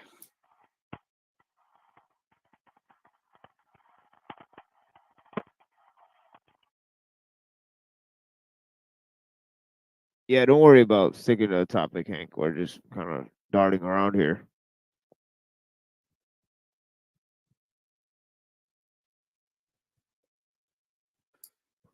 And that's not even getting into like to all, whether there's evidence for it or not. So that's a whole nother issue.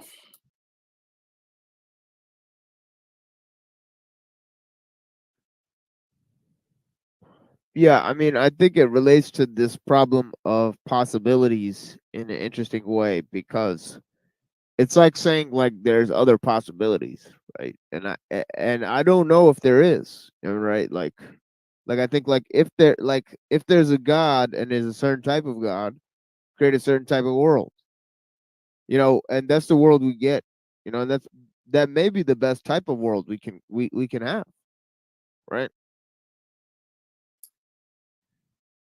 But that would what would that be connected to? Like best of all possible worlds, right? Scenario,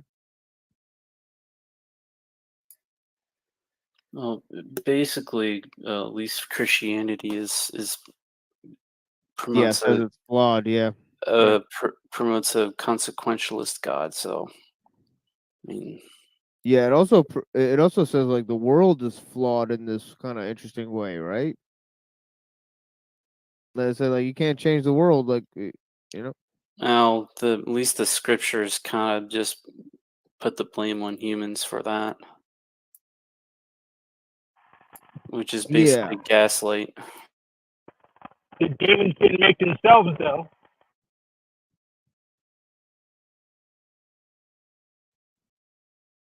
I'm sorry, what was that, Hank? They didn't convict themselves?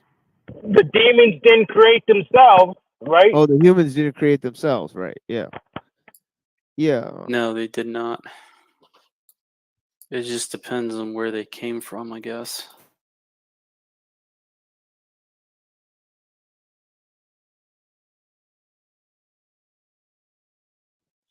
Yeah, it just goes to this whole thing of,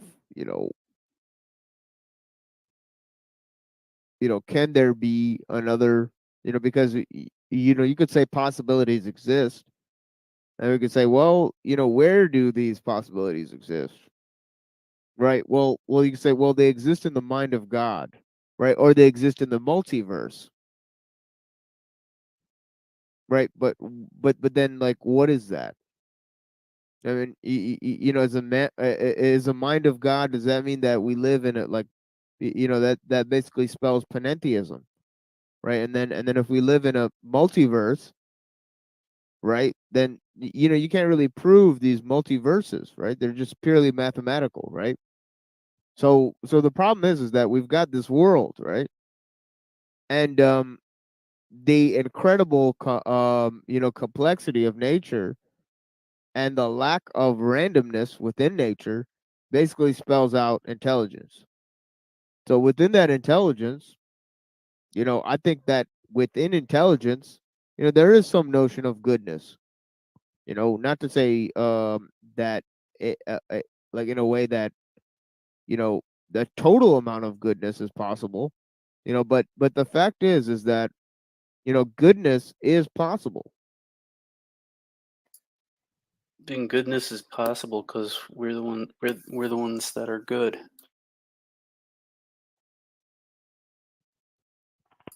Maybe, but I think you that's can't putting too prove much.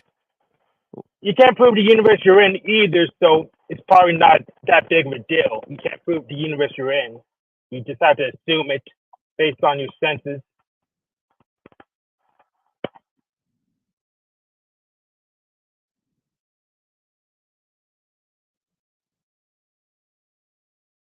Maybe, but even to have senses, you may have to presuppose mind, right? So you could just No, no, you don't have to presuppose mind to have senses.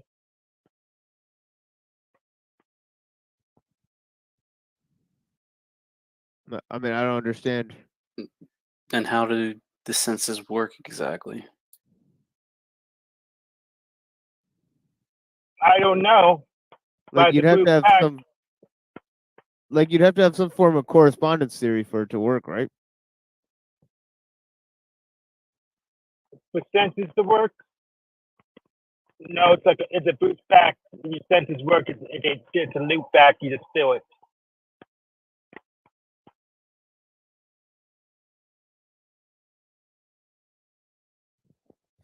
Matthew. Yeah, nobody knows that guy. But yeah, it is what it is.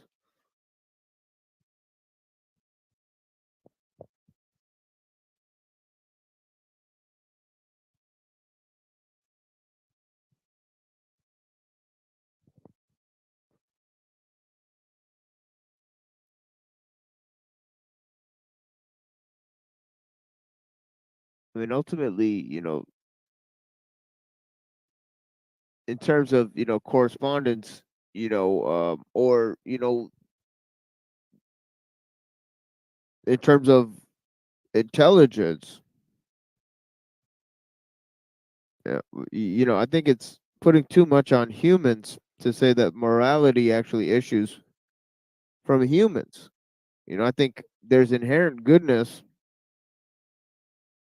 and I think that exists within nature. Like I don't see how we could have a conception of goodness, right? Like how do we like where did we get that from, right? And I think also like maybe that inherent goodness, right? It's not necessarily connected to how we behave. Is it inherent goodness or apparent goodness? Well, I think that life is inherently good, right?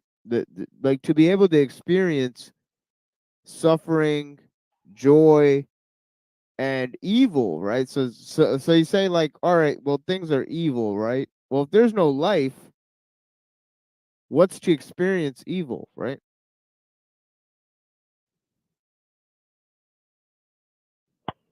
Well, that would mean evil is inherently good.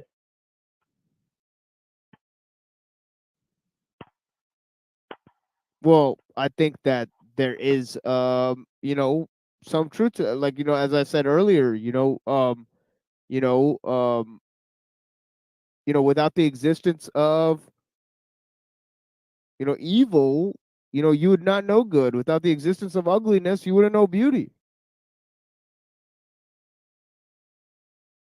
I ultimately believe there's some truth in that. How would that work with eternity, as in the sense of a Christian viewpoint? Well, I mean, I'm not too keen on eternity itself, and I don't follow the Christian viewpoint, but I think like in terms of eternal suffering or eternal good, sure there's you know a possibility of that as well. But like I said, like that just ups the ante, right? Like, well, presumably with Christianity, um, they they believe that they'll be in heaven for eternity, or at least with God for eternity. So that has to preclude committing wickedness. So either they don't have free will, or if they do, they just choose continually not to commit wickedness for eternity.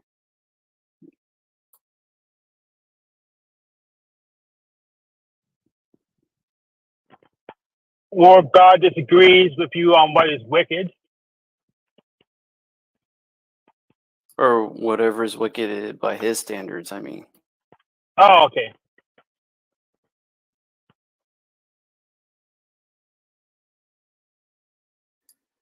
It's partly why it's one of the reasons why I kind of left Christianity is it kind of made it a moot point.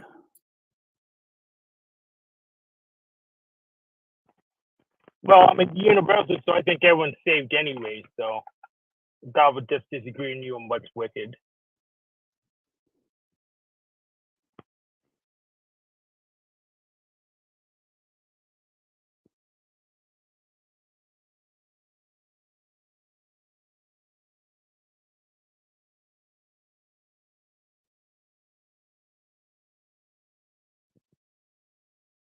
Yeah, and I think that ultimately, morality does have to be put in line with power, right?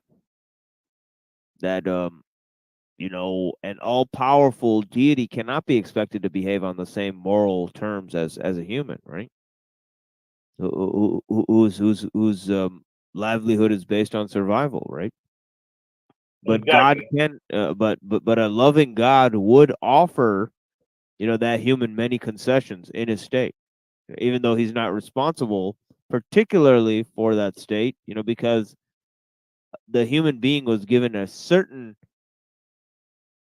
design in which he was able to control nature through the use of symbols, mainly through organizing other humans. So our ability to control, nature has to do with, our treatment of each other, really. And I think that that's one of the key, factors that relates to inherent goodness and all those concepts I was mentioning earlier, maybe.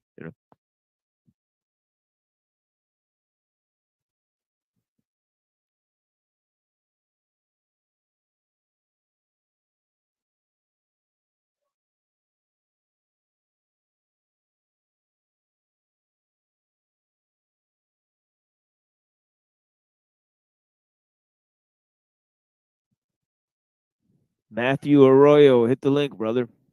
Let's do this.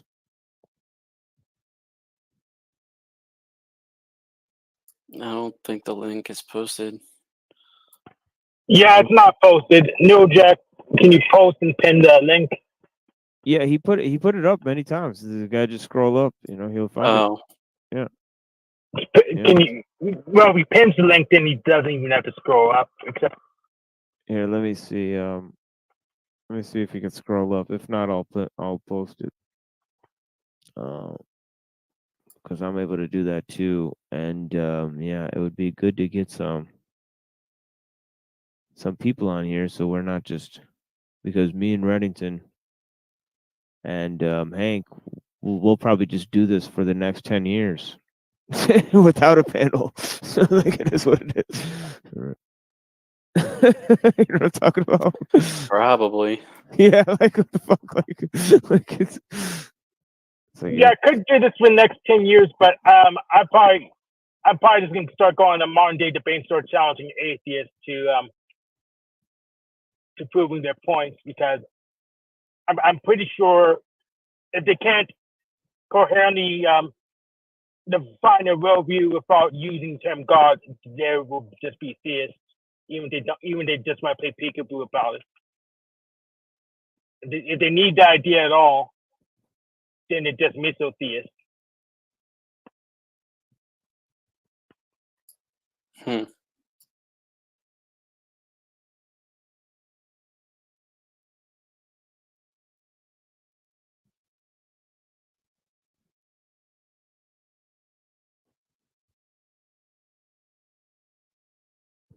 yeah, I mean, this whole question, and I don't know if you touched that book that I sent that one day, that one that's written by an Islamic philosopher in the 11th century. Yeah, I got about 50 pages in. I mean to get back to it.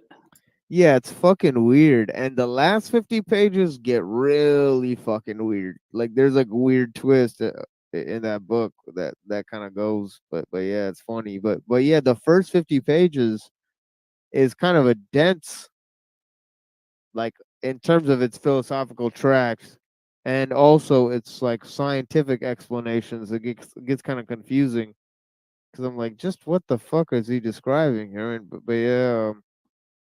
It's according to like the science and astronomy that they had on the table that at the time, and by that standard, it's fairly advanced. But yeah, it is a fucking interesting book, and one of the things that it kind of spells out, which is a very interesting philosophical principle, is this whole notion that there's oneness in that there's infinity within the plenitude of things. That means the possibility of things is actually infinite. But in the relation of things to each other, there's just oneness. So I think of this line, and in terms of metaphysics, infinity in plenitude, oneness in relation.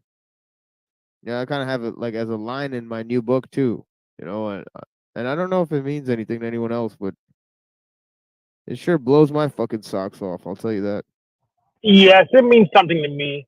I need to write a book on just the physics I use. I actually don't like the term metaphysics because any relevant metaphysics would just be physics anyway.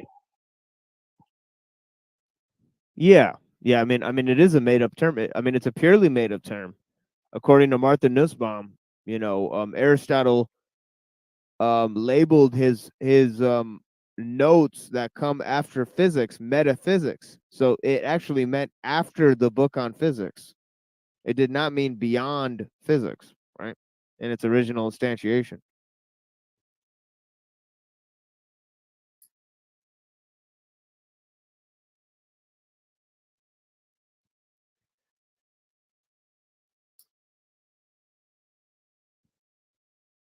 But yeah, what I really think is metaphysics is mind.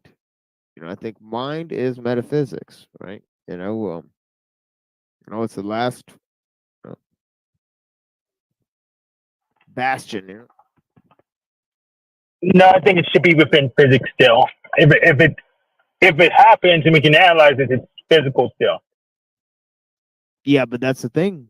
You need the mind to analyze the mind. It's too much of a problem. Stephen Wolfram's working through it.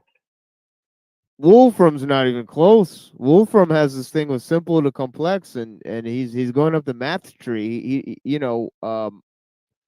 We can play Wolfram. I can't play it, but if I send it to Neuro, he could pull it up about this fucking mathematics invented or discovered.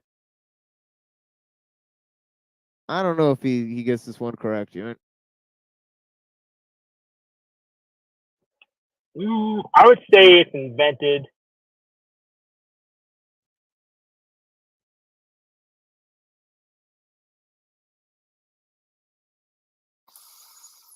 By whom?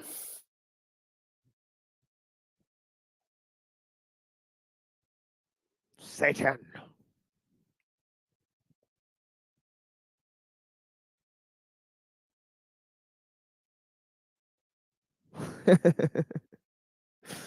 You know what I mean? Yo, what's going on? Anafe, peace. I was watching a video called Satan Makes No Sense, but it kind of got off topic after like the first 10 minutes. I'm like, wait, what happened to Satan?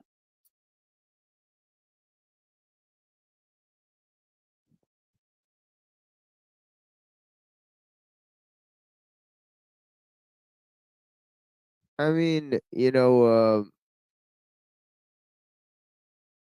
like that's the thing is that there's this no, like if you don't have mind.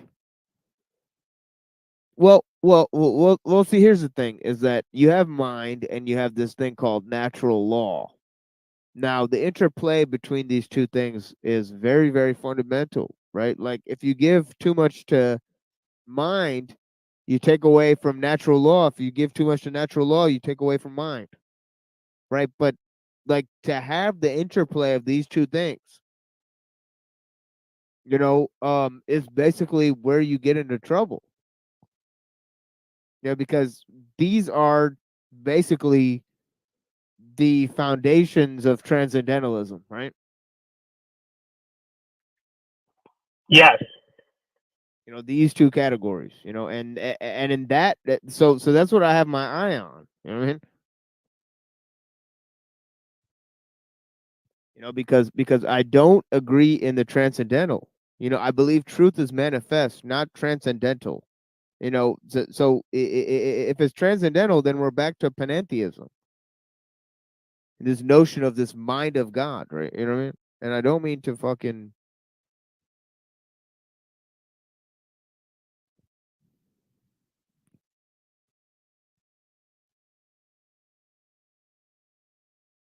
cut all the trees down in the forest so that fucking I'm just like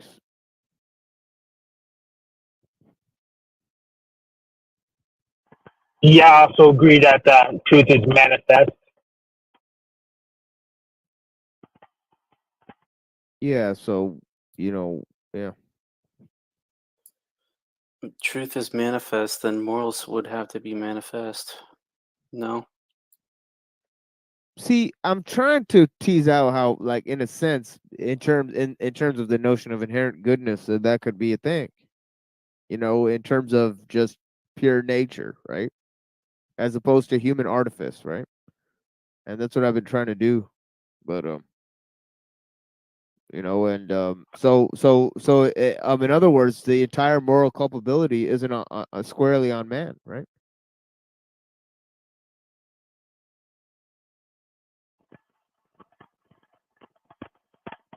Well, I probably wouldn't know inherent goodness, but I can see apparent goodness. I don't know what inherent goodness is. Well, I would say life serves life. That's circular, but it's that inherent goodness is a sort of a circular value that determines its own, I guess I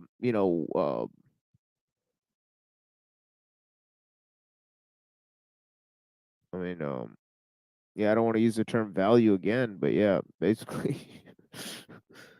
happens.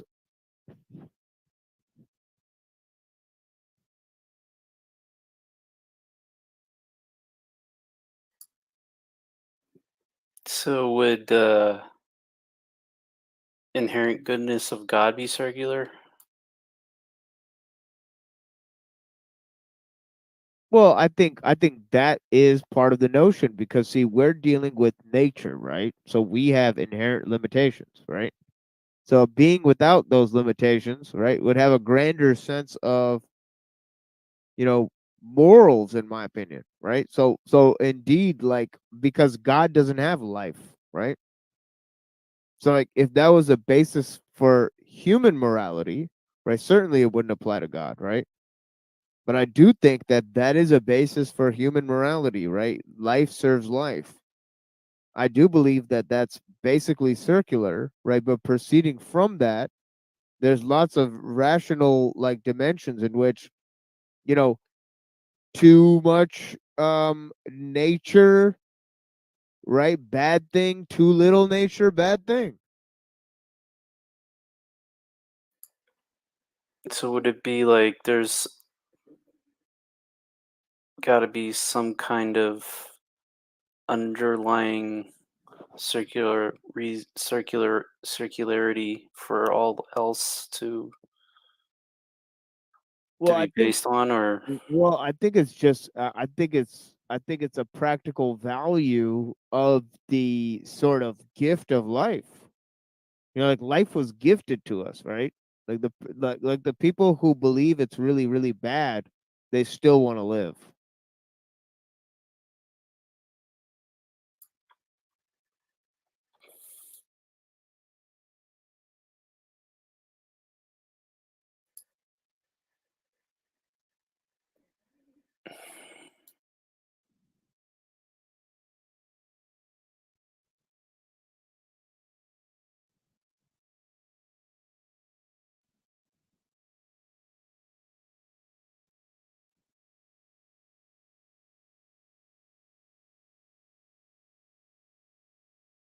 Or I mean, you know, is there a notion in which like where okay, see, here's another notion in which we have no say, right? Is that we start off, right, from awareness, right? And then we have to proceed from awareness. right? We have to proceed from existence. So existence and awareness is granted, right? Not to say it comes from epistemic circularity, but it's granted. And then from that, right? So in other words, we can choose, right, to go from a starting point, right? So we're not we don't have absolute freedom, right? That's one.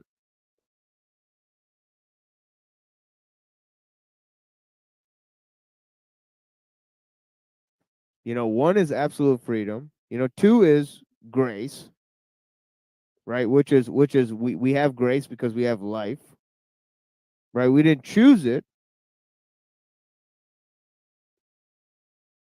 You know, yet it has a possibility of goodness,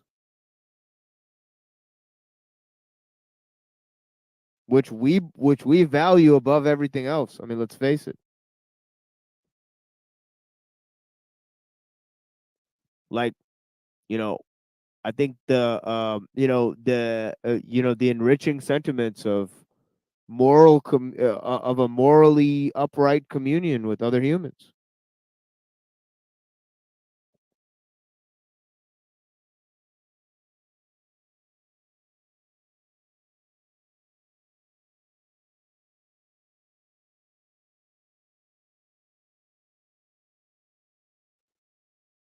Yo, JFK, Beta, shout out, homie. What's going on? Good to see you. I don't know where you are. I can't see you, but JFK, Beta, probably on Twitter somewhere. Hell yeah. That's my homie.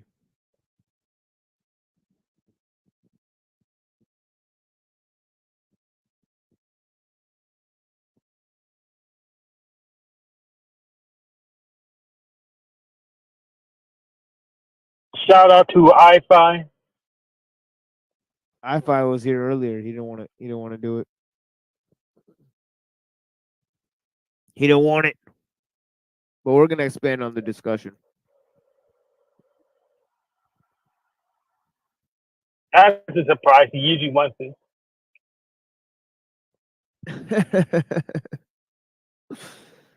Yeah, he got drawn down by a lot of the commotion on the panel as well. But yeah, it was going in a lot of directions.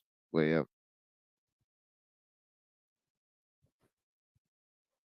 Oh, He wants it. I want it. I want it bad. oh shit! I can't get enough of it. iFi's back. He's back from whatever menial task he had to attend to. Yeah, I actually did bail for a while. I was curious if Hank would finally tell us what he wanted to talk to us about the other day on Flow State, but bailed out real quick. Not bailed out, working. I have a baby mama supplying me with everything. I Okay. have to work for a living. You got free time now? I did split shift. I'm about to park at home, but then I can focus on you. Oh, okay, you're still driving? All right, I'll come back later. That's fine. No, stay there. I'm about to park. Oh, shit. Okay, all right. Sorry. Yeah, I mean, I Stay think there. He said, sit, boy, sit. Good dog. Sit down. He wants you to roll over. He can scratch your belly. Roof. it's a little impossible to have conversations on Flow State, right? Ruh-roh. Yeah, there's a little too much drama going on, and so it's hard to clearly hear and speak without the constant interruptions, like the It's like clips a and super, stuff. it's like a chill zone. Today, man, were you on there this morning? No. Oh fuck, dude! Out of the days to be there, this morning was the only day that was literally legit because they were just going at each other about this fucking race shit. There's Africans there, there's white people there. This shit was fucking crazy. It was off the Did chain. you say this morning and Flow State in the same sentence? Yeah, he Yes. did all night and all this morning. Yeah, this morning it was popping because You like, mean they he's just still on from last night? Yes, CIA Santa was there. He was still on for last night. He actually had to split the show because he went to 12 hours. So he actually proposed another stream and moved everyone. Dude, I get up like in the middle of the day. I'm up around 10 a.m. or so. And I was eating my breakfast at 11 or so, and I noticed Flo was streaming, and I was like, holy shit, he got up early for once, and he was still streaming from the night before. So I think he's like turning into a full vampire at this point. So dude doesn't know when to sleep. Vamp state. Well, that's where I am. I was pretty much stopped the night before too. Only had so it doesn't. I don't know if I'm vampire or werewolf. Maybe I'm both. I'm parked. I need to go. I want to get to my good mic. I can't sleep during the day, man. Like the daylight fucks me up. Like I can't, get like dream sleep that way. Well, Maybe first I'm you got to start human. drinking blood. That's the step one. And then step two. But anyways, as soon as Hank has time, I'll go ahead and brief you guys. So Hank was going to pick the topic for one of my streams, but then he chickened out because I wouldn't let him control the stream. And the topic was going to be too many white people getting married. And so I think he said marriage is like a corrupted institution or something. And you're good at making up your own facts. So. You're breaking up, dude. You got to get good connection. You're popping and crackling. No. Get inside to a Wi-Fi connection or something, dude. You're breaking up. I told him. Yours Russian. I would. He won't do it because you're a white man telling him what to do. Do it. Do it. Roman Do do it. Do it. Do it now. So, anyways, and then he left me with this teaser. He said, and there's one trait they all share. Can you guess what it is? And I was like, oh, what is it? Hey, tell me. The suspense is killing me. And so he never did the show. I cornered him on Flow State. He still wouldn't tell me what that one characteristic is that I they know all what it share. is. I know what it is. It's 400 years of oppression and slavery. Massa. I wasn't sure if it was the one he already told us or if it was something else, because he already told us it was married people and white people, so it may have already been one of those things, but I don't know. The suspense was killing me. I was like, I just can't wait to hear until Hank enlightens me on this topic. But he never did, so I remained robbed of his wisdom. So please, Hank, please tell me what you were going to say.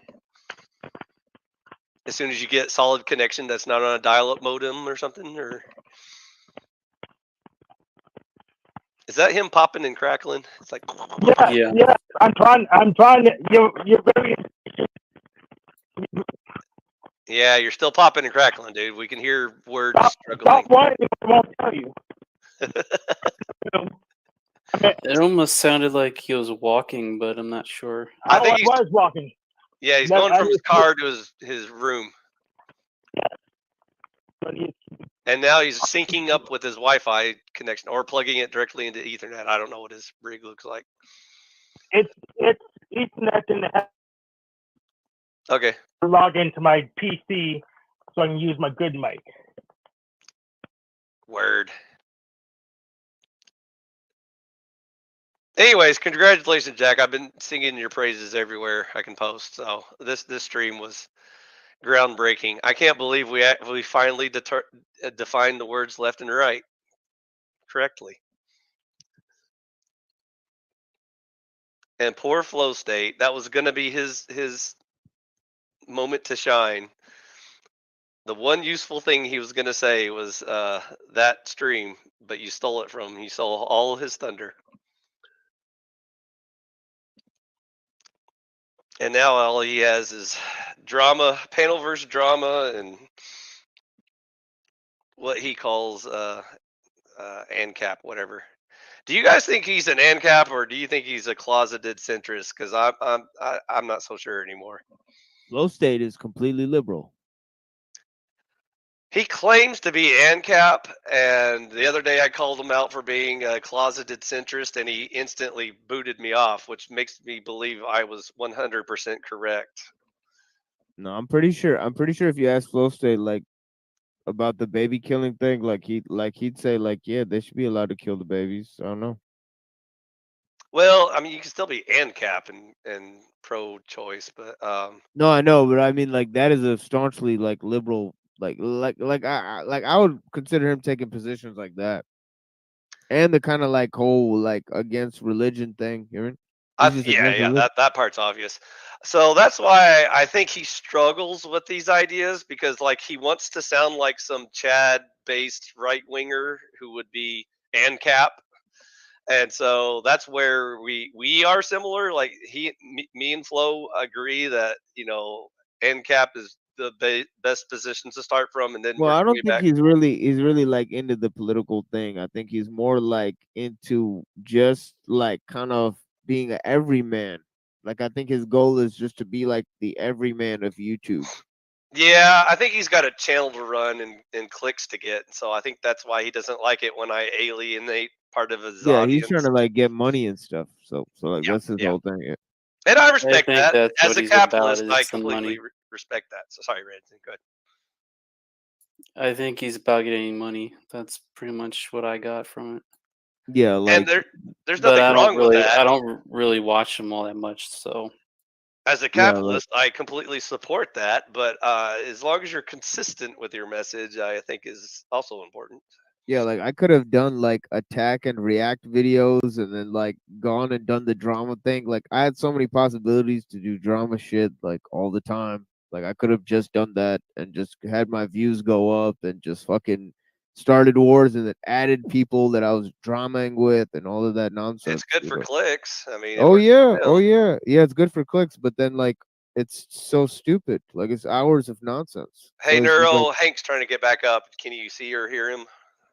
so the thing was like I was like, yeah, well, I'd rather just record these fucking like at least like a lecture or some shit so that people can reference it later, have some value, fucking take Yeah. like a fucking cut in terms of like marketability just to inform motherfuckers. Yeah. That's why I respect you more than Flow State, because at least you're consistent with your views, even if we disagree on shit, so. Well, it's just Whereas, different. Like it's just different. I don't think flow state is his goal is like not necessarily talking about ideas.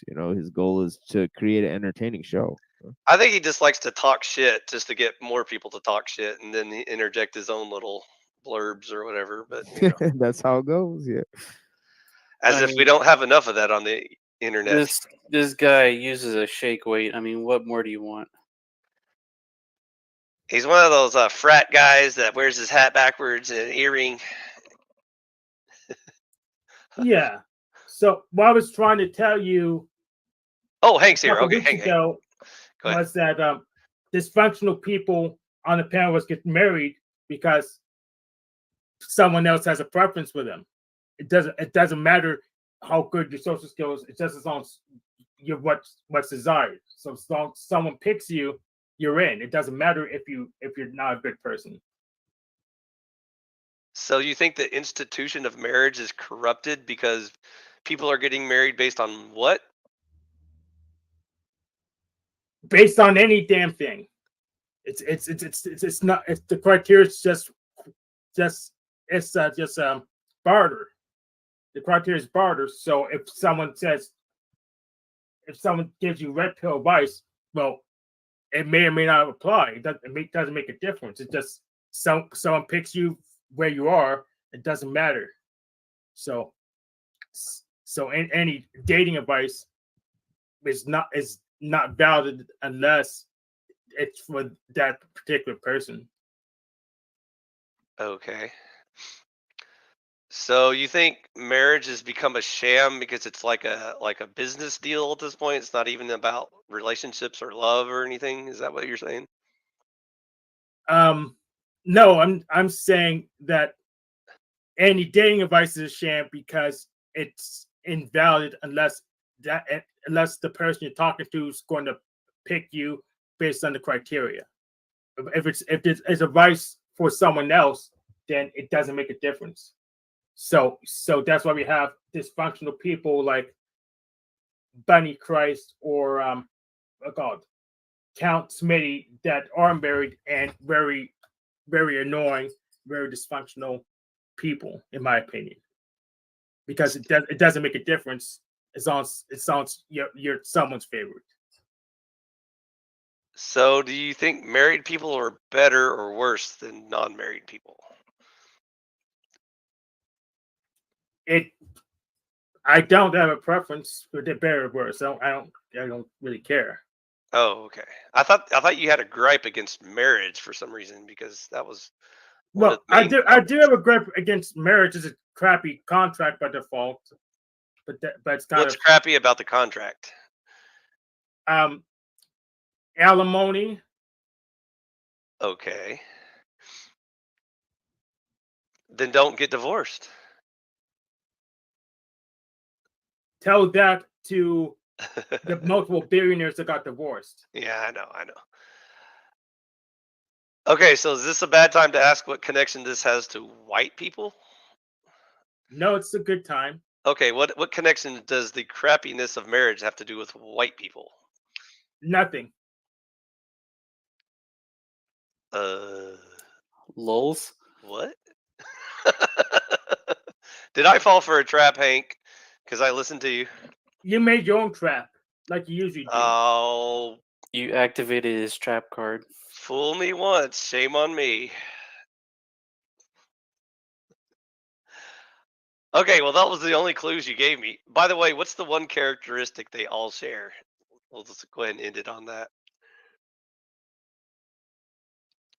They're picked by someone. They're just in. They're into the moment. They're promoted by Hollywood. They're picked by someone? Is that what you said? Yep. All married and white people are picked by someone. That's the trait they all share, correct? Yeah, picked by each other. It doesn't. So black people don't pick each other, is what you're telling us. No. You have black and white thinking.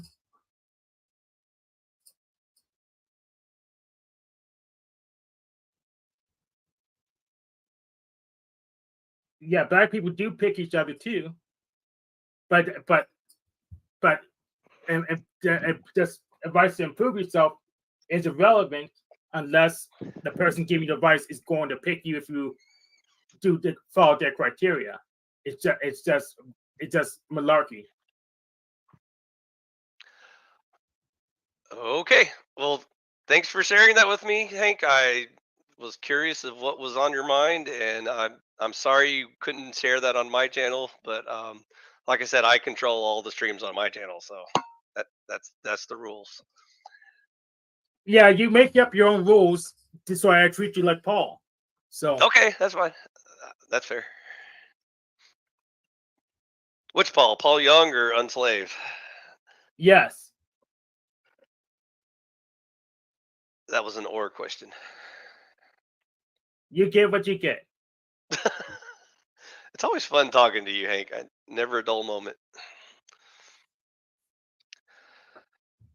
By the way, Neurojack, whenever me and Canuck are in the room, should we just never address each other, or how do you want to go about this? Or maybe should I just leave or something? Or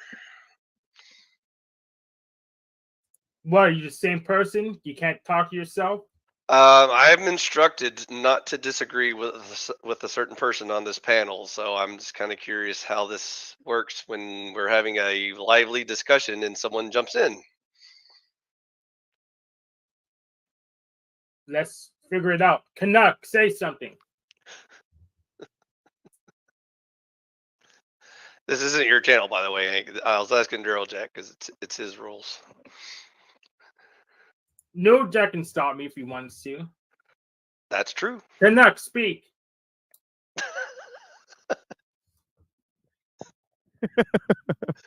He commands you, speak. The power of Christ compels thee.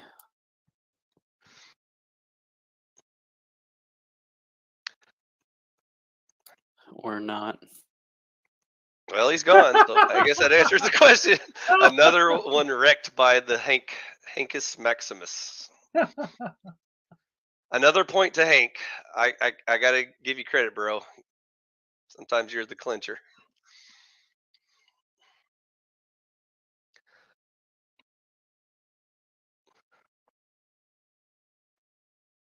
Well, while he's gone, I'll go ahead and share with the rest of the room why we don't get along very well. We've only talked like 2 or 3 times, I recall, and obviously the first time didn't go very well. I don't even remember the first time, to be perfectly honest, because the second time we talked, he said we didn't have a good exchange, so he wasn't really interested in talking to me anymore. And I was like, okay, that's fair. I mean, I am a bit of an asshole. So while we were talking about something random, political or whatever, and every time I tried to engage him, he would always say things like, I didn't say that. Did anyone on the panel hear me say that? You're just putting words in my mouth. I didn't say that. Stop saying that. I didn't say that. And, he responded that way like every time to anything I said. And so he may have been technically correct sometimes, because sometimes I kind of paraphrase what people are saying when we're in a debate or Said he's sorting out his mic, I guess. Yeah, I saw that.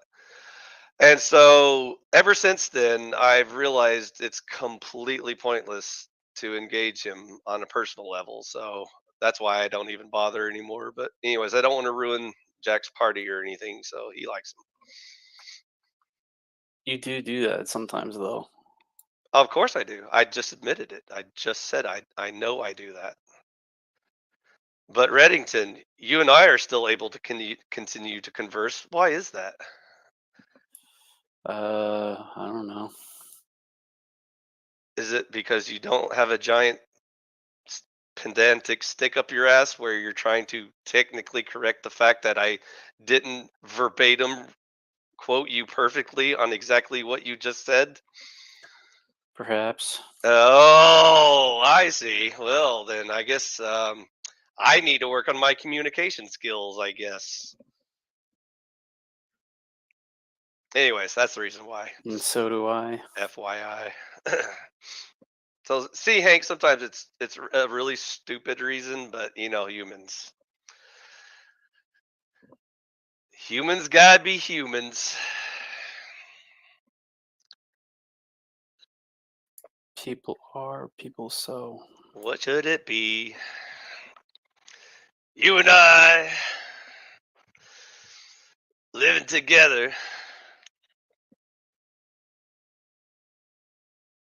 My favorite quote is that Arabian dude. I think he's a Muslim. I don't know, where he's like, "But the people are retarded." That's my spirit animal. I think Neurojack's still away, so can't get back up. But if and when he does, I'm forbidden from engaging with him. So we'll just take turns talking.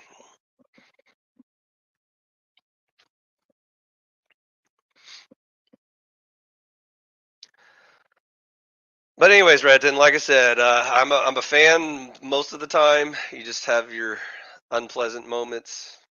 So if we just get rid of all the unpleasant stuff, we'll be cool.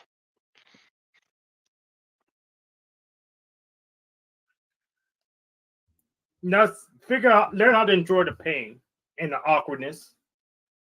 The awkward silence. Absolutely. See, I've never found silence to be awkward. I rather enjoy it. I just meditate and zen out. Like, I like silence and quietness.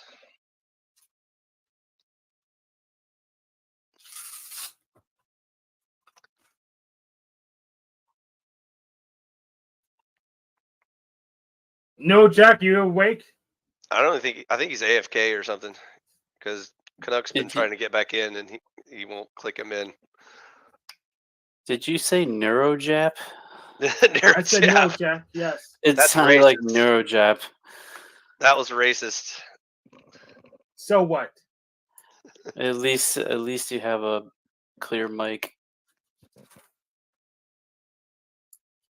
Guess he's not AFK for once. Now he's back. Connect, speak.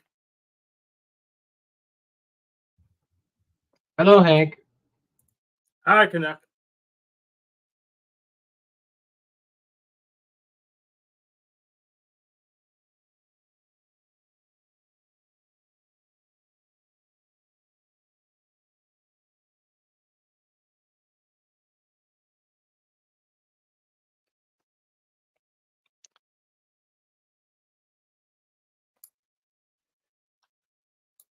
You have the floor, Red. What? I saw you unclick mute. Go on. Don't be shy. I do that sometimes.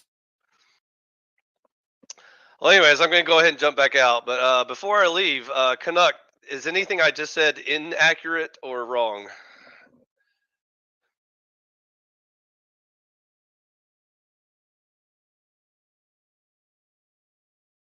I'll take your silence as a yes. Okay. It was fun, guys. I'll catch y'all next time. Later. Peace. Bye, iPhone. Finally, what a relief. No,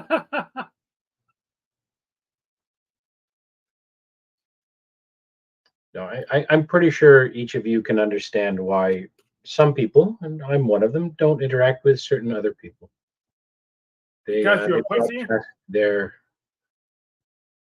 their secret heart in quite well. No, I shouldn't say that. I haven't thought well enough about that. Some people don't mix, and that's okay.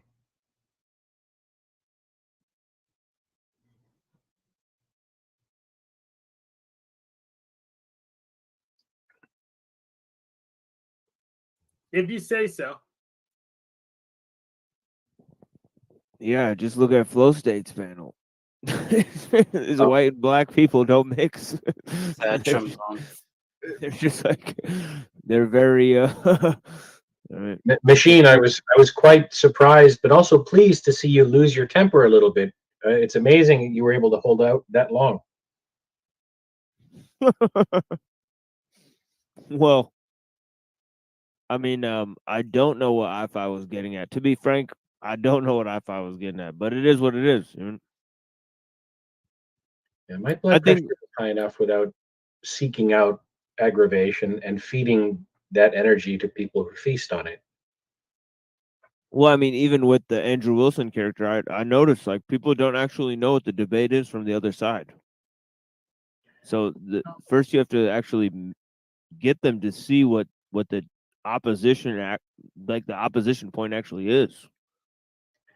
Well, I think it's important for folks to at least try to kind of define some similar terms and maybe choose a new neutral term for the present discussion, and to encourage one another to do two things: to be mindful of the principle of charity and to offer a steelman version of what the person just explained to you.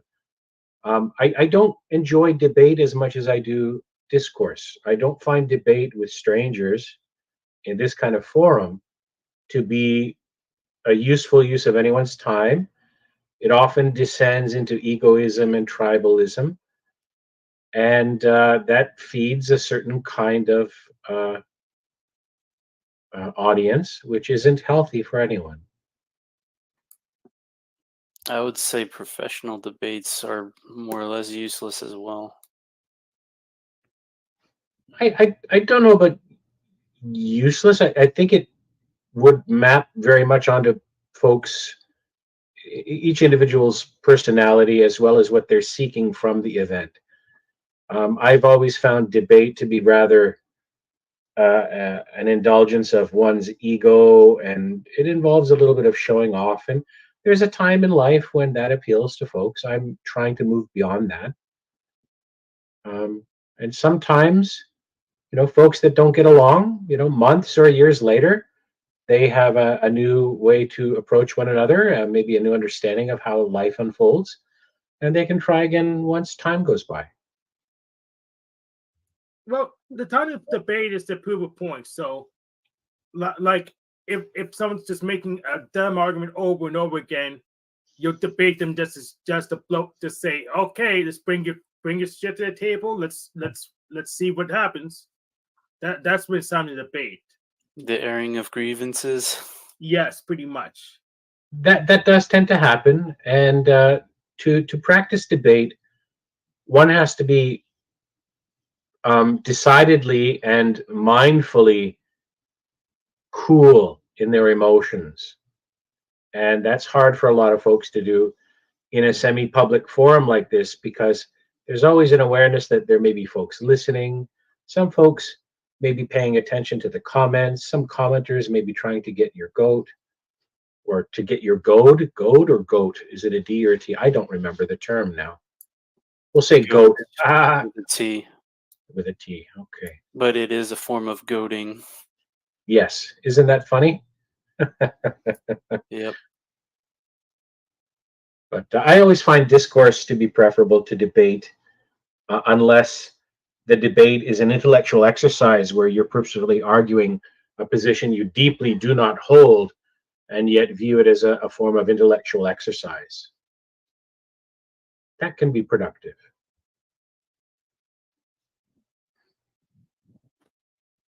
Yeah, that's always how I see it. But yeah, in terms of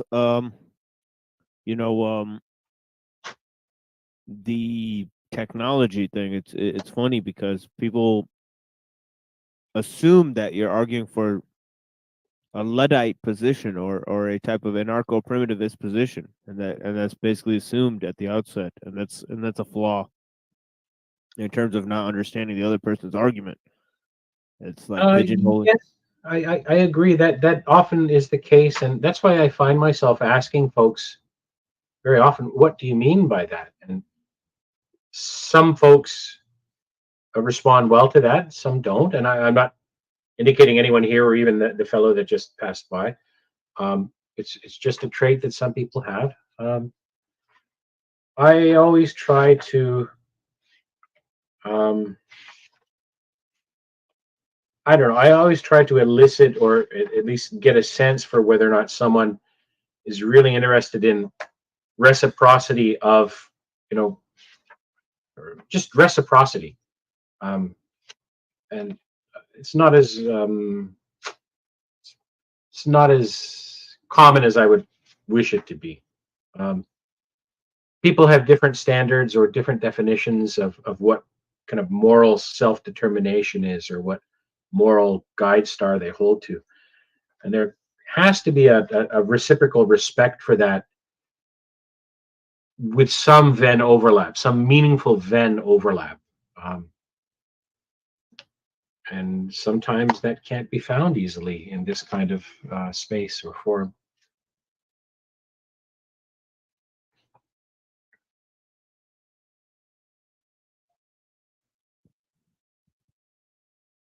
Yeah, I mean, it's always refreshing when somebody actually understands the position, so yeah, it is very intellectually stimulating. So that is the thing, is that because I understand the problems and I deal with them all the time. So I mean, in terms of there's almost zero dogmatism, because the thing is there's no complete answers to the questions that I'm proposing, or at least I haven't found the right ones. So in my opinion, it's a work in progress. So in those terms, it's very fruitful to kind of hear, like, maybe like what what the sort of opposition might be. So like in terms of that, like I really in terms of what's the solution to like mind body problem, like they'll be asking that for the next 100 years. Anybody who actually says like, oh well, I know the answer to that one, well, that's a doofus talking.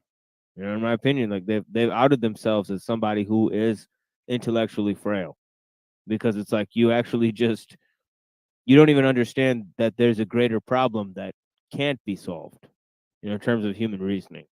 So there's those people that they don't actually understand the pitfalls, and those are people who haven't looked at the issues. It's like you just you never actually got there. Like you've just been going around and you just have a bunch of platitudes. So in terms of that, you know, that type of thinking and understanding, it's like, well, you know, you know, if you already know, then there's no room to debate. You know, so that is part of the thing, and it's like, you know, if you don't have a point, then yeah, and everything's kind of open ended. Well, it's just going to be a discussion. There's nothing to debate on. But actually, if there's a real point, like there's a real painstaking point, and the other person understands the opposing point, then it's very intellectually stimulating. But it's like if people don't, you know. As I said, I'm not so much a fan of debate, although I suspect you're using debate in a much less strict sense than I am. Yeah. I've always found debate to be fraught with the pitfalls of egotism and loss of emotional control or loss of mindfulness. And it's hard enough to be mindful without that tickle of the ego. I find that a lot of folks who discuss religion, especially some of the more established folks like that who is that guy, Andrew, is it Wilson, who was on stage the other day, that white dude, and then the bearded guy, the constipated one? Yeah, Andrew Wilson and Mary And yes. Even folks like Dyer. I mean, I suspect at one point they may have had good intentions, but now it almost seems to me like they have a passive aggressive look down their nose at, if only these idiots could realize what I realize about this truth. There's no humility there. They're not emulating the very core values of the teachings that I'd imagine they posit they hold to be very true. And they often invoke or involve very obscurantist points of theology that really don't have any practical meaning in everyday life for people dealing with family, job stress, with self-doubt, with self-development. I mean, those points of, you know, obscure theology, it's like hearing two nerds, you know, and I'm a nerd of my own stripe, but hearing two nerds talk about their own very particular, very narrow field of interest and somehow gushing endlessly about how everyone should like it too. If only they knew. There's a deep kind of chasm of pride there that is camouflaged by maybe a misapperception of what the goal of that kind of dialogue or interaction is or should be. You know, people should have differing views about many of the important things in life, so long as they're willing to draw lines of mutual respect and you know, constructive compromise for kind of a greater goal. When you break bread with someone in reality, when you share hardship with someone, you're able to find new connections later in life, and you don't have to agree about everything. Sadly, I see very strong trends in society today for people to have an all or nothing approach about their philosophies or worldviews without realizing that, you know, the person you may be today at age 40 isn't quite the same as the person you were at age 30 and age 20. And you won't be the same person exactly when you're 50, 60, or 70 if you're doing things right, if you're being reflective and you're developing. You fall into the trap of stasis, you may suffer in the long run for it. And I'm sermonizing now, and I don't mean to. Sorry.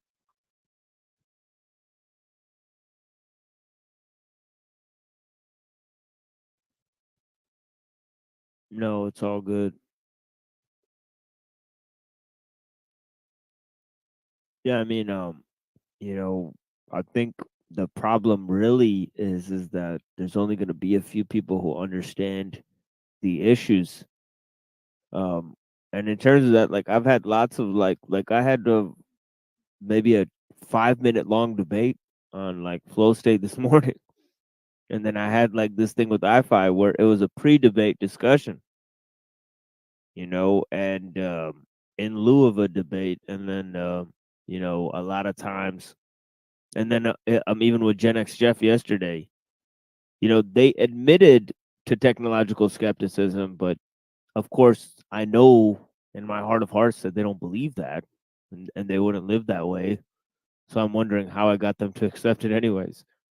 But yeah, I mean, I've had lots of very short like debates. Like, so I think like it's just apparently that, you know, once most people hear the issues, they actually just agree. So that's a problem that I'm having. What do you mean by technological skepticism?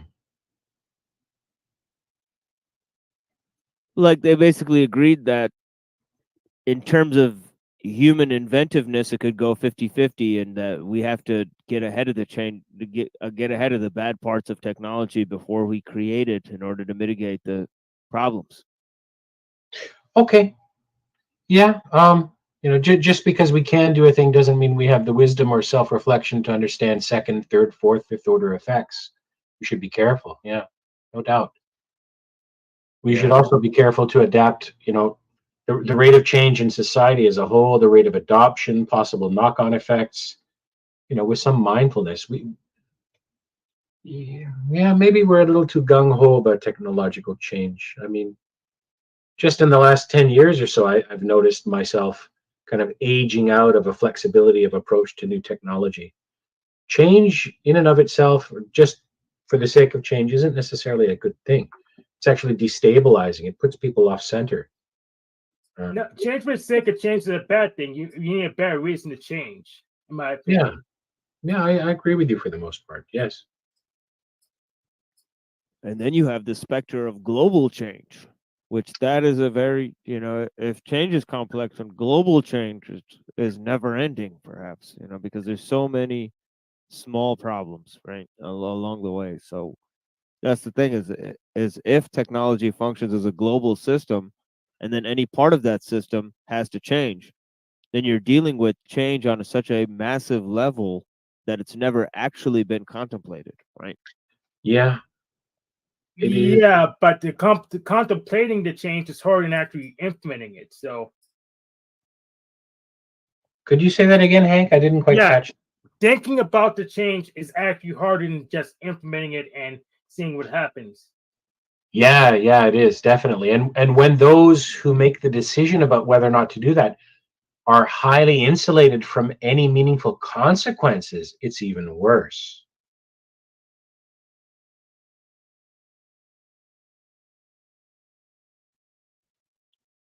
And you know, in terms of the over specialization in terms of like a rule of experts, they somewhat are, you know, because the guy who's inventing a new type of, you know, solvent to do X, Y, and Z, a chemical that's never been made before, is mainly doing it based off of a research protocol and highly specified, you know, set of instructions that most people are not avail of, you know, and that most people wouldn't find value in. You know, most people wouldn't know why some scientist somewhere is creating some sort of research chemical. You know, yet they continue. You know, so it's like the value of creating such a chemical may be, you know, of use to a very small number of people.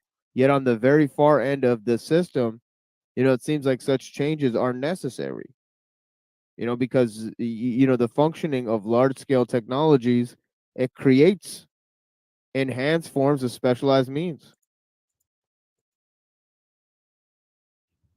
Yeah, this is what kind of got on Jack Talcott with his no secrets thing, because a lot of things are just specialized nerd stuff and not actually secret, but isn't promoted because the incentive structure is wrong, such as the patent system.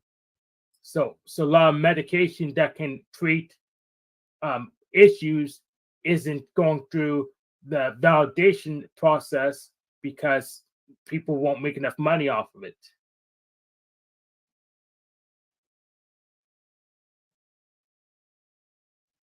So patents are creating adverse incentives, and that isn't it's the problem of secrets, it's the problem of adverse incentives. Yeah, the incentives flourishing in our society today are something we civilizationally need to address much more carefully. So many perverse incentives are flourishing now, and it's kind of run away with such a high degree of momentum. It's frightening to contemplate how much work will be required to correct it. And I think that disheartens a lot of people who just throw their hands up and put their heads in the sand.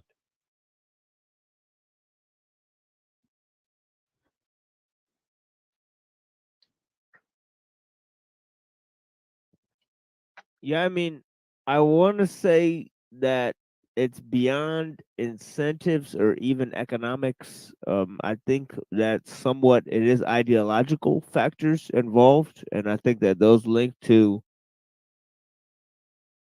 just secular humanism in general, or just what that, ideologically, that the parameters of secular humanism don't seem to be, um, like there doesn't seem to be set limitations there.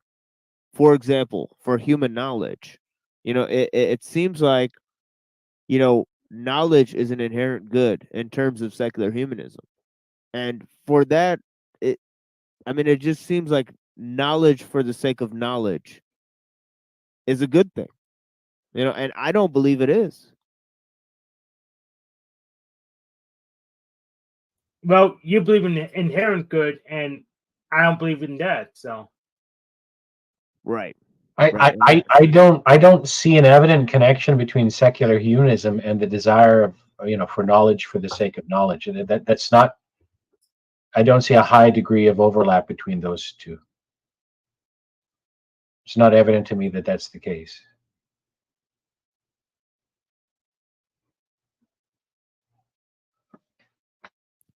Well, to me, it seems that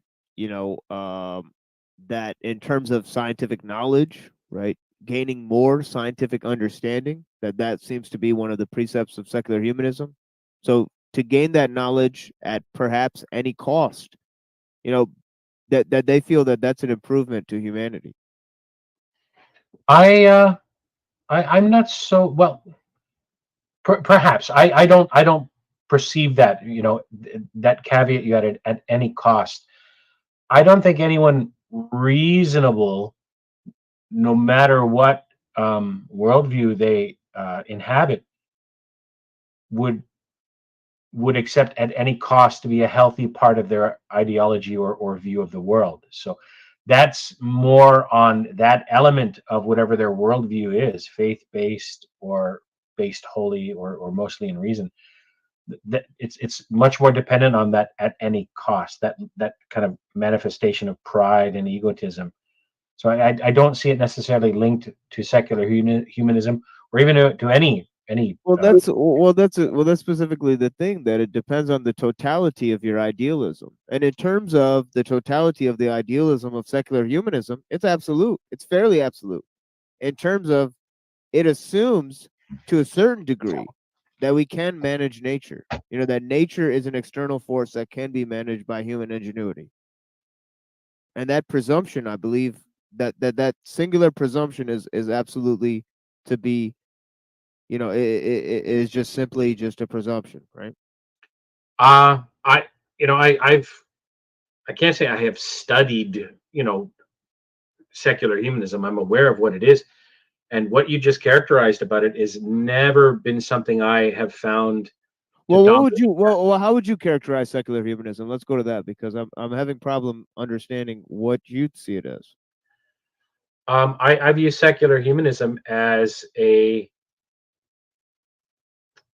development of moral principles,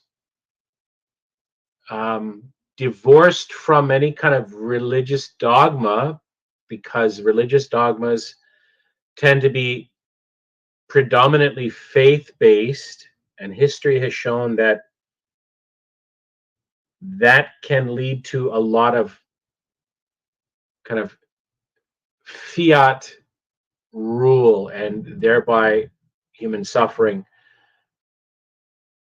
A secular approach that respects differences in opinion, differences in axioms or healthy dogmas or non-fanatical dogmas, allows for a much broader depth of tolerance, of understanding, of cooperation.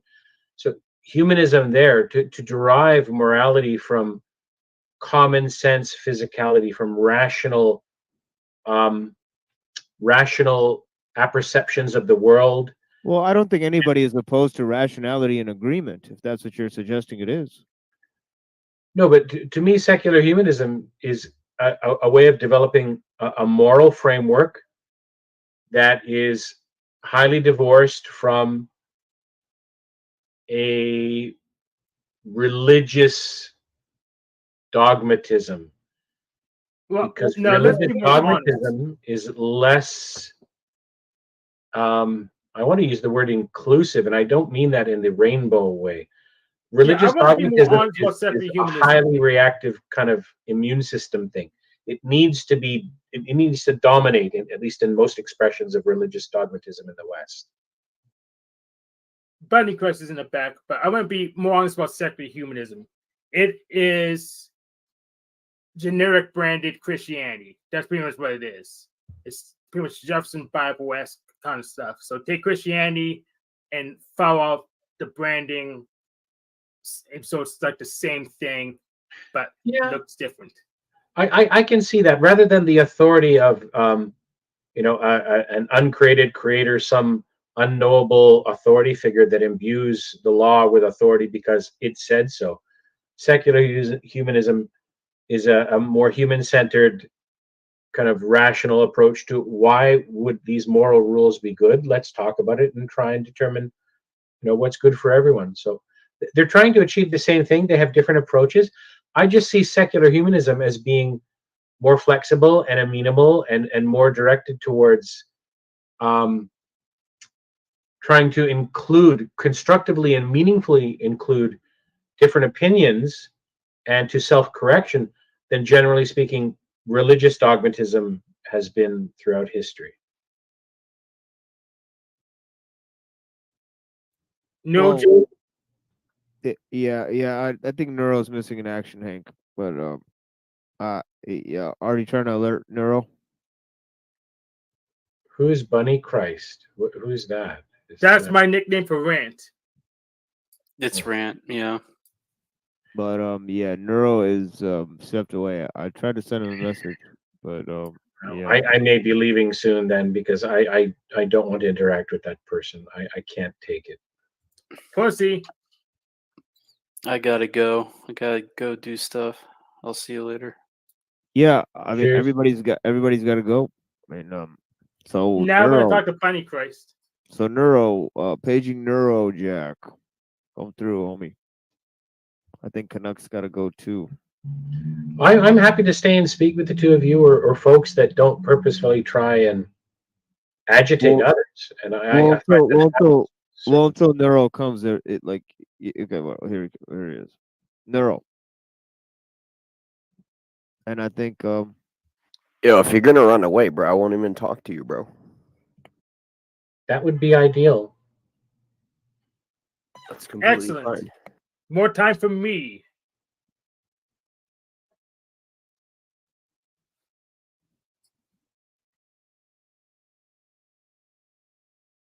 I don't think I've ever went at Canuckersome. He might have just seen some bodies being mangled on the battlefield, yo. But at the end of the day, you know what I mean? You gotta realize there are a lot of people out there that need to get, just straight berated for the sake of humanity. You know what I'm saying? Oh, absolutely. Yeah, for example, I did that to Margot, I think, was it last week or this week? Because she kept lying about she helping Jack Talcott, and just come on. I mean, she's just she's just a annoying government school teacher, very annoying. I had to put her in her place. Appearances are deceptive, right? So, like, to a lot of people, it might seem like I'm just out here doing, reckless derailments, but it's actually counter derailments. It's hard to explain. You know what I mean? Yeah, I understand. I can explain it actually. So I'm a greater chaos agent, and I'm trying to get the lesser chaos agents in line harmonically, and that's what you're trying to do. But I'm actually a better chaos agent than you are. Well, that's because I'm not a chaos agent. You know what I mean? I don't do things at random. I do things methodically. Well, chaos isn't randomness. It's two different things. Chaos is actually random. Not necessarily. It could be pseudo random as well. Well, it's not order. Well, it can be.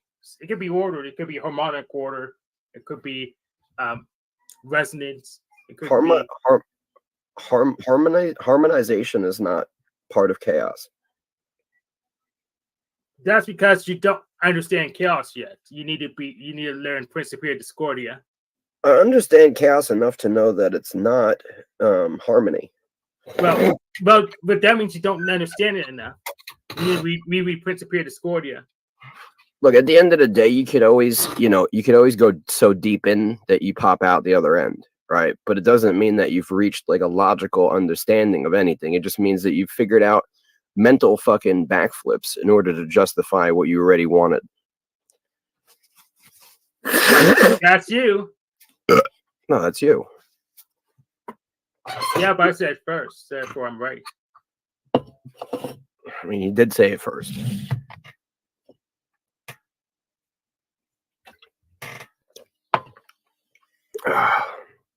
Life is funny, bro. You know, Yep. like many people don't just take a second, right? Just to realize, like, just to pull their mind away from all the shit flying around it, all the perceptions, everything else, to just be like, all right, I'm going to look around really quick. I am legitimately a fucking meat and bone robot that was grown in another bone and meat robot.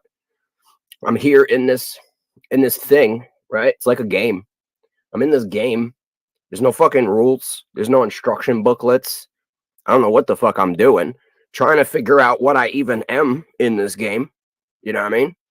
You got all these other people writing shit down on little fucking shaved pieces of, tree material that they fucking put together, and they're writing down, shit with fucking inks, other shit they've collected and made into fucking dark pigments so they could sit here and trying to put the information that's in their mind onto something physical so that other people in this fucking game could figure it out, but they still have no idea, And then it's like, you got people that are in the game denying that anyone created it. They're like, no, this just happened.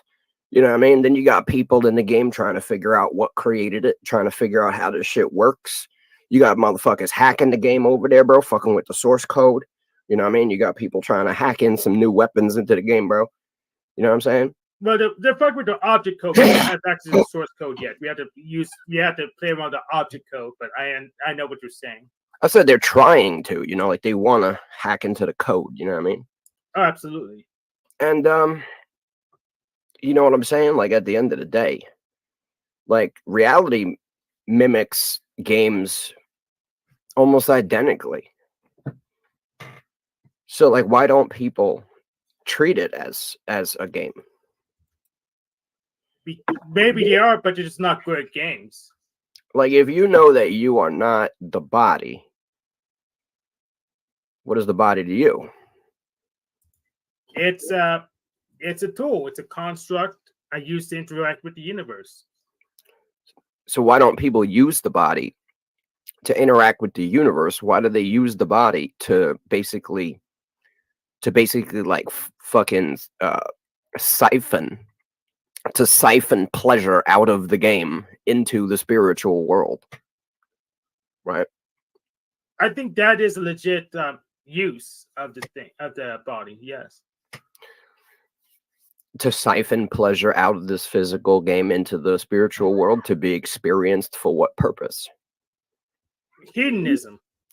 But at the end of the day, what is the point of the experience of pleasure? What is the actual purpose? There is none. The pleasure is its own end. It's its own. It has no purpose though. It's its own reward. There's no purpose for you. But it's not. But it's not your pleasure. It's mine. Here's what I mean. You can sit here and have the greatest of pleasures ever for eternity, but nothing would be different. Nothing would change. Yeah, something would change the amount of pleasure I'm experiencing. That's a change. I'm saying in a grand scale. What I mean is the amount of pleasure you have doesn't make a difference, doesn't change anything. It doesn't make a difference to you. Doesn't make a difference to anyone. No. The amount of pleasure I have makes a difference to me. That's what you think. But once you've had it, it won't matter. It's like you've eaten tons of food, right? You've eaten tons of it. Oh. Then you could just What stop does it eating matter? for a couple years and tell me how you feel. You know what I'm saying? Like once it's done. You get what I'm saying? Well, I disagree if you could stop eating for like 6 months and tell me how you feel afterwards. Well, here's what I'm saying, bro. You could eat, you could be starving, right? Eat food and now you're not hungry again. Yeah. You know what I if mean? you disagree, you could just stop eating food and just tell me how you feel. You could. You know what I'm saying? But you get hungry and then you feel that hunger and then it goes away. Yeah. But then it comes back. Yeah. So like what is it besides putting a little bit of extra density on the physical body, what does it really do? It makes me feel good about myself. It's just a yoke, bro. Well,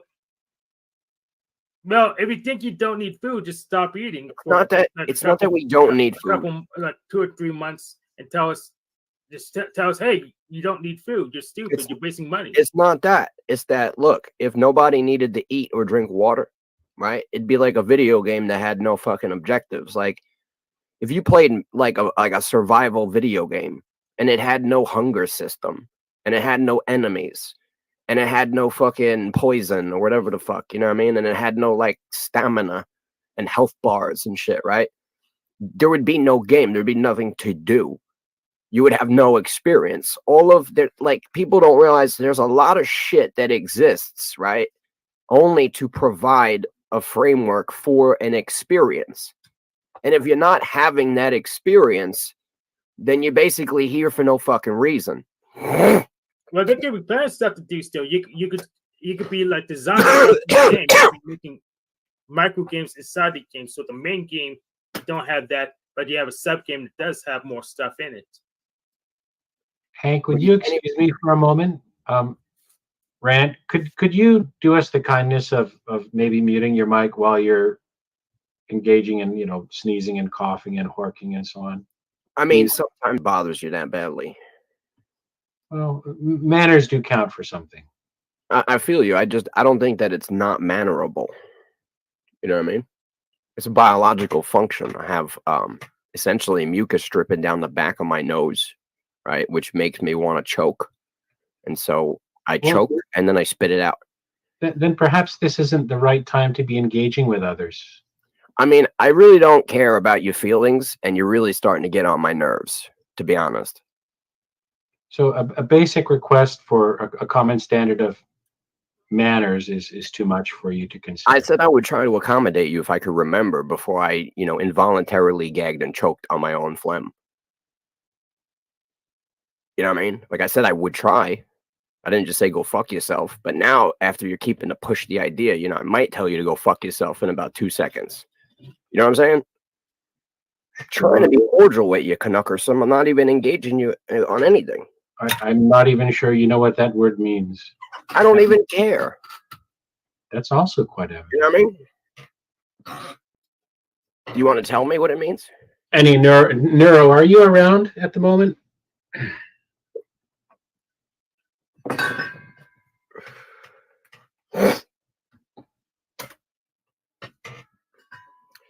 I apologize to your ears. I did that one involuntarily again. I promise I did not mean to do that intentionally, just to piss you off.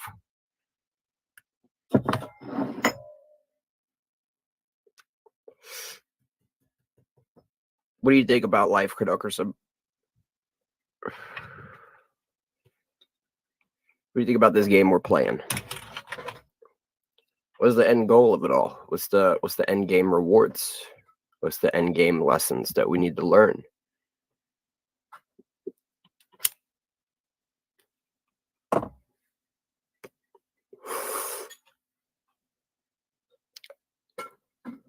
It's hard to know. It really is hard to know. You know what I mean? There's been a lot of geniuses that have walked the face of the earth, gurus, ascended masters, whatever you want to call these people. They claim to have known something. You can read everything they've written, everything they've said. It's not going to help you know. You have to process that information. You have to compare it, cross-reference it with life experience. The system is creating a subsystem, like you said, Hank, a sub-video game within the game, right? And that is going to be the second layer of the matrix.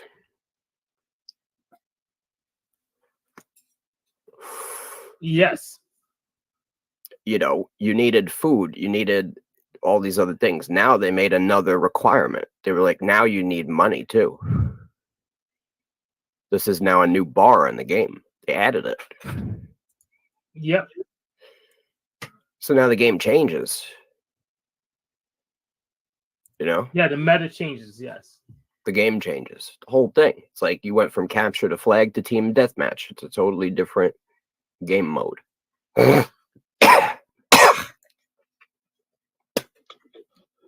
Canuck, are you still there? Hello, Cecil. Please excuse my friend here. He's from New York. Do you truly count that person as a friend, or are you just being polite? I'm just trying to explain and kind of make a joke at the same time.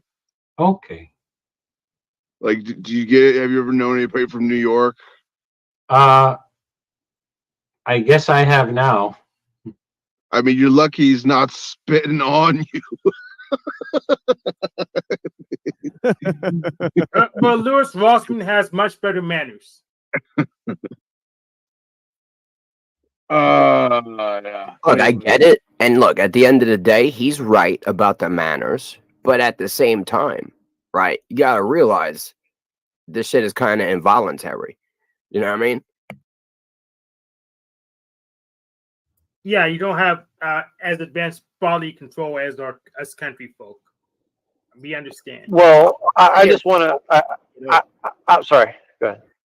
I've been listening. I just want to mention one thing. Like, I know that there's a little tension going on, but what Rant was saying about, or intellectual imbecile was just saying there about the game of life. I was surprised no one jumped in on that, because I can definitely say, like, I've definitely had almost identical thoughts to what he was expressing about, you know, like, people write stuff down and people don't give a fuck, and people try to hack it, and people and actually it goes back to this thing that we all kind of talk about, where, and also what you just said there about money being like another layer of, like, well, control, for lack of a better term. Like, you know, there's all these different overlays that are being put over us. You know, first there's language, then there's you know, agriculture, and then there's money, and so, you know, you have all these different overlays that are being consistently added on to the game, and then people say, well, you have a mental health problem because you're not adapting to the changes of the game, you know, that are consistent and persistent. And I think that that's kind of something we all talk about, and I thought that was a very good angle to talk about, and everybody's on a good angle. I'm just kind of surprised that nobody you know, springboarded off that concept there. I think that's a very interesting Because angle. you don't prioritize your priorities like all the fucking normies do, and all this bullshit. Like, just like kind of dumb, in my opinion. I turned in $88 worth of aluminum irrigation pipe today, by the way. Well, if you're a real white man, it would have been 60 pounds of copper wire. No, I don't do that shit, bro. Oh yeah, well, I worked over 12 hours today. On the Good clock. job. Yeah. But I actually am a real white man, and I'll sell you a wheel from a piece of agricultural equipment that was built in the late 1800s. How about that?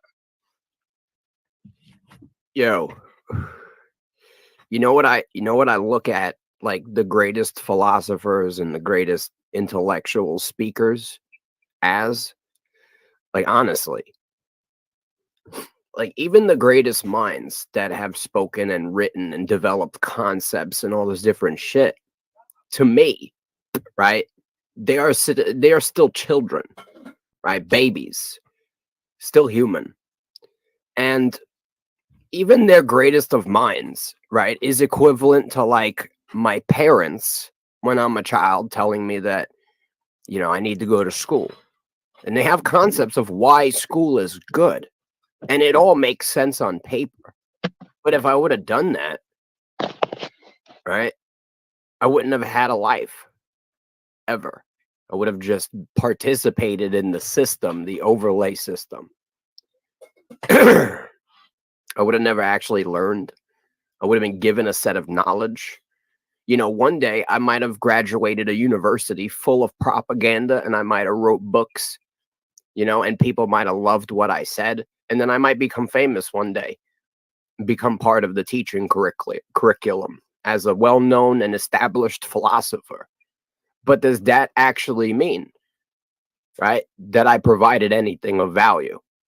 Or did I just further engage the system and bolster it up even more, making it even greater of a lying fallacy? To hold myself up on a pedestal among it. So that's the problem with a let lot me know of if my voice is going in and out. a lot of men want to be statued, you know? They want to be remembered by history of the system. And so they don't want to fight it. You know what I mean? They want it to essentially immortalize them. You see?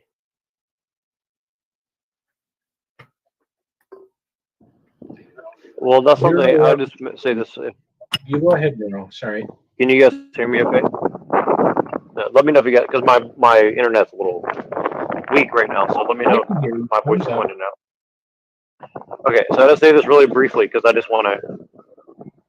That what you're saying there is something that I struggle with a lot, and I also think about my kids' perspective too. Of like, you know, I could have been a lot of things in life, for sure. You know, like you're kind of alluding to. Like I could have done a lot of things that might have gotten me fame or wealth or notoriety or, you know, more women or, you know, more children or, you know, a lot of different aspects, right? But I kind of, for better or for worse, sabotage that. And, you know, you kind of deal with the consequences, both good and bad. And like you said, I think for me, I've definitely seen it like you can't really participate without being a part of the problem.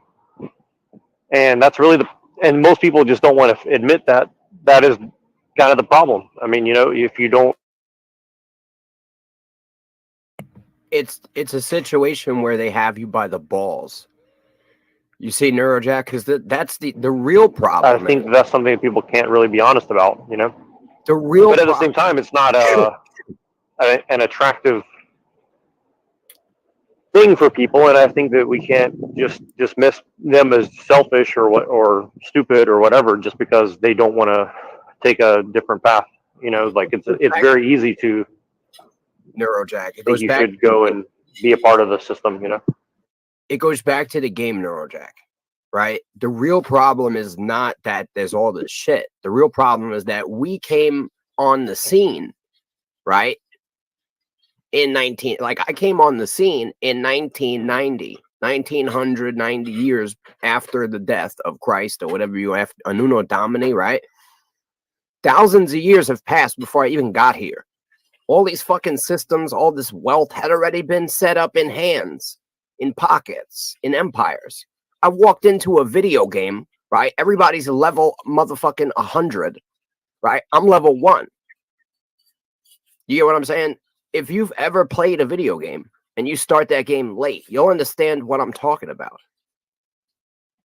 If you don't start out the game, right? If you're not one of the original people that start the game, you're never going to be the best dudes in the game. That's just the way it's set up. You literally can't fight them to overcome them because you'll never be as strong as them, let alone stronger. That's how it's set up. Unless I figure out a better way. so yeah, if I can figure out a strategy that's better than all existing strategies, then I will catch up. I will beat them. I will dominate them. Well, guess what?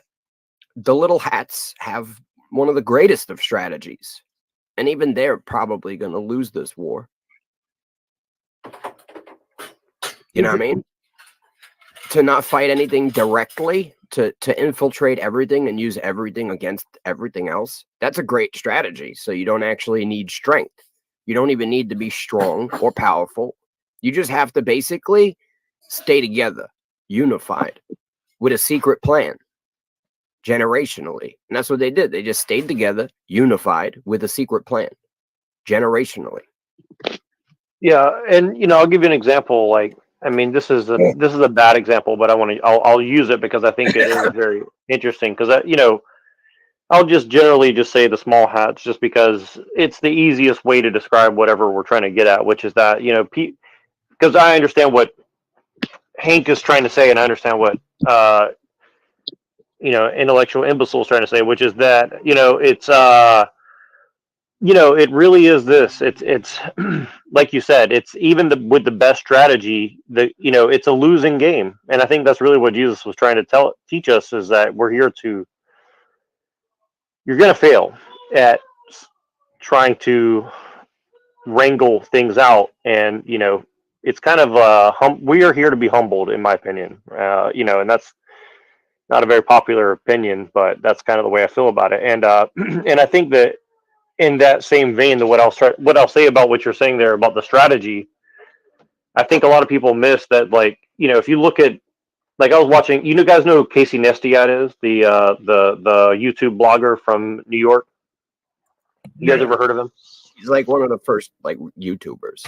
Yeah, and I watched his content over the years, and not really. I mean, not a lot, just like maybe 10 videos of his. And I was like, wow, this is really interesting content. But today I was one of his videos showed up on my thing, which I was like, oh, that's kind of weird. So I watched a little bit of it, and then I went to his channel and saw what he was dealing with.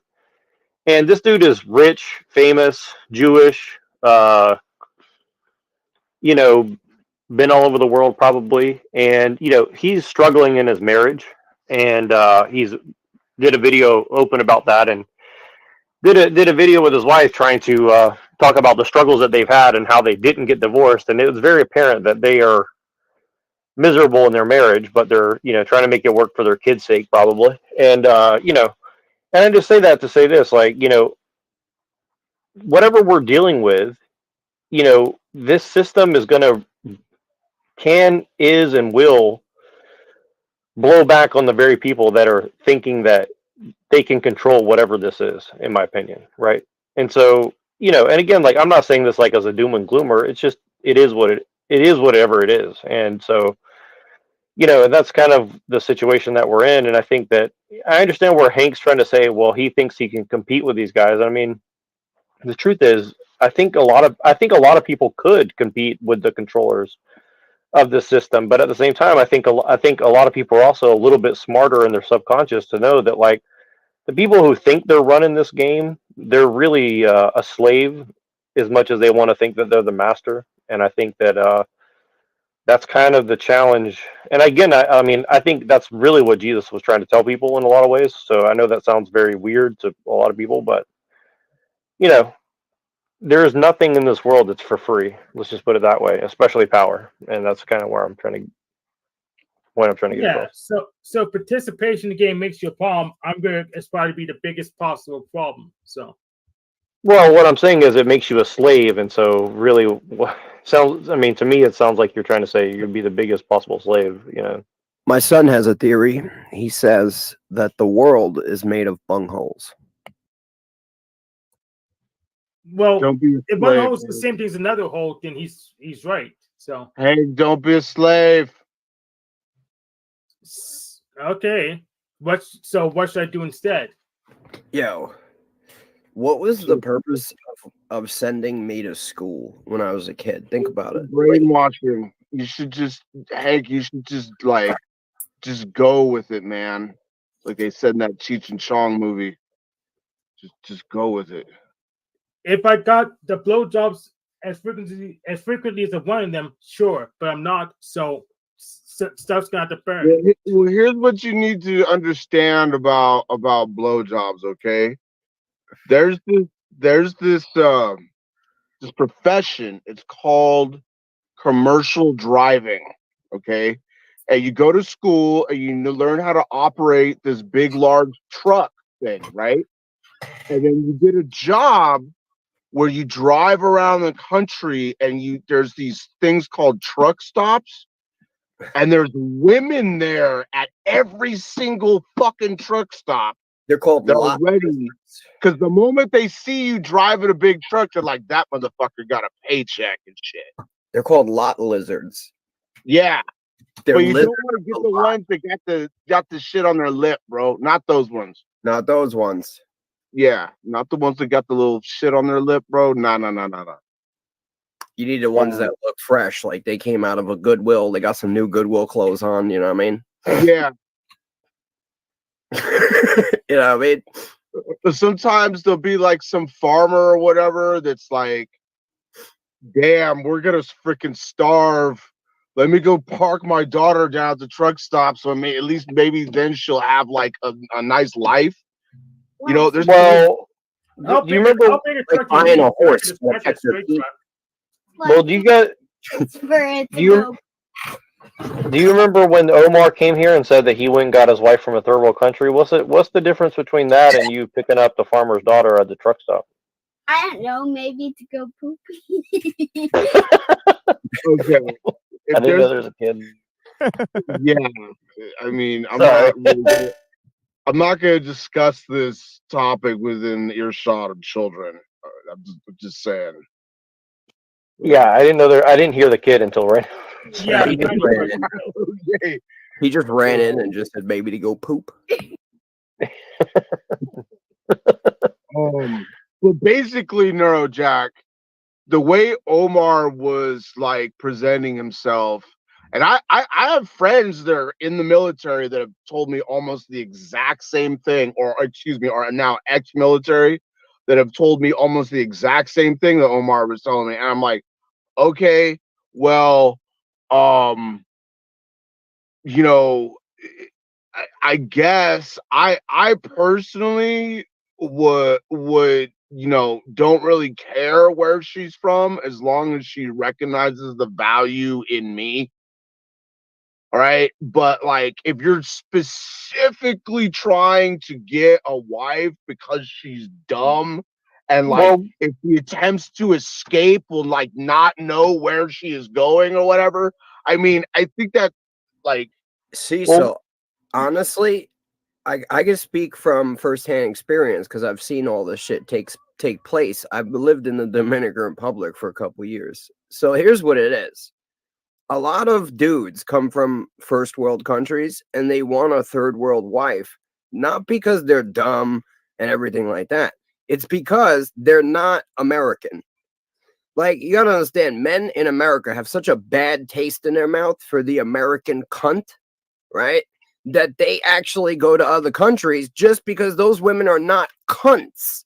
They treat a man like a man. You go to the Dominican Republic, the woman knows her place in this world. She's a woman. You understand? She takes care of the kids, takes care of the house, and the men go out and they earn a living. And they protect their women. And it's a good dynamic that's been established since the beginning of time. In America, that dynamic is being challenged by the system. And so that's the real thing about a lot of men. Now, don't get it twisted. You're always going to have your offshoots, some random guy.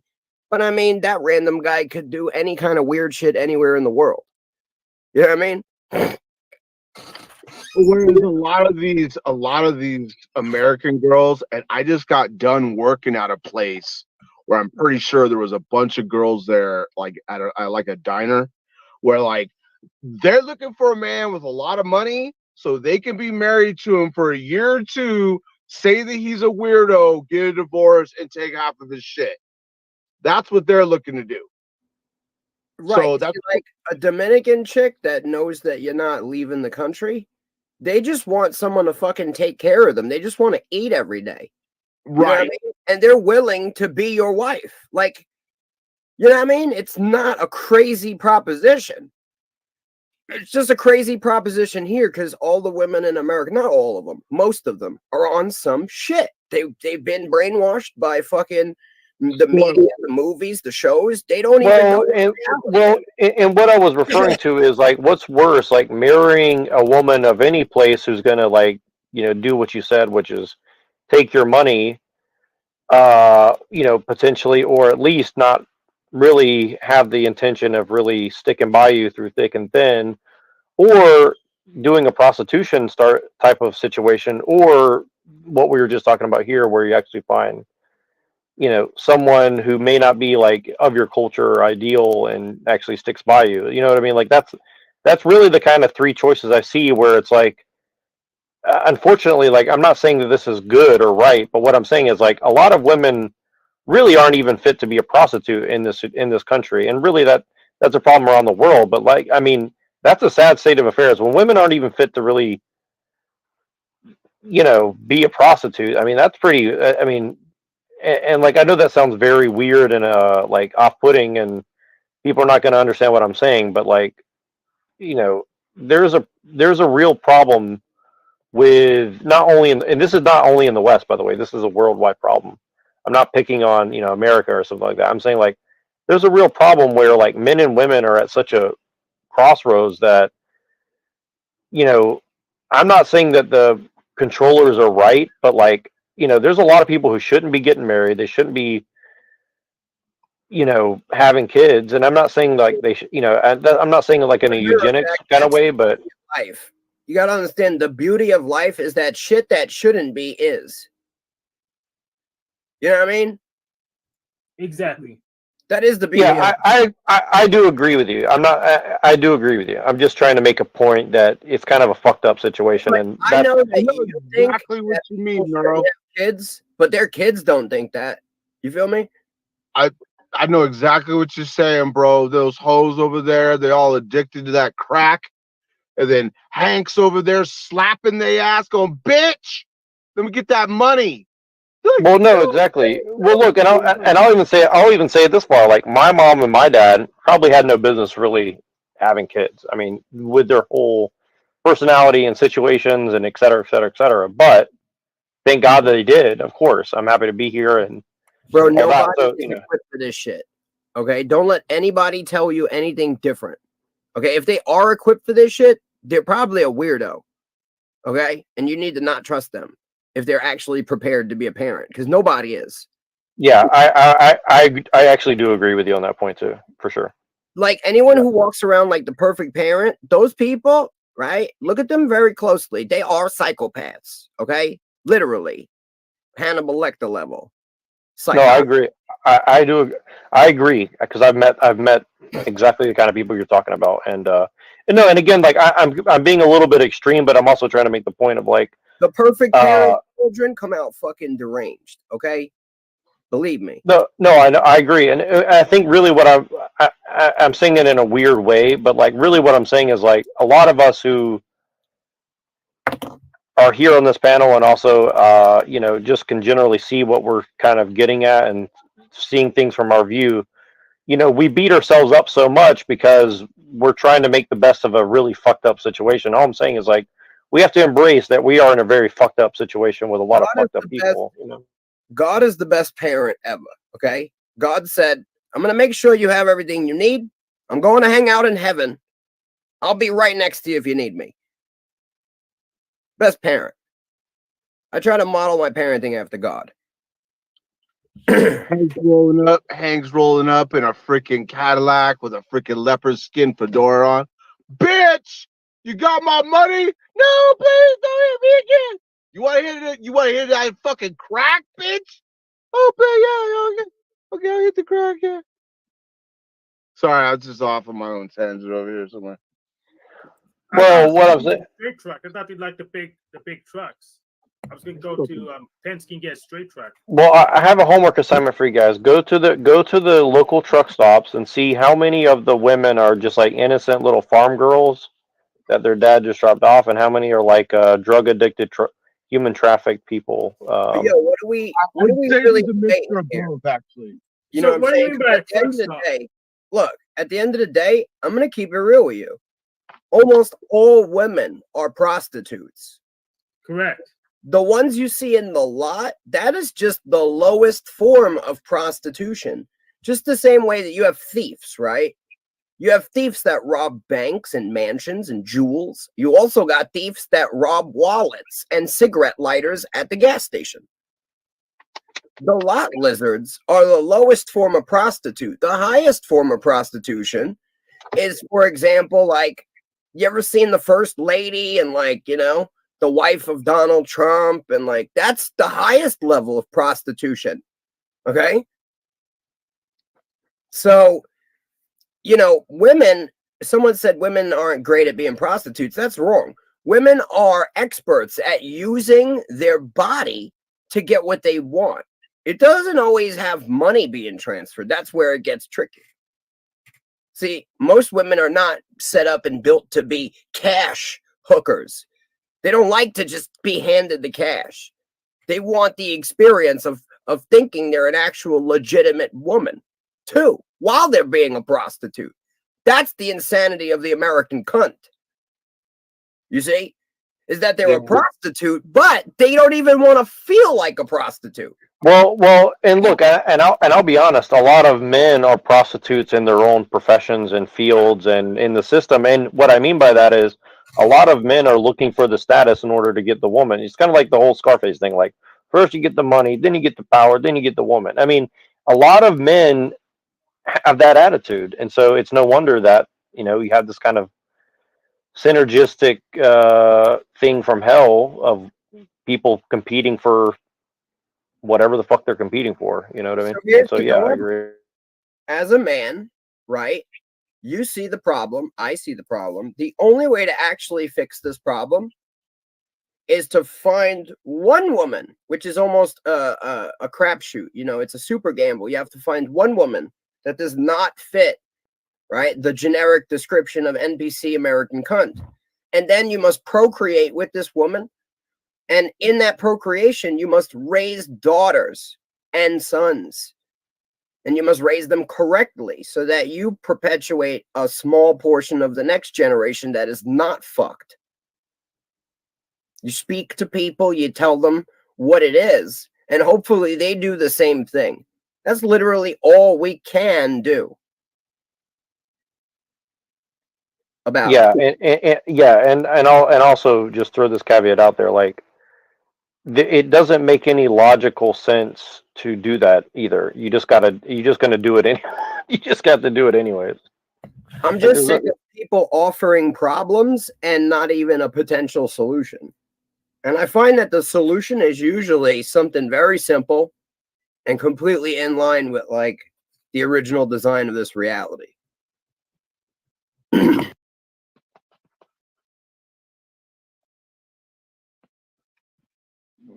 Yeah, I'm just making the point that, like, you know, getting married and having kids and doing all that, like, it's not very logical in the current conditions either, but you should just do it anyways. You know, it's really not a logical decision. Neurojack, you're a man surviving in the woods, right? Eating fucking berries and killing shit to survive, right? You literally don't even know where your next meal is coming from, right? But that pussy is wet. You know what I'm saying? And guess what? It doesn't make sense, but you're gonna fuck and you're gonna have a baby in the jungle, right? And now you got a baby in the jungle, and now you're hunting and picking berries for 3 people. No, this doesn't ever make sense. It didn't make sense in the beginning, and it doesn't make sense now. Yeah, I like the analogy because that's exactly. It never makes sense to add responsibility and to add requirement to your own individual life. You got to understand, every child you have, you're taking on the burden of the necessity of a life form for, like, roughly 18 years with no expectation of being repaid or recuperating your investment. How could that ever make sense? It can never make sense. The only thing you get out of it, right? Honestly, the only thing you get out of it, I mean, in the interim, is you get pleasure, and then you get pleasure. Like, you get the pleasure of having children, right? And you get the pleasure of fucking, you know, making the child. But like, you don't really get anything out of, you know what I mean? It's more of a donation. Like, you're giving to it. You know what I mean? And You're people, you're giving, yeah, you're giving with very little expectation of any return, essentially. Yeah, exactly. And on the thing with the, and also, like, you know, as a man, you're restricting your access to other women. You're restricting your time. You know, I get, yeah, exactly. And that's again, not always true when it comes to the women thing. There's a lot. no, of I know, there but that, but that's what I'm saying about modern society. I mean, at the very least, like, you're kind of, you know, you'd be very surprised. You know, you got to understand, a man can impregnate more than one woman. yeah, of course. No, and no, and I'm saying that it's possible. All I'm saying is, like, it comes with a different set of risks than it did before. It doesn't mean it's necessarily better or worse, but don't get it twisted. Don't get it twisted. To me, adding extra wives is like compounding the original bad decision of having the child. Don't get it twisted. It's not a good decision. Like, I would still probably do it, though, even though it's a bad idea. yeah, I mean, I pretty much agree with. I mean, I probably would do it, but yeah, it's probably not. It's probably like a really bad idea. Yeah. You got to understand, if you were God, making all of us or any of us was a bad idea. You know what I mean? He still did it. And that's what makes it. I wish Red was here. I wish Reddington was here, because I think that, you know, this is the kind of stuff where, like, he's thinking that God's like evil or something like that. And no, it's not that God's evil. It's that this is like, it even says it in the Bible, right? It says, and he created man and it grieved him. You know what I'm saying? Like, I imagine as soon as God realized what man, right, was gonna do, like, he just smacked his fucking forehead, bro. It just has an imprint of that forehead.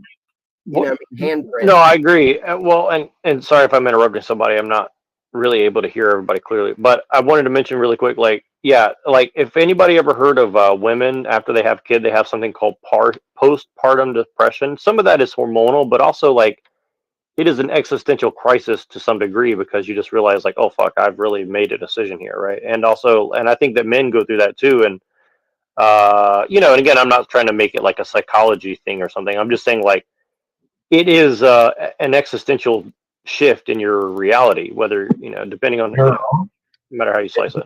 There is a psychological component here that's very important, and it operates not only at the human lifespan level, but at maybe a tribal or a Dunbar number, and that is the issue of temporal aggression, the harmony between past, present, and future. In that, you know, once you have procreated, your genes have expressed themselves. You have ensured another generation going forth, because there is that procreation instinct.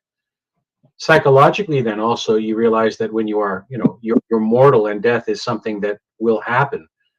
How you approach that inevitable end ties in to psychobiology in this sense.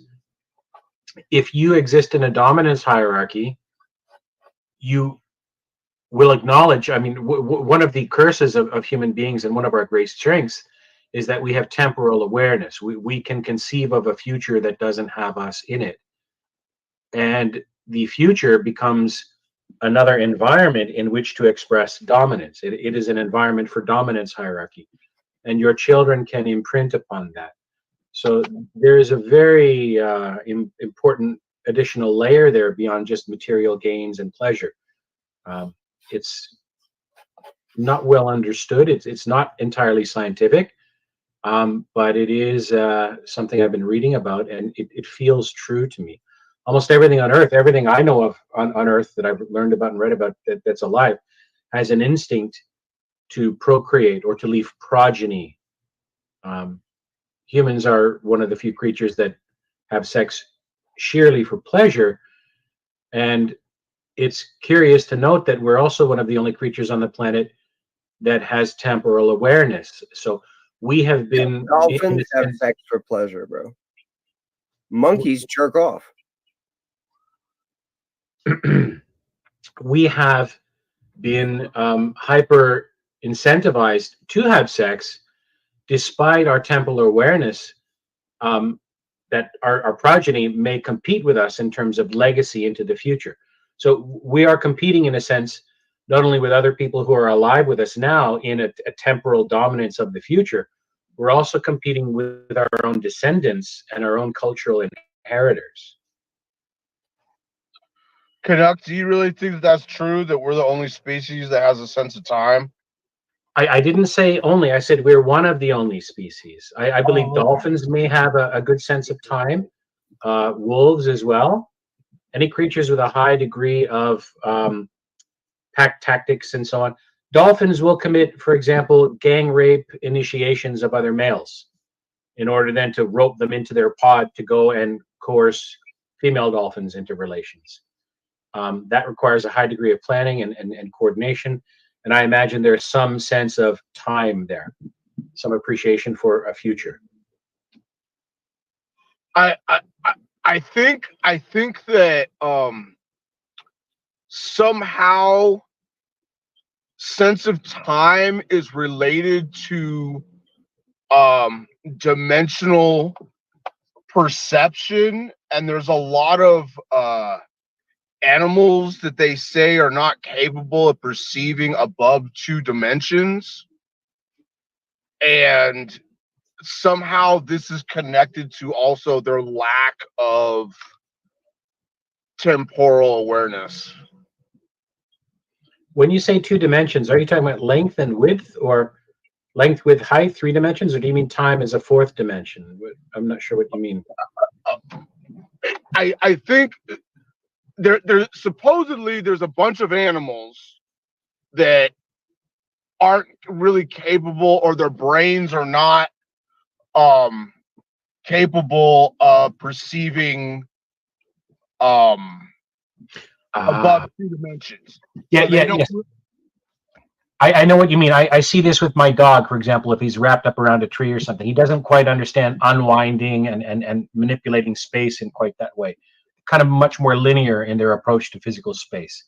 Yeah. Right. Mm-hmm. And supposedly these same animals are not capable of perceiving time. Well, I just want to mention one thing. Remind me never to be reincarnated as a dolphin if they do gang rape for their initiation. There was a scientist, I don't remember her name, but she worked with a few others in studying dolphin intelligence. And she apparently had some rather friendly encounters with a dolphin who came to view her as his lady. And it involved everything your imagination could lead you to imagine. Well, she's lucky the whole gang didn't show up, I guess. Bro, back in the 70s, there were people literally giving dolphins acid and jerking them off. All right. They do that at not the acid part, but they jack off at Burning Man.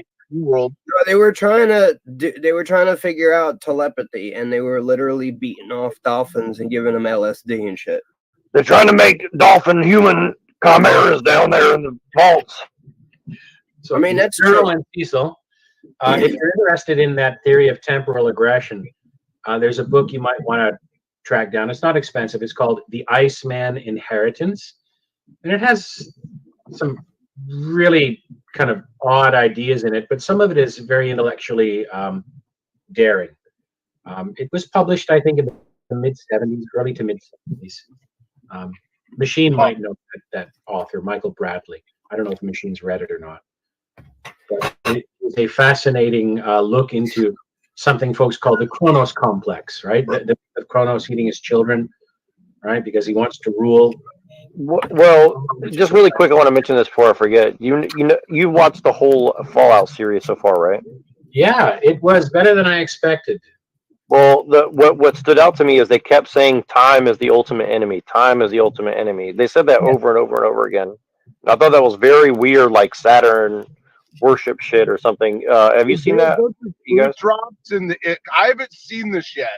So is there a bunch of truth drops in the Fallout series? It's very subtle, but fuck yeah, I think so. Yeah.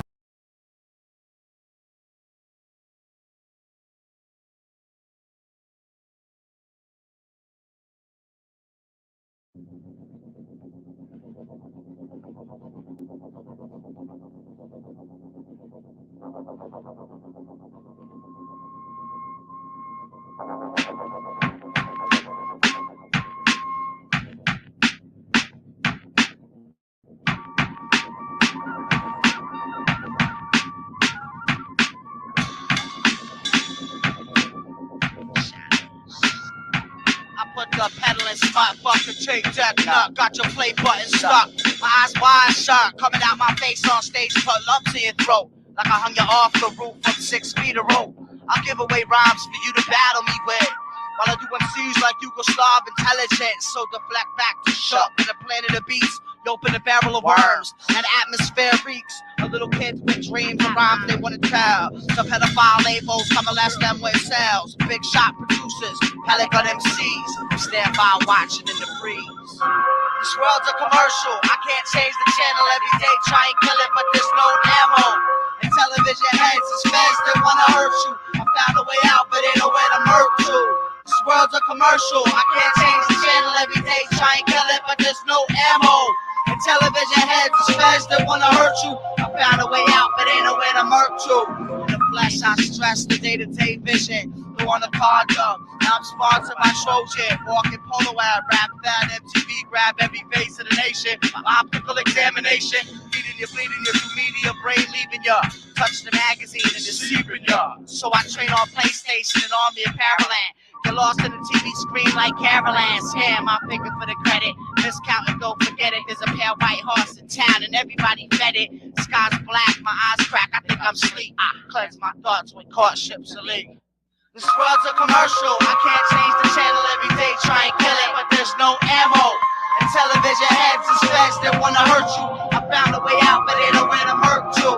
This world's a commercial. I can't change the channel every day. Try and kill it, but there's no ammo. And television heads is feds that wanna hurt you. I found a way out, but ain't nowhere to murk to.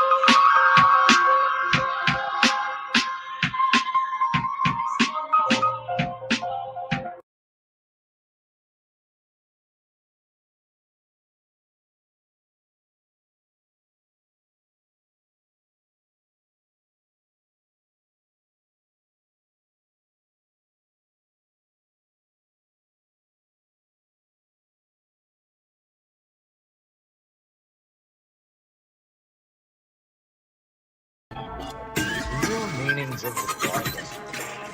There's a lot of interpretation. There's a lot of words in the Bible. It's been beautifully left and scripted for us. This whole world has been beautifully left and scripted for us to learn from. So the Bible is an incredible source of wisdom that I've come to learn to really appreciate. And you know, I was trying to figure this out. I guess I could have kept this more simple. I have stacks of books and references and spiritual wisdom right? Different interpretations, different religions, different thought patterns of view. But what it all comes down to, brothers and sisters, what it all comes down to is what is true. What is true? See, because some of my inspirations today, starting out initially, right? The initial observation, we live in a pretend world, right? A lot of people pretending like they know what's going on. A lot of people pretending like they're in charge. The structures of this government economic system, the corporate structures and government structures where it's a top-down, oppressive, controlling design. It's insane. Don't buy into it. It's all pretend. See, in the egos pretend.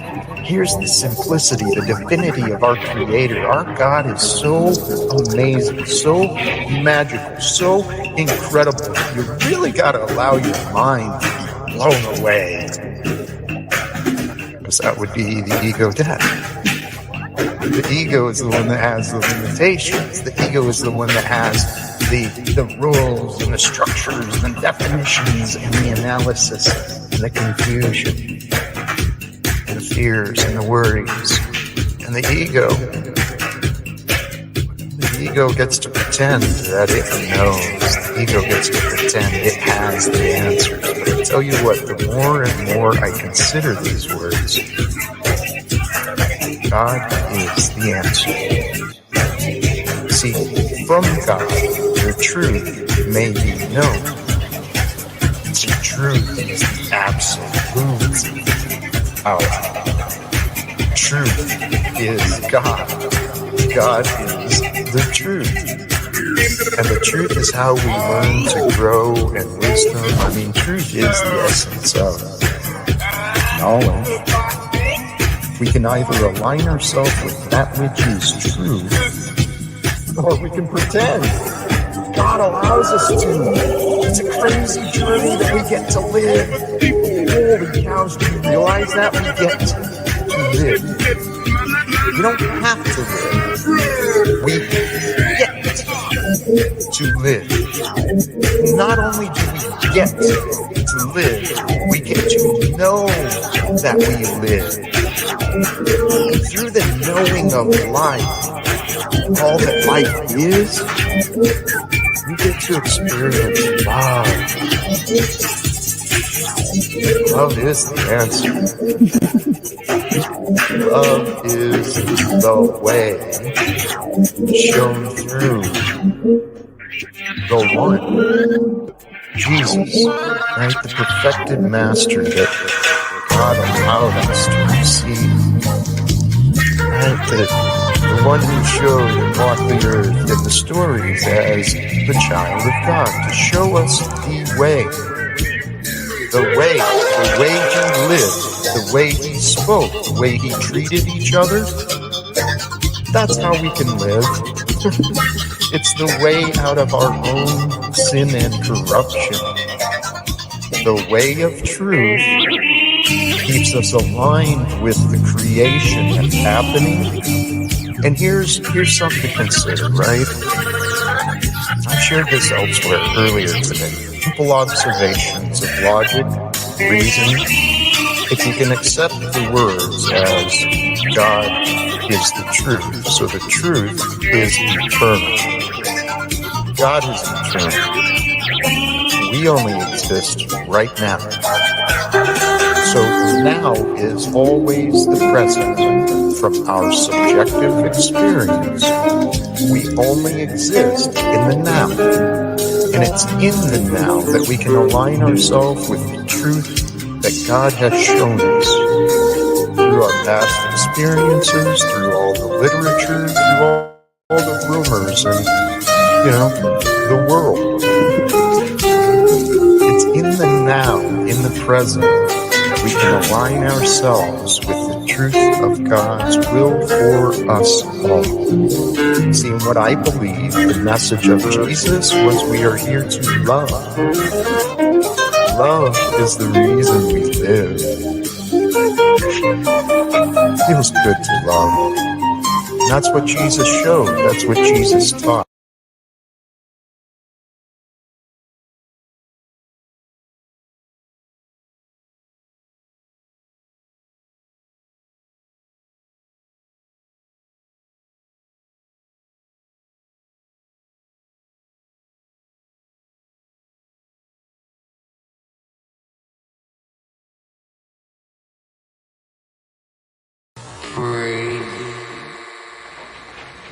We came from kings and queens. That's right. How come we ain't got any kings and queens right now? Oh, boy, you always trying to be heavier than anybody else. The history people. They did their thing, and they died, or they got run out of town, or killed. Where's the now people to do things now? We're always talking about what's been, never what is. What the people gonna do? I'll think about it.